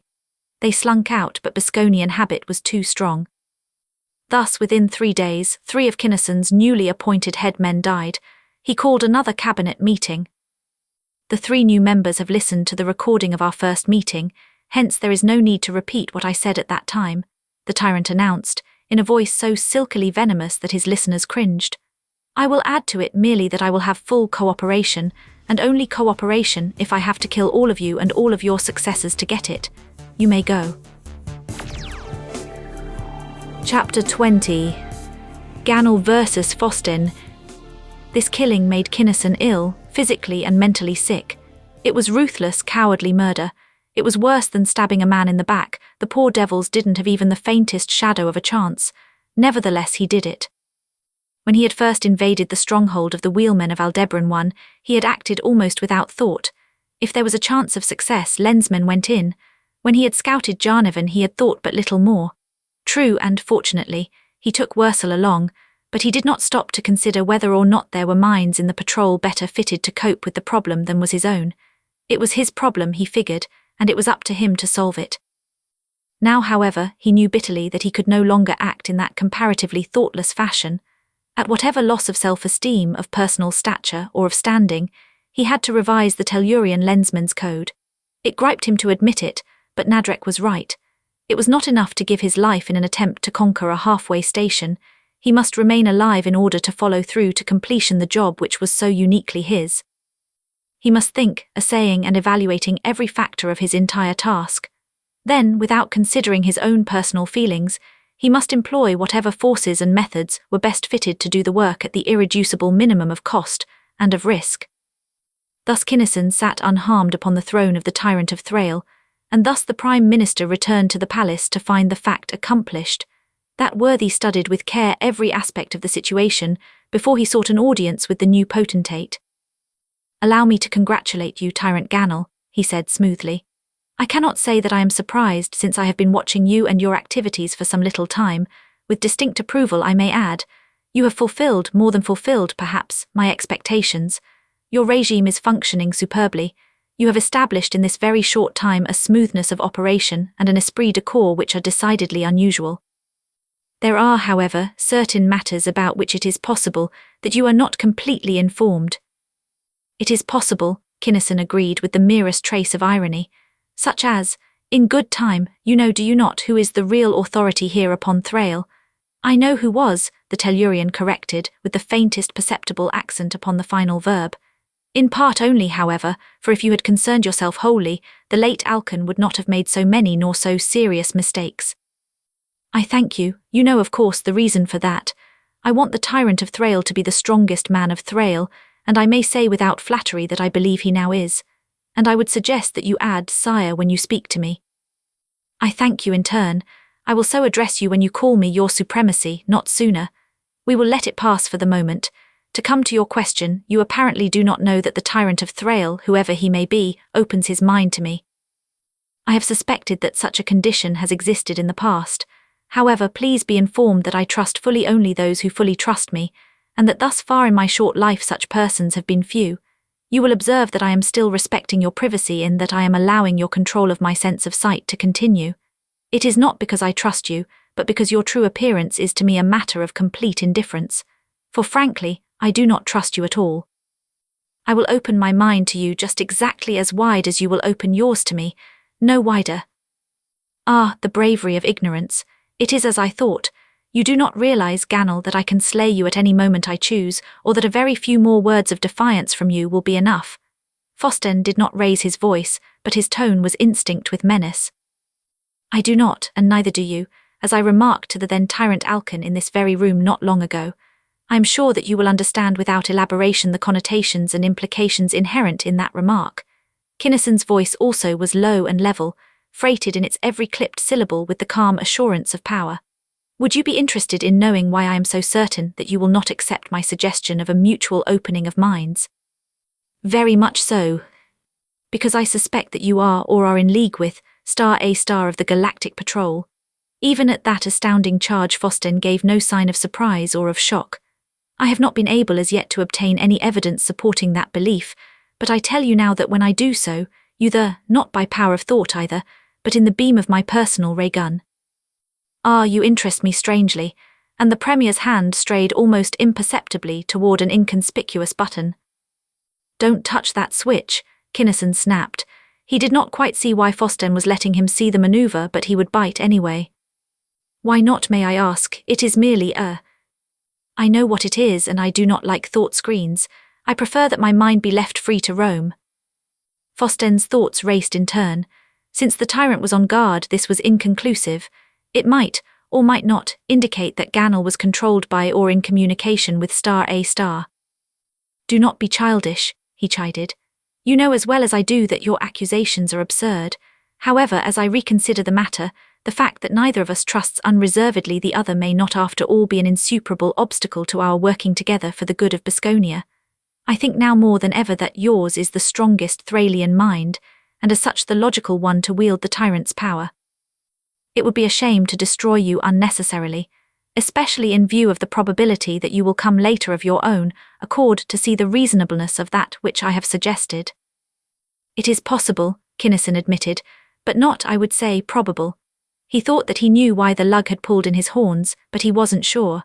"Now that we have clarified our attitudes toward each other, have decided upon an armed and suspicious truce, I see nothing to prevent us from working together in a completely harmonious mutual distrust for the good of all. The first thing to do, as I see it, is to devote our every effort to the destruction of the planet Klovia and all the patrol forces based upon it." Right, if Fossten suspected that the Tyrant was somewhat less than frank, he did not show it, and the conversation became strictly technical. "We must not strike until we are completely ready," was Kinnison's first statement, and he repeated it so often thereafter during the numerous conferences with the chiefs of staff that it came almost to be a slogan. The Prime Minister did not know that Kinnison's main purpose was to give the patrol plenty of time to make Klovia utterly impregnable. Fossten could know nothing of the patrol's sunbeam, to which even the mightiest fortress possible for man to build could offer scarcely more resistance than could the lightest, the most fragile pleasure yacht. Hence he grew more and more puzzled, more and more at a loss week by week, as Tyrant Gannel kept on insisting upon building up the strongest, the most logically perfect fleet which all the ability of their pooled brains could devise. Once or twice he offered criticisms and suggestions which, while defensible according to one theory, would actually have weakened their striking power. These offerings Gannel rejected flatly, insisting, even to an out-and-out break with his co-administrator if necessary, upon the strongest possible armada. The tyrant wanted, and declared that he must and would have more and bigger of everything. More and heavier flying fortresses, more and stronger battleships and super-dreadnoughts, more and faster cruisers and scouts, more and deadlier weapons. We want more of everything than our operations officers can possibly handle in battle, he declared over and over, and he got them. Then, now you operations officers learn how to handle them, he commanded. Even the Prime Minister protested at that, but it was finally accomplished. Fossten was a real thinker, so in a smaller way was Kinnison, and between them they worked out a system. It was crudeness and inefficiency incarnate in comparison with the Z9M9Z, but it was so much better than anything previously known to the Bosconians that everyone was delighted. Even the suspicious and cynical Fossten began to entertain some doubts as to the infallibility of his own judgment. Tyrant Gannel might be working under his own power after all, and these doubts grew apace as the tyrant drilled his grand fleet. He drove the personnel unmercifully, especially the operations officers, as relentlessly as he drove himself. He simply could not be satisfied, his ardour and lust for efficiency were insatiable. His reprimands were scathingly accurate. Officer after officer he demoted bitingly during ever more complicated, ever more inhumanly difficult manoeuvres, until finally he had what were unquestionably his best men in those supremely important positions. Then, one day, "QX Kim, come ahead, we're ready," Haynes leased him briefly. For Kinnison had been in touch with the Port Admiral every day. He had learned long since that the Prime Minister could not detect a lensed thought, particularly when the lensman was wearing a thought screen, as he did practically constantly. Wherefore the strategists of the patrol were as well informed as was Kinnison himself of every move made by the Bosconians. Then Kinnison called Fossten, and was staring glumly at nothing when the latter entered the room. "Well, it would seem that we're about as nearly ready as we ever will be," the tyrant brooded pessimistically. "Have you any suggestions, criticisms, or other contributions to offer, of however minor a nature?" "None whatever, you have done very well indeed." Gannel grunted without enthusiasm. "You have observed, no doubt, that I have said little if anything as to the actual method of approach." The Prime Minister had indeed noticed that peculiar oversight, and said so. Here undoubtedly he thought was the rub, here was where A**'s minion would get in his dirty work. "I have thought about it at length," Kinnison said, still high his brown study, "but I know enough to recognise and to admit my own limitations. I do know tactics and strategy, and thus far I have worked with known implements toward known objectives. That condition, however, no longer exists. The simple fact is that I do not know enough about the possibilities, the techniques and the potentialities, the advantages and the disadvantages of the hyperspatial tube as an avenue of approach to enable me to come to a defensible decision one way or the other. I have decided, therefore, that if you have any preference in the matter, I will give you full authority, and let you handle the approach in any manner you please.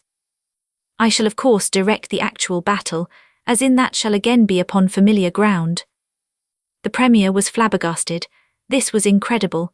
Gannel must really be working for Bosconia after all to make such a decision as that. Still sceptical, unprepared for such a startling development as that one was, he temporized. The very bad, features of the approach via Ruba too, he pondered aloud. We have no means of knowing anything about what happens, and since our previous such venture was a total failure, we must assume that, contrary to our plans and expectations, the enemy was not taken by surprise. "Right," Kinnison concurred tonelessly. "Upon the other hand, an approach via open space, while conducive to the preservation of our two lives, would be seen from afar and would certainly be met by an appropriate formation." Check, came emotionlessly non-committal agreement. Haven't you the slightest bias one way or the other? Fossten demanded incredulously. None whatever, the tyrant was coldly matter-of-fact.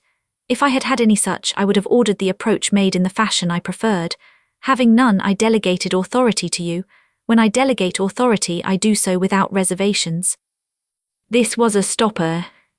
Let it be open space, then, the Prime Minister finally decided. So be it, and so it was. Each of the component flotillas of Grand Fleet made a flying trip to some nearby base, where each unit was serviced. Every item of mechanism and of equipment was checked and rechecked. Stores were replenished, and munitions, especially munitions. Then the mighty Armada, the most frightfully powerful aggregation ever to fly for Baskonia, the mightiest fleet ever assembled anywhere, according to the speeches of the politicians, remade its stupendous formation and set out for Klovia. And as it flew through space, shortly before contact was made with the patrol's Grand Fleet, the Premier called Kinnison into the control room. Gannel, I simply cannot make you out, he remarked after studying him fixedly for 5 minutes. You have offered no advice. You have not interfered with my handling of the fleet in any way. Nevertheless, I still suspect you of treacherous intentions. I have been suspicious of you from the first. With no grounds whatever for your suspicions, Kinnison reminded him coldly. What, with all the reason possible, Fossten declared, have you not steadily refused to bear your mind to me? Certainly, why not? Do we have to go over that again? Just how do you figure that I should so trust any being who refuses to reveal even his true shape to me? That is for your own good. I have not wanted to tell you this, but the truth is that no human being can perceive my true self and retain his sanity. Fosten's Eddorian mind flashed. Should he reveal this form of flesh which was real enough as Tellurians understood reality? Impossible. Gannel was no more Tellurian than Fossten was Thralian. He would not be satisfied with perceiving the flesh, he would bore in for the mind. I'll take a chance on that, Kinnison replied skeptically. I've seen a lot of monstrous entities in my time and I haven't conked out yet. There speaks the sheer folly of callow youth, the rashness of an ignorance so abysmal as to be possible only to one of your ephemeral race. The voice deepened, became more resonant. Kinnison, staring into those inscrutable eyes which he knew did not in fact exist, thrilled forebodingly. The timbre and the overtones of that voice reminded him very disquietingly of something which he could not at the moment recall to mind. I forbear to discipline you, not from any doubt as to my ability to do so, as you suppose, but because of the sure knowledge that breaking you by force will destroy your usefulness. On the other hand, it is certain that if you cooperate with me willingly, you will be the strongest, ablest leader that Baskonia has ever had. Think well upon these matters, O tyrant. I will, the Lensman agreed, more seriously than he had intended. But just what, if anything, has led you to believe that I am not working to the fullest and best of my ability for Baskonia? Everything, Fossten summarized. I have been able to find no flaws in your actions, but those actions do not fit in with your unexplained and apparently unexplainable reticence in letting me perceive for myself exactly what is in your mind. Furthermore, you have never even troubled to deny accusations that you are in fact playing a far deeper game than you appear upon the surface to be playing. That reticence I have explained over and over as an overmastering repugnance. Call it a phobia if you like, Kinnison rejoined wearily. I simply can't and won't. Since you cannot understand that denials would have been entirely useless, would you believe anything that I could possibly say, that I would swear by everything I hold sacred, whether it was that I am wholeheartedly loyal to Baskonia or that I am in fact Star himself? Probably not, came the measured reply. No, certainly not. Men, especially men such as you, bent ruthlessly upon the acquisition of power, are liars. Could it by any chance be that the reason for your intractability is that you have the effrontery to entertain some insane idea of supplanting me? Kinnison jumped mentally. That was a flare-lit tip-off. This man, this thing being entity, whatever he really was instead of being just another Baskonian big shot, must be the clear quill, the real McCoy Boscon himself. The end of the job must be right here. Must be, the real brain for whom he had been searching so long. Here within 3 feet of him sat the creature with whom he had been longing so fervently to come to grips. The reason is as I have said, the Tellurian stated quietly. I will attempt to make no secret, however, of a fact which you must already have deduced, that if and when it becomes apparent that you have any authority above or beyond that of the Tyrant of Thrale, I shall take it away from you, Why not?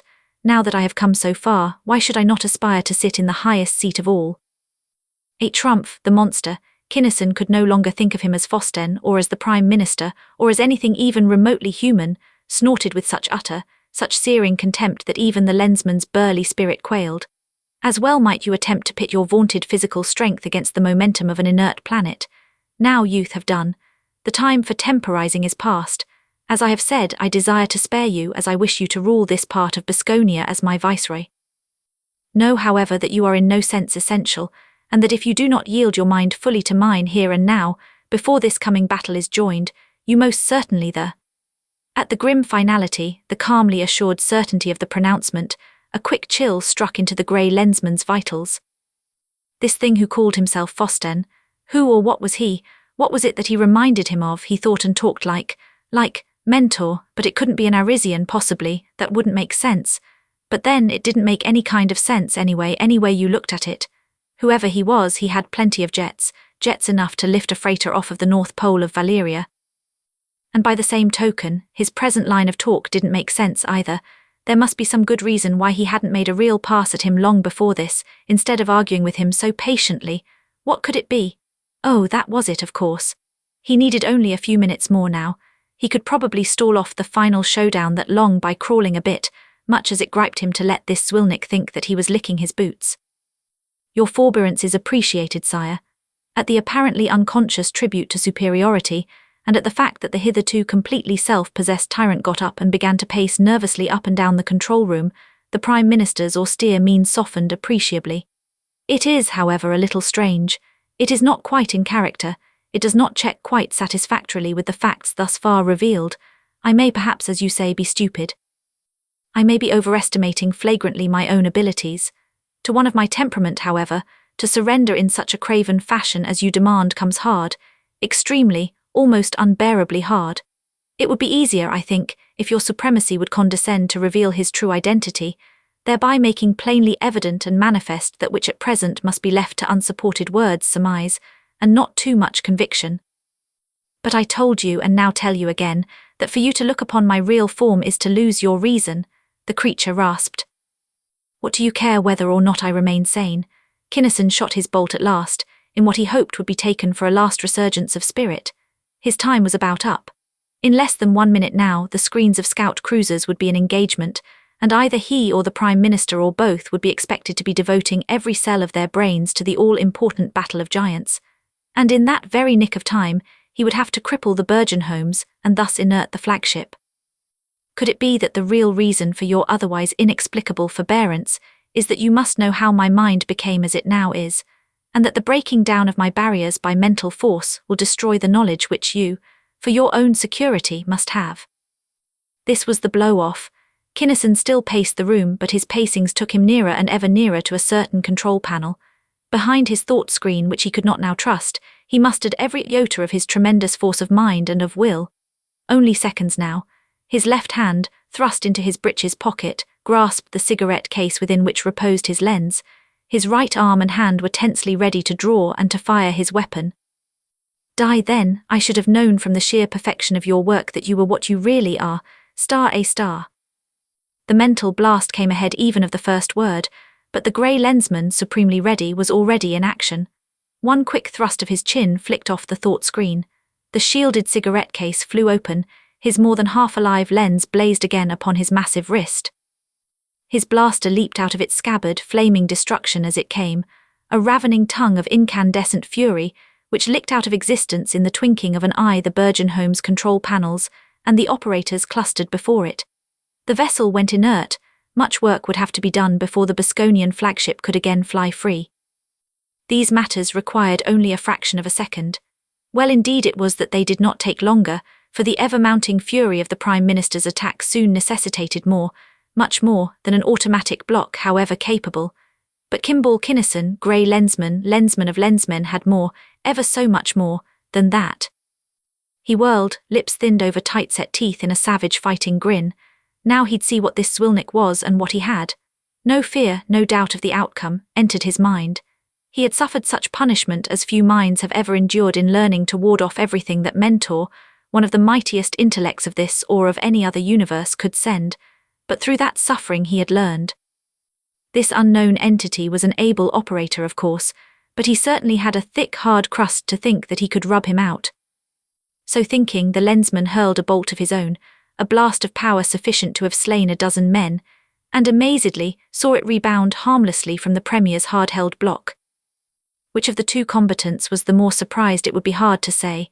Each had considered his own mind impregnable and invincible. Now, as the Prime Minister perceived how astoundingly capable a foe he faced, he drove a thought toward Eddore and the All-Highest. Blocked. Star A Star and the Arisian then were not two but one. He ordered the officers on duty to blast their tyrant down. In vain, for even so early in that ultimately lethal struggle, he could not spare enough of his mind to control effectively any outsider, and in a matter of seconds there were no minds left throughout that entire room in any condition to be controlled. For the first reverberations, the ricochets, the spent forces of the monster's attack against Kinnison's shield, had wrought grievously among the mentalities of all bystanders. Those forces were deadly, deadly beyond telling, so inimical to and destructive of intelligence that even their transformation products affected tremendously the nervous systems of all within range. Then, instants later, the spectacle of the detested and searingly feared lens scintillating balefully upon the wrist of their own ruler was an utterly inexpressible shock. Some of the officers tried then to go for their blasters, but it was already too late. Their shaking, trembling, almost paralyzed muscles could not be forced to function. An even worse shock followed almost instantly, for the Prime Minister, under the incredibly mounting intensity of the Lensman's poignant thrusts, found it necessary to concentrate his every iota of power upon his opponent. Fossten's form of flesh dissolved, revealing to all beholders except Kinnison what their Prime Minister actually was, and he had not been very much wrong in saying that that sight would drive any human being mad. Most of the Bosconians did go mad then and there, but they did not rush about nor scream. They could not move purposefully, but only twitched and writhed horribly as they lay grotesquely asprawl. They could not scream or shriek, but only mouthed and mumbled meaningless burblings. And ever higher, ever more brilliant flamed the lens as Kinnison threw all of his prodigious willpower, all of his tremendous, indomitable drive, through it, and against the incredibly resistant thing to which he was opposed. This was the supreme, the climactic battle of his life thus far. Ether and sub-ether seethed and boiled invisibly under the frightful violence of the forces there unleashed. The men in the control room lay still, all life writhed away. Now death spread throughout the confines of the vast spaceship. Indomitably, relentlessly, the grey lensman held his offence upon that unimaginably high level, his lens flooding the room with intensely coruscant polychromatic light. He did not know then or ever how he did it. He never did suspect that he was not alone. It seemed as though his lens, of its own volition in this time of ultimate need, reached out into unguessable continua and drew therefrom an added, an extra something. But however it was done, Kinnison and his lens managed to hold, and under the appalling, the never-ceasing concentration of force the monster's defences began gradually to weaken and go down. Then sketchily, patchily, there was revealed to Kinnison's sight and sense of perception, a brain. There was a body of sorts, of course, a peculiarly necklace body designed solely to support that gigantic, thin-skulled head. There were certain appendages of limbs, and such-like appurtenances and incidentalia to nourishment, locomotion and the like, but to all intents and purposes the thing was simply and solely a brain. Kinnison knew starkly that it was an Arisian.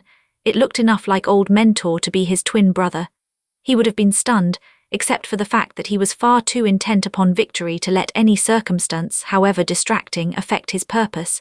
His concentration upon the task in hand was so complete that nothing, literally nothing whatever, could sway him from it. Step by short, hard, jerky step, Kinnison advanced. Close enough, he selected certain areas upon the sides of that enormous head, and with big, hard, open hands he went viciously to work. Right, left, he slapped those bulging temples brutally, rocking monstrous head and repulsive body from side to side, pendulum-like with every stunning blow. His fist would have smashed that thin skull, would perhaps have buried itself deep within the soft tissues of that tremendous brain, and Kinnison did not want to kill his inexplicable opponent. Yet, he had to find out first what this was all about.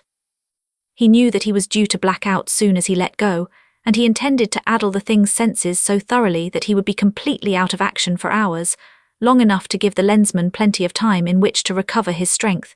He did so. Kinnison did not quite faint. He did, however, have to lie down flat upon the floor. As limp almost as the dead men so thickly strewn about. And thus, while the two immense grand fleets met in battle, Bisconia's flagship hung inert and silent in space afar, manned by 1,500 corpses, one unconscious brain, and one utterly exhausted grey lensman. Chapter 21. The Battle of Klovia. Bisconia's grand fleet was, as has been said, enormous. It was not as large as that of the patrol in total number of ships, since no ordinary brain nor any possible combination of such brains could have coordinated and directed the activities of so vast a number of units. Its centre was, however, heavier, composed of a number and a tonnage of supermaulers, which made itself evidently irresistible. In his training of his operations, Staff Kinnison had not overlooked a single bet, had not made a single move which by its falsity might have excited Premier Fossten's all-too-ready suspicions. They had handled Grand Fleet as a whole in vast, slow manoeuvres, plainly the only kind possible to so tremendous a force. Kinnison and his officers had in turn harshly and thoroughly instructed the subfleet commanders in the various arts and manoeuvres of conquering units equal to or smaller than their own. That was all, and to the Bisconians, even to Fossten, that had been enough. That was obviously all that was possible. Not one of them realized that Tyrant Gannel very carefully avoided any suggestion that there might be any intermediate tactics, such as that of 300 or 400 subfleets, too widely spread in space and too numerous to be handled by any ordinary mind or apparatus, to englobe and to wipe out simultaneously perhaps 50 subfleets whose commanders were not even in communication with each other. This technique was as yet the exclusive property of the patrol and the Z9M9Z. And in that exact operation, a closed book to the Zwilniks, lay supposedly and tactically the patrol's overwhelming advantage. For Haynes, through his 4 highly specialized Rigelian lensmen, and thence through the 200 Rigelian operator computers, could perform maneuvers upon any intermediate scale he pleased. He could handle his whole vast grand fleet and its every component part, he supposed, as effectively, as rapidly, and almost as easily as a skilled chess player handles his pieces and his pawns. Neither Kinnison nor Haynes can be blamed, however, for the fact that their suppositions were somewhat in error. It would have taken an Arisian to deduce that this battle was not to be fought exactly as they had planned it. Haynes had another enormous advantage in knowing the exact number, rating, disposition, course and velocity of every main unit of the aggregation to which he was opposed. And third, he had the sunbeam, concerning which the enemy knew nothing at all and which was now in good working order. It is needless to say that the sunbeam generators were already set to hurl that shaft of irresistible destruction along the precisely correct line, or that Haynes' grand fleet formation had been made with that particular weapon in mind. It was not an orthodox formation. In any ordinary space battle it would have been sheerly suicidal. But the port admiral, knowing for the first time in his career every pertinent fact concerning his foe, knew exactly what he was doing. His fleet, instead of driving ahead to meet the enemy, remained inert and practically motionless well within the limits of Klovia's solar system. His heavy stuff, instead of being massed at the centre, was arranged in a vast ring. There was no centre except for a concealing screen of heavy cruisers. When the far-flung screens of scout cruisers came into engagement, then, the patrol scouts near the central line did not fight, but sped lightly aside. So did the light and heavy cruisers and the battleships. The whole vast centre of the Bisconians drove onward, unopposed, into nothing. Nevertheless they kept on driving. They could, without orders, do nothing else, and no orders were forthcoming from the flagship. Commanders tried to get in touch with Grand Fleet operations, but could not, and in failing, kept on under their original instructions. They could have, no suspicion that any minion of the patrol was back of what had happened to their top brass. The flagship had been in the safest possible position, and no attack had as yet been made. They probably wondered futilely as to what kind of a mechanical breakdown could have immobilized and completely silenced their high command, but that was, strictly, none of their business. They had had orders, very definite orders, that no matter what happened they were to go on to Klovia and to destroy it. Thus, however wondering, they kept on. They were on the line. They would hold it. They would blast out of existence anything and everything which might attempt to bar their way. They would reach Klovia, and they would reduce it to its component atoms. Unresisted then, the Bosconian centre bored ahead into nothing, until Haynes, through his Rigelians, perceived that it had come far enough. Then Klovia's brilliantly shining sun darkened almost to the point of extinction. Along the line of centres, through the space so peculiarly empty of patrol ships, there came into being the sunbeam, a bar of quasi-solid lightning into which there had been compressed all the energy of well over 4 million tons per second of disintegrating matter. Scouts and cruisers caught in that ravening beam flashed briefly, like sparks flying from a forge, and vanished. Battleships and super-dreadnoughts the same. Even the solid warhead of fortresses and maulers was utterly helpless. No screen has ever been designed capable of handling that hellish load.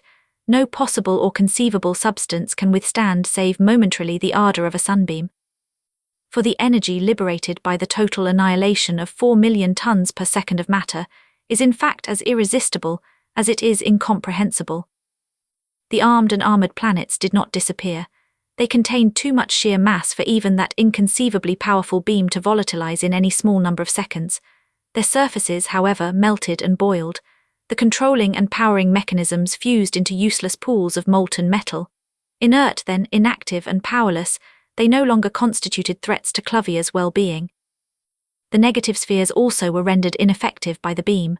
Their anti-masses were not decreased, of course. In fact, they were probably increased a trifle by the fervour of the treatment, but with the controlling superstructures volatilized away, they became more of menace to the Bosconian forces than to those of civilization. Indeed, several of the terrible things were drawn into contact with ruined planets. Then negative sphere and planet consumed each other, flooding all nearby space with intensely hard and horribly lethal radiation. The beam winked out, Klovia's sun flashed on. The sunbeam was and is clumsy, unwieldy, quite definitely not rapidly maneuverable. But it had done its work. Now the component parts of civilization's grand fleet started in to do theirs. Since the Battle of Klovia, it was and still is called that, as though it were the only battle which that warlike planet has ever seen, has been fought over in the classrooms of practically every civilized planet of 2 galaxies. It would be redundant to discuss it in detail here. It was, of course, unique. No other battle like it has ever been fought, either before or since, and let us hope that no other ever will be. It is studied by strategists who have offered many thousands of widely variant profundities as to what Port Admiral Haynes should have done. Its profound emotional appeal, however, lies only and sheerly in its unorthodoxy. For in the technically proper space battle there is no hand-to-hand fighting, no purely personal heroism, no individual deeds of valour. It is a thing of logic and of mathematics and of science, the massing of superior firepower against a well-chosen succession of weaker opponents. When the screens of a spaceship go down, that ship is done, her personnel only memories. But here how different. With the supposed breakdown of the lines of communication to the flagship, the sub-fleets carried on in formation. With the destruction of the entire centre, however, all semblance of organisation or of cooperation was lost. Every staff officer knew that no more orders would emanate from the flagship. Each knew chillingly that there could be neither escape nor succour. The captain of each vessel, thoroughly convinced that he knew vastly more than did his fleet commander, proceeded to run the war to suit himself. The outcome was fantastic, so utterly bizarre that the Z9M9Z and her trained coordinating officers were useless. Science and tactics and the million lines of communication could do nothing against a foe who insisted upon making it a ship-to-ship, yes, a man-to-man affair. The result was the most gigantic dogfight in the annals of military science. Ships, civilizations perhaps as eagerly as Bosconia's, cut off their projectors, cut off their screens the better to ram, to board, to come to grips personally with the enemy. Scout to scout, cruiser to cruiser, battleship to battleship, the insane contagion spread. Haynes and his staff men swore fulminantly. The Rigelians hurled out orders, but those orders simply could not be obeyed. The dogfight spread until it filled a good sixth of Klovia's entire solar system. Board and storm, armour, delameters, axes, the mad bloodlust of hand-to-hand combat, the insensately horrible savagery of our pirate forbears, multiplied by millions and spread out to fill a million cubic miles of space. Haynes and his fellows wept unashamed as they stood by helpless, unable to avoid or to prevent the slaughter of so many splendid men, the gutting of so many magnificent ships. It was ghastly, it was appalling, it was war. And far from this scene of turmoil and of butchery lay Bosconia's great flagship, and in her control room Kinnison began to recover. He sat up groggily. He gave his throbbing head a couple of tentative shakes. Nothing rattled. Good, he was QX, he guessed, even if he did feel as limp as 9 wet dish rags. Even his lens felt weak. Its usually refulgent radiance was sluggish, wan and dim. This had taken plenty out of them, he reflected soberly, but he was mighty lucky to be alive. But he'd better get his batteries charged. He couldn't drive a thought across the room, the shape he was in now, and he knew of only one brain in the universe capable of straightening out this mess. After assuring himself that the highly inimical brain would not be able to function normally for a long time to come, the lensman made his way to the galley. He could walk without staggering already. Fine. There he fried himself a big, thick, rare steak, his never-failing remedy for all the ills to which flesh is heir, and brewed a pot of Thralian coffee, making it viciously, almost corrosively strong. And as he ate and drank, his head cleared magically. Strength flowed back into him in waves. His lens flamed into its normal splendor. He stretched prodigiously, inhaled gratefully a few deep breaths. He was QX. Back in the control room, after again checking up on the still quiescent brain, he wouldn't trust this Fossten as far as he could spit. He hurled a thought to far-distant Arisia and to Mentor, its ancient sage. What's an Arisian doing in this second galaxy, working against the patrol? Just what is somebody trying to pull off? He demanded heatedly, and in a second of flashing thought reported what had happened. Truly, Kinnison of Tellus, my mind is not entirely capable. The deeply resonant, slow simulacrum of a voice resounded within the lensman's brain. The Arisian never hurried. Nothing whatever, apparently, not even such a cataclysmic upheaval as this, could fluster or excite him.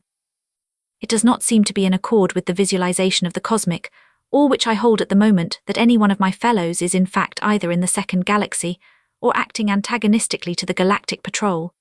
It is, however, a truism that hypotheses, theories, and visualizations must fit themselves to known or observed facts, and even your immature mind is eminently able to report truly upon actualities.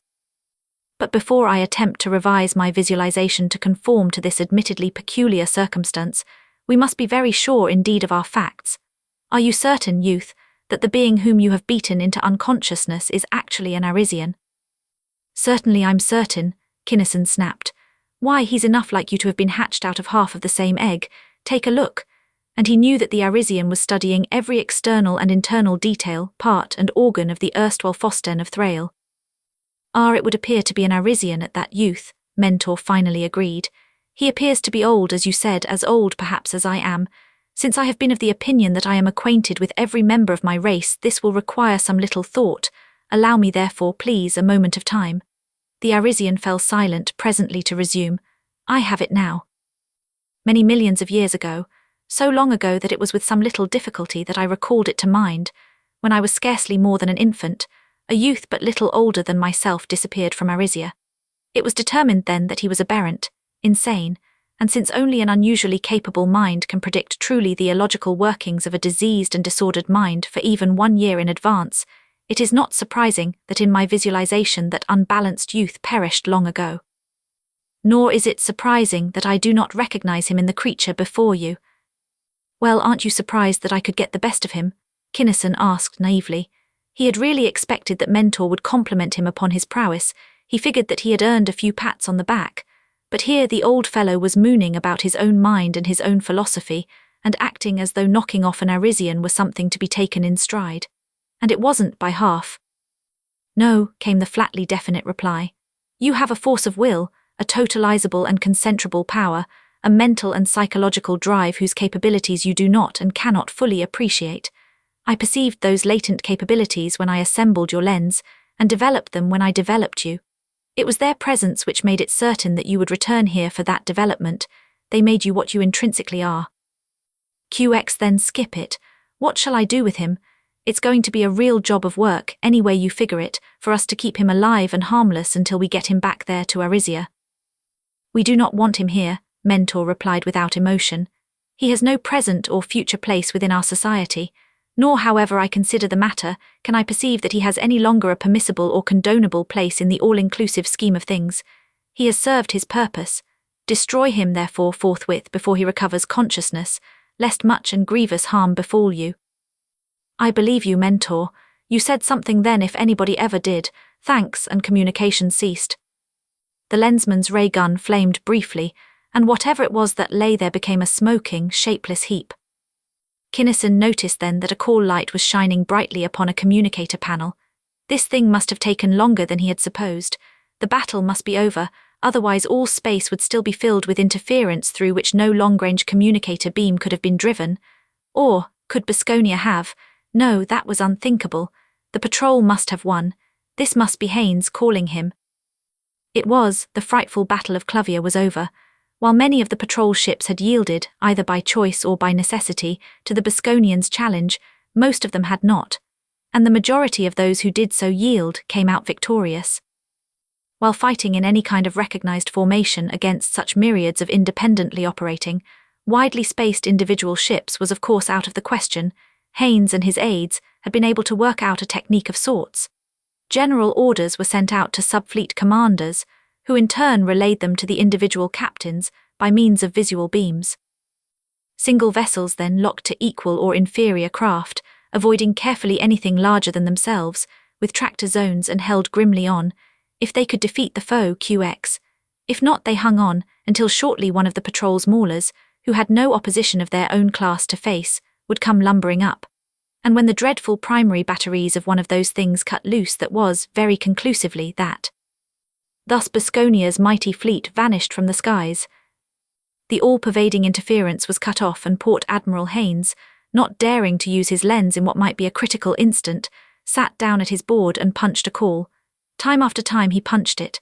Finally he shoved it in and left it in, and as he stared minute after minute into the coldly unresponsive plate, his face grew grey and old. Just before he decided to lens Kinnison anyway, come what might, the plate lighted up to show the smiling, deeply space-tanned face of the one for whom he had just about given up hope. Thank God, Haynes' exclamation was wholly reverent. His strained old face lost 20 years in half that many seconds. Thank God you're safe, you did it then. I managed it, but just by the skin of my teeth. I didn't have half a jet to spare. It was old man Boscon himself in person. And you. Clean up 100.000%. Fine business, Kinnison exulted. Everything's on the exact center of the green, then come on. And civilization's grand fleet went. The Z9M9Z flashed up to visibility, inerted, and with furious driving blasts full ablaze, matched her intrinsic velocity to that of the Basconian flagship, the only Basconian vessel remaining in that whole vast volume of space. Tractors and pressers were locked on and balanced, flexible, or more accurately not ultimately rigid. Connecting tubes were pushed out and sealed. Hundreds, yes thousands of men in full Thralian uniform, strode through those tubes and into the Thralian ship. The Z9M9Z unhooked and a battleship took her place. Time after time the maneuver was repeated until it seemed as though Kinnison's vessel, huge as she was, could not possibly carry the numbers of men who marched aboard. Those men were all human, or approximately so, nearly enough human at least to pass as Thralians under casual inspection. More peculiarly, that army contained an astounding number of lensmen. So many lensmen, it is certain, had never before been gathered together into so small a space. But the fact that they were lensmen was not apparent. Their lenses were not upon their wrists, but were high upon their arms, concealed from even the most prying eyes within the sleeves of their tunics.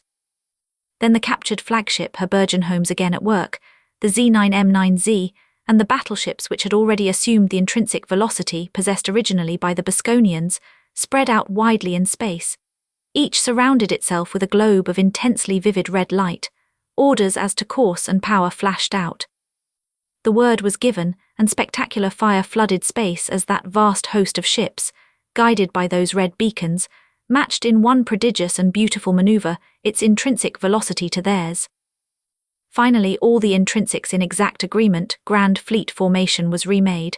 The term remade is used advisedly, since this was not to be a battle formation, for Traska Gannel had long since sent a message to his capital, a terse and truthful message which was, nevertheless, utterly misleading. It was, "My forces have won, my enemy has been wiped out to the last man. Prepare for a 2-world broadcast to cover both Thrale and Onlo at hour 10 today of my palace time." The formation, then, was not one of warfare, but of boasting triumph. It was the consciously proud formation of a grand fleet which, secure in the knowledge that it has blasted out of the ether everything which can threaten it, returns victoriously home to receive, as it's just due, the plaudits and the acclaim of the populace. Well, in the van, alone in the van in fact and strutting, was the flagship. She, having originated upon Thrale and having been built specifically for a flagship, would be recognized at sight. Back of her came, in gigantic coaxial cones, the sub-fleets, arranged now not class by class of ships but world by world of origin. One mauler perhaps or two, from 4 or 5 to a dozen or more battleships, an appropriate number of cruisers and of scouts, all flying along together in a tight little group. But not all of the patrol's armada was in that formation. It would have been very poor technique indeed to have had Bosconia's grand fleet come back to home ether 40% larger than it had set out. Besides, the Z9M9Z simply could not be allowed to come within detector range of any Bosconian lookout. She was utterly unlike any other vessel ever to fly. She would not perhaps be recognized for what she really was, but it would be evident to the most casual observer that she was not, and could not be of Thrale or Bosconia. The Z9M9Z then hung back, far back, escorted and enveloped by the great number of warships which could not be made to fit into the roll call of the Tyrant's original Grand Fleet. The sub-fleet, which was originally from Thrale, could land without any trouble, without arousing any suspicion. Bosconian and patrol designs were not identical, of course, but the requirements of sound engineering dictated that externals should be essentially the same. The individual ships now bore the correct identifying symbols and insignia.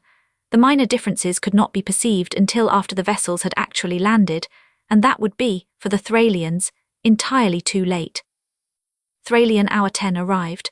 Kinnison, after a long, minutely searching inspection of the entire room, became again in every millimetre Trasker Gannel, the tyrant of Thrale.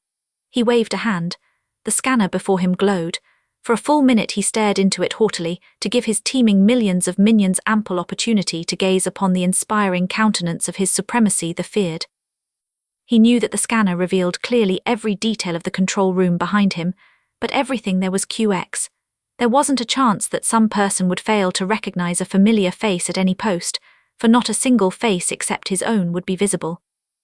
Not a head back of him would turn, not even a rear quarter profile would show. It would be Lee's majest of the most intolerable for any face, however inconspicuous, to share the limelight with that of the tyrant of Thrale, while his supremacy was addressing his subjects. Serenely and assuredly enough then, Tyrant Gannel spoke. "My people, as you have already been told, my forces have won the complete victory which my foresight and my leadership made inevitable. This milestone of progress is merely a repetition upon a grander scale of those which I have already accomplished upon a somewhat smaller, an extension and a continuation of the carefully considered procedure, by virtue of which I shall see to it that my plan succeeds. As one item in that scheduled procedure I removed the weakling Alcon, and in the stead of his rule of oppression, short-sightedness, corruption, favoritism and greed, I substituted my beneficent regime of fair play, of mutual cooperation for the good of all. I have now accomplished the next major step in my program, the complete destruction of the armed forces which would be employed to hamper and to nullify the development and the fruition of my plan. I shall take the next step immediately upon my return to my palace. There is no need to inform you now as to the details of what I have in mind. In broad, however, it pleases me to inform you that, having crushed all opposition, I am now able to institute, and shall proceed at once to institute certain changes in policy, in administration, and in jurisdiction. I assure you that all of these changes will be for the best good of all save the enemies of society. I caution you therefore to cooperate fully and willingly with my officers, who may shortly come among you with instructions, some of these perhaps of a nature not hitherto promulgated upon Thrale. Those of you who do so cooperate will live and will prosper. Those who do not will die in the slowest, most hideous fashions, which all the generations of Thralian torturers have been able to devise." Chapter 22. The Taking of Thrale. Up to the present, Kinnison's revolution, his self-advancement into the dictatorship, had been perfectly normal, in perfect accordance with the best tenets of Bosconian etiquette. While it would be idle to contend that any of the others of the High Command really approved of it, each wanted intensely that high place for himself. None of them had been strong enough at the moment to challenge the tyrant effectively, and all of them knew that an ineffective challenge would mean certain death. Wherefore each perforce bided his time. Gannel would slip, Gannel would become lax or overconfident, and that would be the end of Gannel. They were, however, loyal to Basconia. They were very much in favour of the rule of the strong and the ruthless. They believed implicitly that might made right. They themselves bowed the knee to anyone strong enough to command such servility from them. In turn, they commanded brutally, and even more abject servility from those over whom they held in practice, if not at law, the power of life and death. Thus Kinnison knew that he could handle his cabinet easily enough as long as he could make them believe that he was a Basconian. There could be, no real unity among them under those conditions. Each would be fighting his fellows as well as working to overthrow his supremacy, the Tyrant. But they all hated the patrol, and all that it stood for, with a whole-hearted fervour, which no one adherent to civilization can really appreciate. Hence, at the first sign that Gannel might be in league with the patrol, they would combine forces instantly against him. Automatically, there would go into effect a tacit agreement to kill him first, and then later, to fight it out among themselves for the prize of the tyrancy. And that combined opposition would be a formidable one indeed. Those men were really able. They were as clever and as shrewd and as smart and as subtle as they were hard. They were masters of intrigue. They simply could not be fooled. And if their united word went down the line that Traska Gannel was in fact a traitor to Basconia, an upheaval would ensue which would throw into the shade the bloodiest revolutions of all history. Everything would be destroyed. Nor could the Lensmen hurl the metal of the patrol against Thrale in direct frontal attack. Not only was it immensely strong, but also there were those priceless records, without which it might very well be the work of generations for the patrol to secure the information which it must, for its own security, have.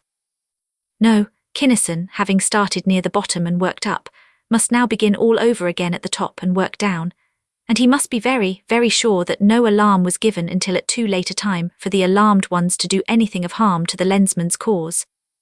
He didn't know whether he had jets enough to swing the load or not. A lot depended on whether or not he could civilize those 12 devils of his, but the scheme that the psychologists had worked out was a honey, and he would certainly give it the good old college try. Thus Grand Fleet slowed down, and with the flagship just out of range of the capital's terrific offensive weapons, it stopped. Half a dozen maulers, towing a blackly indetectable, imperceptible object, came up and stopped. The Tyrant called from the safety of his control room a conference of his cabinet in the council chamber. While I have not been gone very long in point of days, he addressed them smoothly via plate, and while I of course trust each and every one of you, there are certain matters which must be made clear before I land. None of you has, by any possible chance, made any effort to lay a trap for me, or anything of the kind. There may have been a trace of irony in the speaker's voice. They assured him, one and all, that they had not had the slightest idea of even considering such a thing. It is well. None of you have discovered then that by changing locks and combinations, and by destroying or removing certain inconspicuous but essential mechanisms of an extremely complicated nature, and perhaps substituting others, I made it quite definitely impossible for any one of all of you to render this planet inertialess. I have brought back with me a negative sphere of planetary antimass, which no power at your disposal can affect. It is here beside me in space. Please study it attentively. It should not be necessary for me to inform you that there are countless other planets from which I can rule Basconia quite as effectively as from Thrale, or that, while I do not relish the idea of destroying my home planet and everything upon it, I would not hesitate to do so if it became a matter of choice between that action and the loss of my life and my position. They believed the statement. That was the eminently sensible thing to do. Any one of them would have done the same, hence they knew that Gannel would do exactly what he threatened, if he could. And as they studied Gannel's abysmally black ace of trumps, they knew starkly that Gannel could, for they had found out individually that the Tyrant had so effectively sabotaged Thrale's Burgeon homes that they could not possibly be made operative until after his return. Consequently, repairs had not been started. Any such activity, they knew, would be a fatal mistake. By outguessing and outmanoeuvring the members of his cabinet, Gannel had once more shown his fitness to rule. They accepted that fact with a good enough grace. Indeed, they admired him all the more for the ability thus shown. No one of them had given himself away by any overt moves. They could wait. Gannel would slip yet, quite possibly even before he got back into his palace. So they thought, not knowing that the Tyrant could read at will their most deeply hidden plans, and so thinking, each one pledged anew in unreserved terms his fealty and his loyalty. I thank you, gentlemen. The Tyrant did not, and the officers were pretty sure that he did not, believe a word of their protestations. As loyal cabinet members, I will give you the honor of sitting in the front of those who welcome me home. You men and your guards will occupy the front boxes in the royal stand. With you and around you will be the entire palace personnel. I want no person except the usual guards inside the buildings or even within the grounds when I land. Back of these you will have arranged the personal troops and the royal guards. The remaining stands and all of the usual open grounds will be for the common people, first come, first served. But one word of caution, you may wear your sidearms as usual. Bear in mind, however, that armor is neither usual nor a part of your full dress uniform, and that any armored man or men in or near the concourse will be blasted by a needle ray before I land. Be advised also that I myself shall be wearing full armor. Furthermore, no vessel of the fleet will land until I, personally, from my private sanctum, order them to do so. This situation was another poser, but it too they had to take. There was no way out of it, and it was still perfect Bosconian generalship. The welcoming arrangements were therefore made precisely as Tyrant Gannel had directed. The flagship settled toward ground, her underjets blasting unusually viciously because of her tremendous load, and as she descended Kinnison glanced briefly down at the familiar terrain. There was the immense space field, a dock-studded expanse of burned, scarred, pockmarked concrete and steel. Midway of its extreme northern end that nearest the palace was the berth of the flagship, Dock No. 1. An eighth of a mile straight north from the dock, the minimum distance possible because of the terrific fury of the underjets, was the entrance to the palace grounds. At the northern end of the western side of the field, a good 3/4 of a mile from Dock No. 1 and somewhat more than that distance from the palace gates, were the stands of ceremony. That made the Lensmen completely the master of the situation. The flagship landed, her madly blasting jets died out, a car of state rolled grandly up, airlocks opened, Kinnison and his bodyguards seated themselves in the car, helicopters appeared above the stands and above the massed crowds thronging the western approaches to the field, hovering, flitting slowly and watchfully about. Then from the flagship there emerged an incredible number of armed and armoured soldiers. One small column of these marched behind the slowly moving car of state, but by far the greater number went directly to and through the imposing portals of the palace grounds.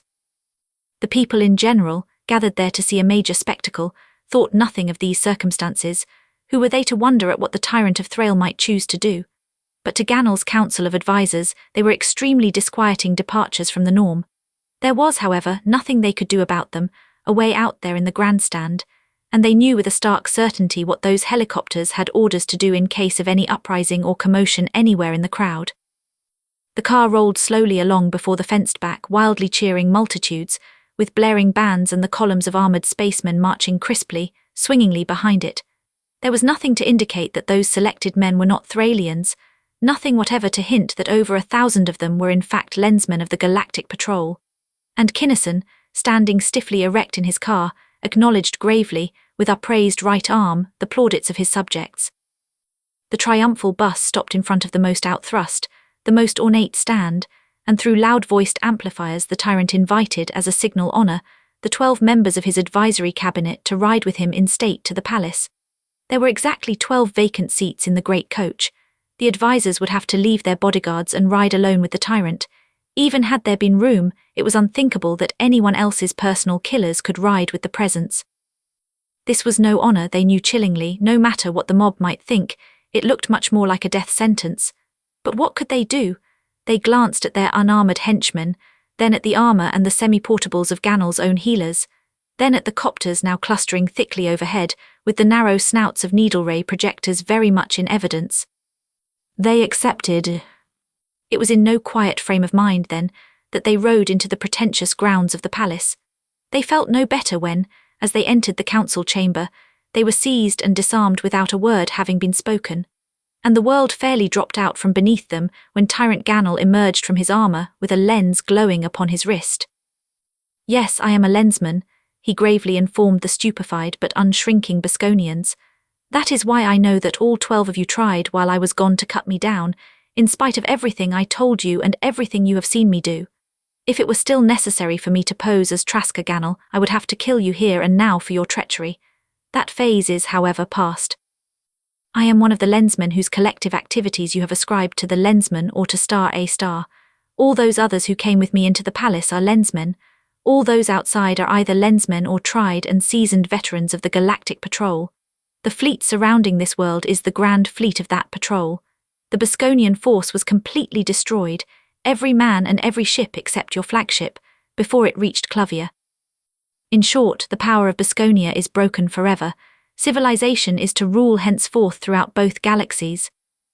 You are the 12 strongest, the 12 ablest men of the planet, perhaps of your whole dark culture. Will you help us to rule according to the principles of civilization, that which has been the Bosconian Empire, or will you The Thralians stiffened themselves rigidly against the expected blasts of death, but only one spoke. We are fortunate at least, Lensmen, in that you do not torture, he said coldly, his lips twisted into a hard, defiant sneer. Good, and the Lensman actually smiled. I expected no less. With that solid bottom, all that is necessary is to wipe away a few of your misconceptions and misunderstandings, correct your viewpoints and... Do you think for a second that your therapists can fit us into the pattern of your civilization? The Bosconian spokesman demanded bitingly. I don't have to think, Lanyon, I know, Kinnison assured him. Take them away, fellows, and lock them up you know where. Everything will go ahead as scheduled. It did. And while the mighty vessels of war landed upon the space field, and while the thronging lensmen took over post after post in an ever-widening downward course, Kinnison led Wursel and Tregency to the cell in which the outspoken Thralian chieftain was confined. I do not know whether I can prevent you from operating upon me or not, Lanyon of Thrale spoke harshly, but I will try. I have seen the pitiful, distorted wrecks left after such operations, and I do not like them. Furthermore, I do not believe that any possible science can eradicate from my subconscious the fixed determination to kill myself the instant you release me. Therefore you had better kill me now, Lensman, and save your time and trouble. You are right and wrong, Kinnison replied quietly.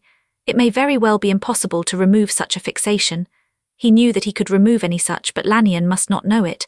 Civilization needed those 12 hard, shrewd minds, and he had no intention of allowing an inferiority complex to weaken their powers. We do not, however, intend to operate, but only and simply to educate. You will not be unconscious at any time. You will be in full control of your own mind, and you will know beyond peradventure that you are so in control. We shall engrave, in parallel with your own present knowledges of the culture of Bosconia, the equivalent or corresponding knowledges of civilization. They did so. It was not a short undertaking nor an easy, but it was thorough and it was finally done. Then Kinnison spoke. You now have completely detailed knowledge both of Bosconia and of civilization, a combination possessed by but few intelligences indeed. You know that we did not alter, did not even touch, any track of your original mind. Being fully en rapport with us, you know that we gave you as unprejudiced a concept of civilization as we possibly could. Also, you have assimilated completely the new knowledge. That is all true, Lanyon conceded. Remarkable but true. I was and remain throughout myself. I checked constantly to be sure of that. I can still kill myself at any moment I choose. Right, Kinnison did not smile even mentally at the unconscious alteration of intent. The whole proposition can now be boiled down into one clear-cut question, to which you can formulate an equally clear-cut reply. Would you, Lanyon, personally, prefer to keep on as you have been, working for personal power, or would you rather team up with others to work for the good of all? The Thralian thought for moments, and as he pondered, an expression of consternation spread over his hard-hewn face. You mean actually, personally, apart from all consideration of your so-called altruism and your other infantile weaknesses? He demanded resistantly. Exactly, Kinnison assured him. Which would you rather do? Which would you personally get the most good, the most fun out of? The bitter conflict was plainly visible in Lanyon's bronzed face, so was the direction in which it was going. Well, I'll be damned, you win, Lensman, and the ex-Bosconian executive held out his hand. Those were not his words, of course, but as nearly as Tellurian English can come to it, that is the exact sense of his final decision. And the same, or approximately the same, was the decision of each of his 11 fellows, each in his turn. Thus it was, then, that civilization won over the 12 recruits who were so potently instrumental in the bloodless conquest of Thrale, and who were later to be of such signal service throughout the second galaxy. For they knew Bosconia with a sure knowledge, from top to bottom and from side to side, in every aspect and ramification. They knew precisely where and when and how to work to secure the desired ends. And they worked, how they worked. but space is lacking to go into any of their labours here. Specialists gathered, of 100 different sorts, and when after peace and security had been gained, they began to attack the stupendous files of the Hall of Records, Kinnison finally yielded to Haynes' insistence and moved out to the Z9M9Z. "It's about time, young fellow," the port admiral snapped. "I've gnawed my fingernails off just about to the elbow and I still haven't figured out how to crack Onlo. Have you got any ideas?" "Thrale first," Kinnison suggested. "Everything QX here, you sure?" "Absolutely," Haynes grunted. "Is strongly held as Tellus or Klovia, primaries, helices, supertractors, Burgeon homes, Sunbeam, everything. They don't need us here any longer any more than a hen needs teeth. Grand Fleet is all set to go, but we haven't been able to work out a feasible plan of campaign. The best way would be not to use the fleet at all, but a sunbeam, but we can't move the sun and Thorndyke can't hold the beam together that far.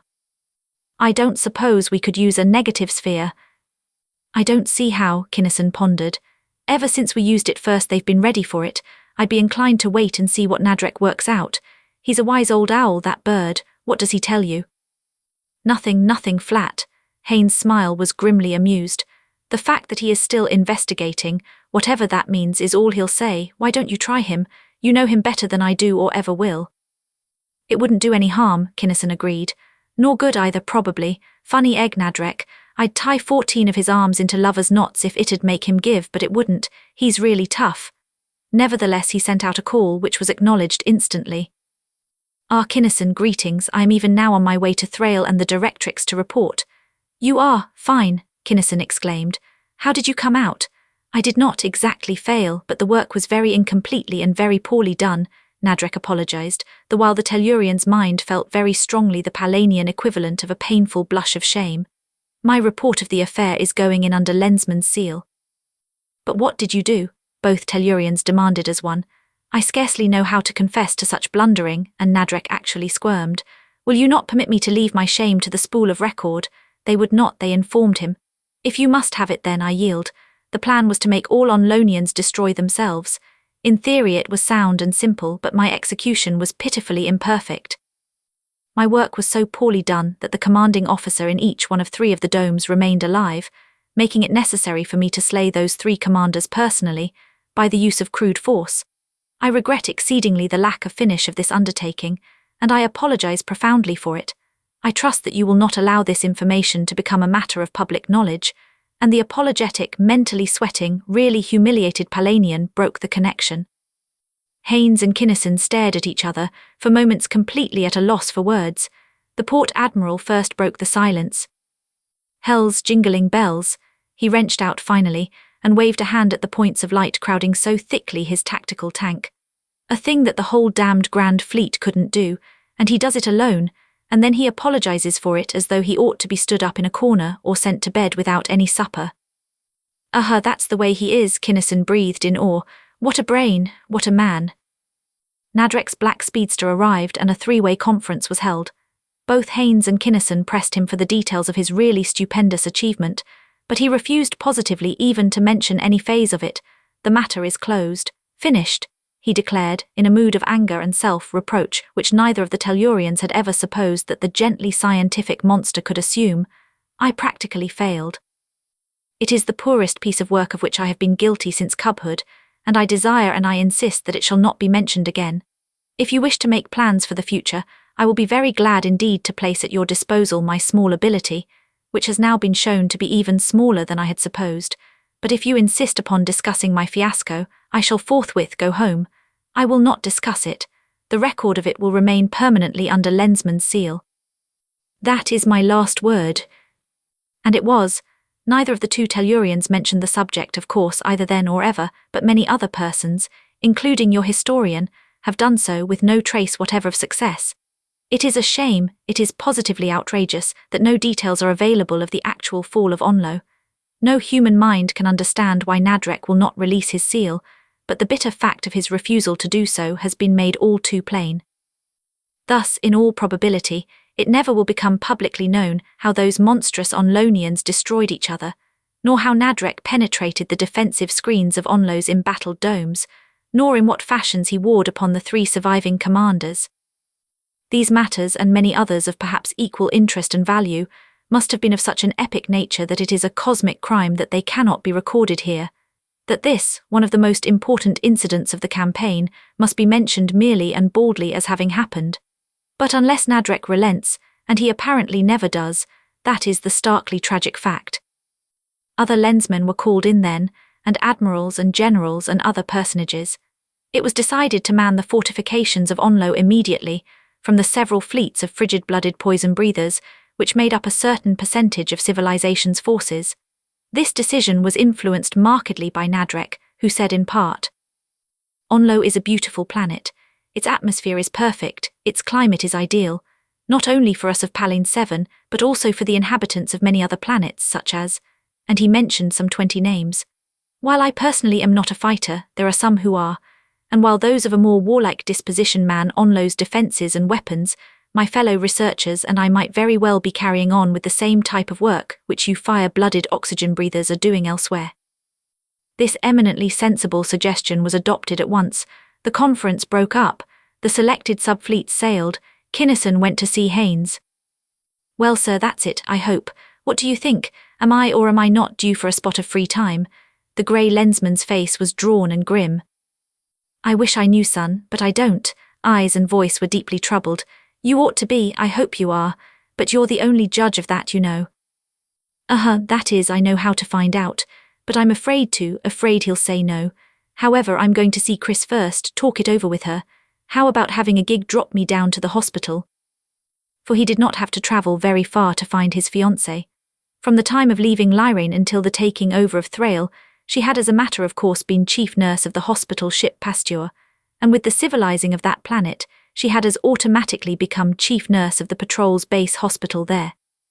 "Certainly, Kim, anything you want whenever you please." "Thanks, Chief. Now that this fracas is finally over, if it is, I suppose you'll have to take over as president of the Galactic Council."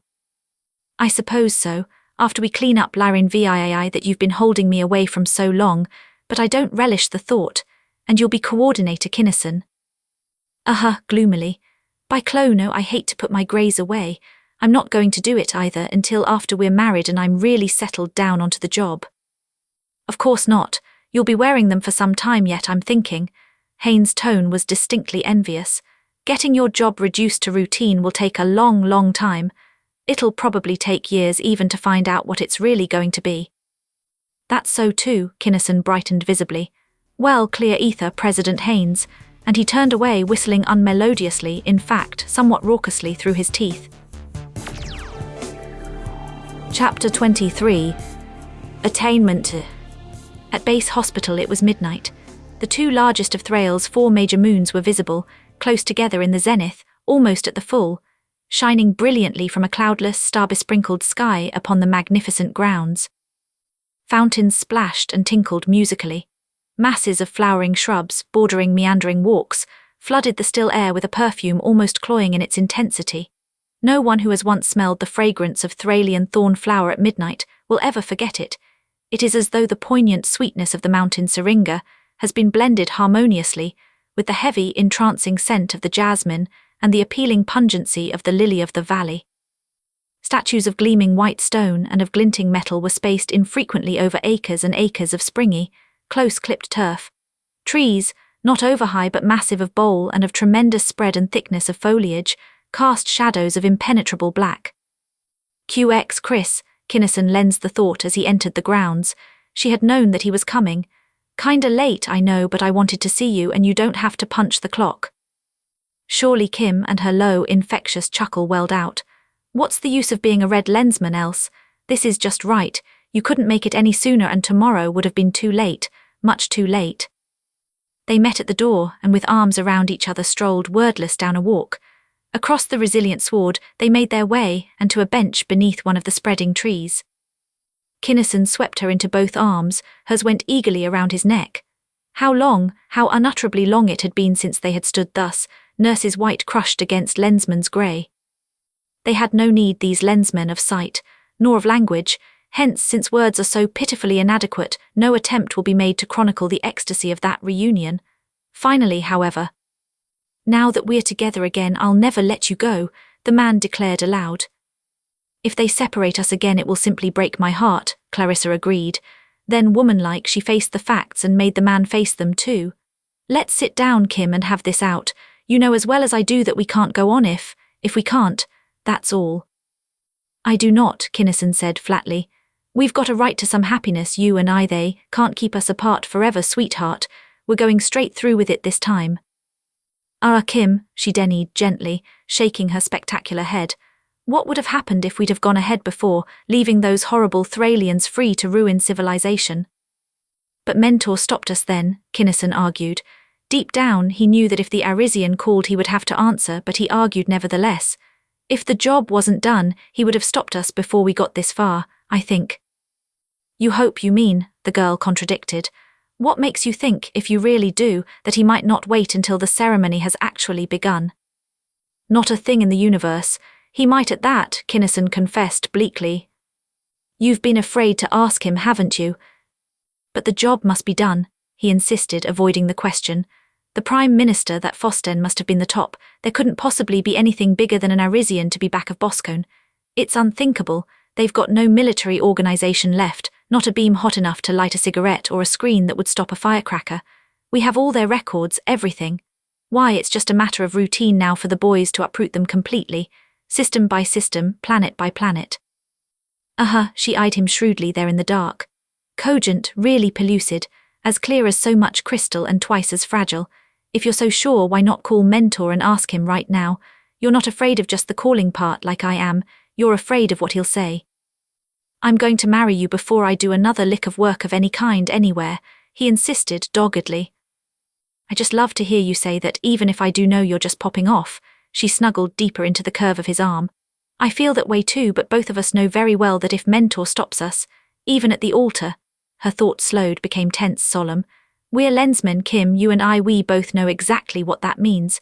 We'll have to muster jets enough some way or other to swing the load. Let's call him now, Kim, together. I just simply can't stand this not knowing. I can't, Kim, I can't. Tears come hard and seldom to such a woman as Clarissa MacDougall, but they came then and they hurt. QX Ace, Kinnison patted her back and her gorgeous head. Let's go, but I tell you now that if he says no, I'll tell him to go out to the rim and take a swan dive off into intergalactic space. She linked her mind with his, thinking in affectionate half-reproach. I'd like to too, Kim, but that's pure balloon juice and you know it. You couldn't. She broke off as he hurled their joint thought to Arisia the Old, going on frantically. You think at him, Kim, and I'll just listen. He scares me into a shrinking, quivering pulp. QX Ace, he said again. Then, is it permissible that we do what we are about to do? He asked crisply of Arisia's ancient sage. Tease Kinnison and MacDougall, once of Tellus, henceforth of Klovia, the calmly unsurprised thought rolled in. I was expecting you at this time. Any mind, however far from competent, could have visualized this event in its entirety. That which you contemplate is not merely permissible, it has now become necessary, and as usual, without tapering off or leave-taking, Mentor broke the line. The two clung together rapturously then for minutes, but something was obtruding itself disquietingly upon the nurse's mind. But his thought was necessary, Kim, she asked rather than said. Isn't there a sort of a sinister connotation in that somewhere? What did he mean? Nothing, exactly nothing, Kinnison assured her comfortably. He's got a complete picture of the macrocosmic universe in his mind, his visualization of the cosmic he calls it, and in it we get married now, just as I've been telling you we are going to. Since it gripes him no end to have even the tiniest thing not conform to his visualization, our marriage is necessary in capital letters. See. Oh, I'm glad, she exclaimed. That shows you how scared of him I am, and thoughts and actions became such that, although they were no doubt of much personal pleasure and satisfaction, they do not require detailed treatment here. Clarissa MacDougall resigned the next day, without formality or fanfare. That is, she thought that she did so then, and rather wondered at the frictionless ease with which it went through. It had simply not occurred to her that in the instant of being made an unattached lensman, she had been freed automatically from every man-made restraint. That was one of the few lessons hard for her to learn. It was the only one which she refused consistently even to try to learn. Nothing was said or done about the 10,000 credits which had been promised her upon the occasion of her 15-minutes-long separation from the patrol following the fall of Jarnavan. She thought about it briefly, but with no real sense of loss. Some way or other, money did not seem important. Anyway, she had some, enough for a fairly nice, if limited, trousseau in a Tellurian bank. She could undoubtedly get it through the dispersing office here. She took off her lens and stuffed it into a pocket. That wasn't so good, she reflected. It bulged, and besides it might fall out, and anyone who touched it would. She didn't have a bag. In fact, she had with her no civilian clothes at all. Wherefore she put it back on, pausing as she did so to admire the Manarchan star-drop flashing pale fire from the third finger of her left hand. Of Cartiff's whole stock of fine gems, this was the loveliest. It was not far to the dispersing office, so she walked, window shopping as she went. It was a peculiar sensation, this being out of harness. It felt good, though, at that. And upon arriving at the bank, she found to her surprise that she was both well known and expected. An officer whom she had never seen before greeted her cordially and led her into his private office. "We have been wondering why you didn't pick up your kit, Lensman MacDougall," he went on briskly. "Sign here, please, and press your right thumb in this box here, after peeling off this plastic strip so." She wrote in her boldly flowing script and peeled and pressed, and watched fascinatedly as her thumbprint developed itself sharply black against the bluish off-white of the patrol's stationery. "That transfers your balance upon Tellus to the patrol's general fund. Now sign and print this in quadruplicate. Thank you, here's your kit. When this book of slips is gone, you can get another one at any bank or patrol station anywhere. It has been a real pleasure to have met you, Lensman MacDougall. Come in again whenever you happen to be upon Thrale," and he escorted her to the street as briskly as he had ushered her in. Clarissa felt slightly dazed. She had gone in there to get the couple of 100 credits which represented her total wealth, but instead of getting it she had meekly surrendered her savings to the patrol and had been given, what? She leafed through the little book. 100 blue-white slips, small things, smaller than currency bills, a little printing, 2 lines for description, a blank for figures, a space for signature, and a plastic-covered oblong area for thumbprint. That was all, but what an all. Any one of those slips, she knew, would be honoured without hesitation or question for any amount of cash money she pleased to draw, for any object or thing she chose to buy. Anything, absolutely anything, from a pair of half-credit stockings up to and beyond 100 million credit spaceship. Anything. The thought chilled her buoyant spirit, took away her zest for shopping. "Kim, I can't," she wailed through her lens. "Why didn't they give me my own money and let me spend it the way I please? Hold everything, Ace, I'll be with you in a sec." He wasn't quite, but it was not long. "You can get all the money you want, you know, just give them a chit." "I know, but all I wanted was my own money. I didn't ask for this stuff." "None of that, Chris. When you get to be a lensman, you've got to take what goes with it. Besides, if you spend money foolishly all the rest of your life, the patrol knows that it will still owe you plenty for what you did on Lyrane II. Where do you want to begin?" "Brenliers," she decided after she had been partially convinced. "They aren't the largest, but they give real quality at a fair price." At the shop the 2 lensmen were recognised at sight, and Brenlier himself did the honours. "Clothes," the girl said succinctly with an all-inclusive wave of her hand. "All kinds of clothes, except white uniforms." They were ushered into a private room, and Kinnison wriggled as mannequins began to appear in various degrees of enclothement. "This is no place for me," he declared. "I'll see you later, Ace. How long? Half an hour or so?" "Half an hour," the nurse giggled, "and she will be here all the rest of today and most of the time for a week," the merchant informed him severely, and she was. "Oh, Kim, I'm having the most marvellous time," she told him excitedly a few days later. "But it makes me feel sick to think of how much of the patrol's money I'm spending." "That's what you think."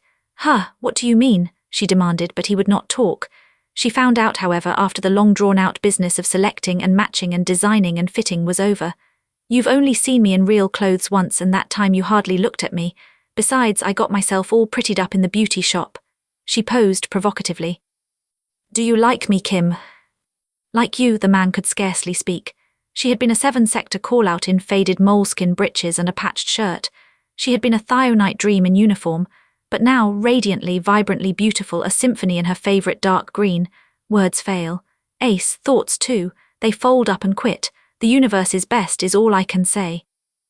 And later they sought out Brenlier. "I would like to ask you to do me a tremendous favour," he said hesitantly, without filling in any of the blanks upon the blue-white slip the girl had proffered. "If, instead of paying for these things, you would write upon this voucher the date, and my full outfit and much of my trousseau were made by Brenlier of Thrale." His voice expired upon a wistful note. "Why, I never even thought of such a thing. Would it be quite ethical, do you think, Kim?" "You said that he gives value for price, so I don't see why not. lots of things they never let any of us pay for. Then, to Brenlia, never thought of that angle of what a terrific draw she'd be. You're figuring on displaying that chit unobtrusively in a gold and platinum frame 4 feet square. Brenlia nodded. Something like that. This will be the most fantastically lucky break a man in my position ever had if you approve of it. I don't see why not, Kinnison said again. You might as well give him a break, Chris. What tore it was buying so much stuff here, not admitting the fact over your signature and thumbprint. She wrote and they went out. You mean to tell me I'm so famous, notorious, he helped out. Ufahul or words to that effect. A touch of fear darkened her glorious eyes. All of that and then some. I never thought of what your buying so much plunder in one store would do, but it'd have the pulling power of a planetary tractor. It's bad enough with us regulars. Half the chits we issue are never cashed, but you are absolutely unique. The first Lady Lensman, the only red Lensman, and what a Lensman. Wow, as I think it over, one gets you 100 if any chit you ever sign ever will get cashed. There have been collectors, you know, ever since civilization began, maybe before. But I don't like it, she stormed. That won't change the facts, he countered philosophically. Are you ready to flit? The Dauntless is hot, they tell me. All my stuff is aboard, and soon they were en route to Klovia. The trip was uneventful, and even before they reached that transformed planet, it became evident that it was theirs from pole to pole. Their cruiser was met by a horde of spaceships of all types and sizes, which formed a turbulent and demonstrative escort of honor. The seething crowd at the spaceport could scarcely be kept out of range of the dreadnought's searing landing blasts. Half the brass bands of the world, it seemed, burst into our patrol as the Lensmen disembarked, and their ground car and the street along which it slowly rolled were decorated lavishly with deep blue flowers. Thorn flowers, Clarissa choked. Thralian thorn flowers, Kim, how could they? They grow here as well as there, and when they found out that you liked them so well they imported them by the shipload, and Kinnison himself swallowed a lump. Their brief stay upon Klovia was a hectic one indeed. Parties and balls, informal and formal, and at least a dozen telenews poses every day. Receptions, at which there were presented the personages and the potentates of 1,000 planets, at which the uniforms and robes and gowns put the solar spectrum to shame. And from tens of thousands of planets came Lensmen, to make or to renew acquaintance with the galactic coordinator, and to welcome into their ranks the Lensman bride. From Tellus, of course, they came in greatest number and enthusiasm, but other planets were not too far behind. They came from Manarcha and Velantia and Chicladoria and Alsacon and Vandamer, from the worlds of Canopus and Vega and Antares, from all over the galaxy. Human, near-human, non-human, monstrous, there even appeared briefly quite large numbers of frigid-blooded Lensmen, whose fiercely labouring refrigerators chilled the atmosphere for yards around their insulated and impervious suits. All those various beings came with a united purpose, with a common thought, to congratulate Kinnison of Tellus, and to wish his Lensman mate all the luck and all the happiness of the universe. Kinnison was surprised at the sincerity with which they acclaimed him. He was amazed at the genuineness and the intensity of their adoption of his Clarissa as their own. He had been afraid that some of them would think he was throwing his weight around when he violated precedent by making her a Lensman. He had been afraid of animosity and ill will. He had been afraid that outraged masculine pride would set up a sex antagonism. But if any of these things existed, the keenest use of his every penetrant sense could not discover them. Instead, the human Lensmen literally mobbed her as they took her to their collective bosom. No party, wherever or for what reason held, was complete without her. If she ever had less than 10 escorts at once, she was slighted. They ran her ragged, they danced her slippers off, they stuffed her to repletion, they would not let her sleep, they granted her the privacy of a goldfish, and she loved every tumultuous second of it. She had wanted, as she had told Haynes and Lacey so long ago, a big wedding, but this one was already out of hand and was growing more so by the minute. The idea of holding it in a church had been abandoned long since. Now it became clear that the biggest armoury of Klovia would not hold even half of the Lensmen, to say nothing of the notables and dignitaries who had come so far. It would simply have to be the stadium. Even that tremendous structure could not hold enough people, hence speakers and plates were run outside, clear up to the spacefield fence. And although neither of the principals knew it, this marriage had so fired public interest that Universal Telenews men had already arranged the hookup, which was to carry it to every planet of civilization. Thus the number of entities who saw and heard that wedding has been estimated, but the figures are too fantastic to be repeated here. But it was in no sense a circus. No ceremony ever held, in home or in church or in cathedral, was ever more solemn, for when 500,000 lensmen concentrate upon solemnity, it prevails. The whole vast bowl was gay with flowers. It seemed as though a state must have been stripped of blooms to furnish so many, and ferns and white ribbons were everywhere. There was a mighty organ, which pealed out triumphal melody as the bridal parties marched down the aisles, subsiding into a lilting accompaniment as the betrothal couple ascended the white brocaded stairway and faced the lensman chaplain in the heavily garlanded little open-air chapel. The minister raised both hands. The massed patrolmen and nurses stood at attention. A profound silence fell. Dearly beloved, the grand old service, short and simple but utterly impressive, was soon over. Then, as Kinnison kissed his wife, 500,000 lensed members were thrust upward in silent salute. Through a double lane of glowing lenses the wedding party made its way up to the locked and guarded gate of the space field where lay the Dauntless, the super-dreadnought yacht in which the Kinnisons were to take a honeymoon voyage to distant Tellus. The gate opened. The couple, accompanied by the port admiral and the surgeon marshal, stepped into the car, which sped out to the battleship. And as it did so, the crowd loosed its pent-up feelings in a prolonged outburst of cheering. And as the newlyweds walked up the gangplank, Kinnison turned his head and lensed a thought to Haynes. "You've been griping so long about Lyrane 8, Chief. I forgot to tell you, you can go mop up on it now." You heard Second Stage Lensmen, a currently off-topic production. Cover art David Burrows Mattingly. Background music Steve Finney. Continuation in Book 6. Children of the Lens.